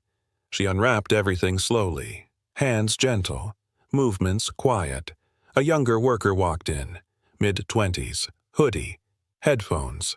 He looked around, then sat on the floor, back against the shelf. No food. She noticed, didn't ask questions, just held out half her rice and the egg. He hesitated, then nodded once. "Thank you," he mumbled. She smiled like it was nothing, like this was normal. They ate in silence, forks scraping plastic, no music, no phones, just the sound of two people eating in a room too cold for comfort. The lunch break was only 15 minutes, but it said everything. She knelt on the floor near aisle 5. A yellow caution sign stood beside her. The mop bucket was half full, water already dark. She scrubbed the tile with focus. Her knees pressed into the cold surface. Her hands moved in circles, steady and slow. A pair of boots rushed past. Then another. One nearly stepped on her. She flinched, pulled her arm back. The customer kept walking. No pause, no glance, no apology. She looked up just for a second. No one noticed her. No one ever did. She lowered her head and kept scrubbing, like always. From across the aisle, someone was watching. A man in a plain shirt, trainee badge, quiet steps. His cart stayed still. His eyes stayed on her. He didn't say a word. Not yet, but the way he looked. He didn't see a janitor. He saw something else. He stood near the stockroom door, holding a pricing gun. Uncertain hands. Awkward stance. She noticed. "First day?" she asked. He nodded. "Yeah. They told me to start with labeling." She walked over, calm and patient. Took the tool from his hand. Pressed a button, showed the roll of stickers inside. "This one's tricky. Jammed half the time, but if you hold it like this..." She adjusted his grip gently. He watched, quiet. She smiled. "You'll get used to it." "Everyone's lost on day one." He laughed under his breath. "Thanks. I'm Mark." "Carla," she said. "If you need help, just ask." She turned and walked back to her cart. He looked at her name badge. The edges were chipped, but the letters were clear. Carla, Customer Care Team. Since 2013. He kept staring for a moment, then got to work. They worked side by side now, stocking shelves, folding boxes. She moved with ease, everything in rhythm. No wasted motion, no complaint. He struggled to keep up, dropped a pack of napkins. She bent down, helped him stack them again. "You've been here a while?" he asked. She nodded. 10 years? 10? He raised his eyebrows. She smiled. "Never missed a day, not even once." He looked at her surprised. "Rain, snow, flu? Didn't matter," she said. "This job's not perfect, but I show up. That counts for something." He didn't know what to say, so he just nodded. She turned back to the shelf, lined up the last few items. Perfectly straight. There was pride in how she did the smallest things, and in that moment he saw her differently. Not just a name tag, not just a shift worker, but someone who showed up no matter what. Carla finished the last row of canned soup, wiped her hands on her apron, stood up slowly, her knees stiff. "Looks good," Mark said quietly. She nodded.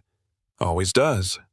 Across the store, near the front counter, a woman stood watching, arms crossed, clipboard in hand, sharp eyes, tense jaw. She didn't smile, didn't wave, she just stared at Carla. For a long second, the two women locked eyes.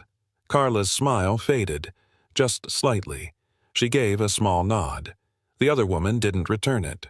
Then she turned and walked away, heels clicking fast against tile. Mark noticed. "Who was that?" he asked. Carla didn't answer right away. "That's Jenna," she said finally. "She's in charge of scheduling." Then she picked up her mop bucket and kept walking. Mark watched her go. He said nothing. But the tension in the air didn't go unnoticed. The clock read 8:03. Carla rushed through the back door, breath uneven. Her bike chain had slipped halfway down the block.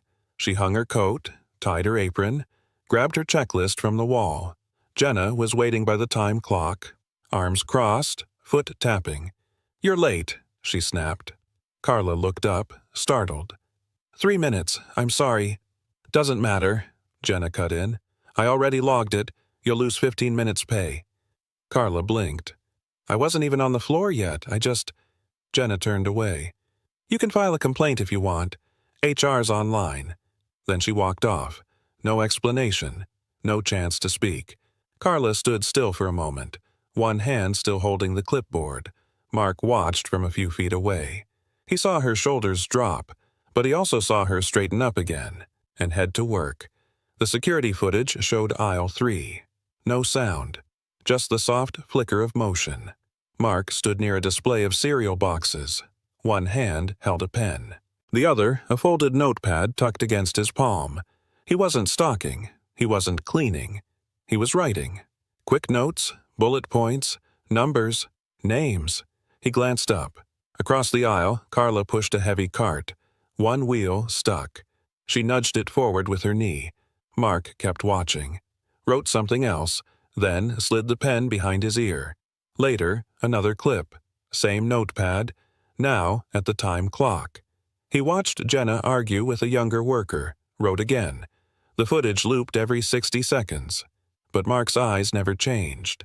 Still, focused, measuring. Whatever he was seeing, he wasn't forgetting, and he wasn't here to learn how to label shelves. An older woman stood near the checkout, holding a bag of cat food. Her hands shook. Her voice was soft, almost lost in the noise. I think I dropped my receipt." Carla stepped forward. "It's okay, ma'am. I can reprint it for you." She tapped a few buttons on the register, printed a copy, handed it over with both hands. The woman smiled. "Thank you, dear. I don't see well these days." Behind them, Jenna appeared, arms crossed, eyebrows raised. "Carla, that's not protocol." Carla turned. She lost her. We don't reprint receipts without a manager's code. You know that." Her tone was flat, final. The woman looked down, embarrassed. Carla gave a quiet nod. "Yes, understood." Jenna walked away. Mark watched from the snack aisle. He didn't say a word, but his jaw tightened. In the back aisle, a younger employee leaned against a shelf, phone in hand, thumb scrolling fast. He wore a bright lanyard, shoes untied, earbud in one ear.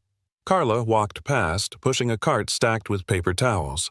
She paused, adjusted a tilted display, then kept moving. Jenna entered from the left. Her eyes landed on the young man. "Hey, nice hustle today," she said with a smile. "Love the energy." He gave a lazy thumbs up. Didn't put the phone away. She walked off, clearly pleased. A few feet away, Carla struggled with the jammed stockroom door. The handle stuck. No one offered to help. Mark saw it all. His notepad stayed in his back pocket, but his eyes didn't miss a thing. The praise, the silence, the difference in how people were seen, and who got seen at all. They were restocking the freezer aisle. The cold air stung their fingers. Carla moved quickly, knowing the routine by heart. Mark stood beside her, fumbling with a box of frozen peas. He glanced toward the front where Jenna was laughing with the assistant manager. The younger employee from earlier walked past, still on his phone. Mark leaned in slightly, voice low. "Is it always like this here?" Carla paused, her hands resting on a stack of boxes. She didn't look at him. Then she gave a soft smile, tired, small. "Pretty much," she said. Mark nodded. Nothing else was said, but something shifted. The silence felt heavier than before, less like routine, more like resignation. She kept working. He followed. And though nothing big had happened in that moment, he wouldn't forget her smile, or how quiet it really was. The break room was quiet. Carla sat at the old desktop near the schedule board. Her fingers moved slowly over the mouse. She opened the timekeeping system, checked her hours from the week. Something didn't add up. Tuesday. She remembered clocking in at 7:58. But the system said 8:12, a red mark beside the entry. Late. Adjustment applied. She clicked again. Wednesday had the same note. 2 days in a row, 15 minutes lost each. Her eyes narrowed. She never clocked in late, not once. Her finger hovered over the print button. Behind her, a shadow moved past the break room window. She didn't see it, but someone saw her. She hit cancel, logged out, stood up, quiet and steady. She didn't say a word, but she knew, and now someone else knew, that she knew. Carla waited near the office door, holding a printed copy of her time card. Jenna was inside, typing fast, barely glancing up. "Can I ask you something?" Carla said, voice calm. Jenna sighed. "If it's quick." Carla stepped in. "I think there's a mistake in my hours. 2 days show me clocking in late, but—" "You think the system's wrong?" Jenna snapped. "I just thought, maybe it got edited. I know I was on time." Jenna stood up. "You think I have time to double-check every little complaint?" Her tone rose. "You think I'm just sitting around waiting to hear about your clock-ins?" Carla didn't answer. Jenna grabbed the paper from her hand, glanced at it, then tossed it on the desk. "I'll look. When I can." Carla stood frozen, then gave a quiet nod and turned to leave. Outside, Mark had heard everything. He didn't move, but something in his face had changed. Mark stood alone in the stockroom. Boxes stacked high. A clock above the door ticked quietly. 8:44 a.m. He reached into his front pocket, pulled out a small black device, pressed once. A tiny green light blinked. The camera clipped behind his shirt collar, unnoticeable, but live. He adjusted it with one hand, checked the angle using his phone screen, then slid the phone back into his pocket. Footsteps echoed in the hallway. He picked up a box of detergent, started walking slowly, keeping his path casual. From now on, everything would be recorded. Every word, every glance. No more guessing, no more silence. His jaw was tight, his pace steady. In his mind, something had already shifted. This wasn't about training anymore. It was about truth. And the countdown had started. The team gathered near the break room. Plastic chairs, lukewarm coffee. Jenna stood in front, clipboard in hand. "Let's go over last week's numbers," she said, flipping pages. Most employees barely looked up. Mark sat near the back, silent. Jenna scanned the sheet, then paused. And again, "Carla's department is behind. Stocking delays, customer issues." A few heads turned. Carla wasn't there. "She's sweet, I get it. Jenna continued, voice flat. But being nice doesn't move inventory. She's not as sharp as she used to be. Someone chuckled. Another rolled their eyes. Mark didn't react. He kept his eyes on Jenna, the light on his collar still blinking. Let's be real, she added. She slows things down. Maybe it's time we rethink how shifts are divided. No one pushed back, no one defended her. And just like that, loyalty became liability. Lunch break. 2 employees stood near the loading dock, sipping from paper cups. Mark walked by, pushing a cart. They didn't notice him at first. I heard Jenna's cleaning house next month, one of them said. Yeah? The other replied. Who's on the list? A shrug. Not sure, but Carla's name came up. The second worker blinked. Seriously? Budget cuts. She's been here too long. Gets paid more than the new hires. He sipped again. Easy choice. Mark slowed his steps. She doesn't even know, does she? The second asked. Nah. You think they tell people early? They laughed. The sound bounced off the concrete walls. Mark kept walking. Didn't turn around. Didn't say a word. But his hands gripped the cart tighter. And in his pocket, the notepad was already open. Carla stood outside the office, holding a single sheet of paper. Typed neatly. Bullet points. Suggestions to reduce waste in stocking. She waited until Jenna finished her call. I put together a quick proposal, Carla said. Some ideas to cut costs on packaging and expired goods. Jenna didn't look up. Leave it on the desk. Carla stepped inside, placed the paper gently next to the keyboard. Jenna glanced at it. Barely. We've got a system for that already, she said. Her tone was flat, dismissive. I just thought, Carla began. Jenna slid the paper back toward her without reading. We're fine, Carla. Silence. Carla nodded slowly, folded the paper back into her pocket, then turned and walked out. No questions, no fight. Mark saw her pass through the hallway. Her expression didn't change, but her hands stayed clenched. Not angry, just tired, used to being ignored. The line at checkout moved slowly. A young mother struggled with her toddler, one hand on the cart, the other digging through her purse. Carla noticed, stepped over gently. Do you need help bagging? She asked. The woman looked up, eyes tired. Would you? That'd be amazing. Carla smiled, moved quickly, stacking items neatly. Cereal, diapers, cans, everything in place. A few feet away, Jenna stood near the service desk, arms crossed, watching. Carla saw her, didn't flinch, didn't stop. Take your time, she said to the woman. Let me know if you need anything else. The customer nodded. Thank you. Seriously. Carla gave a small wave, then returned to her cart. Mark stood by the produce section, still pretending to check inventory. He saw the whole exchange, Jenna's glare, Carla's choice. And in that moment, one thing was clear. Some people follow rules. Some people follow what's right. Mark stood near the end cap of aisle 7, holding a clipboard he didn't need, eyes moving, never still. He watched Carla stack paper towels. No one offered to help.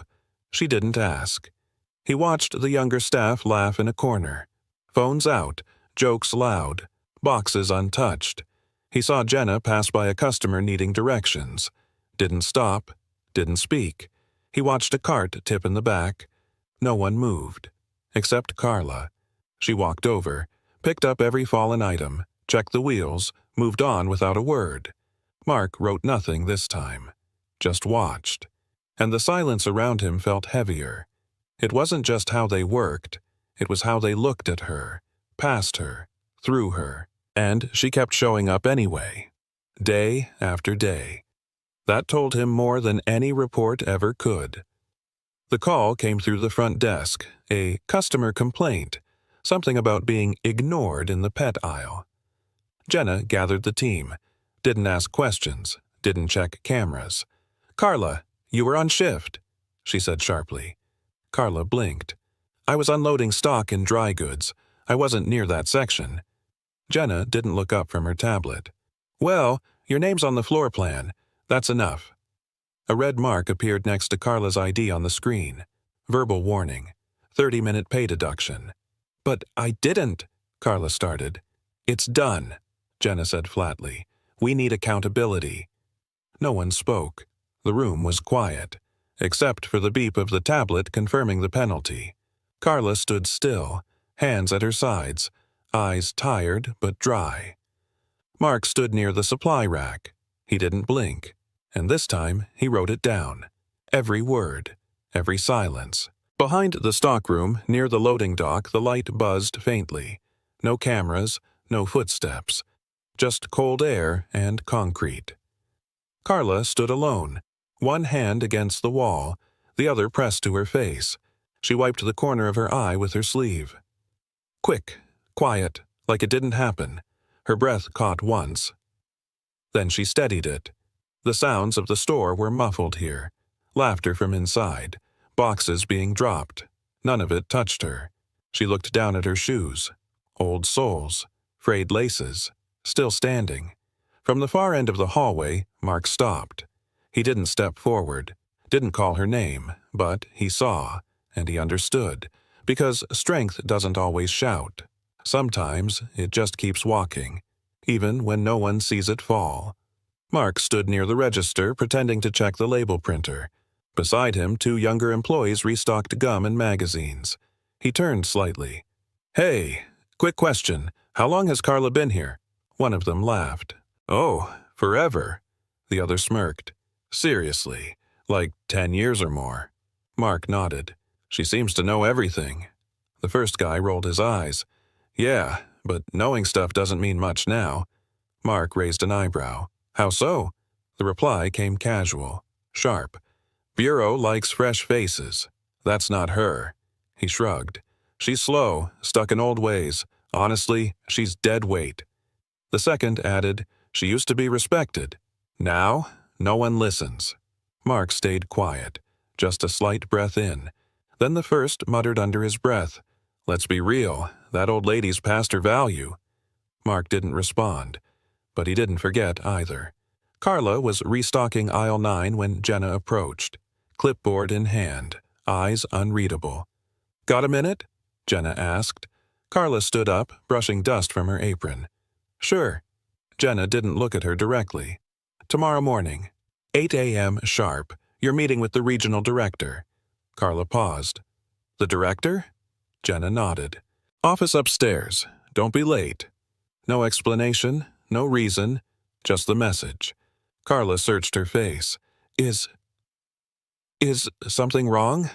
Jenna offered a tight smile. That's for them to discuss. Then she turned and walked away. Carla stood still beside the shelf of canned beans, one hand resting on the edge of the cart, a slight tremble in her fingers. Mark, down the aisle, watched her from behind a display. He didn't need to hear the words. He saw it in her posture, and in the silence that followed. Something big was coming. The intercom crackled overhead. Attention staff! Mandatory meeting in the main room. 5 minutes. Voices rose across the store. Carts were left half-filled. Tasks paused mid-motion. Jenna walked fast, her face tense. No clipboard this time. Everyone, now, she said, ushering people toward the back. Carla stepped out from aisle 4, confused. She looked at Mark. He shrugged, but followed. Inside the main room, chairs were pulled into a circle. No coffee, no schedule, just silence. Jenna stood near the whiteboard, arms crossed. Her eyes didn't settle on anyone. Whispers floated through the group. Did someone get fired? Another cut? Maybe it's about her. Carla took a seat near the end, hands folded in her lap. Mark sat across from her. The clock ticked. No one knew what this was, but whatever it wasn't normal, and it was starting now. The door opened. Footsteps slow, heavy, heads turned. Mark walked in, but not as Mark. No tool belt, no trainee badge. He wore a dark blazer, pressed shirt, clean shoes. Nothing about him looked like a new hire anymore. No one spoke, no one moved. He didn't smile, didn't greet anyone. He walked to the front of the room, stood beside Jenna. She looked pale, didn't meet his eyes. He scanned the group once, calm and deliberate. Then he spoke. Low, clear. "My name is Marcus Lang. I'm the founder and CEO of this company." A few gasps. One chair scraped the floor. He paused. "For the past 5 days, I've worked among you. Not as a boss, just as another employee. I came to see the truth for myself. And now..." They all knew. Everything had just changed. The room froze. No one clapped. No one breathed. Then, a ripple. Whispers spread from corner to corner. "Wait, he's the CEO? That was him? I trained him on day 1. Chairs shifted. Eyes darted. A few employees looked down at the floor. Some stared at Carla. She didn't move, didn't speak. Jenna took a step back, arms stiff at her sides. Her jaw clenched. Marcus didn't look at her. Instead, he took a folded sheet of paper from his pocket, held it gently. "In my time here, I've seen enough. Not just mistakes, patterns." He unfolded the page. "Names, incidents, choices made when no one thought I was watching." The silence deepened. Each word hit harder than the last. This wasn't a speech, it was a reckoning, and they were all part of it. Marcus held the room in silence. "For the past 5 days," he said, "I've walked these aisles, stocked these shelves, clocked in like you do." His voice didn't rise. It didn't need to. "I've heard how you speak when no one's listening. I've seen who steps up and who steps away. I've watched how some are ignored and how others are protected." A few people shifted in their seats. Jenna looked straight ahead, lips pressed tight. "I've seen employees praised for doing nothing. Others punished for doing what's right." He paused, looked directly at Carla. She didn't blink. "And I've seen one woman carry more weight, grace, and patience than an entire team combined." No one whispered now. No one moved. The twist wasn't just who he was, it was what he'd seen, and who he chose to believe. Marcus reached into a folder, pulled out a small remote, pressed a button. A screen flickered on behind him. The footage was grainy but clear. Aisle 4. Carla, kneeling beside a customer, reprinting a receipt. Jenna's voice filled the room. "This isn't a charity. We don't give out freebies here." Gasps echoed. Some lowered their eyes. Next clip, break room. Carla holding her time card. Jenna snapping, "You think I'm here to listen to your complaints?" Then, another screen. Tablet in Jenna's hand. Verbal warning. 30-minute deduction. Carla didn't speak in any of them. She just stood, took it, walked away. When the video ended, silence followed. Thick, heavy. Marcus turned back to the group, face calm, voice steady. "No one should be treated this way. Not in my company." And just like that, the weight Carla had carried was seen by everyone. All eyes turned to Jenna. She stood stiff near the wall, arms still crossed, but her shoulders had dropped. Marcus said nothing more. He didn't need to. Jenna opened her mouth, then closed it. Her clipboard, once held so tightly, now hung at her side. Loose, forgotten. She glanced at the screen again, at Carla's face, the stillness, the silence. Then, slowly, her head lowered. Not in anger, not in defiance, just quiet, heavy shame. No apology came, no defense, just a manager in a room full of people who finally saw what she'd allowed to happen. And in that moment, no policy or title could shield her. It was no longer about rules, it was about what was right, and who had failed to see it. Marcus looked around the room. His voice didn't rise. It didn't need to. "This branch," he said calmly, "will be closed effective immediately." Gasps broke the silence. A chair creaked. Someone whispered, "What?" He held up a hand. Not out of punishment. Not revenge. But because culture starts at the top, and this one failed. He turned toward Jenna, toward the assistants, toward the silent watchers. "I won't rebuild on rot. I'd rather start over with people who understand what this place should be." Eyes widened. Some angry, some stunned, but Carla, she didn't move. Her hands stayed folded in her lap. It wasn't shock. It was release. For the first time, someone had said it out loud. And it was over. Not her job, but the weight she'd carried, alone. Marcus turned to Carla. The room was still. Even breath felt too loud. He looked at her fully now, not as an employee, but as someone who had held everything together without asking for credit. "If you're willing," he said, "you'll be the first person we keep." Carla blinked. Her lips parted, but no words came. "You've shown more leadership, care, and integrity than I've seen in years." He paused. "We don't want to lose that. I don't want to lose that." She looked around. Faces once indifferent were now watching her, waiting. "I don't know what to say," she whispered. Marcus nodded once. "Then just say yes." She looked down at her hands, then back up, and for the first time in a long time she felt seen. Not for how long she stayed, but for who she truly was. Carla didn't move. For a full second, she just sat there, eyes wide, shoulders stiff. The words hung in the air. "She'll be the first we keep." Then someone clapped. One pair of hands, then two, then the whole room. It wasn't loud at first, but it grew. Solid, steady, real. She looked around, stunned. These were the same people who had once looked past her. Now they stood up, clapped louder. Even the younger staff joined in, unsure but sincere. Carla blinked hard. Her hand brushed under her eye, almost out of reflex. Marcus didn't smile. He just nodded, like he knew this moment wasn't his. She rose slowly from her seat, not proud, not boastful, just steady. And in that applause, decades of silence finally cracked open. Not out of pity, but out of respect. As the applause faded, Marcus reached into his folder once more. This time, he held out an envelope.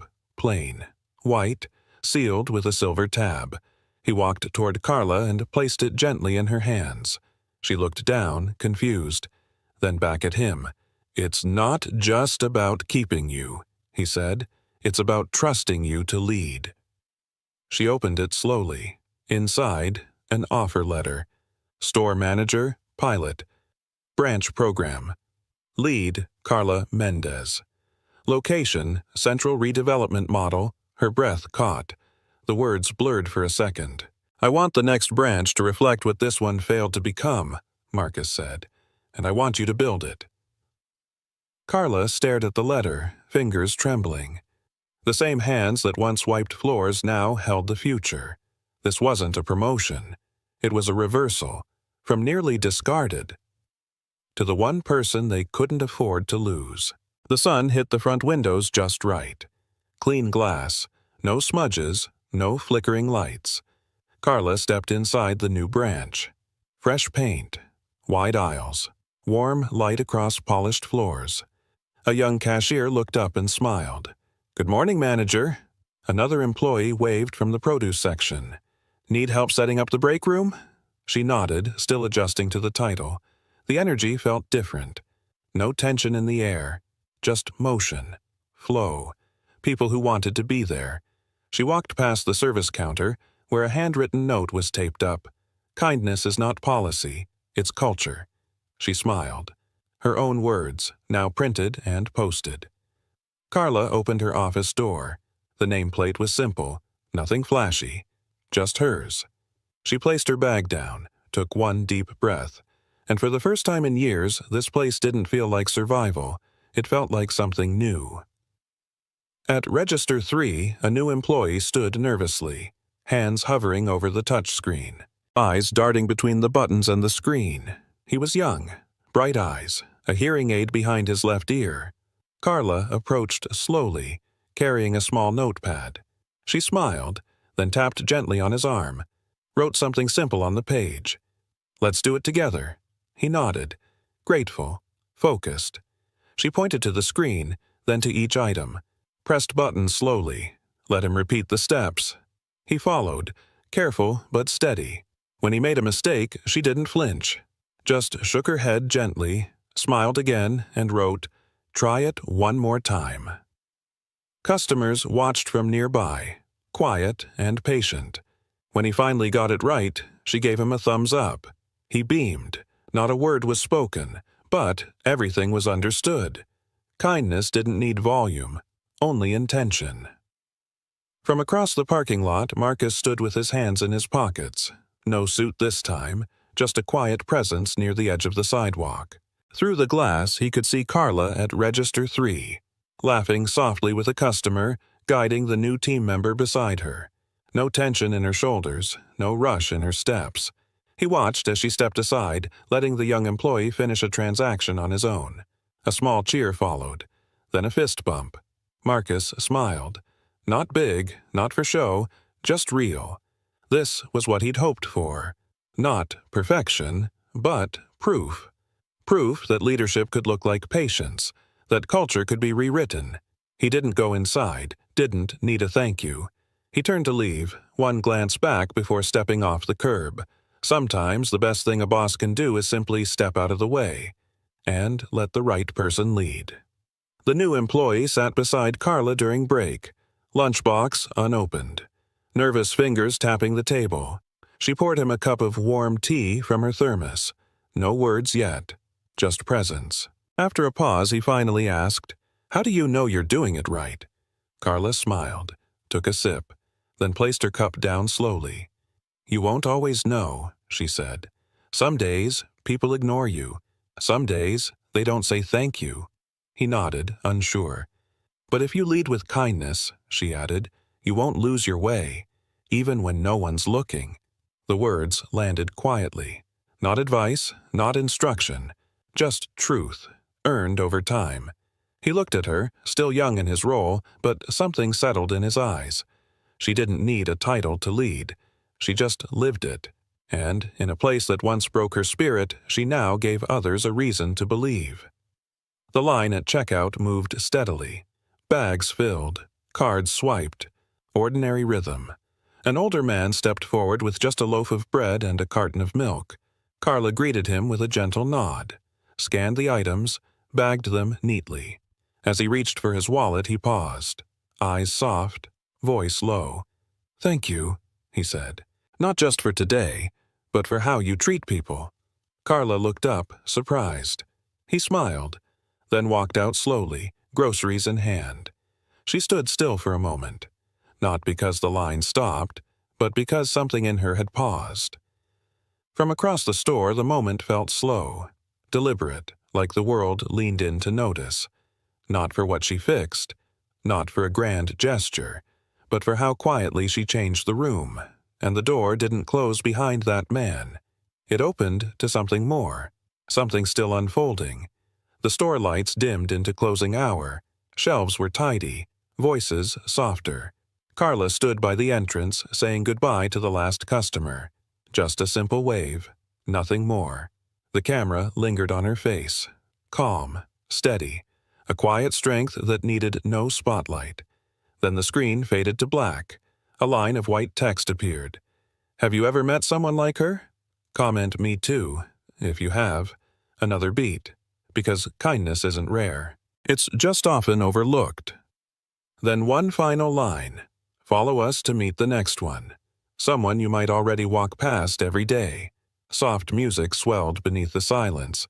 No big speech, no dramatic end. Just an invitation. To notice. To choose. To stand with people who still lead with heart. I got kicked out of my own cafe because they thought I was just a delivery driver. Jackson stood silently, staring at the familiar glass door. His shirt clung to his back, damp with sweat. The logo on his borrowed delivery uniform looked foreign against the place he built. He stepped inside. No greeting, no smile, just cold, scanning eyes. A young waitress glanced at him, then spoke without emotion. "We're not serving delivery drivers. Try somewhere else." Jackson froze. For a moment he thought he misheard. But no. The door closed behind him. The silence inside felt louder than the city outside. He nodded slightly, said nothing, and backed out of the cafe. The door swung shut. Outside, he stood still. People passed by. The cafe's name gleamed above him, his own name, and in that moment, Jackson realized he was now a stranger in the place he once called home. Jackson stood outside, eyes fixed on the cafe's sign above the door.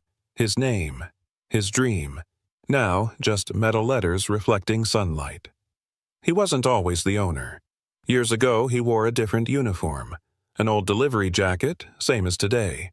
Long shifts, no tips. People barely looked at him. He remembered standing outside places like this, hoping someone would treat him like a customer, not like dirt. That memory built this cafe. A place where no one would feel small, where a tired worker could get a meal without judgment. Jackson believed that once. He looked down at his delivery uniform now, same as before. The cafe had changed. Or maybe his people had. Jackson swallowed hard, the sweat on his forehead stinging his eyes. He didn't know which hurt more, the memory of who he was, or the realization of what his cafe had become. Jackson didn't move. His hands hung loosely by his sides. His breathing slowed. Inside his head, only one thought repeated itself. I used to be a delivery driver. Today, they kicked me out of my own cafe. His eyes blurred. Not from tears, but from disbelief. He glanced at his reflection in the glass door. A stranger looked back. Same face, different life. He had built this place to welcome everyone. Workers, students, strangers like he once was. Now, standing outside, he felt exactly how he used to feel years ago. Ignored. Unwanted. Less than human. Jackson closed his eyes for a moment. A memory surfaced. Someone once told him, "Success changes people." He shook his head softly. Maybe. Failure changes them more. One step back, then another, and Jackson, the owner, stood outside, not knowing whether to feel angry or ashamed. Jackson remembered opening day. He could still hear his own voice, standing right there, outside that door, speaking to the first few customers. "This cafe is for everyone," he said back then, "whether you wear a suit or a delivery jacket." He believed it. He saw himself in every worker who walked through those doors. That was the point. A place where no one felt judged. Jackson remembered the smell of fresh paint, the sound of coffee brewing for the first time, the small wooden sign he carved himself, "Welcome all." It still hung by the door. He looked at it now, faded, forgotten, just like the promise he made. Jackson's jaw tightened. His cafe had betrayed its own name, and somehow he had let it happen. Jackson pulled out his phone. His hand shook slightly as he opened the review app. The screen lit up. A recent post stared back at him. 1 star. "Got kicked out for wearing my delivery uniform. They said I wasn't the kind of customer they serve."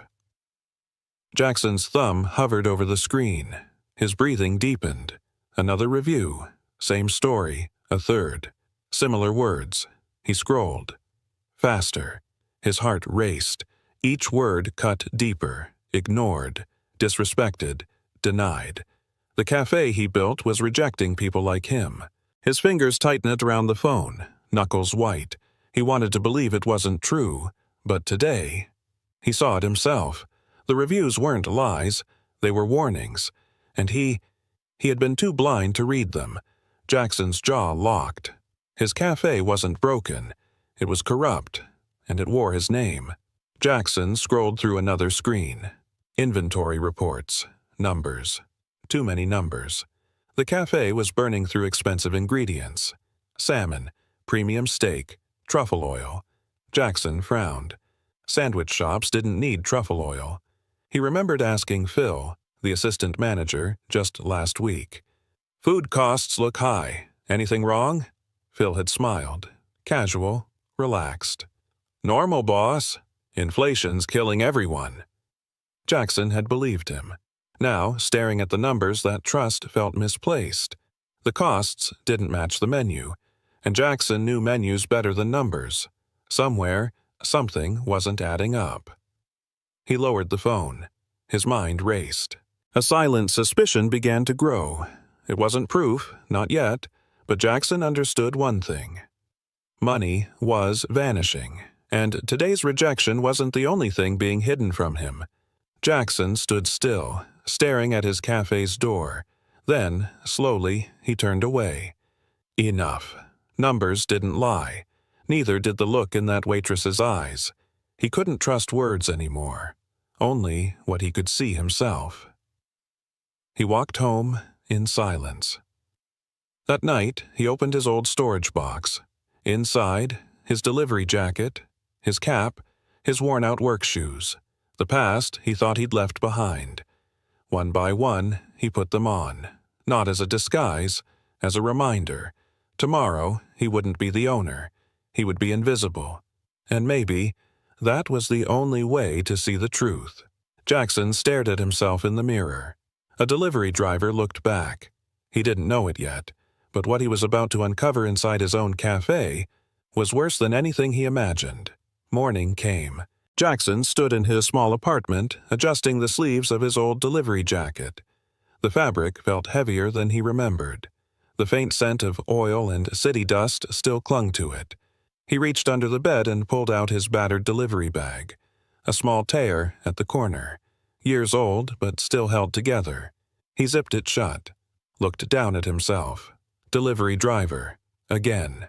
His reflection in the hallway mirror didn't look like the cafe owner, it looked like the man he used to be. For a second, doubt crept in. But Jackson tightened the strap of his bag. No more waiting, no more questions. Today, he wouldn't ask for answers. He'd collect them, one order at a time. Without another thought, he stepped outside and walked straight towards the place carrying his name.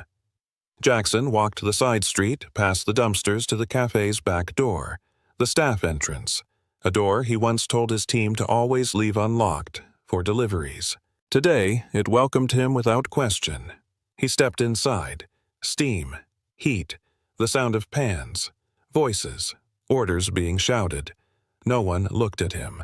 A man carrying a delivery bag didn't exist here. A waitress brushed past, too busy to care. The chef glanced at him for half a second, then turned away. Jackson felt it. He wasn't ignored. He was invisible. He stood still for a moment, listening. No greetings, no glances. In his own business, surrounded by people he paid, Jackson didn't exist. He tightened his grip on the delivery bag and kept moving. Because invisibility wasn't a curse today, it was a tool. Jackson moved deeper into the hallway. Then he stopped. A smell drifted from the kitchen. Rich, heavy, expensive. Not sandwiches, not soups. Something else. He knew that smell. Years working in restaurants taught him to recognize it. Butter, garlic, fresh herbs, maybe white wine, maybe truffle oil. Definitely not on his cafe's menu. Jackson's brow tightened. Someone laughed behind the kitchen door.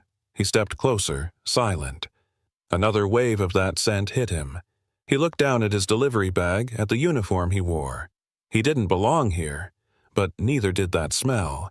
He wasn't sure what they were cooking, not yet. But whatever it wasn't meant for customers, not the ones outside anyway. Jackson's jaw tightened. Something was wrong in his kitchen, and now he could feel it. Jackson kept walking, head down, just another delivery guy. But his eyes watched. At the kitchen pass, plates slid out. He caught glimpses. Salmon fillets, glistening under butter. Risotto, creamy and rich. Steaks, seared and perfect. He froze. None of this belonged to his cafe. These weren't menu items. These weren't dishes he approved. Yet, they were leaving his kitchen. A waitress picked up the plates, smiling. But she didn't head to the main dining area. Jackson watched. She turned toward the private booths, the ones he designed for community seating. Instead, she served two sharply dressed men, not regular customers. The staff laughed softly, watching them eat. Then Jackson noticed something worse. Another plate was carried into the back, straight to the staff table, his employees, eating like royalty. Jackson's hands curled into fists. Suddenly, the smell made sense. They weren't cooking for customers, they were cooking for themselves. Jackson moved closer to the dining area. From behind a service door, he watched. A man in a construction vest entered. dust on his boots, hands rough. He smiled politely, waiting for a table. The hostess glanced at him. Her smile faded. "We're full," she said flatly. Jackson saw empty tables behind her. The man hesitated, looked confused, then quietly walked back outside. Minutes later, a delivery driver stepped in. Same uniform Jackson wore, same rejection. "No walk-ins right now. Sorry." Jackson's chest tightened. It wasn't random. It was a pattern. People like him, people who looked like workers, weren't welcome here. He watched another customer walk in. Suit, expensive watch. He was greeted warmly, seated immediately, offered wine. Jackson stood frozen behind the door. His cafe wasn't just failing, it was choosing who deserved to eat. And people like him didn't. Jackson stepped back into the shadows. His mind spun. There was no mistake now. This wasn't bad service. It wasn't disorganization. It was a system. A silent rule. Serve the rich. Reject the workers. He remembered his old manager's words years ago. Some customers aren't worth the table. Back then, Jackson swore never to let that thinking infect his cafe. Now, it already had. From the corner of his eye, he saw two waitresses whispering. One pointed at him, at his cheap delivery bag. The other smirked, a soft, quiet laugh, the kind that says, "You don't belong here." Jackson felt it like a slap. Heat crawled up his neck. His cafe was following a rule he never wrote. He looked down at his hands, the same hands that built this place, now shaking. Jackson edged closer to the service counter. A small clipboard lay beside the hostess's station. He caught a glimpse, a handwritten list. Simple, cruel. Drivers, construction, no tips, tourists. Beside each, a red X. His stomach tightened. It wasn't casual judgment, it was policy. A blacklist. Written, visible, obvious. He stared at the paper as the hostess casually flipped it shut. Jackson stepped back, pulse racing. His cafe had categories, not of food, of people. He felt the weight of it settle inside him. His cafe didn't reject out of mistake. It rejected by design, and the people like him were marked. Jackson realized something colder than anger. This wasn't personal failure, it was organized exclusion, and his name hung above the door. Jackson moved slowly toward the staff counter. He forced himself to speak. "Could I get a glass of water?" The waitress glanced up. No warmth, no curiosity, just annoyance. "For staff and customers only." Jackson hesitated. His voice cracked. I'm waiting on an order." She rolled her eyes. "Then wait outside." No more words. She turned away. Jackson stood still, hands loose at his sides, thirst dry in his throat. But it wasn't the lack of water that stung. It was the familiarity. He remembered this feeling. Years ago, wearing real delivery clothes, asking for the same thing, being refused. Nothing had changed. Except now, it was happening inside his own walls. Jackson's breath slowed. He stepped back. The sting wasn't in her words, it was in her eyes. The same eyes he once looked into when he was no one, and today, he was no one again. Jackson drifted toward the side door, needing air. He pushed it open. Sunlight hit his face, but it didn't warm him. Then he saw him, a young delivery driver, maybe 20, standing near the window, holding his phone, eyes tired, waiting, watching, but not for his order, just for a chance to be let in. The driver's gaze lifted, and for a second, their eyes met. No words, just recognition. Jackson saw himself. The same uniform, the same quiet hope, the same quiet rejection. The young man looked down, turned, walked away. Jackson didn't call out. He couldn't. His throat locked. The door creaked shut behind him. Inside, laughter echoed from the kitchen. Outside, Jackson stood frozen, not as an owner, not as a boss, but as a man who just watched his younger self walk away, hungry. Jackson leaned against the wall, eyes closed. He was 20 again, standing outside restaurants, wearing the same uniform, sweat on his neck, hands raw from carrying boxes. Back then, he smiled at every door, hoping for kindness. Most times he got silence. He remembered the hunger, not just for food, but for respect, to be seen, to matter. His breathing shook. Jackson opened his eyes, looked at his hands. They weren't young anymore, but they trembled the same. He had built this cafe to erase those memories. Instead, he recreated them. For others. For kids like that driver. Jackson's jaw locked. His cafe wasn't failing him. He had failed it. And somewhere deep inside that thought, shame began turning into something sharper. Resolve. Jackson stepped back inside. Silent now. Numb. Then he smelled it again. Richer. Closer. He followed the scent. Past the kitchen pass. Through the prep area. Then he saw them. 4 staff. Sitting together. Eating. Not rushed. Not tired. Not stolen bites between orders. A full meal. Salmon. Steaks. Pasta with fresh herbs. Plates heavy with expensive cuts. Wine poured casually into mismatched mugs. Laughter. Jackson stood hidden, staring.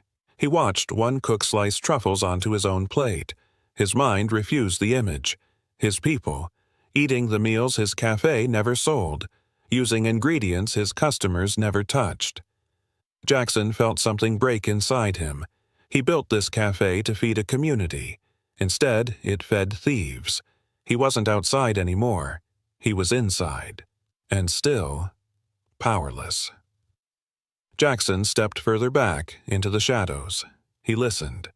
Voices from the break area drifted toward him. "So, who's up tomorrow?" "Brianna said it's Marcus's turn. I got today." "Lucky. That risotto was insane." "And the steaks? Best we've done." Laughter followed. Jackson's heart sank. It wasn't random. They had a schedule. A rotation. Each day, different staff took turns eating luxury meals, while customers outside paid for cheap sandwiches. He heard one voice joke, casual, "Perks of working here, right?" Another laugh. Jackson's jaw tightened. It wasn't theft by desperation. It was theft by design. An organized system. A privilege for the few. Jackson understood now. This wasn't neglect. It was entitlement. And every plate they ate was stolen from the cafe he built, from the people he promised to serve, including the delivery driver he just watched walk away. Jackson moved quietly toward the back door. A familiar voice stopped him. Phil, his assistant manager. Jackson watched from behind a stack of boxes. Phil rolled a small cart toward the exit. On it, vacuum-sealed steaks, bottles of wine, packs of fresh seafood, premium supplies. Jackson's chest tightened. Phil checked over his shoulder. No one watching. Or so he thought. He popped the trunk of his car, loaded the cart's contents inside. Fast, smooth, practiced. Jackson stared, unable to move. Phil, the man he trusted, taking his cafe's best ingredients home. Jackson's mind spun. This wasn't rogue staff. This wasn't a kitchen problem. This was leadership. Phil closed the trunk and drove off. No guilt, no rush, just routine. Jackson stepped into the empty hallway. His cafe wasn't just feeding thieves, it was being led by one.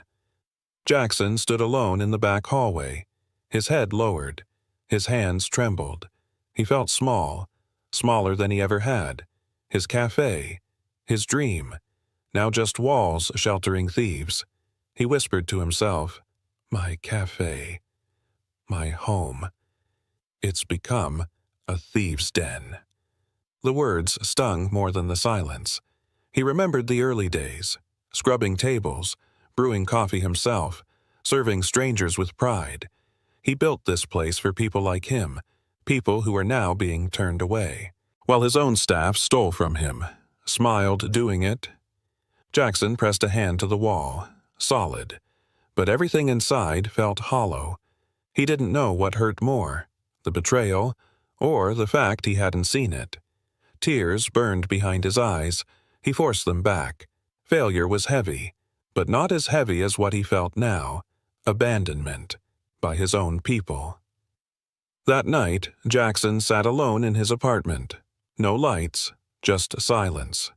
His laptop screen glowed in the dark. His eyes were empty, but his hands moved with purpose. Search after search.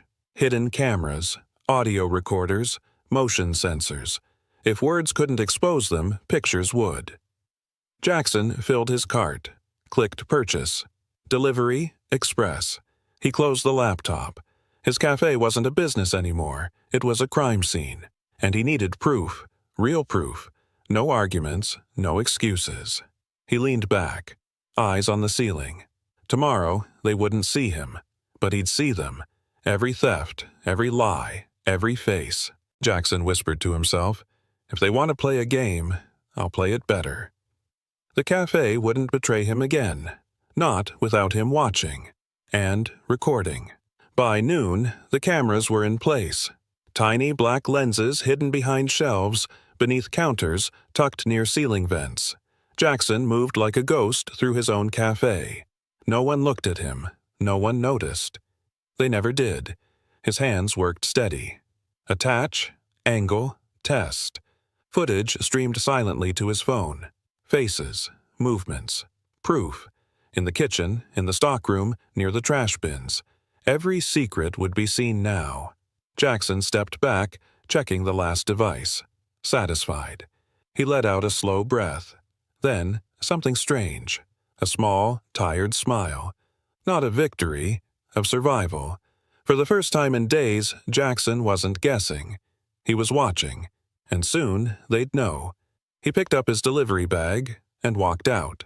Behind him, the cameras blinked silently, recording. The next day, Jackson didn't wear his delivery jacket. He wore a suit. Dark, pressed, clean. Not flashy, just final. He pushed open the front door of his cafe. This time, the bell above the door rang. Heads turned. Jenna at the hostess stand blinked. Recognition flickered, then froze. A few servers paused mid-step. Silence rippled across the floor. Jackson's steps were slow, controlled. His eyes, empty. Not hurt, not betrayed. Cold. He stopped at the center of the dining room. Customers watched. Staff watched. Jackson looked at faces he once trusted. He said nothing. He didn't need to. Today, his uniform wasn't for work. It was for war. Jackson placed his laptop bag on the nearest table. Calm. Precise. He pulled out his phone, linked it to the cafe's speaker system. Then, his voice filled the entire building. "Staff, step forward. Customers, please stay seated." Silence. Confused glances. No one moved. Jackson's voice didn't change. "Now." Footsteps. Slow, reluctant. One by one, the staff gathered near the counter. Customers whispered. Jackson scanned the faces in front of him. Jenna, Brianna, Marcus, people he once called family. Behind them, guests watched like strangers. A cafe meant to be a home. Now, a courtroom. Jackson kept his voice low, steady. "I promised this cafe was for everyone." He paused, then looked straight at Brianna. "But it seems you rewrote that rule." The room held its breath, waiting, not understanding yet, but they would. Jackson stood still. Then his voice, calm but heavy, filled the air. "My name is Jackson." A pause. "I own this cafe." Silence spread like wildfire. Brianna's face drained of color. Jenna's mouth opened, then closed. Customers turned, shocked. Jackson didn't blink. "And yesterday, I walked in here wearing a delivery jacket." His throat tightened, but his voice held. "And you treated me like trash." Another pause. "I wasn't Jackson to you. I was just another man you didn't want inside." He looked at each face. "I got kicked out of my own cafe. And none of you even looked twice." Silence. Complete. Jackson's next words were soft. "But today, you're going to look." Everyone watched, because now no one could look away. Jackson opened his laptop. One click. The cafe's large screen, normally showing menu specials, flickered, then played. Footage, silent, clear. Brianna's face filled the screen first, scooping truffle oil, laughing. Customers gasped. Next clip. Marcus plating steaks, cutting premium salmon. Then, Brianna's voice, from the hidden microphone. "Serve the ones who matter. Drivers can wait." A woman at table 3 covered her mouth. A construction worker near the door stood up, eyes wide. Clip after clip. Staff eating in the back. Bottles of wine shared like water. Phil loading his car, stealing. Jackson said nothing. He let the silence speak. He let the truth play. Every secret, every theft, every betrayal, in high definition. The screen went black, but the silence stayed. Because now, every person inside that cafe knew. This wasn't a business anymore. It had been a scam.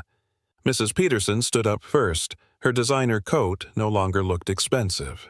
"I got special meals," she whispered. Her voice cracked. "All this time, people were turned away. For me?" No one answered. She looked at Brianna. "You smiled at me, while shutting the door on others?" Brianna said nothing. A man near the window slammed his coffee down. "You lied to us." Another voice from the back. "We paid for this?" Jackson watched their faces.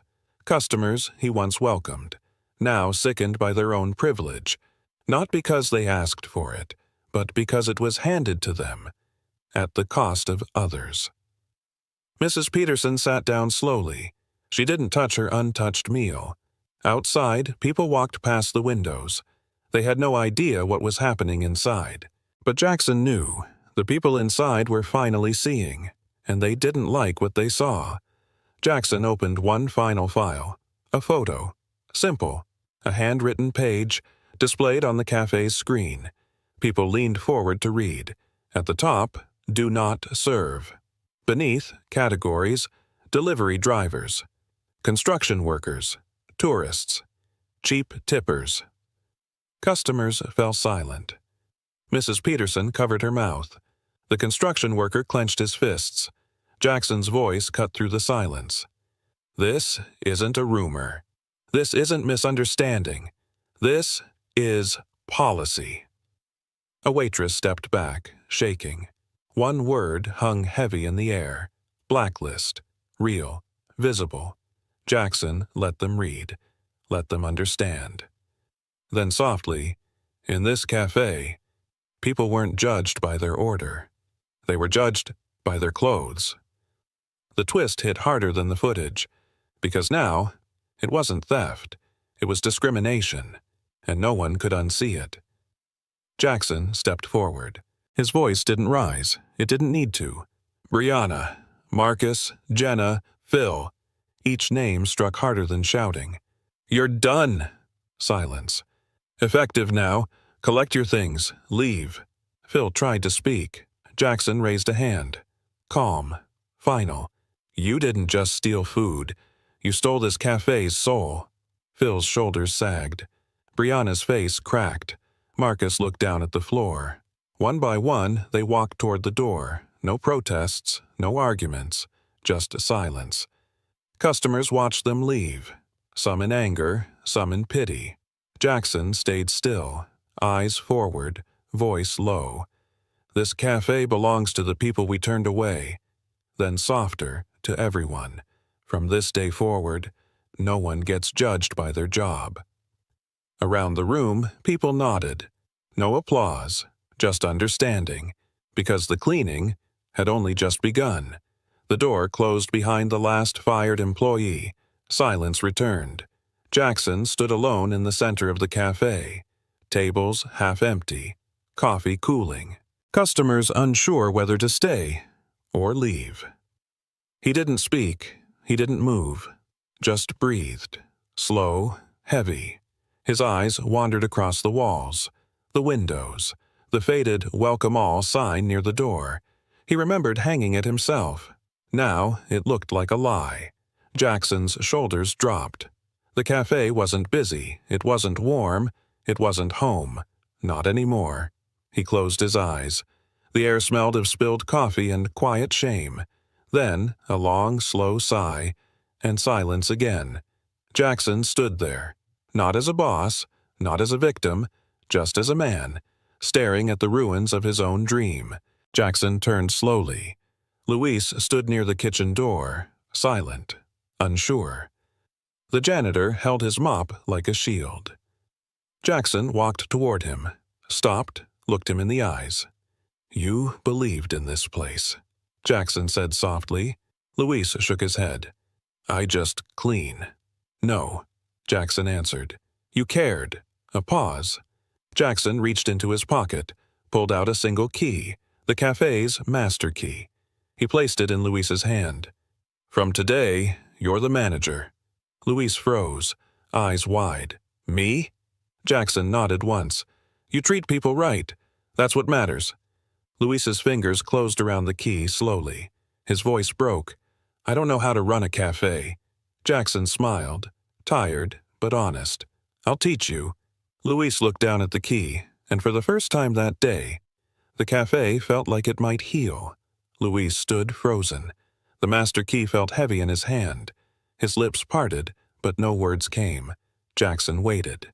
Finally, Luis whispered, voice shaking, "Why me?"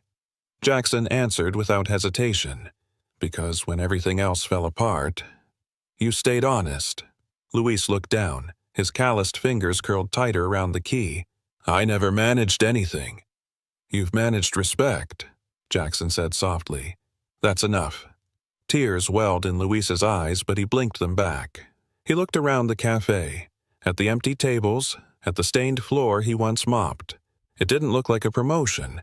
It looked like trust. Real trust. Luis nodded once. Slow, scared, grateful. Jackson placed a hand on his shoulder. And for the first time in a long time, someone finally believed in the janitor. And Luis felt it. Jackson turned back to the dining room. Customers watched, waiting. He cleared his throat. "Starting today, this cafe will serve everyone." A pause. "And I mean everyone." He looked at each table. "Construction workers, drivers, students, tourists, people who can't afford a meal." Silence. Jackson continued. "We're starting something new. The community plate. One free meal, every day, for anyone who needs it." A woman near the window wiped her eyes. Luis stood beside Jackson now, silent but steady. "No one leaves hungry," Jackson said softly. "Not here." "Not anymore." He scanned the room. "No questions asked." Customers nodded. Some smiled. One man clapped, then another, a quiet sound, but real. Jackson felt it in his chest. His cafe wasn't healed yet, but it was breathing again. Days passed. The cafe changed. Slowly. Quietly, but it changed. Delivery drivers filled the tables now. Construction workers, nurses, students with worn backpacks, people no one used to notice. They came, and this time they were served. Luis stood behind the counter, apron neat, greeting each one. The staff, new faces, worked without judgment. Meals were simple, but warm and honest. Jackson watched from his usual corner table. Coffee untouched, eyes scanning the room. People smiled. People stayed. No blacklist, no rules about who mattered. Just meals, just respect. The cafe was full, not of profits, but of people. And Jackson, for the first time in months, allowed himself a small, real breath. His place was alive again, the way it was meant to be. Jackson sat quietly, hands wrapped around a warm coffee mug. He didn't drink, he watched. A driver laughed near the window. A nurse leaned back, sipping tea. A student studied at the corner table, headphones in. Luis moved between them, patient, careful, steady. No special treatment. No cold stares. Just service. Jackson's eyes softened, not with pride, with relief. The weight in his chest eased, piece by piece. He let his shoulders drop. For the first time in a long time, the cafe didn't feel like a battle. It felt simple, honest, what he built it to be. Jackson blinked slowly and let himself watch. Not as a boss, not as a stranger, but as someone finally home. Behind the counter, Luis stood with the two new servers. Young, nervous. He spoke softly but firmly. "Listen." They watched him. "We don't just serve food here." A pause. "We serve people." He glanced at the door. "Students, drivers, nurses, construction crews, anyone." Luis's voice stayed calm. "No questions, no judgment. Everyone who walks through that door is family." The servers nodded. Luis smiled. Not big, just honest. "Remember that." Then he showed them how to pour coffee, how to carry plates without rushing, how to look people in the eye. Jackson watched from his table, said nothing, but inside something shifted. Not because Luis ran the cafe, but because Luis understood it. And now he was teaching others, the way Jackson always hoped someone would. At closing time, Jackson stepped outside. The street was quiet. He looked up. The cafe's sign hung above him, the same hand-painted letters from years ago, worn, but still there. Davenport Cafe. His name, his promise. He remembered the first day, standing in this exact spot, telling himself this place would be different, that everyone who stepped inside would matter. He never wanted luxury, just honesty. Jackson's eyes stayed on the sign. A soft breath escaped him. Then, slowly, his gaze dropped. Behind the glass doors, he saw Luis wiping down tables, a driver sipping late-night coffee, a nurse folding a sandwich into her bag. Jackson watched them, and for the first time, the dream he had long ago didn't feel lost. It felt possible. Again. Jackson stood at the doorway. He looked back once more, his voice quiet almost to himself. "I used to be a delivery driver." A pause. "I know what a good meal feels like." Another breath. "And I know what being seen feels like." He let the words settle. His hand rested lightly on the doorframe. "I built this place for people like me." Simple words, heavy truth. He watched Luis serve the last cup of coffee for the night. Jackson's throat tightened. Not from sadness, but from understanding.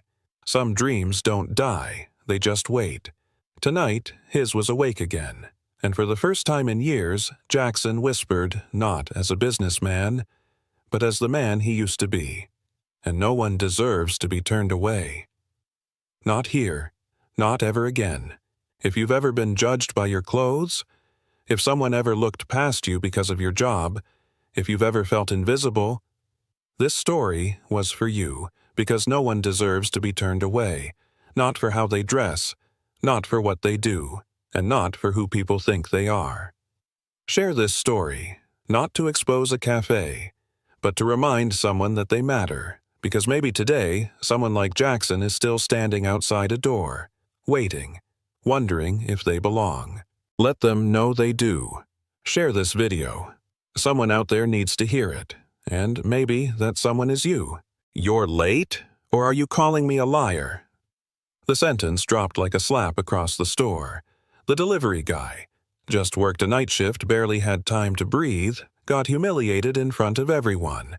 But he didn't know that the customer standing quietly nearby was the CEO of the entire pizza chain. And just a few minutes later, the real boss took action. Have you ever been insulted at work and you stayed quiet? Comment 1, if yes, and I'll never forget how that felt. 2, no, I'd never let anyone treat me like that.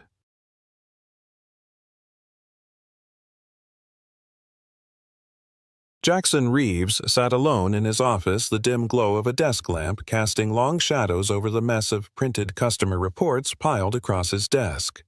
The words started to blur, but the message stayed the same. Cold pizza, nearly an hour late, employees with bad attitudes, the kind of feedback no CEO ever wants to see, but Jackson read every single one of them. He used to know this company like the back of his hand. He had built it after all, from a single walk-up window on the west side of Indianapolis to over 40 locations across the Midwest.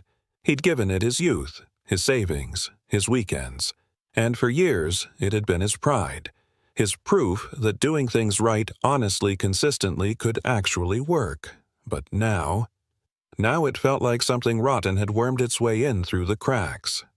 He flipped to the next report. Same store, same complaints. Again. And the worst part, his regional manager Bradley had told him again and again that things were under control. The numbers said otherwise. Sales were sliding. Customer retention had nosedived, and turnover was so high that HR could barely keep up. Whatever was broken, it wasn't just one bad week. It was a pattern. He leaned back in his chair, exhaling a breath that felt like it carried a month's worth of frustration. The paper trail told part of the story, but Jackson knew from experience some truths don't show up in reports. You had to go out and find them. He stared at the ceiling for a moment, then straightened up. If this was going to get fixed, it wouldn't be by firing off emails from a distance. He needed to see the problem for himself, not as the CEO, as a customer. It was bold, risky, maybe even a little ridiculous. But Jackson had a small advantage. He hadn't done a press interview or public appearance in nearly 4 years. Most of the new employees had no idea what he looked like. By midnight, he had a plan. A hoodie, a pair of scuffed jeans, some drugstore reading glasses, and a brown wig that itched like hell. Just enough to look like a tired guy ordering dinner, not the founder of the entire chain. He placed an order through the app, large pepperoni extra cheese from the store that had racked up the most complaints in the last quarter. Store number 17 in East Side, Indy. The same location Bradley had repeatedly said just needed stronger employees. Estimated delivery time, 30 minutes. He sat back on his worn-out couch phone in hand, eyes flicking to the clock on the wall. 30 minutes passed, and then 40, and then 50. At minute 58, Jackson was ready to give up, not just on the pizza, but on the system he'd spent a lifetime building. Then came the knock. He opened the door.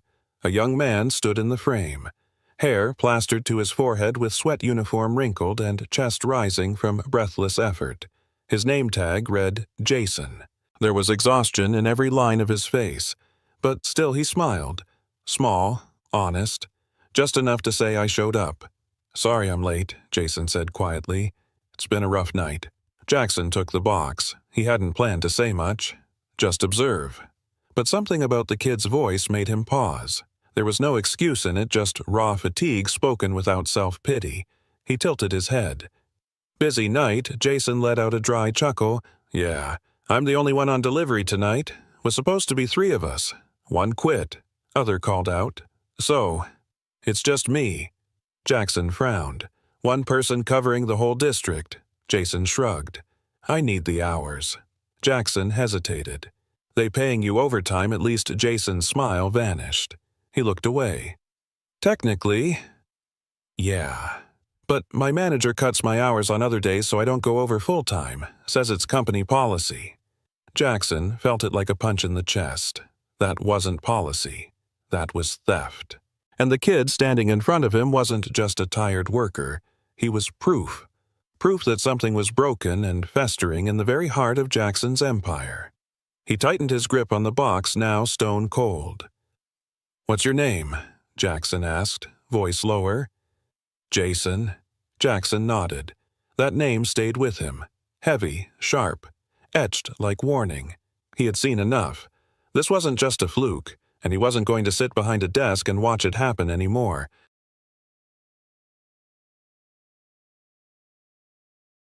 Jackson stood frozen at the doorway, the cold pizza box in his hands, but his focus entirely on the young man before him. Jason didn't fidget or apologize again. He just stood there, quietly absorbing the tension the way people who've worked too many shifts learn to do. Jackson looked at him. Not just the wrinkled uniform or the sweat-slicked brow, but the posture. The way Jason shifted his weight from one foot to the other like his body was trying to stay polite while his muscles begged for rest. The silence stretched. Then Jason forced a soft, weary smile. Anyway, hope the pizza's still good. Sorry again for the delay. Jackson blinked. He had almost forgotten the food in his hands. He nodded once. Thanks. Jason turned to leave, walking slowly back to his car, an old, dented Corolla idling at the curb with the passenger door taped shut. Jackson stood at the threshold a moment longer, then stepped back inside, gently closing the door behind him. He placed the pizza box on the counter but didn't open it. He wasn't hungry anymore. What he felt wasn't anger, it was deeper, a hollow kind of dread that settled in his chest and refused to move. Jason's face wouldn't leave his mind. Neither would the words, "Technically, yeah. But they cut my hours on other days." That was not how this company was supposed to run. He had implemented a clear policy: any overtime worked paid in full. Period. No manipulation, no hour-shaving games. But policies on paper meant nothing if people like Rick Turner, the store manager here, ignored them and got away with it. Jackson picked up his phone, opened the store's review page. The most recent ratings mirrored what Jason had just lived through: 45 minutes late pizza cold. Delivery guy looked exhausted. Felt bad even complaining. Manager yelled at staff while I was waiting, unprofessional. Then one caught his attention. A longer review posted just 3 days ago. Saw the manager scream at a younger employee in front of everyone because he messed up the sauce. It wasn't even that bad. The poor guy looked like he wanted to cry. Manager said, "If you can't do the basics, maybe you should go mop floors instead." It was awful to witness. I won't be coming back. Jackson clenched his jaw. That wasn't just bad leadership, that was abuse. Plain and simple. He scrolled further. Same patterns, different dates, multiple customers describing the same tone: disrespect, exhaustion, indifference. The next morning, Jackson woke before dawn. This time, no disguise, no wig, just an old navy t-shirt, a faded pair of jeans, and a baseball cap pulled low over his brow. He didn't need to hide, not today. Today, he wasn't playing the outsider, he was stepping into the storm. The parking lot of store number 17 was mostly empty when he pulled in. A few cars scattered across the back lot. The building itself looked worn. The red trim was faded. One of the menu signs outside flickering from a faulty bulb. He walked in through the front door. The scent of garlic cheese and overworked dough filled the space, familiar, nostalgic, and yet slightly sour. The tile floors needed mopping. The front counter was unattended. After a moment, a young girl, maybe 18 or 19, stepped out from the back.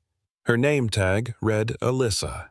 She didn't smile, didn't even make eye contact. She looked numb. "Hey," Jackson said gently. "Just grabbing a slice and a drink." Alyssa nodded, rang him up, and handed over a paper cup without a word. He took his tray and walked to a booth near the kitchen window, far enough to observe, close enough to hear. It didn't take long. From the back, a voice thundered through the thin walls. "This dough is garbage! Are you kidding me?" The voice belonged to a stocky man in his 40s wearing a grease-stained manager's shirt and a scowl to match. "I've told you 3 times already, do it wrong again, and you're staying until close." A younger male voice mumbled something inaudible. "Speak up," the manager barked, "or go home and don't come back." Jackson didn't need to see faces. He already knew this was Rick Turner. The employee who looked barely out of high school kept his head down, tossing out the ruined dough with shaking hands. There was no guidance, no correction, just pure dominance. And then Jason walked in. He looked worse than the night before. Same wrinkled uniform, dark circles under his eyes. He moved like every bone in his body was protesting. He grabbed a bottle of water from the fridge and walked to the counter. "You're back already?" Alyssa asked without looking up. Jason nodded. Picked up another shift. Needed the cash. Jackson's stomach turned. Moments later, Rick reappeared, squinting as he spotted Jason. "You're late," he snapped. Jason blinked, confused. "No, I'm not." I was scheduled for noon. Rick stepped forward, voice rising. I told you yesterday to come in at 11. Don't play dumb. Jason stood still. No, you didn't. So now I'm a liar, Rick shot back. That sentence cut through the store like broken glass. Jason said nothing, but he didn't have to, because just a few feet away, Jackson Reeves, founder CEO and now silent witness, was done watching, and everything was about to change.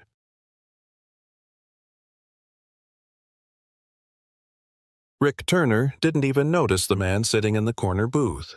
His focus was entirely on Jason, who now stood frozen near the drink station, the unopened bottle of water still in his hand. The tension between them crackled like static. Alyssa looked up briefly from the register, then immediately looked back down. No one said a word. No one intervened. Jason didn't respond, but he didn't need to, because Jackson Reeves had seen enough. He stood up calm and deliberate. His footsteps echoed quietly as he made his way toward the counter, every step sharpening his conviction. Rick turned his head slightly, then fully noticing Jackson for the first time. His eyes scanned the man, t-shirt, baseball cap, jeans. Just another customer. Probably had something to complain about. You need something, Rick asked, irritation already in his tone. Jackson didn't blink. Yeah. I need you to explain to me why you're treating my employees like this. The words hit like a thunderclap. Alyssa's eyes went wide. Jason stiffened. The soda bottle slipped slightly in his grip. Rick's face shifted, first confusion, then suspicion. Excuse me, he said. Jackson reached up and pulled off his baseball cap. He looked Rick square in the eyes. Recognize me now. Rick's mouth fell open. The color drained from his face. Mr. Reeves, I didn't know you were... Exactly, Jackson said sharply, cutting him off. You didn't know, and that's the problem, because I shouldn't have to be here in person for my people to be treated with basic respect. The store fell completely silent. Even the low hum of the pizza ovens seemed to fade into the background. Every eye in the room turned to Jackson. And Rick, who had spent months barking orders and dismissing concerns, was suddenly the smallest man in the building. Jackson's voice was calm but firm, measured like steel behind velvet. Office. Now. Rick swallowed hard. Yes, sir. His voice cracked. He turned and walked stiffly toward the back hallway. His steps, wooden the weight of every action he'd taken, suddenly pressing down on his shoulders. Jackson followed close behind. Jason watched them go. His expression unreadable, lips pressed in a tight line. Alyssa stood motionless, staring at the register like she wasn't sure what reality she'd just stepped into. The back office was as dismal as Jackson remembered it, cluttered with outdated calendars, a flickering fluorescent light overhead, and the stale smell of burnt cheese and mildew. Rick stepped inside first, clearly flustered, turning as Jackson closed the door behind them. I didn't know you were planning to visit today. Rick started trying to sound steady. That's exactly the point, Jackson replied, locking eyes with him. Because if I have to announce I'm coming for people to act like human beings, then it's not real leadership. It's theater. Rick's shoulders tensed. Look, running this place isn't easy, he said defensively. Half these kids don't care.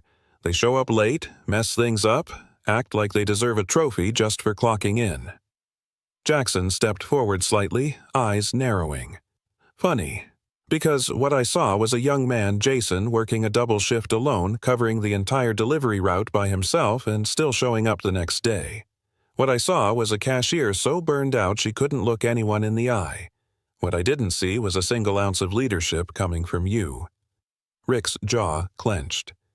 You don't get it. I'm doing what I have to do to keep this place running. You try managing this circus when people call out steel supplies, quit without notice. Jackson cut him off. I've read the complaints. Customers getting cold orders, missing toppings, rude service. And every single thread traces back to one thing, your management. Rick didn't speak. His jaw worked, but no words came out. You're cutting hours to dodge paying overtime. That's not a company policy. That's your policy, Jackson said, his voice now ice cold. You're playing games with people's livelihoods. Rick's face darkened. You think you can run this place better than I can? Be my guest. Jackson didn't flinch. You're right. I can, and I will. The silence between them thickened. Rick's defiance began to crack. Then realization dawned. You're firing me. Effective immediately, Jackson said. Pack your things. You're done here. Rick's nostrils flared. You can't just walk in here and expect everything to magically fix itself. Swapping me out won't change a damn thing. Jackson's gaze didn't waver. No, but it's a start. Rick let out a bitter laugh and shook his head. Well, good luck with this mess, he muttered, brushing past Jackson and shoving open the office door. As he stormed out, Jackson stood alone, letting the silence settle once again. Then he exhaled slowly, steadying himself. This wasn't the end. It was just the beginning.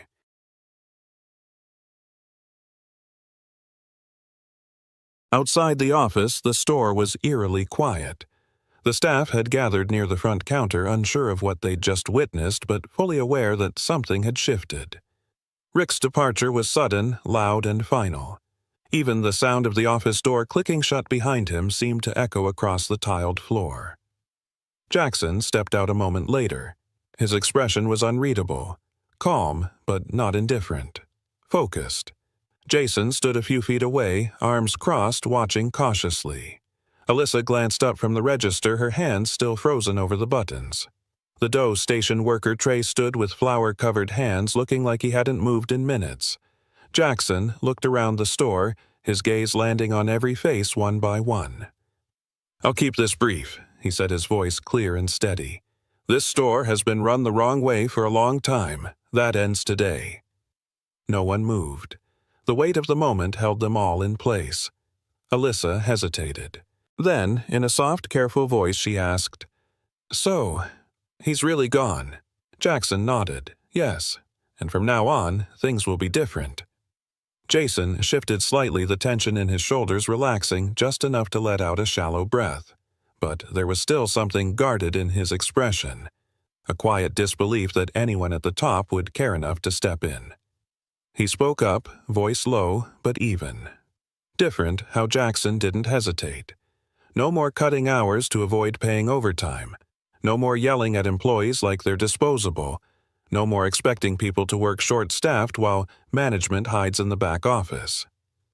The room stayed quiet, but something subtle began to change. Skepticism turned into attention. The workers, who had been moving like ghosts, were now looking directly at him, listening not because they had to, but because maybe, just maybe, they wanted to. I'm not here to give a speech and leave, Jackson said. I'm staying for the rest of the day. I want to see what it's really like on the floor, and I want to hear from each of you. Jason raised an eyebrow. You're working with us, Jackson nodded. Starting now. A beat of silence. Then, for the first time that morning, Jason cracked a smile. Not forced, not polite, but real. Small, tired, and genuine. Jackson rolled up his sleeves and stepped behind the counter. The staff exchanged glances, uncertain, hesitant, but intrigued. A CEO in sneakers wearing a t-shirt asking for an apron. It didn't feel real, but there he was. Alyssa blinked, then handed him a ticket from the register. Pickup order. Just a cheese pizza, she said. Jackson took the slip, turned to Jason. Show me how you guys make this. Jason hesitated, then nodded. He moved toward the prep station, pulling a dough ball from the cooler and slapping it onto the floured surface. His hands moved with muscle memory, flattening the dough, stretching it out, spinning it gently in the air. Jackson watched every motion, absorbing the rhythm, the care, the instinct. When Jason nodded for him to try, Jackson stepped forward and pressed his palms into the dough. He stretched it, pressed the edges, then attempted the toss. It landed awkwardly on the table, off-center and uneven. Jason chuckled under his breath. Not bad, for a rookie. Jackson smiled. He wasn't embarrassed. He felt grateful for the honesty, the unfiltered feedback, and the chance to rebuild something the right way.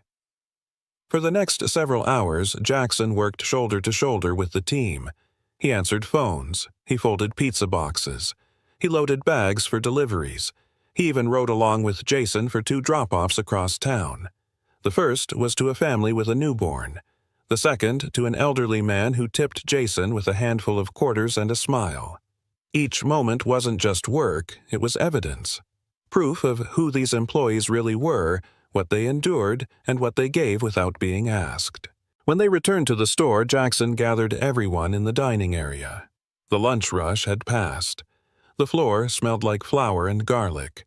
The lights buzzed quietly overhead.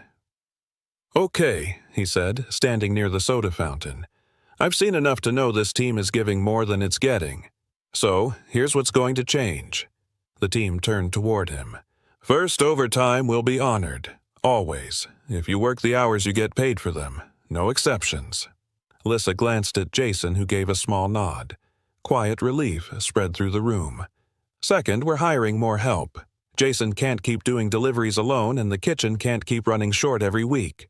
Trey nodded, the first sign of agreement he'd shown all day. "Third, this store needs a manager who actually values your work. Until that person's in place, I'll be dropping by regularly. No more operating in the dark." Someone in the back, a younger worker who hadn't said a word all morning, finally spoke. "You're really coming back?" Jackson looked at him and answered without hesitation. "I built this company from nothing, but somewhere along the way, I lost track of what really mattered. That stops here." And in that moment, something shifted. Not just in the store, but in the people inside it.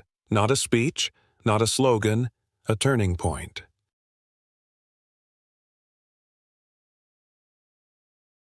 Later that afternoon, the dining area had quieted down again.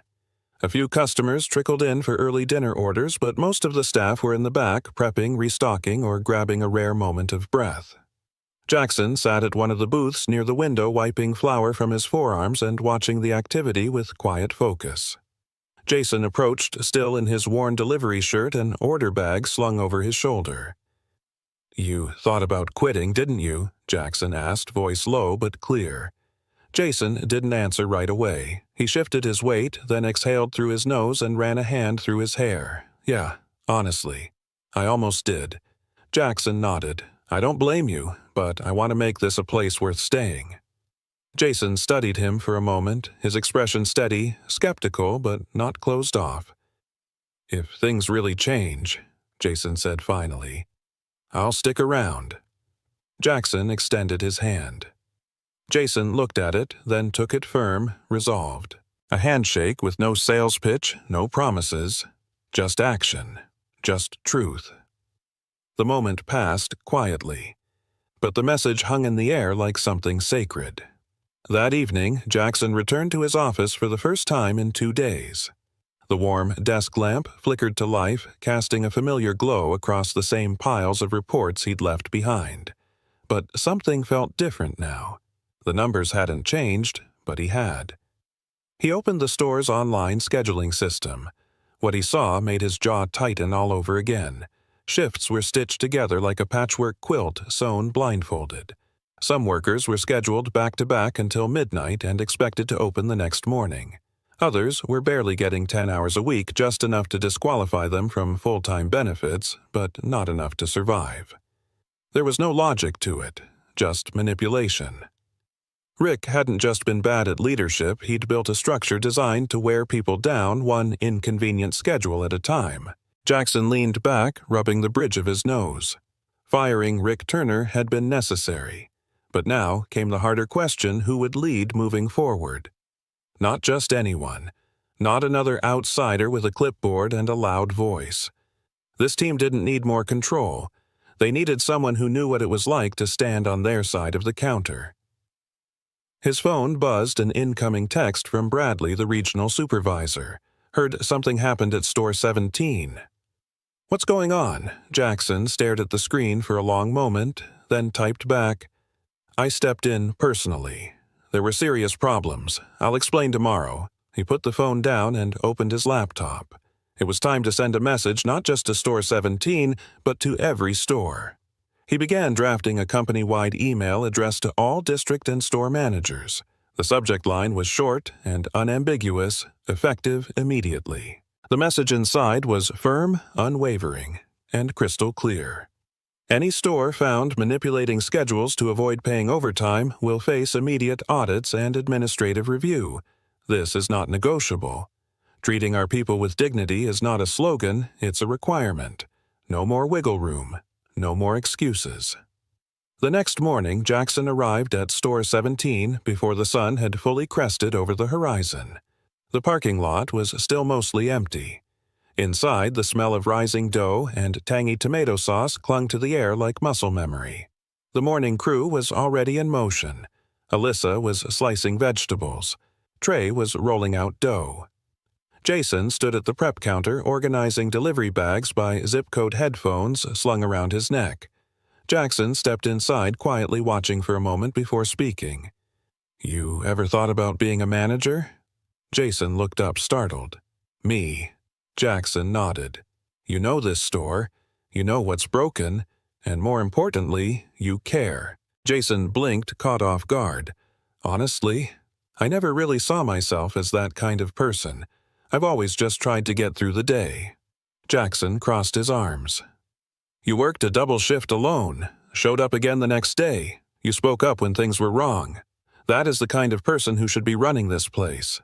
Jason looked around the store, the place he had almost walked away from just days before. He watched Alyssa laugh softly at something Trey said near the oven. The tension that used to hang like fog had started to lift. Then he looked back at Jackson. "If I take this," Jason said, "I need to know it comes with real change. I'm not going to enforce the same stuff that broke people." Jackson didn't flinch. "Fair enough. If you step up, you'll have a direct line to me. No middlemen, no red tape. If something's wrong, you tell me." Jason paused, then nodded slowly.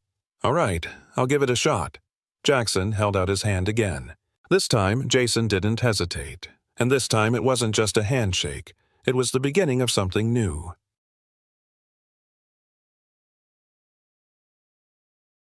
The transition didn't happen overnight, but it started quietly, steadily. Over the following weeks, Store 17 began to shift.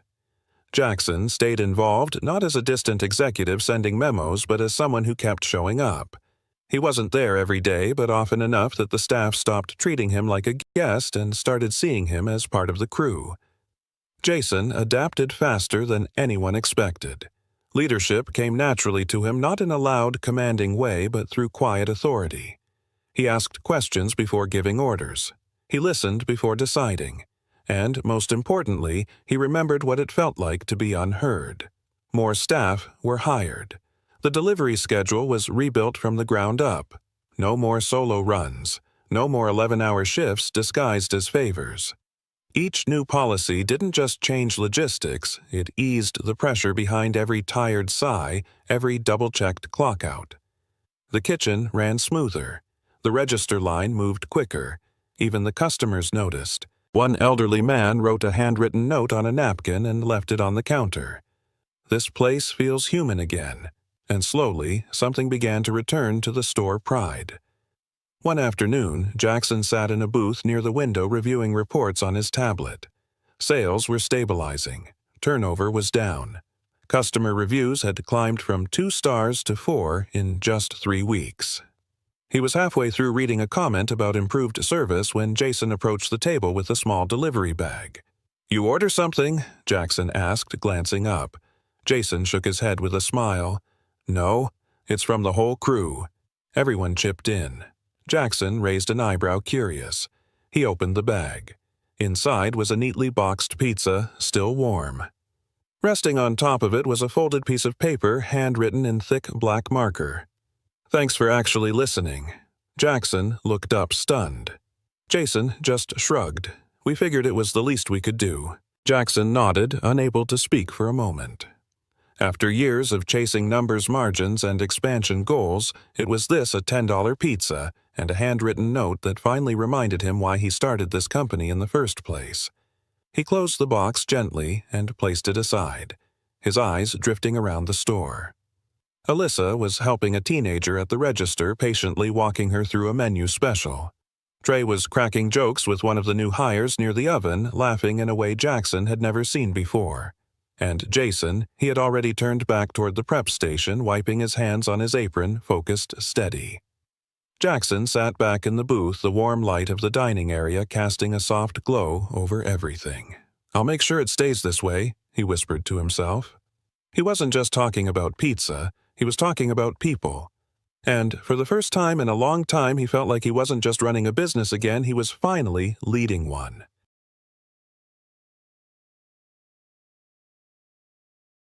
The following Monday, Jason arrived early. He wasn't scheduled to open, but he wanted to. The kitchen still had some kinks to work out, and he liked checking the dough, proofing himself now.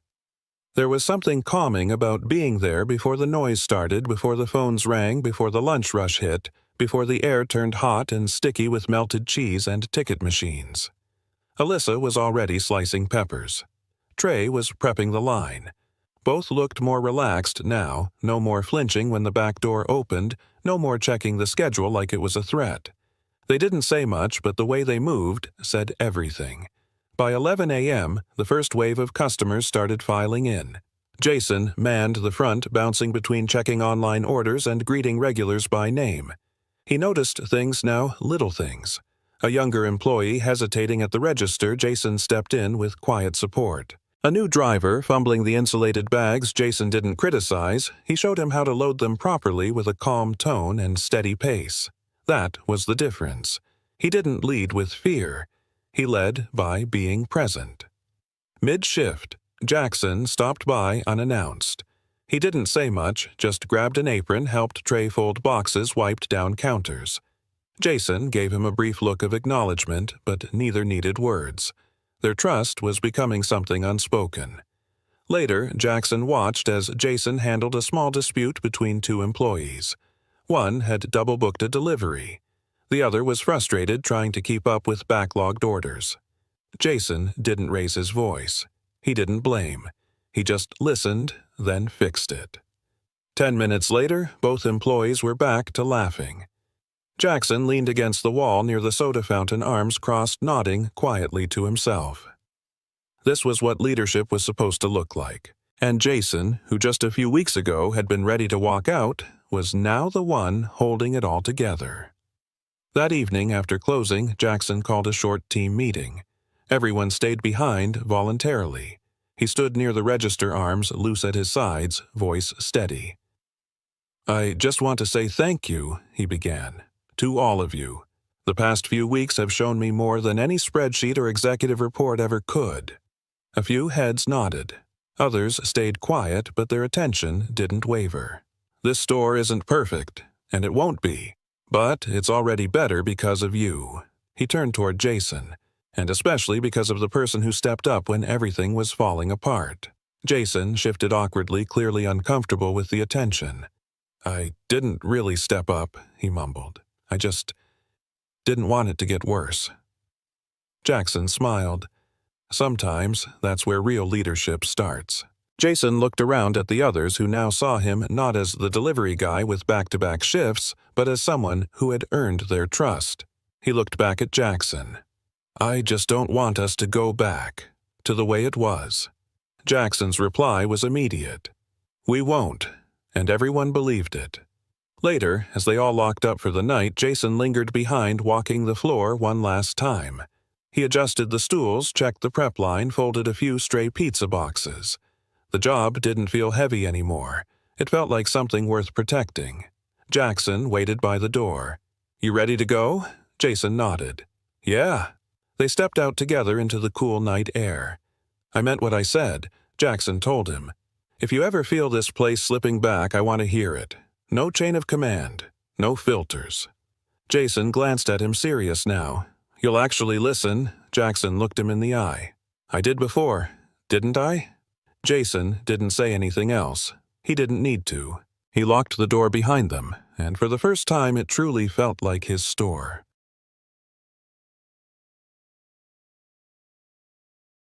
A few weeks later, the difference was undeniable.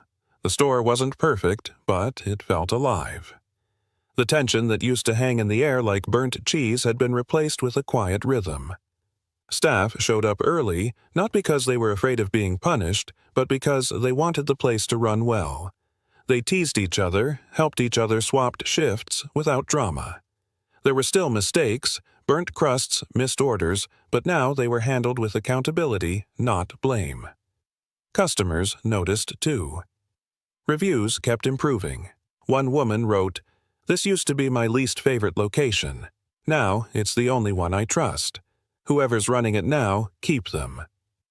Inside the kitchen, new hires shadowed veterans. Jason had even implemented a short daily huddle, 2 minutes at most, just to check in. It wasn't corporate, it wasn't scripted, but it worked. Jackson kept his promise. He showed up, sometimes just for a slice, sometimes to roll dough, sometimes just to sit in a booth and watch the people who now made the place better than he ever had. On one of those days, Jason walked over between orders and placed something gently on the table in front of him. It wasn't a report, it wasn't a complaint. It was a small, framed photo of the team: Alyssa, Trey, the newer hires, even Jason with sauce on his sleeve. They were smiling, crowded together behind the counter holding a pizza box like it was a trophy. Jackson raised an eyebrow. Jason just said, "We figured it should go in your office." Jackson looked at the photo for a long time. He didn't say much, just nodded a little slower than usual. "I forgot how much this matters," he said finally. Jason shrugged. "We didn't. And that was the moment. That quiet shift from me to we. From founder to follower. From distance to trust." Later that night, Jackson returned to headquarters. He walked past his executive suite and instead took a seat in the small break room next to accounting. The framed photo sat on the table beside his coffee. He pulled out his notebook. And he started writing not policies, but principles. The first line he wrote was simple: "You cannot run a business from a spreadsheet." The second: "If you don't listen, someone else will stop showing up." And the third: "The best leaders aren't the ones who fix everything. They're the ones who give people the power to fix it themselves." The next morning, Jackson emailed a company-wide memo, not about performance metrics, not about sales goals, but about the culture he was rebuilding, starting with one store and one delivery driver who didn't quit. That driver had become a manager, and that store had become a model, all because someone finally paid attention. If this story moved you, share it with someone who's ever worked a thankless shift and showed up anyway. Subscribe to Real Undercover Story, where we believe real leadership begins the moment you stop pretending to have all the answers and start listening instead. "If you don't have enough money, don't come in here." Those words weren't shouted, but they cut through the air like a knife right as a student collapsed in front of the milk cooler. She hadn't eaten in 2 days. Finals week. No money, no energy. The store manager barely blinked. "Get her out of here. We don't need this drama." But a cashier, thin, exhausted, and too young to be carrying so much stuff, stepped forward. Quiet, calm, protective. He helped her up, grabbed a sandwich and a carton of milk, pulled out his wallet and said, "Sit down. You can study after you eat." What he doesn't know is that the man stacking shelves nearby, the one wearing a hoodie and a fake name tag, will change everything. If we punish the only person who still cares, what kind of company are we running? Have you ever been in her shoes, too embarrassed to ask for help? If you were, would you 1. Walk away quietly and starve? 2. Accept the help because passing the exam means everything? Comment 1 or 2 and don't forget to subscribe for more secret stories that are truly compelling and stay with you long after the video ends.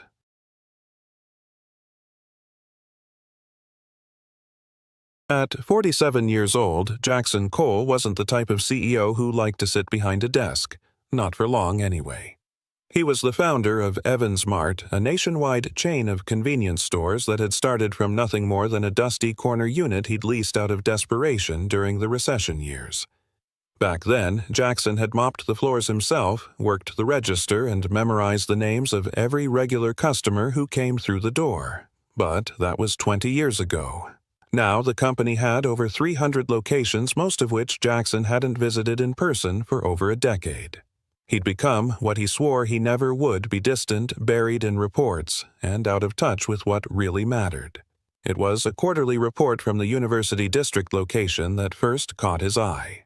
Nestled inside the campus of Westbrook University, the store had posted a 27% jump in sales over the past 2 months, specifically during midterms and finals season. On paper, it looked like a textbook success, but Jackson's gut said otherwise.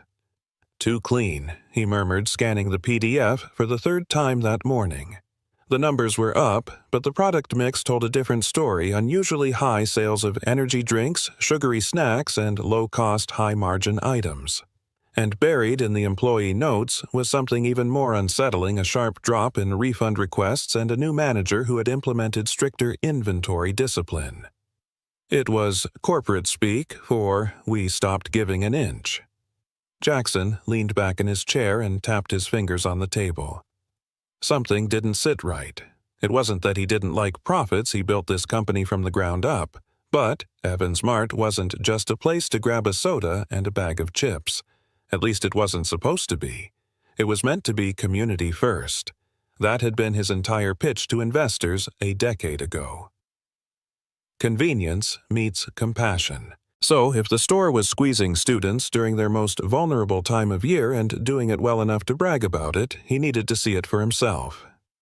2 days later, Jackson stood outside the Westbrook University store at 6:45 a.m., wearing jeans, 2 sizes too loose, a faded hoodie, and a baseball cap pulled low over his brow. A day-old stubble roughened his chin. He looked like any other part-time worker trying to scrape together a paycheck between classes. The only difference, he owned the place. He introduced himself at the back entrance as Mike, a temporary hire sent from HQ. The manager, Frank, barely looked up from his clipboard. Yeah, I got the email. Stockroom needs restocking. Think you can handle that?" Jackson nodded with a casual shrug. "Sure thing." Frank didn't ask for ID. Inside, the fluorescent lights flickered overhead and the floor smelled faintly of cleaning solution and stale coffee. A couple of student workers moved silently between aisles, faces pale with exhaustion, eyes glued to the clock. It was finals week. Jackson recognized the look he'd seen it in the mirror once long ago. The hunger, the anxiety, the calculation of how long you could stretch $5. As he shelved boxes of instant noodles, he began to notice patterns. Students came in holding just enough change for the bare minimum. A girl picked up a granola bar, hesitated, then put it back. Another guy mumbled something about skipping breakfast and bought a single pack of gum. No one smiled, no one lingered, and yet the place was making record sales. Jackson took mental notes. The signs were subtle but telling. Promotional posters were everywhere, all pushing bundled deals that were cheap to stock but expensive to buy. Finals fuel. Combo 1 energy shot plus 1 candy bar equals $6.99. He winced. These kids weren't choosing this. They were being cornered into it. By midday, Frank came over and clapped Jackson on the shoulder. "Not bad, Mike. If you keep up, we might even let you man the front counter next shift." Jackson smiled politely. "Thanks. Hey, just curious, seems like a lot of upselling going on. That normal here?" Frank grinned. "Welcome to college, buddy. These kids will buy anything if you call it brain food. Gotta hit quota somehow." Jackson didn't say a word, but something inside him shifted. He wasn't here to catch employees breaking rules. He was here to find out whether his company still had a soul. And so far, what he saw wasn't just disappointing. It was alarming.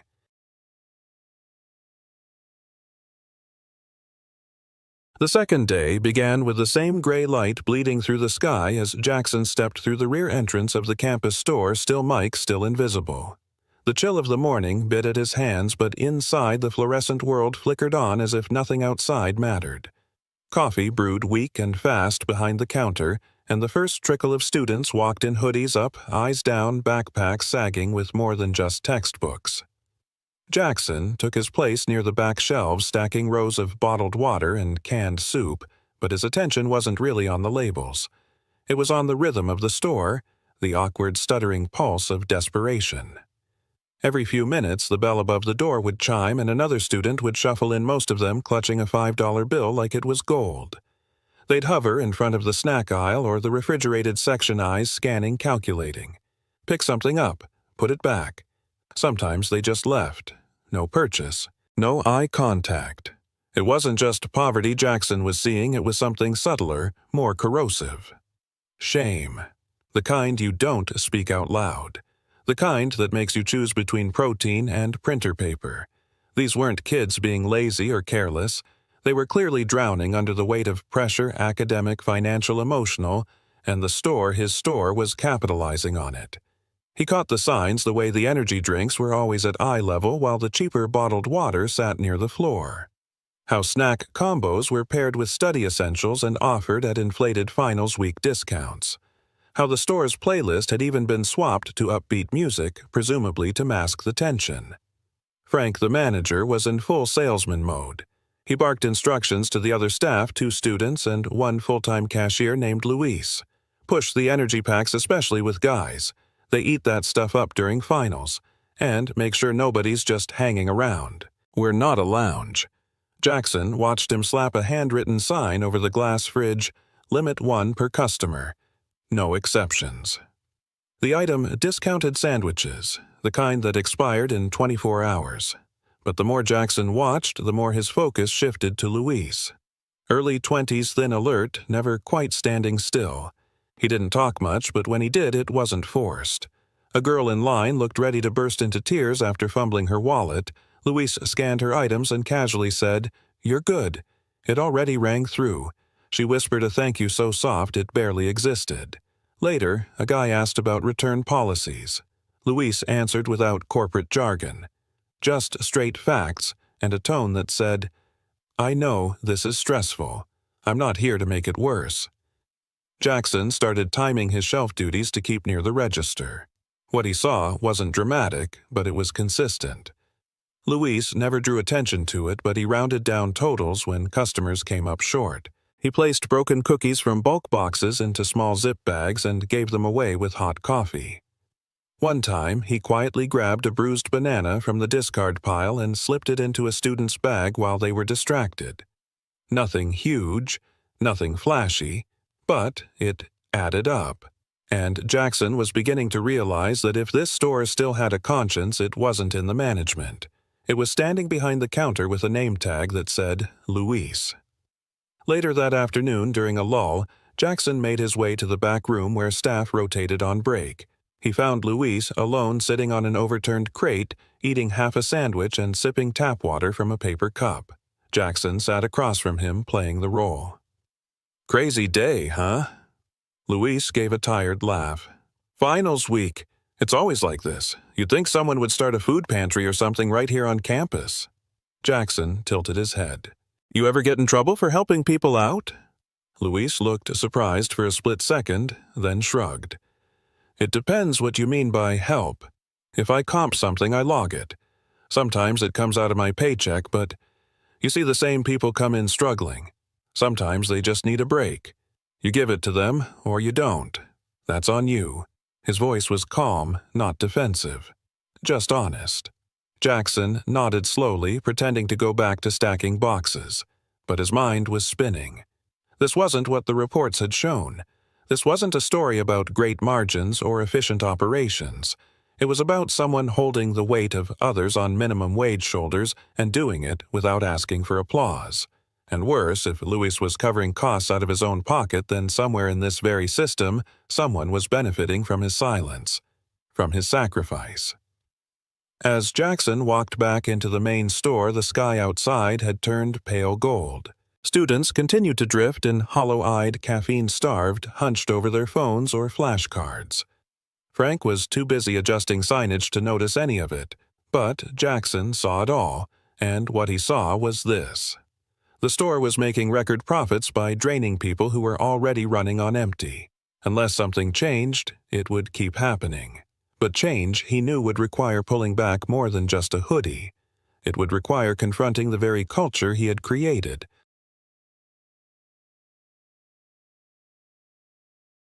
The store was busiest just after sundown. Finals week turned the campus nocturnal, and by 7:00 p.m., a steady stream of students shuffled through the automatic doors with the glassy-eyed determination of people trying to outrun failure. Jackson stood near the front display pretending to adjust rows of bottled teas, but really he was watching patterns again, watching faces. Tension sat on their shoulders like weight they'd gotten used to carrying. No laughter, no banter.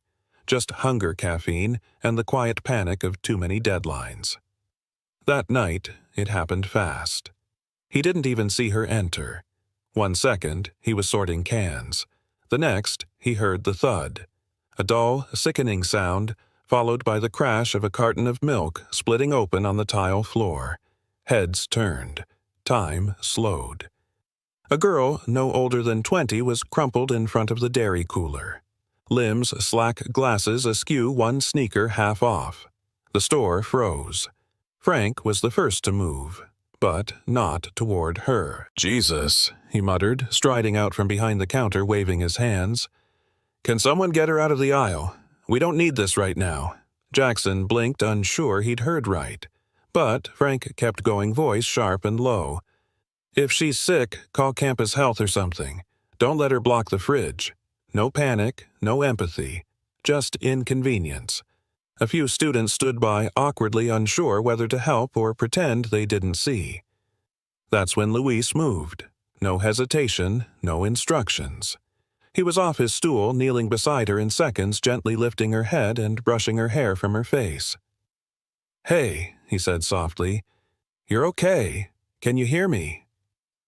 He looked up and called to the girl standing frozen near the entrance. "You know her?" The student nodded. She skipped lunch. Said she'd eat after her exam.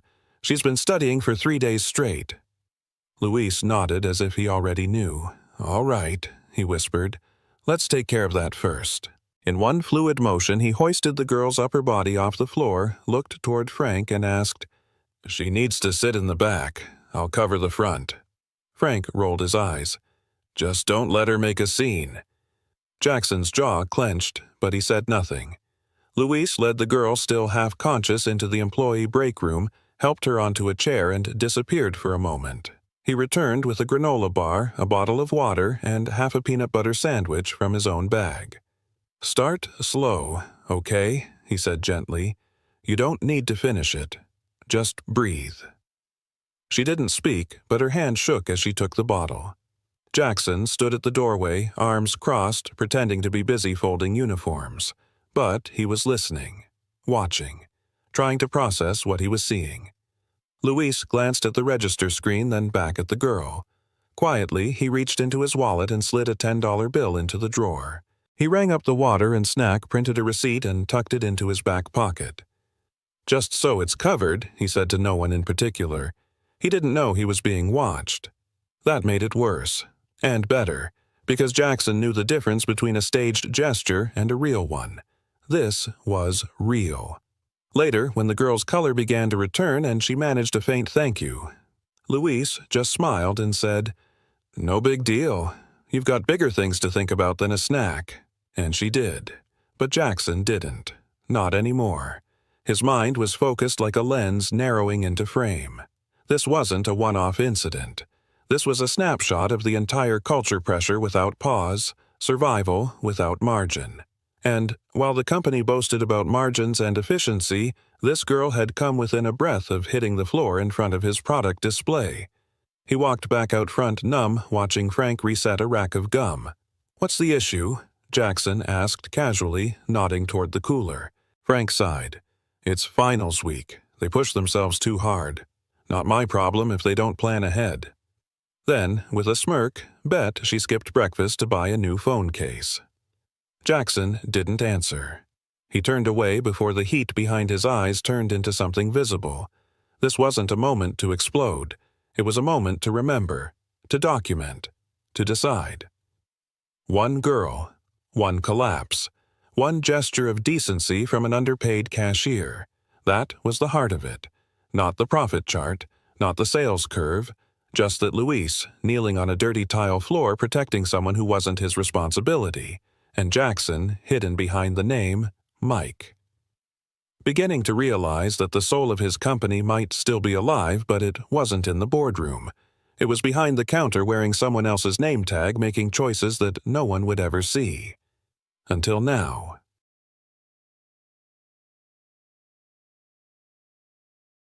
The next morning, Jackson arrived at the campus store before sunrise. The air was damp with fog and the parking lot was almost empty. The only sound was the low buzz of the refrigeration units and the occasional clink of metal as crates were dragged inside. He clocked in without saying much. No one paid him much attention. Mike was just another temp trying to earn his hours. But Jackson wasn't watching the shelves anymore. He was watching people watching Luis. Watching how the kid moved like a shadow through the store, never loud, never demanding credit, but always present in the moments no one else seemed to see. Luis arrived 15 minutes before his shift, didn't check his phone, didn't complain about the hours. He went straight to the front and started wiping down the counter with the kind of focus that didn't come from policy, it came from pride. Not the kind of pride that looked down on people. The kind that wanted to make things better even if no one noticed. Jackson took a post by the cooler again, pretending to stock soda while keeping an eye on the flow. Within the first hour, he saw Luis round down a total for a sleep-deprived engineering student who came up short by 42 cents. A few minutes later, a shy freshman bought instant ramen and a notebook. The total left her digging through her coin pouch with shaking fingers. Luis looked up once, smiled, and said, "Don't worry. It scanned with a discount. It didn't." Jackson checked. None of it was dramatic. That was the part that struck him. Luis wasn't trying to be a hero. He didn't linger on the moments, didn't wait for applause. He moved on quickly like it was normal, like dignity and kindness were just part of the transaction. But there was more. At one point, Jackson followed Luis into the break room and saw him quietly scribbling notes into a battered composition notebook. When Luis left, Jackson picked it up. Inside were rows of dates, product names, and dollar amounts, all small, all specific. April 4th, peanut butter crackers, $1.89. April 9th, milk and fruit, $3.12. Dozens of them. Jackson flipped to the back. A single line written in careful block letters, "If I have extra, I give. If I don't, I borrow from myself." Jackson stood there frozen. It wasn't a logbook, it was a quiet form of atonement. Luis wasn't stealing. He was accounting for kindness. He was tracking every dollar he gave away so no one else would have to answer for it. And he did it with the kind of discipline Jackson hadn't seen in some regional managers. Back on the floor, Frank was barking at another part-time clerk about pushing the study survival bundle, a combo of energy drink and candy bar. Finals week means we sell stress in a bottle, he joked, not realizing or not caring who was listening. If they're too broke to buy it, they shouldn't be here. Later that afternoon, Jackson got a clearer picture of just how long Luis had been carrying this weight. In the back hallway, he ran into Anna, a stock worker who'd been with Evansmart part-time for 3 years. She was organizing shipping labels when Jackson, still undercover, casually asked, "Is Luis always like this?" She smiled sadly. "He's been like that since day one. Kid lost his dad a few years ago. Been taking care of his little brother ever since. Doesn't take days off. Doesn't call in sick. And he never complains. Not once, I think. I think sometimes he gives away more than he keeps." That line stuck with Jackson like a thorn. Gives away more than he keeps. Not just money. Time. Energy. Compassion. In a system designed to measure efficiency, Luis was living proof that some value couldn't be quantified. He was holding up the dignity of customers and the brand, and he was doing it quietly under the radar at personal cost. And no one had noticed. Or worse, someone had noticed and decided to turn a blind eye.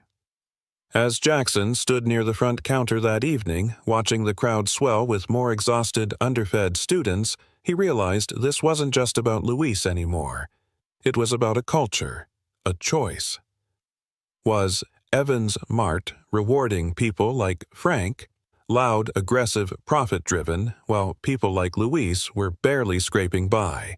Was the system punishing kindness because it didn't show up in a spreadsheet he had come here to observe? But he was done watching. Now he was documenting, gathering everything, and somewhere in the back of his mind a quiet but undeniable thought began to take root.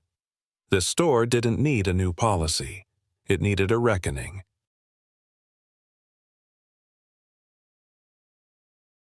The store was louder that Friday. Not in volume, but in tension. The lines were longer, the faces more sunken, and the air seemed heavier, like every aisle carried the weight of sleepless nights and skipped meals. Jackson moved through it like a ghost, clipboard in hand, restocking gum near the register while watching the morning unfold in quiet dismay.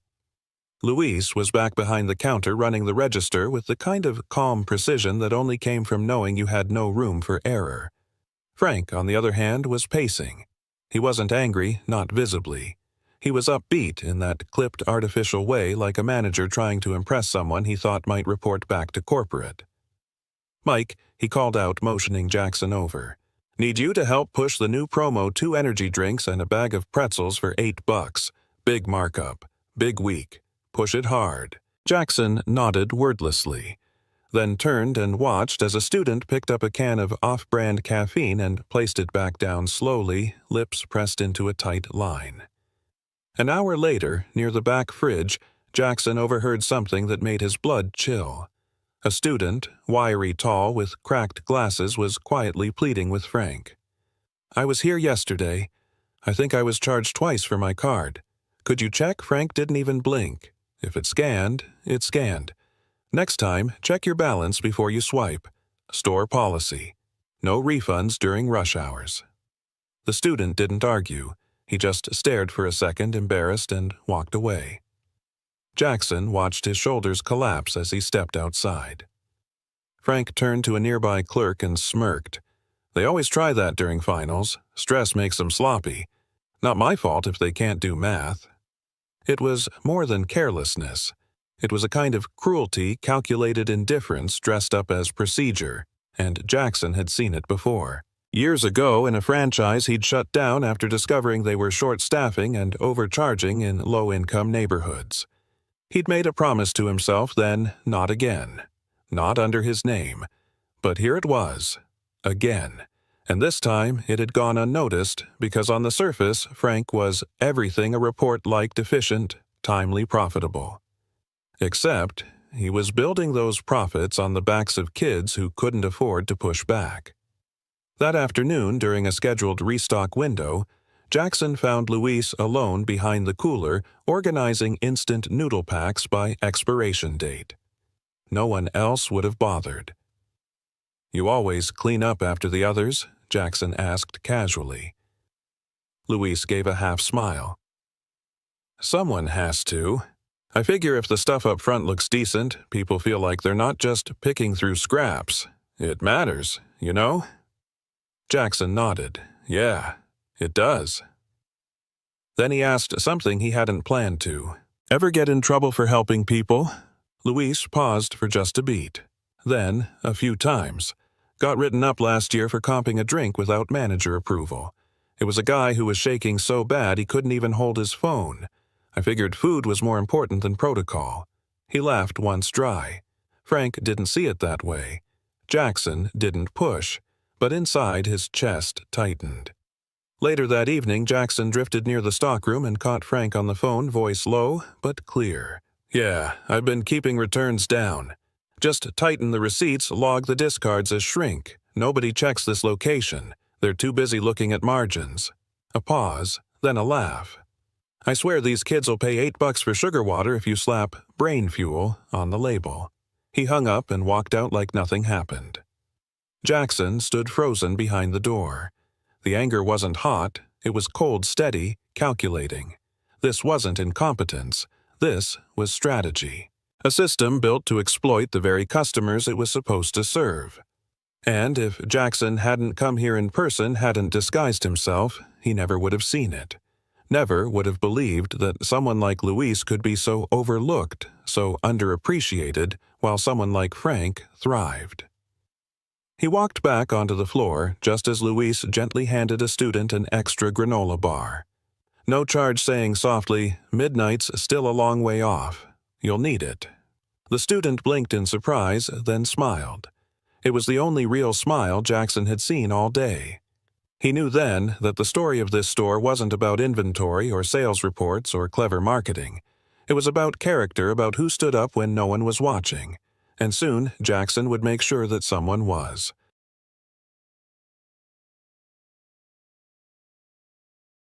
It was near closing when Jackson saw it happen again, but this time the line was even thinner. A boy, probably 19, walked in with a hoodie pulled tight around his face, hands shoved deep into his pockets. He moved with hesitation, drifting toward the back wall, scanning the shelves like someone looking for an excuse not to leave empty-handed. When he reached the register, he placed a single item on the counter, a small carton of milk. Luis scanned it without a word. The total flashed $1.79. The boy slowly pulled a few coins from his palm.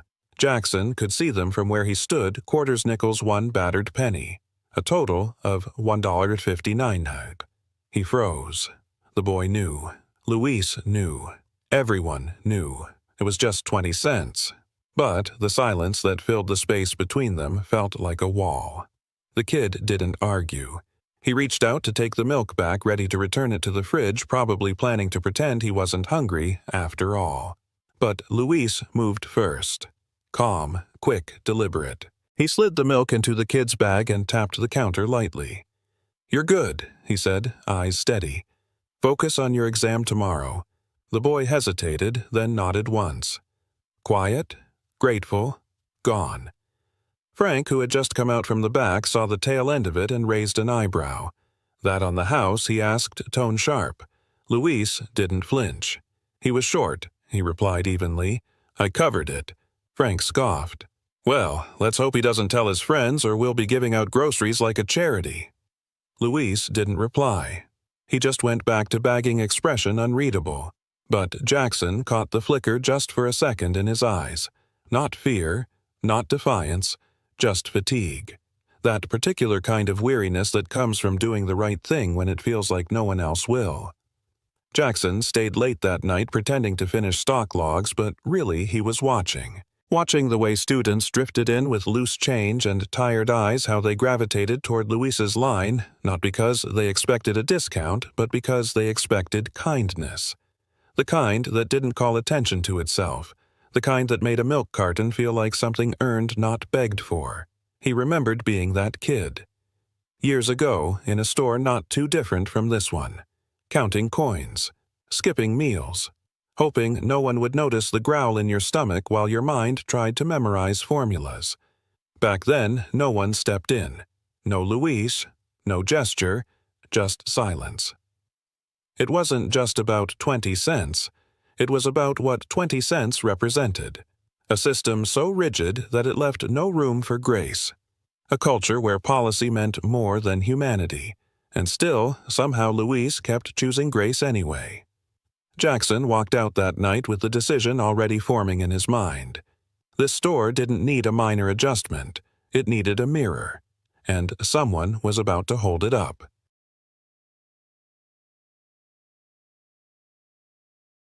The next evening, the mood inside the store was no different, just as tense, just as transactional. But Jackson felt a current underneath it all, something shifting. He'd seen enough. Enough silence, enough shortcuts, enough small acts of dignity smothered under corporate slogans and weekly KPIs. It was time. He waited until the last rush had passed, until the aisles were mostly empty and the fluorescence above flickered a little softer. Then he walked to the front, pulled off his hoodie, removed his cap, and stepped behind the counter. Luis looked up confused. Frank, who had just come from the office, narrowed his eyes. "Hey, what do you think you're doing back there?" Jackson turned calm, composed. "I'm Jackson Cole," he said simply. Voice steady. "Founder and CEO of Evans Mart." The store went completely still. A register beeped once unattended. A half-unloaded crate sat forgotten near the cold section. Frank blinked twice. "Wait, you what?" Jackson nodded once. "I've been working undercover here for the past several days. Observing, listening, watching." He turned slightly toward Luis. "And what I've seen has been unforgettable." He looked directly at Frank then. "Let me be clear. We didn't build this company by turning away kids who come up short by 20 cents. We didn't build it by shaming hungry students in front of their peers. We built it on service, on community, on the idea that a convenience store could be something more than a cash register with walls." Frank's face flushed. With all due respect, sir, I was just following policy. I hit my targets. This location is one of your top performers. Jackson didn't raise his voice. At what cost? He asked quietly.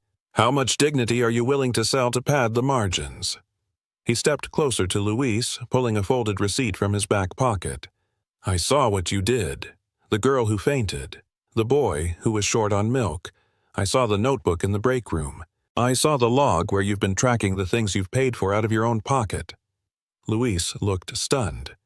Not embarrassed, just uncertain.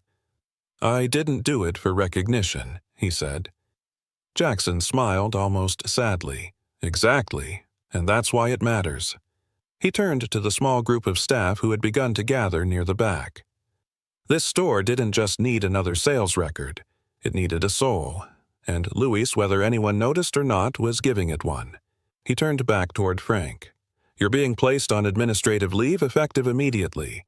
There will be a full review of this location, including how we've allowed a culture of profit to outweigh purpose. Then he turned back to Luis. As for you, I'd like to offer you a new role. Assistant manager effective tomorrow, with a raise. And if you're open to it, we'll also be setting up a scholarship fund for your brother to take some of that weight off your shoulders. Luis didn't speak at first. His hands were clenched at his sides. His eyes were wet. I wasn't trying to stand out, he said finally. I just didn't want anyone to feel like I did when I was their age. Jackson nodded. And that's why you're the kind of leader this place needs. The silence that followed wasn't awkward. It was thick with something else. Respect. Relief. A sense that, for once, the right thing hadn't gone unseen.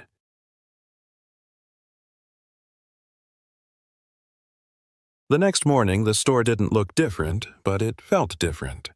The fluorescent lights still buzzed overhead, the shelves were still lined with energy drinks and granola bars, and finals week was still dragging students in like a slow-moving current. But there was something new in the air. Luis stood behind the counter now, wearing a new badge that read Assistant Manager. His posture hadn't changed. He still greeted students the same way, still rounded down receipts without fanfare, still offered a quiet smile when someone looked like they hadn't slept. But people noticed. Not just the customers, but the staff. They saw the way Jackson nodded to Luis when he entered that morning, not as a CEO, but as someone paying quiet respect. They saw how the new poster in the break room read not just Policy Update, but Student Support Fund. Now available with a note at the bottom, inspired by Luis, powered by all of us. Frank never returned. The investigation confirmed what Jackson already knew.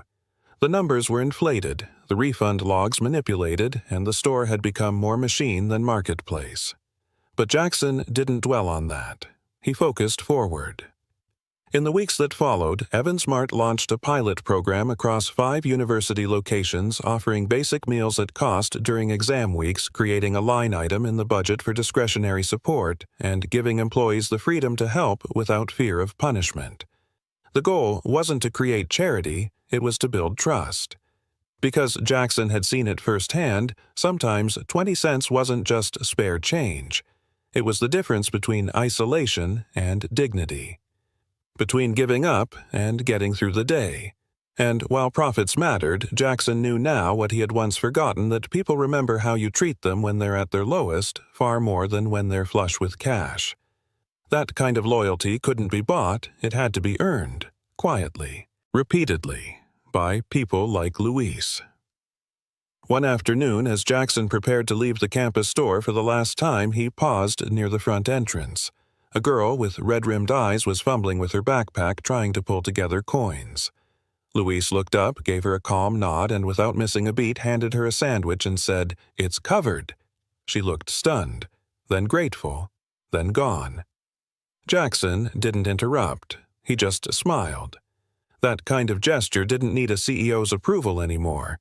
It had become part of the culture, and maybe that was the lesson after all, that the soul of a business isn't written in a mission statement, it's built moment by moment through the choices people make when no one's watching.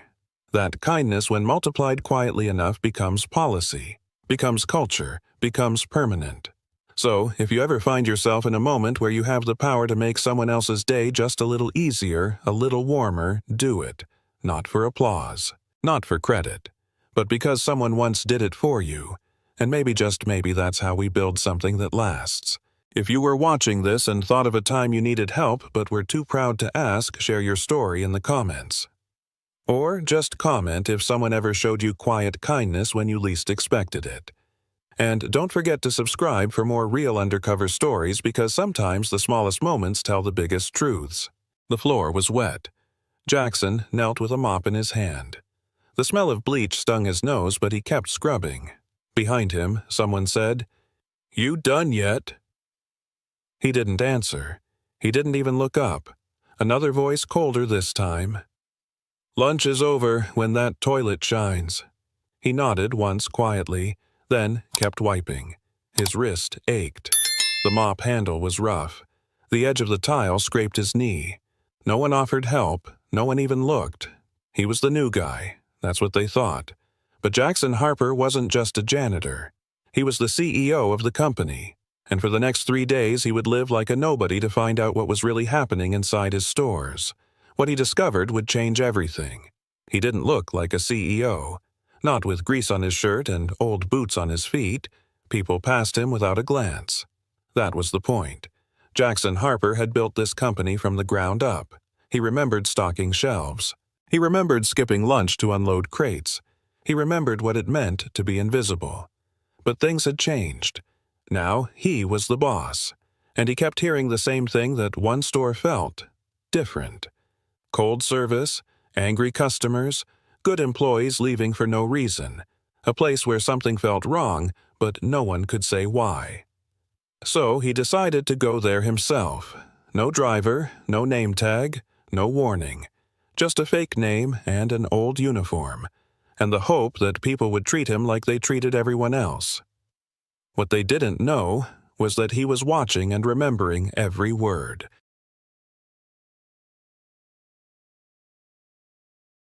The store was quiet when he walked in. Fluorescent lights buzzed overhead. No one looked up. No one said hello. A young man at the counter scrolled on his phone. A woman restocking shelves glanced over, then turned away. It felt colder than he expected. A man in a polo shirt finally approached. "Name, Jake Jackson," said. "You're late," the man muttered, handing him a mop. "Toilet's backed up. Start there." Jackson took the handle. No welcome, no training, just orders. As he turned, a soft voice called out, "Wait, gloves." An older woman handed him a pair. She didn't smile, but her eyes were kind. "Thanks," he said. She nodded and walked off. Later, he would learn her name was Maria, but in that moment she was the only person who saw him as human, and that mattered more than she knew. The back room smelled of cardboard and old coffee. Boxes were stacked too high. Everything felt rushed and forgotten. Jackson struggled to lift a broken crate. A younger worker stepped in to help. "Careful, man. That one's leaking," he said. "Thanks." Jackson nodded. "Tyrone." The guy smiled. Jake Jackson replied. Before they could say more, the manager stormed in. "What are you two chatting about?" He pointed at Jackson. "You new guy, less talking, more moving." Tyrone lowered his head. Jackson bit his tongue. They returned to work. No more words. But Jackson noticed it. The way people moved. The silence. Like they were used to being watched but never heard. He had seen tough jobs before. He had done them himself. But this place felt different. Not because the work was hard, but because the people looked tired in a way that had nothing to do with labor. He kept that thought. Lunch hour came, but no one took a break. People ate standing up between tasks. Some didn't eat at all. Jackson leaned on a shelf, wiping sweat from his brow. He hadn't spoken in over an hour. No one seemed to notice. Connor walked by, didn't make eye contact. Just barked. "Keep moving. We're behind." Then disappeared into his office. The room stayed quiet. No music. No chatter. Just the sound of boxes being dragged and tape being torn. Jackson glanced at Maria across the aisle. She was folding receipts with shaking hands. Still working, still silent. He thought about his other stores. how different they felt, how people smiled, how managers said thank you. But here, something was missing. Something simple. Respect. That was the word that kept ringing in his head, and the more he watched, the more he realized it wasn't just missing. It had been stripped away. The day dragged on. His legs were sore, his shirt stuck to his back. At 5, most workers clocked out. Jackson stayed behind waiting for directions. Connor didn't say much, just tossed him a spray bottle. "Restroom's a mess. Finish it before you leave." Jackson nodded. He didn't ask questions. Just walked to the back and opened the door. The smell hit him first, then the puddles, then the trash. It was worse than before. He got on his knees again, wiped tile after tile. No thank you, no check-in, nothing. As he cleaned, the store went quiet. Lights dimmed. Doors locked. He was still working. That night he sat alone in the break room. No one spoke to him. No one looked his way. He wasn't angry yet, but something inside him had started to shift. It felt like a small crack in a wall. Maria was still at the register when Jackson walked past. Her eyes looked tired, but her hands moved with care. She folded receipts like they mattered. He paused for a second. "Long day?" he asked. She nodded. "Long year." They didn't say much more, but in that quiet exchange something settled. She wasn't just working, she was surviving. Jackson noticed the way she tucked a note into her pocket. A list, maybe, or a reminder. It didn't matter. She carried too much for one person. As he turned to leave, she reached into a drawer, pulled out a pair of gloves. "You'll need these again tomorrow." Jackson took them without a word. He felt something shift again. Not a crack this time, but the start of a question. How long had this place been like this? The next morning felt no different. Same lights, same silence, same looks that lasted a second too long. Jackson stacked boxes in the back. No one offered help, not even eye contact. Tyrone passed by with a cart. He gave a small nod, then looked away, like he didn't want anyone to notice. Jackson started to understand. People here didn't talk unless they had to. No jokes, no greetings, just orders and tasks. He asked someone where the cleaning supplies were. They pointed, then walked off without a word. This wasn't just a bad shift. It was a culture. A place where speaking up came with risk. Jackson didn't know the full story yet, but he could feel it. Something heavy hung in the air, and everyone seemed afraid to breathe too loudly. By noon, Jackson had memorized the floor plan. Not just where things were, but who avoided whom, who worked hard, and who didn't lift a finger. Connor stayed mostly in his office. When he did appear, his voice was sharp, his eyes impatient. Jackson saw a worker spill a box of cans. No one helped. They just watched. The mess was cleaned in silence. Maria kept moving, always folding, sorting, fixing, but never speaking unless spoken to. Even Tyrone, who had offered help before, seemed guarded now. Like trust had limits here. Jackson took mental notes. Every moment told a story, not with drama, but with quiet patterns that repeated themselves. And what struck him most wasn't what people said, but what they didn't. That silence was louder than anything.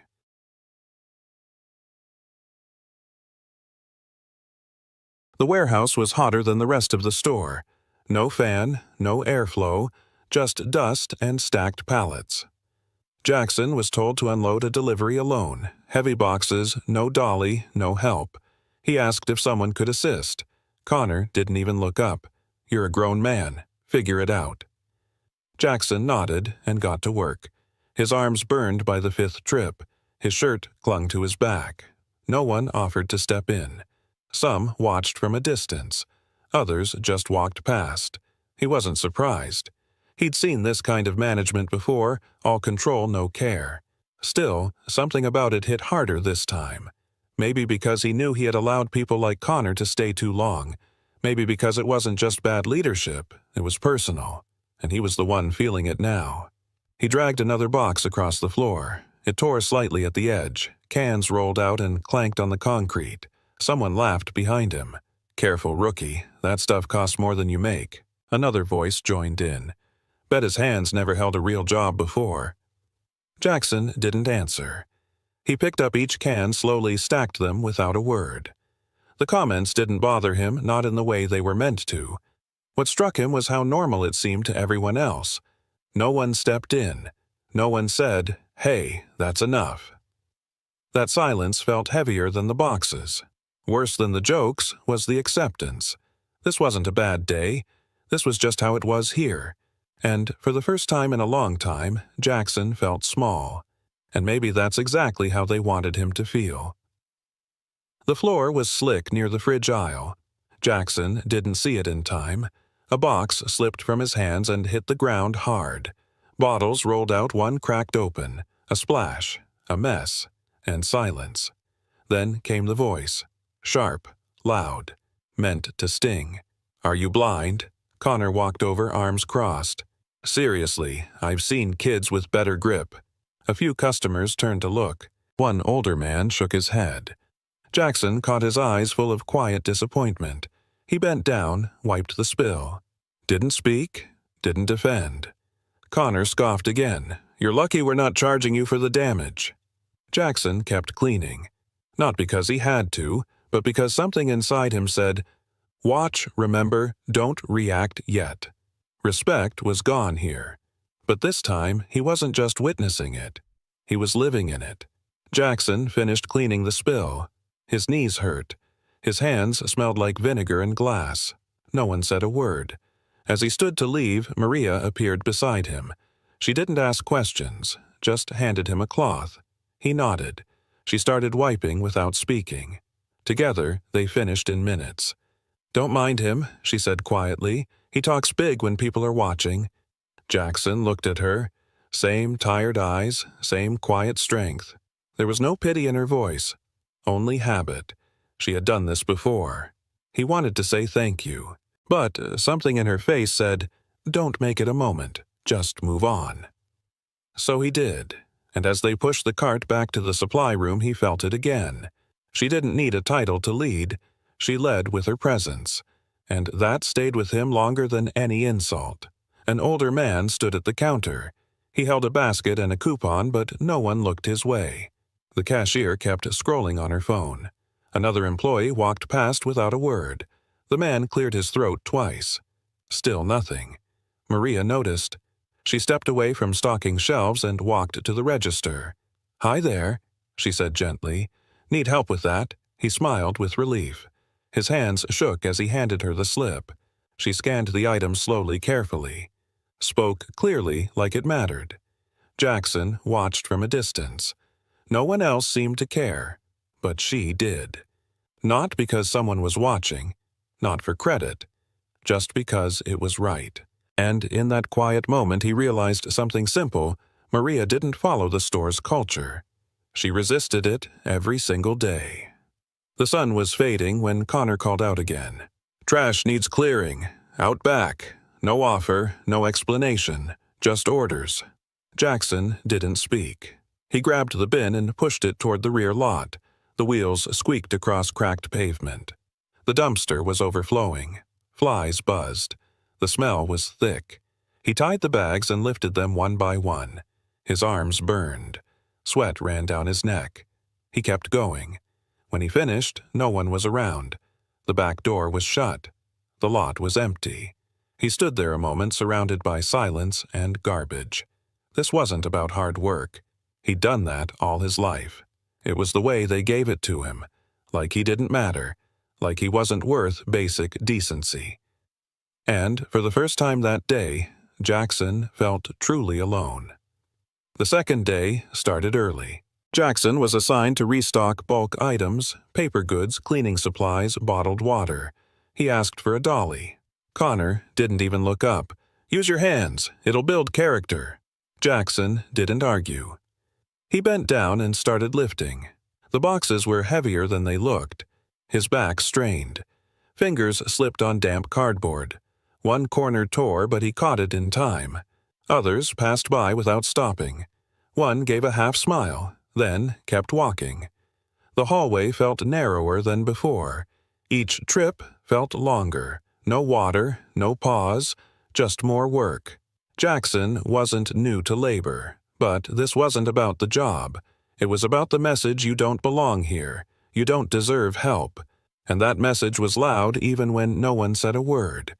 In the stockroom, a box had been mislabeled. The wrong item went to the front display. Connor was furious. "Who did this?" he shouted. Tyrone stepped forward. You think Connor snapped. "You just cost us a full reorder." Tyrone tried to explain, but Connor cut him off. "Save it. Just fix it and stay out of the way." Jackson had seen the mistake. It wasn't Tyrone's fault. The label had been switched earlier by someone else. He opened his mouth to speak. Connor turned to him. "You got something to say?" Jackson paused. "No, sir." The words burned, but this wasn't the time. Tyrone didn't look angry. He looked used to it. Like blame was part of the job, and that hit Jackson harder than he expected. Maria coughed twice behind the counter. Her voice was hoarse. She reached for a tissue and wiped her nose. During a short lull, she walked to Connor's office. "Can I take tomorrow off?" "Just one day to rest." Connor didn't look up. "We're short already. Can't lose another body. But Not my problem. Clock back in." She stood still for a second, then turned and walked away. No anger, no reaction, just silence. Jackson watched from near the shelves. He saw the way she moved slower, how she leaned against the wall for balance. She wasn't asking for special treatment. She just wanted a day to breathe. But in this place, even that was too much. And Jackson felt something tighten in his chest. Not just for Maria, but for everything this store had stopped caring about. Jackson stood by the back door wiping down crates. His phone buzzed in his pocket. He checked the time, then looked around. No one was near. Connor was in his office. Most staff were scattered or on break. Quietly, Jackson slid his phone from his apron, opened the camera, set it to record. He placed it on a shelf angled low. He didn't need a perfect shot. He just needed proof. Connor had crossed the line too many times. Not just with him, but with Maria Tyrone and others who wouldn't speak up. Jackson didn't feel brave. He felt tired. Tired of watching and staying silent. He pressed record. Then went back to work like nothing changed. But something had. This was no longer just a visit. It was a responsibility. Later that afternoon, Maria joined Jackson near the back aisle. She was restocking detergent, her sleeves rolled up. Her hands moved slowly like every joint hurt. "You've been here long?" Jackson asked. She gave a small shrug. 11 years. He paused. "That's a long time." Maria nodded. Long enough to know when people stop caring. She didn't say it bitterly, just stated it like a fact. Like weather. "I've never missed a season. Never late, never called off, not once." Jackson looked at her. "You ever get recognized for that?" She gave a tired smile. "Nope, but I get to keep my job. That's the prize, I guess." It wasn't anger in her voice. It was quiet resignation. And for Jackson, that cut deeper than any complaint ever could. Jackson sat alone in the break room. The clock ticked louder than it should. A vending machine hummed in the corner. He sipped from a lukewarm cup of coffee, the kind that tasted like cardboard and fatigue. His hands were still sore. He thought about Maria. 11 years, and not a single thank you. He thought about Tyrone taking blame for mistakes he didn't make.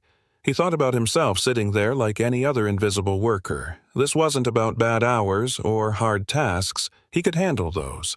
It was the way no one saw you. The way you could give everything and still feel disposable. That truth sat heavier than any box he lifted. He didn't know what tomorrow would bring, but he knew one thing: he wouldn't keep pretending this was okay. Day 3 started quiet.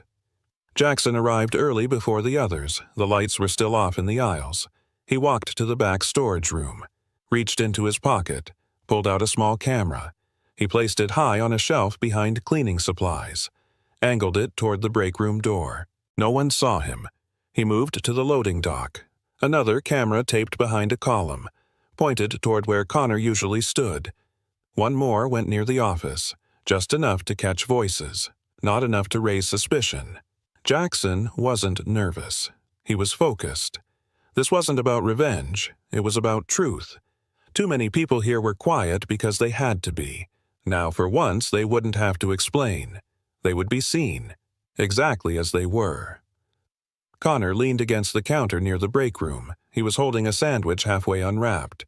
2 employees stood nearby, half listening. "You know what I tell new hires," he said, smirking. "Push the older stuff first. Doesn't matter if it's close to expiring." One of them chuckled. The other just looked down. No one argued. Connor took a bite, then kept going. "Don't waste time helping people who can't decide. They'll leave anyway. Focus on the ones with money." Jackson stood a few aisles over, restocking quietly. He heard every word. So did the camera behind the cleaning shelf. It wasn't just laziness. It was culture taught, repeated, unchecked. This wasn't about bad habits. This was leadership. And Jackson knew now the rot started from the top. At the back entrance near the time clock, 2 employees stood close whispering. One held a second badge. "You sure he's not coming in today?" he texted. "Said to clock him in. He'll be late." The scanner beeped. The system accepted it. They high-fived and walked off laughing. Jackson stood nearby loading a dolly with boxes. He didn't react. But the small camera taped behind the rack caught everything. This wasn't just a fluke, it was routine. And no one seemed worried about getting caught. Not because they were clever, but because no one was watching. Or so they thought. Jackson tightened his grip on the dolly. Every piece was falling into place. Not just mismanagement. Not just disrespect. Now it was fraud. And that changed everything. An elderly woman stood at the register counting coins. Her hands trembled. She was short by less than $1. The cashier looked annoyed. "Store policy. Can't finish the sale." Maria stepped in quietly. "It's fine. I'll cover it." She opened her own wallet, pulled out a crumpled bill, and handed it over without a word. The customer blinked, eyes wet. "Thank you," she whispered. Maria just smiled and nodded. Jackson watched from behind a display. No one else noticed. No one else cared. She didn't do it for credit. She didn't even write it down. It was instinct. Kindness without permission. In a place where most people looked the other way, Maria still looked people in the eye. And in that small moment, Jackson saw what real leadership looked like. Jackson walked back to the stockroom, a quiet weight pressing on his chest. He wasn't tired, but something in him felt heavier. He sat for a moment on an empty crate. The hum of the cooler filled the silence. He stared at the floor gloves still in hand. Maria's face stayed with him. Not her words, she hadn't said much, but the calm in her kindness. He thought about how many times she'd done that. Not just today, but over years, unnoticed. That kind of heart doesn't come from training. It comes from choice. From a quiet belief that people matter. And here he was, the CEO, pretending to be invisible while someone like her had been invisible all along. He wasn't angry, not yet, but that feeling was getting closer. Tyrone passed by with a box of milk cartons. He paused just long enough to whisper, "Chances are you've seen enough by now." Jackson looked at him surprised. Tyrone didn't smile. Didn't wait for a reply. He kept walking head down like nothing had been said, but the message stayed. It wasn't just Jackson who noticed the problems. Others saw them too. They had just learned to survive around them. Tyrone's words weren't a warning. They were permission. A quiet nod from someone who hoped for change but didn't believe it could come from inside. Jackson stood still for a moment, then glanced toward the manager's office. Connor was laughing with 2 others, the same ones from the fake time card. And that's when Jackson knew this had gone far enough.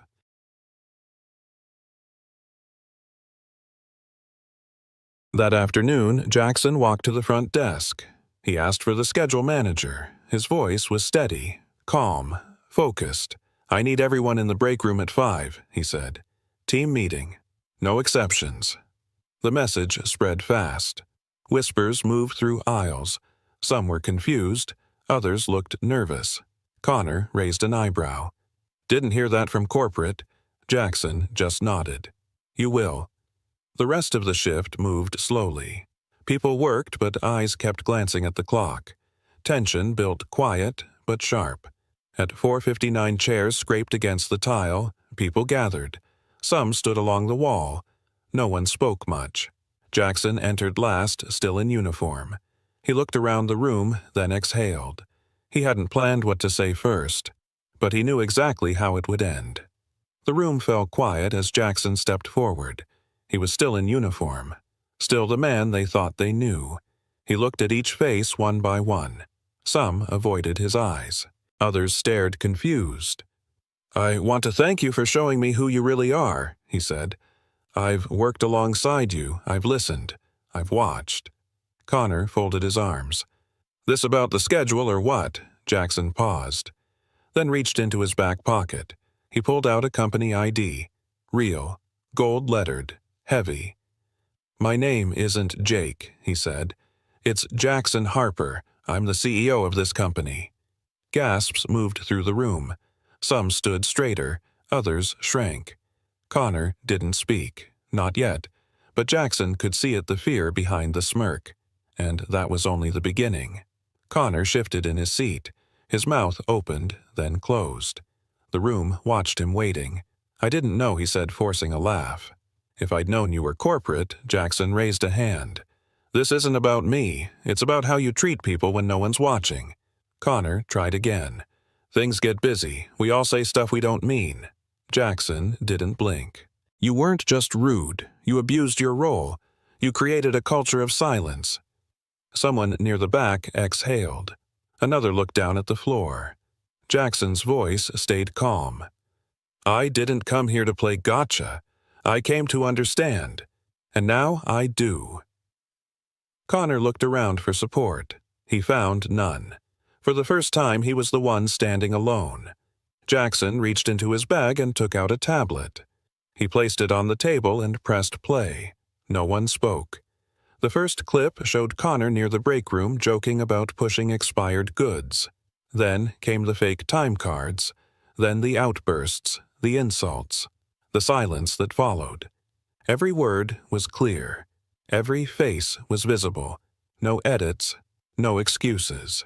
Connor stepped back. This is out of context." Jackson looked at him. "No, this is the context, the one your team has lived with every day." Maria stood near the wall, arms crossed. Tyrone didn't move, but his eyes said enough.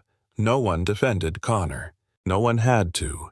The footage had spoken, and the room was done pretending. Connor took a step forward. "Look, I messed up, but let's not make this a scene." Jackson didn't raise his voice. "There's no scene, just consequences." He turned to the team. "For weeks, some of you were ignored. Some were blamed. Others were used." Then he faced Connor again. "You weren't just careless, you were comfortable in cruelty." Connor's face tightened. His hands curled at his sides. Still, he said nothing. Jackson continued. "Effective immediately, you are no longer with this company." A few gasps, but no protests.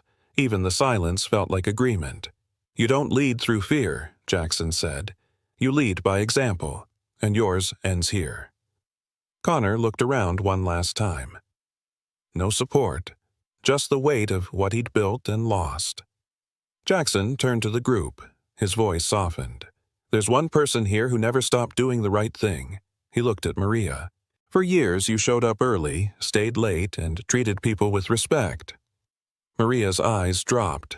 She shook her head slightly. "I just did my job." "No," Jackson said. "You did more than that. You reminded us what leadership looks like." He stepped closer. "You weren't loud. You weren't in charge. But you held this place together." Few people nodded. Someone clapped just once, then others followed. Jackson smiled. "I should have seen it sooner. I'm sorry it took this long." Maria said nothing, but the tears in her eyes said everything, and in that quiet moment what was broken finally began to heal.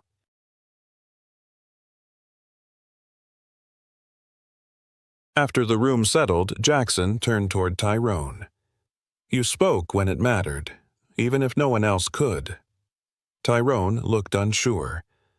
"I didn't do much," he said quietly. Jackson nodded. That's what makes it matter. He reached into his folder and pulled out a paper. This is an invitation to our leadership program. We don't give them out often, but you've earned it. Tyrone stared at the offer, not moving. His hands stayed at his sides, like he didn't know if it was real. You've got something this company needs, Jackson said.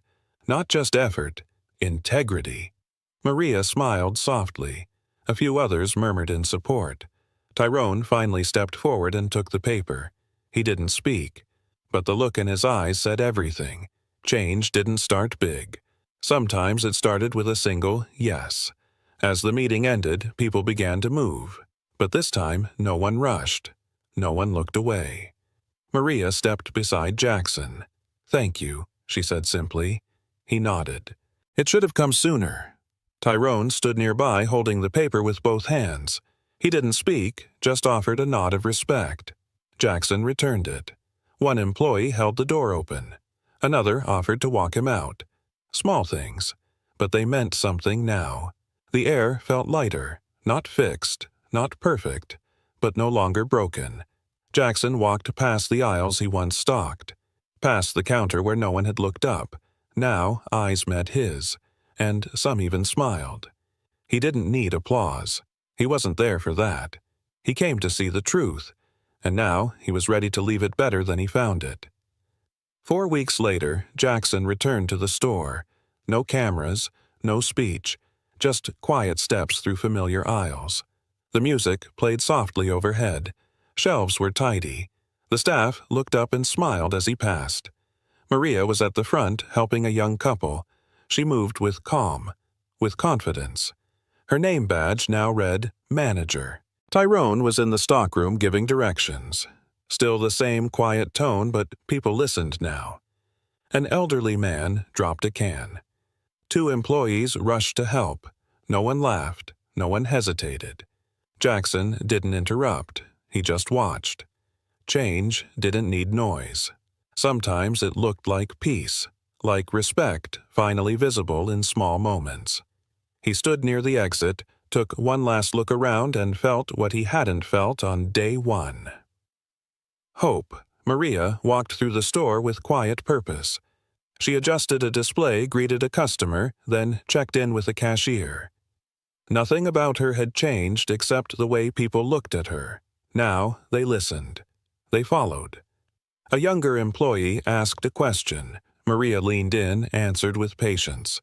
No rush, no tone, just respect. Jackson watched from a distance. She wasn't barking orders. She didn't need to. Leadership didn't make her different. It just let her be seen.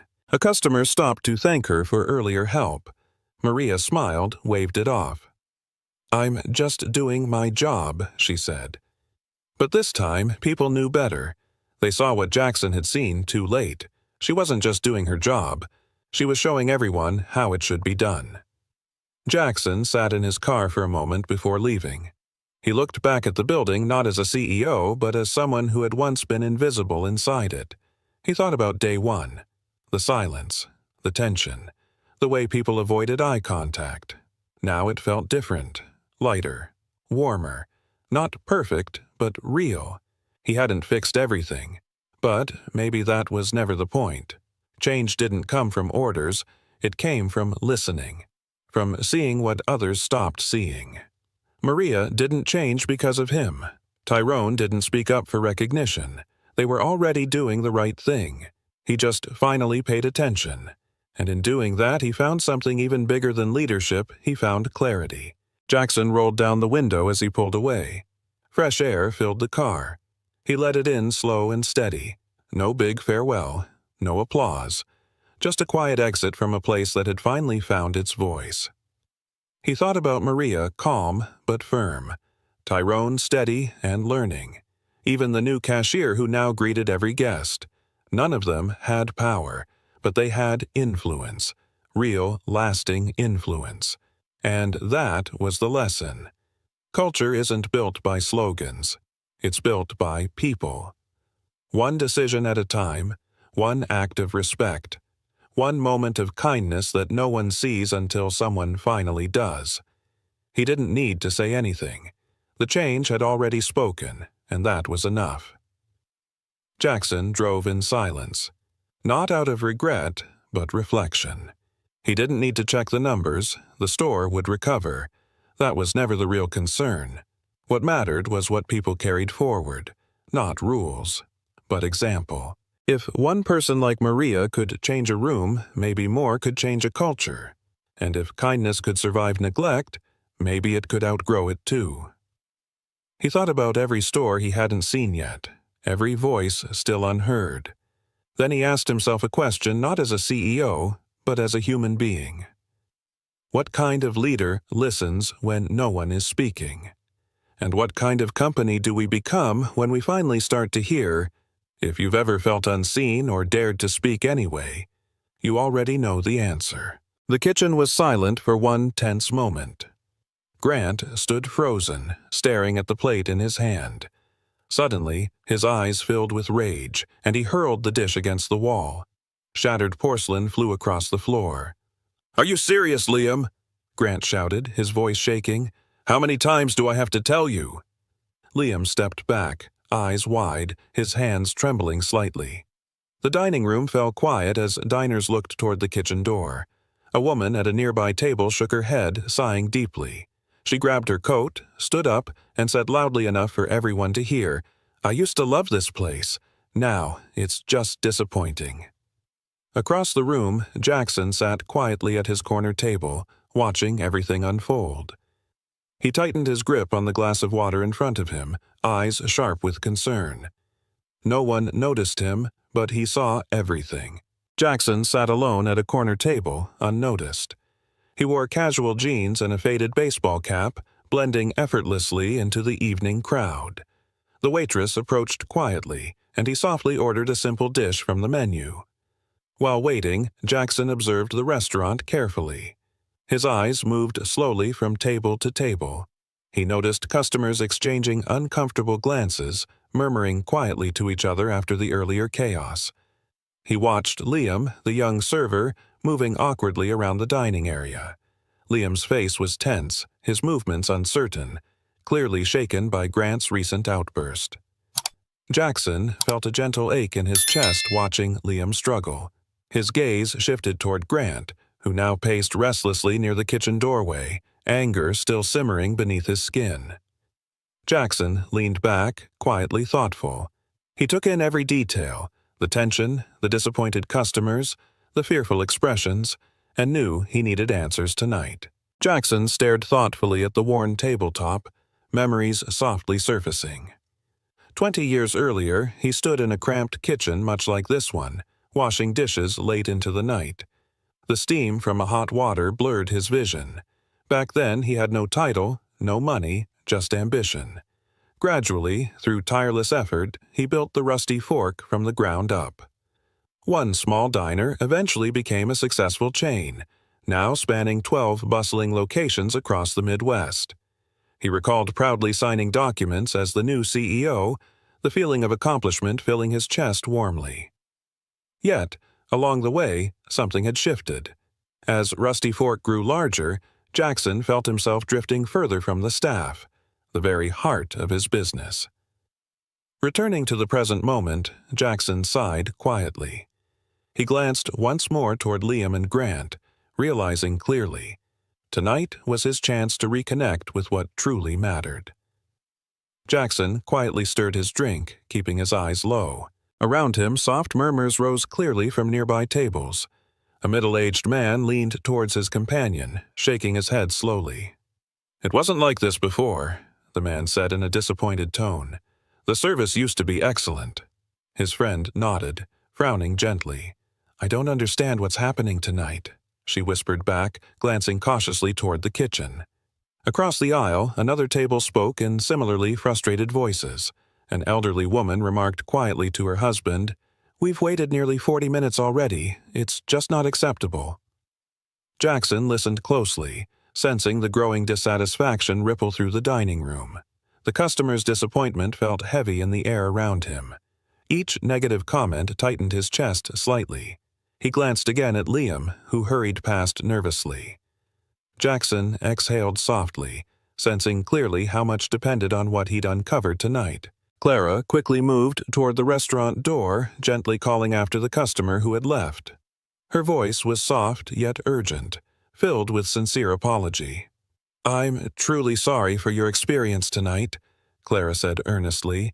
"Please consider giving us another chance." The woman paused briefly, shaking her head sadly, before stepping outside. Clara watched the door slowly close, frustration tightening her face. She turned sharply and walked back toward the kitchen, her expression tense. Grant stood near the entrance, arms folded defensively. Clara approached him swiftly, speaking in a low but firm tone. "You can't keep losing your temper like this," she said clearly. "Our reputation is at stake." Grant frowned, eyes darkening slightly. He stared back at Clara, clearly resisting her words. Jackson watched the quiet confrontation unfold carefully. He noticed Clara's genuine concern and Grant's stubborn anger. The tension between them felt thick, reinforcing Jackson's determination to discover the truth. Jackson adjusted his chair slightly, shifting closer to the bar area. Nearby, two employees stood discreetly behind the counter, whispering quietly to each other. "You heard what happened yesterday, right?" one of them asked softly, eyes darting nervously toward the kitchen. "Yeah," the other responded in a cautious tone. Grant yelled at another employee. Apparently it got pretty ugly. Jackson's ears caught every word clearly, his pulse quickening slightly. He leaned forward just enough to hear them better without drawing attention. "They said someone threatened to go public with it," the first employee murmured anxiously. "This place could end up all over social media for the wrong reasons." Jackson exhaled slowly, a faint ache tightening in his chest. The whispered conversation painted a troubling picture. He understood clearly the seriousness of the situation unfolding inside his restaurant. Quietly, Jackson reached for his phone, knowing he had to act swiftly and carefully tonight. Jackson reached into his jacket pocket and tapped the voice memo app. He placed his phone face down on the table, screen dimmed, microphone live. From across the room, Grant's voice still echoed faintly, sharp, impatient. The air hadn't settled since. Jackson didn't flinch. He just listened, recorded, collected what reports never captured. Then, without breaking focus, he opened a message to Miles. Recording live, staff clearly on edge, verbal incidents multiple, watching Grant closely. He paused, watching Liam nearly drop a tray by the bar. No one helped. He typed again. "Keep this between us. I need a full picture before I move." Send. He locked the phone, slid it away, and folded his hands. Nothing in his posture gave away concern. But inside, a line had already been crossed. And Jackson was no longer just observing. He was preparing. Jackson quietly observed Liam approach the nearby table, holding a tray tightly with both hands. Liam's fingers trembled slightly, clearly shaken from earlier events. His movements were cautious, his eyes cast downward.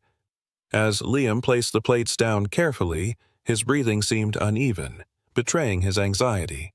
The diners watched him quietly, their expressions mixed with sympathy and impatience. Jackson felt a gentle pang of empathy watching Liam struggle. He knew exactly how it felt, to carry the heavy burden of mistakes in front of others. Briefly, Liam glanced up, his eyes meeting Jackson's. Jackson offered a slight, reassuring nod, hoping to provide silent encouragement. Liam's shoulders relaxed just a little as he turned to leave the table. Jackson remained silent, deep in thought. In that quiet moment, Jackson made a promise to himself. Tonight, he'd uncover the truth behind these tensions and help fix what had clearly gone wrong here. Liam approached a nearby table, carefully balancing a pitcher of water. His hands still trembled slightly, nerves clearly visible in his tense movements. As he poured, his wrist suddenly slipped. Water spilled across the white tablecloth, splashing onto a diner's lap. The customer gasped in surprise, jumping up slightly. Liam froze, his eyes wide in horror. Immediately, Grant appeared at Liam's side, eyes blazing with renewed anger. "What is wrong with you, Liam?" Grant's voice rose sharply, causing heads to turn. Can't you handle one simple task?" Liam stared down silently, cheeks flushed with embarrassment. The dining room fell into an uncomfortable silence once again, customers glancing anxiously toward the scene. Jackson's chest tightened watching Liam's humiliation deepen. He gripped the edge of his table quietly, realizing just how urgent the problems at his restaurant had become. The situation felt critical now, demanding his immediate attention. Clara moved quickly toward Liam and Grant, her steps purposeful. She placed a gentle hand on Grant's shoulder, trying to calm him. "Grant, please," she urged softly. "We can handle this quietly." Grant shook off her hand sharply, eyes flashing with frustration. "Quietly?" Grant snapped, his voice rising louder. "He's making us look completely incompetent." Clara drew a deep breath, glancing nervously at the customers nearby. "Grant, everyone is watching," she said gently, lowering her voice to ease the tension. But Grant didn't listen, his voice echoing clearly through the dining room. "Maybe they should watch," Grant fired back angrily. "Then they'd see exactly how badly we're staffed." Customers exchanged uncomfortable glances, clearly unsettled by the confrontation. Jackson sat rigid, tension gripping him tightly as he watched. Grant's public outburst deepened the problem, confirming Jackson's growing sense that urgent action was necessary. Inside the quiet kitchen, Liam stood alone near the sink. His shoulders shook gently, eyes filled with tears. He quickly wiped his face with the back of his hand, embarrassed and overwhelmed. Ethan stepped softly toward Liam, holding out a clean cloth. His eyes were kind, his voice calm and comforting. "Hey, Liam," Ethan said gently. "Don't let Grant get to you. We all have rough nights." Liam looked up slowly, forcing a small, grateful nod. "I just don't know if I can handle this anymore," Liam whispered quietly, his voice breaking slightly. Ethan placed a reassuring hand on Liam's shoulder, giving it a gentle squeeze. "Trust me, it gets easier," Ethan replied warmly. "You'll get through this, I promise." From the dining area, Jackson briefly caught a glimpse of their exchange through the kitchen doorway. He felt a quiet ache inside, even more determined now to understand what was happening behind the scenes. Jackson quietly stood, making his way slowly toward the restroom. He needed a brief moment to think, away from the rising tension in the dining room. Inside the small, dimly lit room, he splashed cool water onto his face, trying to clear his mind. Turning slightly, Jackson noticed 3 papers taped hastily to the wall beside the mirror. Curious, he stepped closer, squinting in the low light. Each sheet was a resignation letter, handwritten and brief. Jackson's chest tightened as he read each name carefully, feeling the frustration behind every word. He gently traced the letters with his fingertips, sensing the deep disappointment written there. Clearly, the problems here ran deeper than he'd imagined. Jackson exhaled slowly, taking a photo of the letters with his phone. He knew he couldn't delay any longer. It was clear now that action needed to happen soon to prevent further damage. Jackson held his phone steady and took a clear photo of the resignation letters. Each signature felt like a silent cry for help. Without hesitation, he opened a message thread and typed quickly. "Miles, look at this. 3 staff members ready to walk. Something's breaking down here. Fast." He attached the image and hit send. A few seconds passed before the typing dots appeared. Miles responded simply, "Understood. Do you want backup?" Jackson stared at the screen for a moment, then replied, "Not yet. I need to see more first." He slid the phone into his pocket, his jaw tightening. This wasn't just a case of bad service or a rough shift. It was a deeper problem. Culture, morale, maybe leadership itself. Jackson straightened up, his expression firm. He had seen enough to know this couldn't wait much longer. Back in the kitchen, the pressure continued to build. Grant hovered near the line, his eyes darting from pan to plate. A ticket had just printed. Table 5's order was behind. Ethan stepped forward, carrying a tray, ready to run food to the front. Grant stopped him mid-step. "Why is this dish still here?" Grant barked, pointing at a half-plated entree. "You're supposed to be on top of this." Ethan froze, taken aback. "Chef, I was just waiting on the garnish."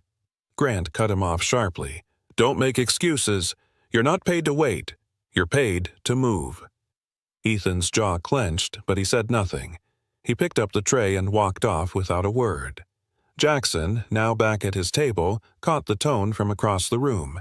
Even from a distance, he felt the sting in Grant's words. The cycle of tension was no longer isolated. It was systemic. Ethan stepped into the dining room with the tray in hand, his posture stiff. Jackson watched him closely, eyes narrowed with quiet focus. Ethan set the plates down carefully, his movements slower than usual. He offered a forced smile to the guests, then turned quickly away. As he walked past Jackson's table, Jackson noticed Ethan's right hand curled tightly into a fist. His knuckles were pale, his breath uneven. For a brief second, Ethan paused near the service station. He lowered his head, took a deep breath, and blinked fast, eyes glossy with unshed tears. But he didn't stop. He straightened his back, wiped his hands on his apron, and returned to work. Jackson's chest felt heavy. It was no longer just about one mistake or one bad night. These people were trying, fighting through it quietly. He couldn't ignore it any longer. Clara stepped into the kitchen, her tone low but firm. "Grant," she said, pulling him aside near the prep counter, "we need to talk. You have to calm down." Grant wiped sweat from his brow, avoiding her eyes. "We're slammed. I don't have time for this." "You're not helping," Clara replied. "The team is rattled. Customers are watching. You're pushing them too hard." Grant scoffed, shaking his head. "They need to toughen up. This isn't daycare." Clara's voice softened, but her gaze stayed steady. "They're not the problem. The way we're handling them is." He looked away, jaw tight. "You're better than this," she added quietly. "Don't forget who built this place with you." For a moment, Grant didn't respond. The tension hung in the air, heavy and unresolved. Outside the kitchen, Jackson listened from his seat, reading every shift in tone and expression like a silent witness. Grant leaned against the counter, arms crossed tightly. His voice lowered, but the edge remained. "You think I enjoy yelling, Clara?" he muttered. "We're understaffed, overbooked, and drowning. I'm holding this place together with duct tape." Clara stayed quiet, letting him speak. "Every week, it's a new hire," he continued. "No training, no backbone. I spend more time cleaning up their mistakes than running the kitchen." He glanced toward the dining room, jaw clenched. "They don't know timing, don't understand pressure, and I'm the one catching the heat when orders are late." Clara folded her arms gently. "Then train them. Don't break them." Grant didn't reply. His shoulders were tense, eyes fixed on the floor. Jackson watched from a distance, picking up every word. He wasn't just seeing anger now, he was starting to see fear, and fear, he knew, often hid behind control. Jackson returned to his table, settling into his seat just as voices rose near the front. An older couple stood by the host stand, speaking directly to Clara. The woman's tone was controlled but firm. "We've been coming here for years," she said. "But tonight, the energy feels different, cold, rushed." Her husband added quietly, "It's not just the delay. It's the way your staff looks. Tense, afraid." Clara nodded respectfully, her expression strained. "I understand. I'm truly sorry. We're doing our best to improve things." The woman gave a faint, disappointed smile. "I hope you do. This used to be our favorite place." Jackson watched the exchange closely, the weight of their words landing hard. It wasn't just employees under pressure. The guests could feel it too. This wasn't about one bad shift. It was something deeper, something broken, and it needed fixing, fast. Jackson shifted in his seat, angling slightly to get a clearer view of the kitchen door. As he moved, he didn't notice the small black dome above him, one of the restaurant's CCTV cameras, quietly recording. For a moment, the camera caught his face directly. The light above him reflected faintly off his jawline, just enough to give him away to someone who might recognize him. In the back office, the security feed rolled silently on a screen no one had checked in hours. Jackson continued to observe, unaware. He scribbled a quick note on a napkin, details about the guests' complaints, the staff tension, the unfinished orders. He took another sip of water, thoughtful, controlled.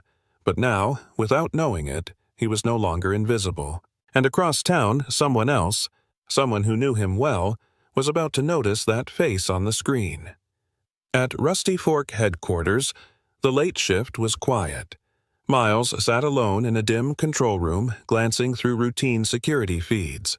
His eyes paused as a familiar face appeared on one of the screens. Camera 3, Table 11, Jackson. Miles leaned forward, squinting at the footage. No mistaking it. Cap or not, that was him. Without hesitation, Miles unlocked his phone and typed a message. "You're live on feed. Everything okay?" He waited, fingers hovering. The camera showed Jackson still scribbling notes, calm but clearly focused. Miles typed again, just one word this time. "Back up?" No answer came immediately. Miles knew better than to call. Jackson had his reasons for staying silent. But still, something about his posture, the weight in his eyes. This wasn't a casual visit. Something real was happening out there. Jackson felt the buzz in his pocket. He glanced down at the screen. "Miles, you're live on feed. Everything okay?" Then another. "Back up?" He exhaled slowly, thumb hovering over the reply. He typed two simple words. "Not yet." After a pause, he added, "Keep watching. Say nothing." He slipped the phone face down on the table, eyes returning to the room. From his corner, Jackson scanned the staff. Liam moving quietly, Ethan forcing a smile, Clara trying to hold the floor together. His expression remained calm, but inside, everything was shifting. He didn't want interference. Not yet. Not until he saw the full picture. Raw, unfiltered. Because tonight wasn't about control. It was about truth. And truth didn't need noise. Just patience and eyes wide open. Near the back exit, Liam stepped outside for a short break. The night air was cool against his skin. He pulled out his phone and dialed quickly, voice low. "Hey, Mom," he said softly, forcing a tired smile she couldn't see. "Yeah, I'm okay." There was a long pause as she spoke.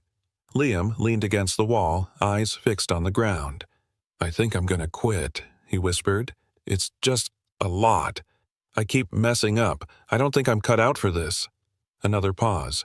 No, don't worry," he added quickly. "It's not that bad. I'll figure something out. I just didn't want to stress you out." His voice cracked slightly near the end. "I'll be home late. Try to sleep, okay?" He hung up slowly, slipping the phone back into his pocket. Behind him, Jackson watched from a distance, heart heavy. Jackson stood near the hallway that led to the back exit, just out of view. He hadn't meant to listen, but Liam's voice carried through the quiet. "I think I'm gonna quit. I just don't think I'm cut out for this." The words hit harder than Jackson expected. There was no anger in Liam's tone, just exhaustion and something deeper. Doubt, defeat. Jackson leaned gently against the wall, arms crossed. His eyes lowered, jaw tense. He remembered being that young, overwhelmed, broke, trying to prove himself in rooms that barely saw him. Liam's final words echoed in his mind. "I just didn't want to stress you out." That kind of pressure didn't show on paper. It wasn't in reports or emails, but it was real. Jackson remained silent, letting the weight of that moment settle. Something in him shifted. This wasn't just business anymore. It was personal. Back inside, Clara found Liam quietly restocking glasses near the drink station. His head was down, movements slow. She stepped beside him and spoke gently. "Liam, can I talk to you for a second?" He looked up, eyes tired but respectful. Clara lowered her voice. "I know tonight's been rough, and I know Grant can be a lot, but I see you trying. You care. That matters." Liam hesitated. "I'm just not sure I'm good enough." Clara shook her head. "You're new. Mistakes happen. But growth doesn't come overnight." She paused, then added, "I'm working on changing things around here. You're not alone in this." Liam nodded slowly, unsure but grateful. "If you can hang on a little longer," she said, "I promise, we'll make this place better." Jackson, seated across the room, caught their exchange from afar. A small flicker of hope returned to his eyes. Jackson sat still, his fingers resting on the edge of the table. He had seen enough. The fear in Liam's voice, the frustration in Clara's eyes, the quiet resilience of Ethan. It was all too clear now. This place wasn't falling apart from bad business. It was breaking from the inside. He reached into his pocket, unlocked his phone, and opened the thread with Miles. He typed slowly, with purpose. "Prepare a team meeting. Here. Tomorrow morning. No delays." He hit send, then stared at the screen for a moment longer. The next move couldn't be about control. It had to be about people, real people, whose voices had gone unheard. Jackson slid the phone away and took a final look around the room. Tomorrow, everything would change. Morning light spilled through the front windows as Grant pushed open the restaurant door. He looked tired, focused, already bracing for another long shift. But something was off. The staff were gathered near the center of the dining room, silent, eyes fixed on one man standing calmly among them. Grant froze. Jackson stood tall in a crisp navy suit, no longer the quiet man in a cap. The air shifted. For a moment, Grant didn't move, his eyes locked with Jackson's, confusion flashing into recognition. "Jackson," he said, barely above a whisper. Jackson offered a quiet nod. "Good morning, Grant." A long silence followed. Grant straightened slowly, face hardening. He wasn't ready for this, not like this. But Jackson had seen the truth, and this time he wasn't here to observe. He was here to lead. The dining room was quiet. Every staff member stood in place, eyes shifting between each other and the man now at the center of it all. Jackson. No longer just a silent guest in the corner, but the CEO. Clean-cut, confident, unmistakable. Liam looked stunned, his mouth slightly open. Ethan glanced down, unsure where to focus. Clara stood still, her hands folded tightly, trying to read the room. Even Grant, still near the door, said nothing. Jackson scanned each face slowly. No papers, no podium, just presence. "I've spent the last 24 hours as your guest," he said calmly. "Now I'd like to speak to you as your boss." The tension didn't break, but it shifted. What was this meeting? Why now? Why him? No one spoke, but the unspoken question lingered everywhere. What happens next? Jackson pulled a small remote from his pocket. The flat screen near the bar flickered to life. No one spoke. A moment later, grainy footage appeared. Security cam angle, time-stamped from the night before. Grant's voice filled the room. "Can't you handle one simple task? You're not paid to wait. You're paid to move." Everyone watched silently as the video showed Ethan flinch, Liam shrink back, Clara step in. Each word echoed louder now, surrounded by stillness. Grant's jaw tightened. He looked down, hands clenched at his sides. Liam shifted uncomfortably, glancing toward the floor. Ethan stayed frozen, expression unreadable. Jackson let the clip run 10 more seconds, then paused it. He looked around the room, voice steady. "I didn't come here to shame anyone, but I did come to show the truth." The silence remained, but now it carried weight. The screen faded to black. Jackson turned, his eyes steady on Grant. He didn't raise his voice, he didn't move. He simply asked, "How do you explain this?" The question was quiet, but it landed like a weight. Grant looked around the room. Every set of eyes was on him now. Liam, Ethan, Clara, staff he'd worked beside for years. No one spoke. He took a breath, slow and deliberate. "I was under pressure," he said. "Too much on my plate. Too little support." Jackson nodded once, letting the space breathe. "But yelling at your team?" he asked, still calm. "Publicly breaking people down. Does that fix anything?" Grant's lips pressed tight. Jackson didn't push further. He didn't have to. The question wasn't just for Grant. It was for everyone who had let silence become routine. The room stayed quiet, waiting for what would come next. Grant straightened, his voice tightening. "I've given everything to this place," he said. "You know that." He looked directly at Jackson now, his tone defensive but not loud. 3 years ago, during the shutdown, this kitchen was dying. Staff left, orders stopped, supplies ran dry. I stayed. I cooked double shifts. I kept this place alive. A few heads nodded quietly. Some staff remembered. I didn't do it for credit, Grant continued. I did it because I believed in this team. But lately, it's all changed. New hires, low standards, no time to train anyone. He shook his head. It's not what it used to be. Jackson listened, arms crossed, saying nothing. Grant wasn't wrong. His past efforts were real. But something else had changed, too, how he carried that past into the present. And that was the part no one had spoken about, until now. Jackson took a step forward, his tone calm but firm. I know what you did for this place, Grant, he said, and I'm grateful. Grant looked up, tension still in his eyes. But past sacrifice, Jackson continued, doesn't give us permission to hurt people now. The words settled across the room, quiet but unshakable. You carried this kitchen through a storm, he added, but somewhere along the way, the weight turned into resentment. And that's not leadership. Grant stayed still, arms at his sides. Jackson didn't raise his voice. He didn't need to. Excellence means more than getting plates out on time, he said. It means building people up while we do it. There was no anger in his voice, just truth. And truth, spoken gently, often cuts deeper than blame. Grant lowered his gaze, the edge in his voice slipping away. I didn't mean to become this angry, he said quietly. I've been doing everything alone. His words came slower now, like a weight being released. For months, I've filled roles we couldn't hire for. Prep, orders, scheduling. When someone quits, I cover. When someone struggles, I pick up the slack. He looked around at the team, eyes glassy but steady. I wasn't trying to break anyone. I was just trying to keep it all from falling apart. A long silence followed. Ethan looked up. Clara softened. Liam's eyes lowered again, but this time in understanding. Grant took a breath. I know I've been hard to work with. I know I've crossed lines.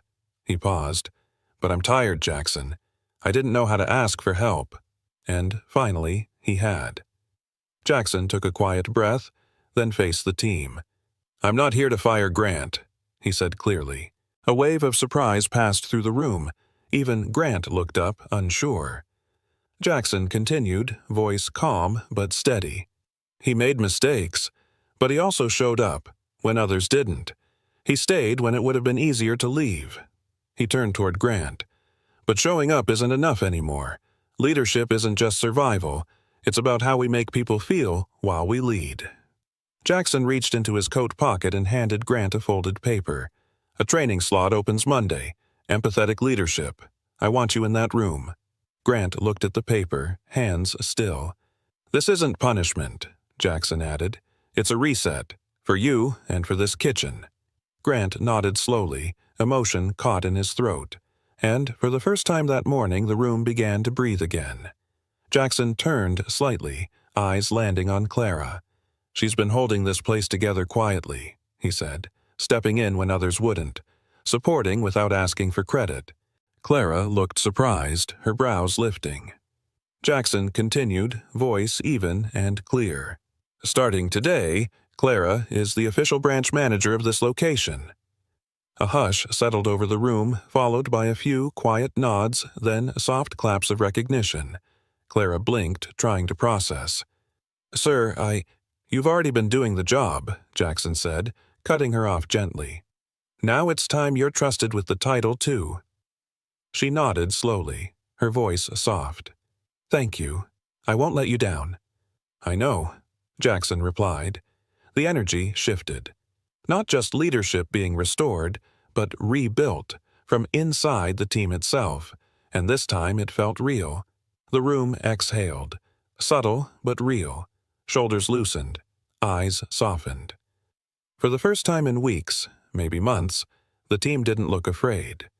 Liam glanced toward Grant, no longer shrinking. Ethan gave a quiet nod. A silent peace passed between them. Grant stood still, holding the training slip in his hand. He didn't speak. He didn't try to defend or explain any more. He just looked around at the people he'd worked beside, then slowly nodded. A small gesture, but it meant everything. Jackson watched closely. Not as a CEO now, but as someone who understood how hard that nod was. Clara stepped forward beside Grant, standing with him, not over him. This was a new start. Not perfect, not polished, but honest. And sometimes honest is more than enough to begin again. 1 week later, the kitchen buzzed with quiet energy. Nothing flashy, just steadier, calmer. Grant returned that morning, wearing his usual chef's coat. But something was different. His pace was slower, his tone even. At the prep station, Liam fumbled slightly with a knife. He looked up, expecting correction. Instead, Grant stepped beside him. "Here," he said, voice calm. "Angle your wrist like this. Let the blade do the work." He guided Liam's hand gently, demonstrating with care. No rush, no tension. Liam nodded, following the motion. Grant gave a small nod back. No one said much, but a few eyes caught the moment. Clara, watching from the line, allowed herself the smallest smile. The kitchen didn't feel perfect, but it felt possible. And for the first time in a while, Liam didn't look afraid. He looked focused, ready, seen. Liam moved through the dining room with a quiet confidence. His tray was steady, his steps sure. At one table, he placed dishes with care, checking in gently. "Is everything to your liking?" he asked, voice clear, warm. The guest smiled. "Perfect. Thank you." He nodded, then glanced toward the kitchen. Through the swinging door, he caught a glimpse of Grant at the line, focused but calm. Grant looked up for a second and gave a short nod. Liam returned the gesture with a small, grateful smile. Near the corner of the room, Jackson sat watching, unnoticed by most. Their eyes met for just a moment. Liam didn't say a word. He didn't need to. The way he carried himself now said everything. And for the first time, that small smile wasn't forced. It was real, earned, steady, his. Clara stood near the expo line, clipboard in hand, voice low but clear. She gave direction with calm authority. No rush, no panic. "Table 12 needs refire on the pasta," she said. "Let's move it fast, but clean." Grant gave a quick nod from the back. The kitchen responded smoothly. No tension, just rhythm. Out on the floor, servers moved with more ease. Conversations flowed. Laughter returned in small, natural waves. Even background music felt louder, not from volume, but from energy. Clara checked in with Ethan at the bar, exchanged a quick note with Liam, then circled back to the kitchen. She didn't hover. She led. Jackson watched from a quiet booth, sipping coffee slowly. He saw it clearly now. The pulse of the restaurant had changed. Not fixed overnight, but alive again. And at the center of it all stood Clara, steady, focused, unshaken. Jackson returned 1 week later, alone, dressed simply. No suit, no attention. Just a regular guest. He sat at the same corner table, the one where everything began. The room felt different, lighter, focused. The energy was warm, not tense. Liam approached with a calm smile. "Good evening, sir. Welcome back." Jackson nodded. "It's good to be back." Service moved smoothly. Orders came out fast, plated clean. Laughter at the bar. Quiet teamwork in the kitchen. Clara floated between stations with ease. From his seat, Jackson watched it all. The growth, the calm, the care. No big speech, no announcement. Just quiet pride in seeing what could change when people are seen, supported, and challenged with heart. He took a bite of his food, then smiled. Not because it was perfect, but because it was earned. And that made it better than perfect. At the front counter, a familiar voice spoke gently. The older woman, who had once walked out shaking her head, was back. This time, she smiled. "I can feel the difference," she said quietly. "Whatever changed, it matters." Later that night, her 5-star review appeared online. Simple, heartfelt. The soul of this place came back, and maybe that's all a restaurant ever needs. Back at his table, Jackson read the review on his phone, eyes steady. He looked around one last time. The noise, the rhythm, the people. It was all still imperfect, but now it was honest. He leaned back, whispering to himself, "Sometimes, the greatest success isn't building an empire, but keeping one heart willing to listen." Have you seen yourself in this story? Are you Grant, Liam, Clara, or maybe Jackson? Tell us below. We're listening. If this moved you, consider subscribing for more stories like this. Undercover boss. Orders a hot dog. Freezes when the chef makes a shocking confession. Undercover boss orders hot dog at his own joint, then realizes his entire system has been compromised a rainy afternoon. A disguised CEO, and one hot dog that nearly exposed a multi-million-dollar fraud. When Jackson, the undercover founder of Bun Boss, sat down at an old hot dog stand, he only wanted answers. But what he got was a confession from a weary chef with everything to lose, and just days later, a break-in, a missing payment, a daughter at risk of losing college. The empire Jackson built was being bled from within, by someone who once called him brother. Now, he's not just fighting for his company. He's fighting to restore something more fragile, trust. One lie destroyed a friendship. One promise might save a future. Comment 1 if you've ever been let down by someone you trusted. And stay until the end to see what happens when justice, second chances, and one Chicago-style hot dog collide.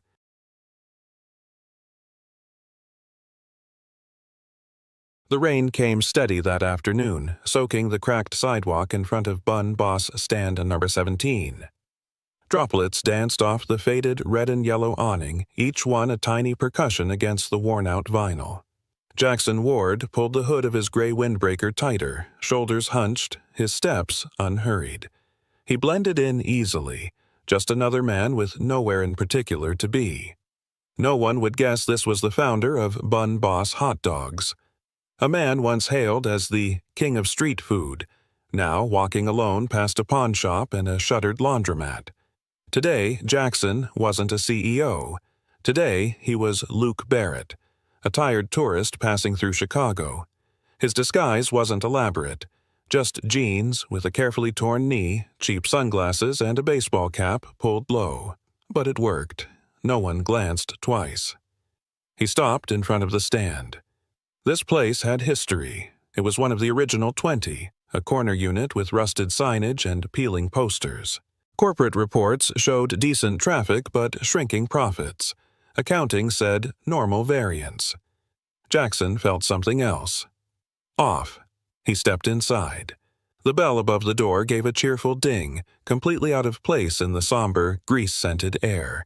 The smell hit him hard. Grilled meat, steamed buns, a tang of mustard and relish. It smelled like the beginning. At the counter, 3 office workers were grabbing quick lunches, their chatter muffled by the sizzle of the grill. Behind the counter stood one man, salt and pepper hair pulled back into a short ponytail. Name tag, Eddie. He looked to be in his mid-50s. Strong hands, tired eyes. His apron was clean, but old. The way he moved said he'd done this every day for years. Jackson took a seat at the far end on a red vinyl stool with a cracked edge. He stared at the laminated menu as if he didn't know every item by heart. Eddie approached with a pad and pen. "What can I get you?" Jackson forced a slight drawl. "First time here. What's good?" Eddie's smile didn't quite reach his eyes. "Everything's good. That's why we're still here." Something in the way he said it made Jackson pause. A flicker of bitterness? Resignation. Eddie pointed at the board. "Chicago style's our signature. Or Coney if you want it messy." "Chicago style." Jackson nodded. "And coffee. Black." Eddie nodded once, turning back toward the grill. Jackson scanned the space. The walls still had posters from 2 ad campaigns ago. The light above the register flickered faintly. The tip jar held a few crumpled bills. The equipment was clean, but old. Held together with care, not budget. Nothing obvious. And yet... "You from around here?" Jackson asked as Eddie returned with the coffee. "Been here 14 years. Eddie said, his hands already moving with practiced rhythm. Started while I was getting my associate's degree, blinked, and now my kid's in college. He gave a small, dry laugh. Seen a lot of changes? Jackson asked gently. Eddie paused just for a second, then shrugged. Some things change. Some just stay broken. He glanced up toward the flickering light. Corporate's supposed to fix that. Still waiting since December. Jackson raised an eyebrow. Bun Boss had a strict 72-hour maintenance policy. Seems like a place like this should be a gold mine, he said casually. Eddie's hands stiffened, just briefly.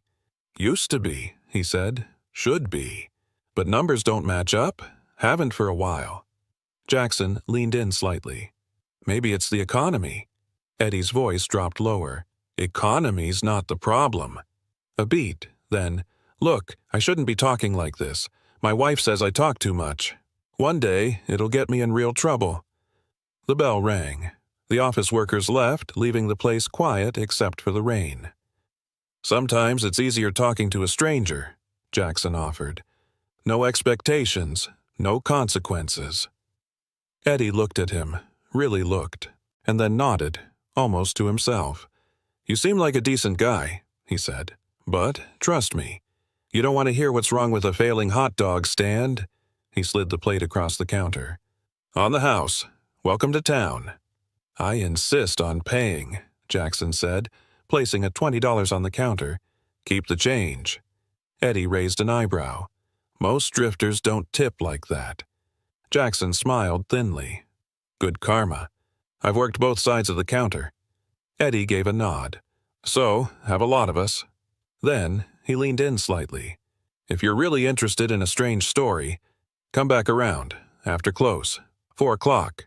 He wiped his hands on a towel, but his eyes never left Jackson's. Could be worth your time. Before Jackson could reply, the bell rang again. A delivery man entered, clipboard in hand. Invoice for Eddie Romero. That's me, Eddie said, instantly slipping into professional mode. He studied the clipboard, then signed reluctantly. Third delivery this week, he muttered. Wasn't on the schedule. Just doing what the system tells me, man, the driver replied before leaving. Jackson took a bite of the hot dog. The flavor hit instantly. Perfect beef snap, warm bun, relish exactly right.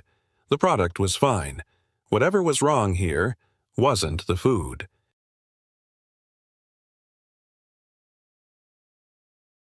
Jackson finished the last bite of his hot dog as the rain softened into a mist outside. The flavor lingered, comforting, familiar, and deeply personal. This was the taste that built an empire, and yet something in the air didn't sit right. Eddie wiped down the counter with slow, circular motions. His hands moved, but his thoughts were elsewhere. You obviously care about doing things right, Jackson said, setting his empty tray aside. Eddie gave a tight smile. Always have. Maybe too much. He looked over his shoulder toward the kitchen, then leaned in. My wife says I take things too personally. That I carry it home, but how can I not? I've worked this counter longer than most folks keep a mortgage. Jackson nodded. He didn't need to fake that understanding. Eddie straightened the napkin holder, adjusted the salt shaker. All tiny movements, buying time for words that didn't come easy. You married, Luke? Divorced, Jackson lied softly. A long time ago. Eddie didn't question it, just nodded like he understood. Smart man, he muttered. Keeps things simpler, less to lose when things fall apart. The silence that followed wasn't awkward. It was heavy, weighted with unspoken thoughts and unfinished stories. Finally, Eddie broke it. This place used to mean something. Regulars, families, first dates. You'd see the same people every Friday night. Now? He gave a bitter laugh. Now it's mostly rush lunch and delivery apps. People don't even look you in the eye. And the ones that do, they don't stick around long enough to matter. Jackson studied him. Why do you think that is? Eddie didn't answer right away. Instead, he glanced at the windows, then toward the back storage room. Then his eyes settled back on Jackson. Because someone's bleeding it, he said quietly. Not fast, slow, just enough to make it look like wear and tear. Jackson's pulse ticked up. You think it's internal? Eddie tilted his head. Let's just say, the numbers never quite match the deliveries. Maintenance bills show parts we never got. Charges for equipment that's supposedly brand new, but it's the same freezer I've been kicking for 5 years. Jackson kept his voice steady. Have you reported it? Eddie's smile twisted. Of course. First to the regional manager. Then, when nothing happened, I sent it through the system. Emails, voicemails, even mailed a packet. He shrugged. Suddenly, my login started glitching. My emails disappeared. Calls went straight to voicemail. He paused. Then this showed up. From under the counter, Eddie pulled a plain white envelope. No return address, no markings. Inside, a single card. Printed text, not handwritten, not signed. The stand is underwater. Stop making waves or everyone drowns. Jackson's jaw tightened. When did this arrive? 3 months ago, the day after I called corporate directly. Eddie's voice was flat now, not scared, not angry, just tired. I started noticing a black Audi parked across the street some mornings. No plates in front, just sitting there. Sometimes different driver, sometimes same. He slid the envelope back into the drawer. You ever go to the police? Eddie let out a humorless chuckle. With what? A creepy car and a creepy note? And say what? That I think someone's overcharging me for relish? He shook his head. Besides, I can't afford to stir the pot. My daughter's a sophomore at Wisconsin State. I'm a single dad. If something happens to this job, his voice caught, but he forced it down. I can't risk her future because I have a gut feeling. Jackson stayed silent. The pieces were aligning. Invoices, delays, intimidation. Something calculated was happening, and this stand was the test site. Who do you think is behind it? He asked. Eddie hesitated. Then, finally, you ever heard of a company called Pinebridge Solutions? Jackson's stomach dropped. They handle our deliveries now. Started small, paper goods, napkins, that kind of thing. Now it's everything. Food, equipment, even cleaning contracts. Eddie leaned in.